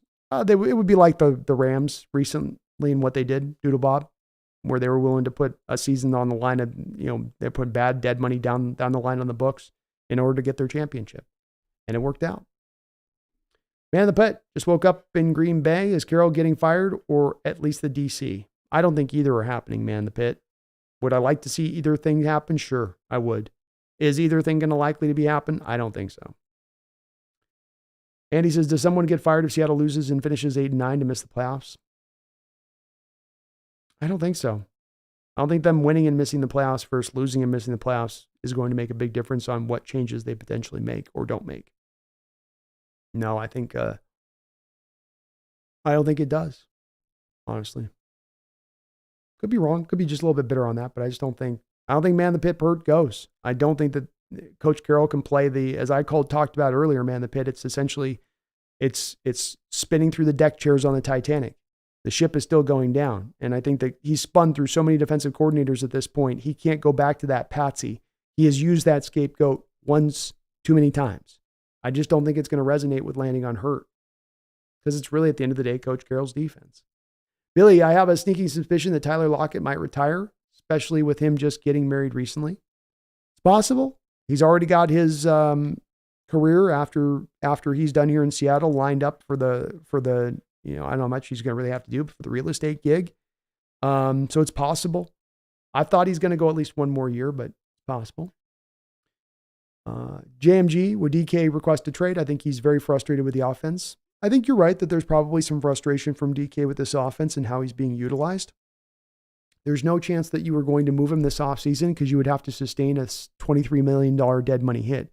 You would only save $1 million collectively by moving on from DK with a $23 million dead money hit. And that's already moving off of dead money deals and Jamal Adams and Quandre Diggs and Brian Monet and Nick Bellore.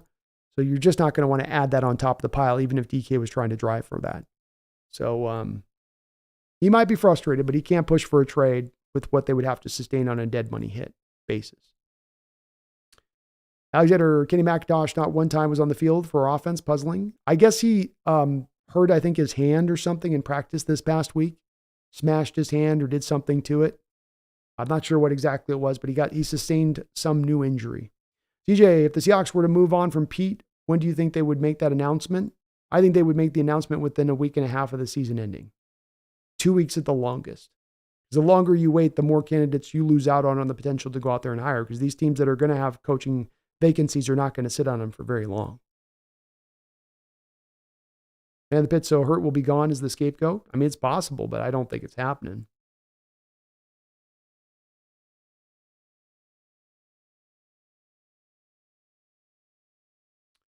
Andy, I still hope to my heart if we make the playoffs, we upset Dallas and make a deep run. I think we could have.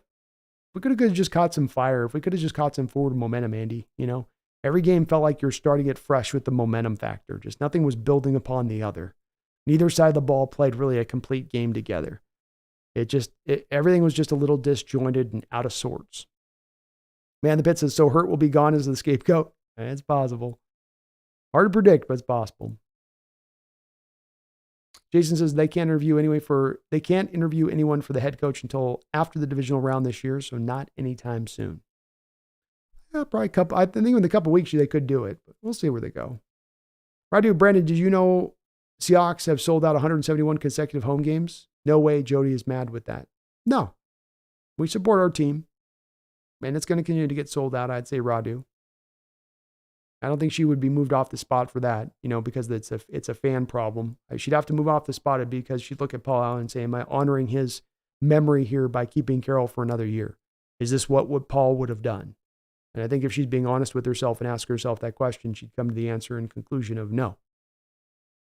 CJ says, I noticed more on-field frustration from Lockett this season than I had in the past. Lots of missed timing with Geno, not being on the same page. They weren't quite on at all times this year, CJ. Yeah, I saw the same thing at times.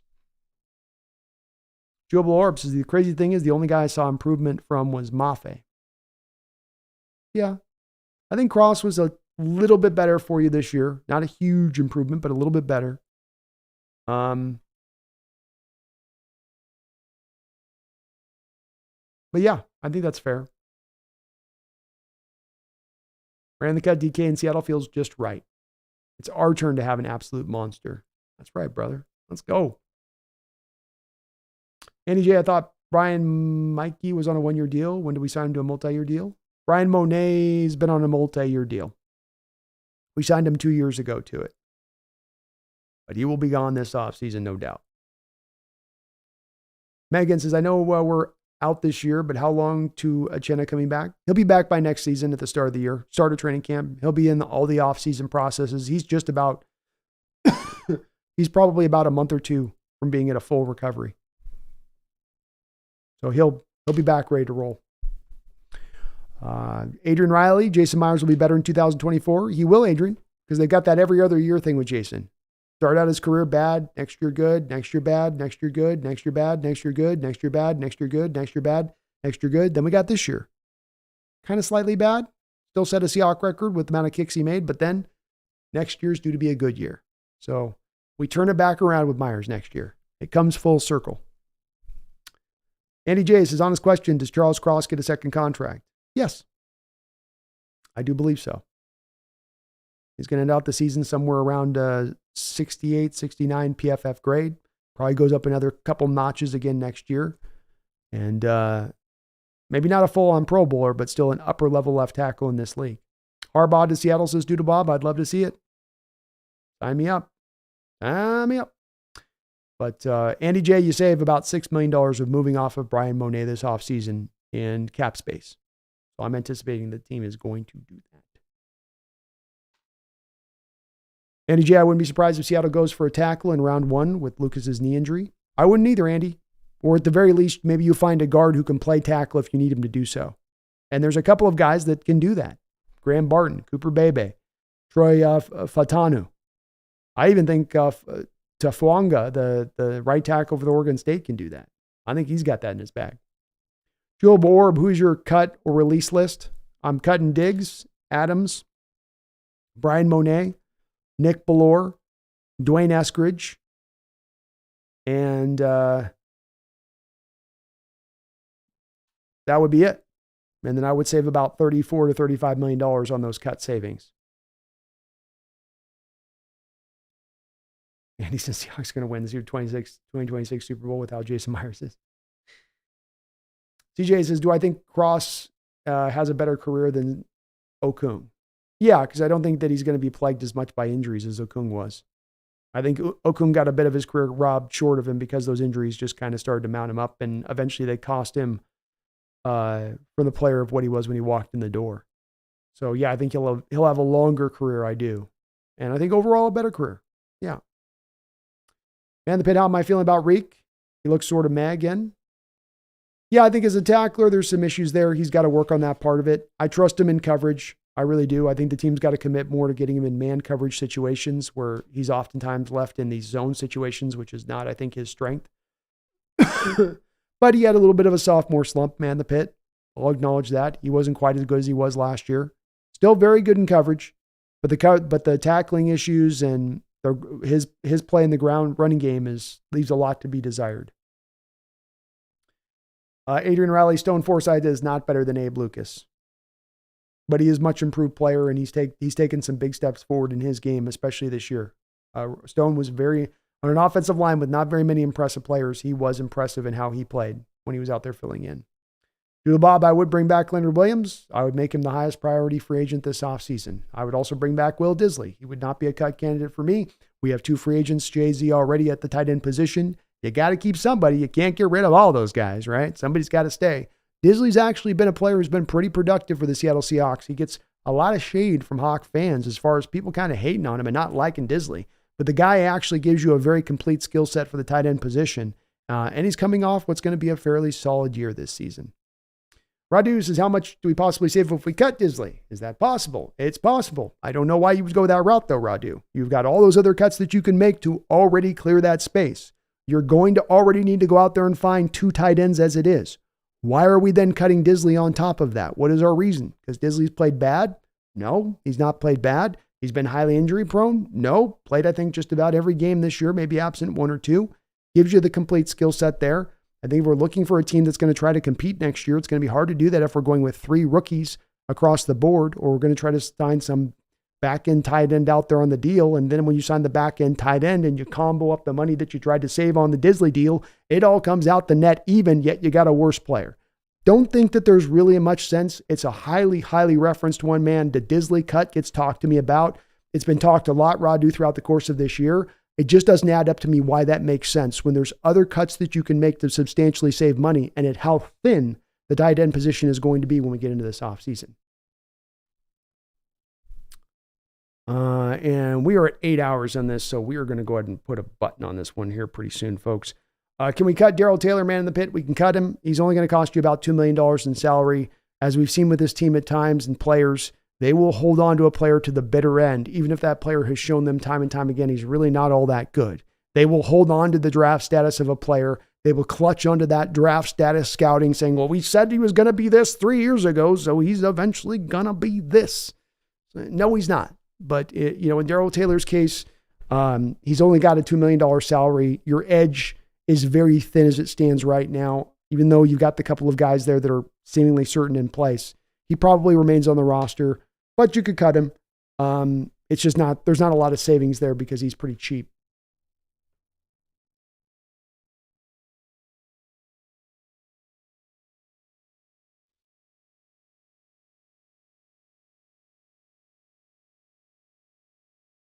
Adrian Riley, 8-hour stream. Good shit, man. Thank you, Adrian.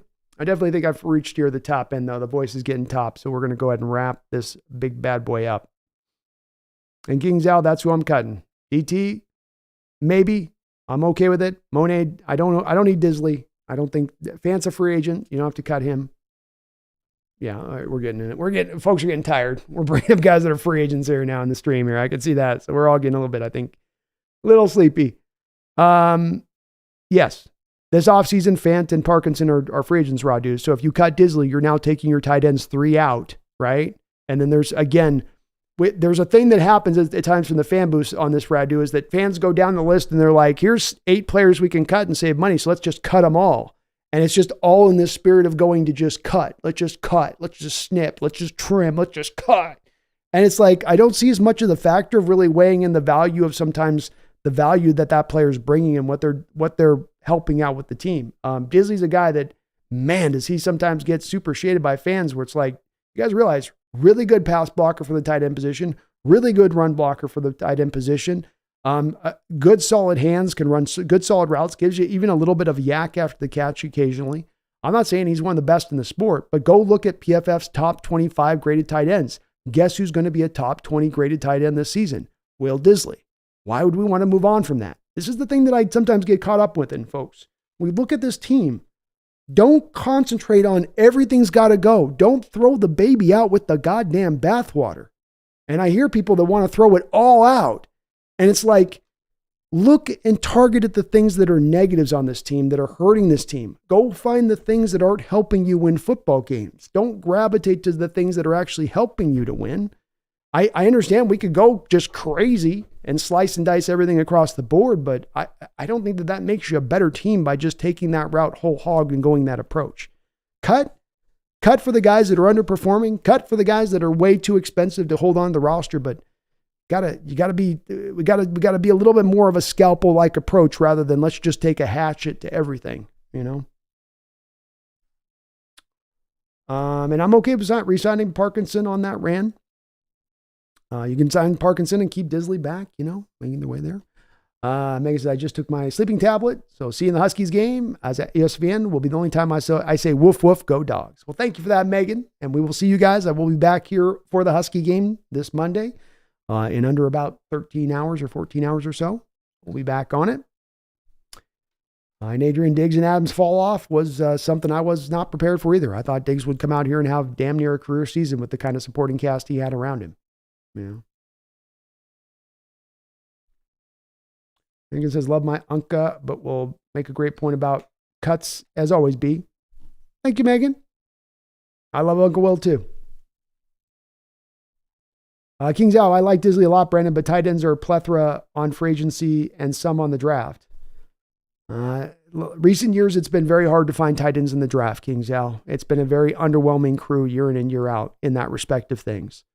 Maybe there'll be some more in free agency. We'll have to go out there and look. But again, remembering with this that when you cut Dissly, it's not just merely you save all of his contract. It's a little bit of what gets applied at times to Geno when people say cut Geno, where they think you're just getting the full savings of the $31 million if you move off of Geno. But in actuality, there is a dead money hit you got to sustain there. And when you have so many other players that you're going to cut and sustain so much of that dead money, when we start talking about getting up into the range of 45, 50, 55, $60 million of dead money, you're not competing next year at that point. And I guess that's okay if we want to go that route with it for sure, but that's where I'm a little bit more of like, we got to be scalpel more than we were full on hatchet, because we end up throwing that baby out with that bathwater. You know, give this man some sleep.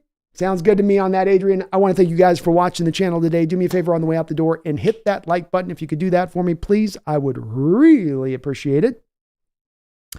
And, we will be back tomorrow for the Husky game. We got a stack of live streams set up for you this week. We'll be going Tuesday with the B&B show, tomorrow with the Husky game.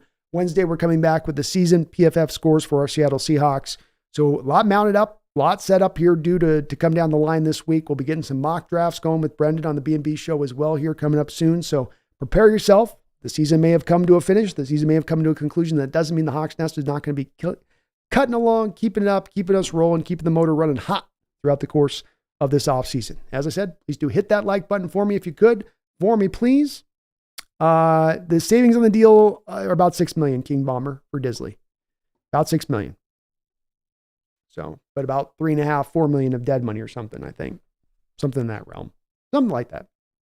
Megan, I appreciate you for hanging in there late on the mod duties and doing the Lord's good work in that respect of things. People were able to keep it pretty respectful tonight, which is good to see, because I know that there's a lot of folks after a season ends like this that aren't in the greatest of states of mind, and that there is a little bit of bitterness and anger out there, which is to be expected. But people kept it fair, clean, above board in the chat today. I want to thank you guys for allowing the chat. Or why I like to go long and deep here is when we're able to, everything's being respectful and nice. It makes it easy to go long and deep on this stuff. So thank you to all of you for being it and keeping it so above board in that respect. I want to thank Garth Knight for all the donations and all the other folks in this chat who dropped so many donations throughout this stream. King, you too as well. Thistle ran the cut. just Jason Tudor, Barry Satoro with many donations. Lou, thank you guys, all of you so very much for all of your support to the channel. It's very, very appreciated. You guys let me do this throughout this year full time. You've unleashed me in that way. And I really, from the bottom of my heart, really thank you guys for allowing me to do what is my passion, what I love to do. And we've got some big plans for this channel as we go into the future of this off season. So ride with me this off season. Stay with me this off season. Even after a tough year like this, the night is always darkest just before the dawn. And that sun will crack its light onto the horizon. We may have to wait a little bit, but it will crack its light once again on us Seahawks fans. We will feel the sun upon our face once again. So keep that faith, my Seahawks faithful. Keep it right there. Keep it in the pocket. Keep the hope alive. Overcome the pessimism where you can. And let's see if we can find this team turning the page this upcoming offseason, finding some long-needed answers, some long-held problems, and with it, finally turn themselves into a true contending team once again. My name is Brandon Kane. This has been an amazing season to experience with you guys. It's not been the best result as far as the final result goes and what this team brought out, but it has been an awesome season being able to experience this with you guys on a weekly basis. I thank you for that. Thank you for making this the spot where you check that out, where you hang out with here. Stay with me this offseason. See what this team does. Let's see if we can turn this forward. Appreciate you guys. But I hope you don't ever forget after a tough loss like this. I hope you never forget, even after a tough loss, especially after a tough loss like this. And John Wilson, thank you for finishing it off with your first super chat, $1 super chat. Thank you for the first super chat here on the channel, John. That's an amazing way to finish us off here on the channel. I can think of no better way. And so let me finish it off with that note to you, John, and to the rest of my Hawk faithful contingent.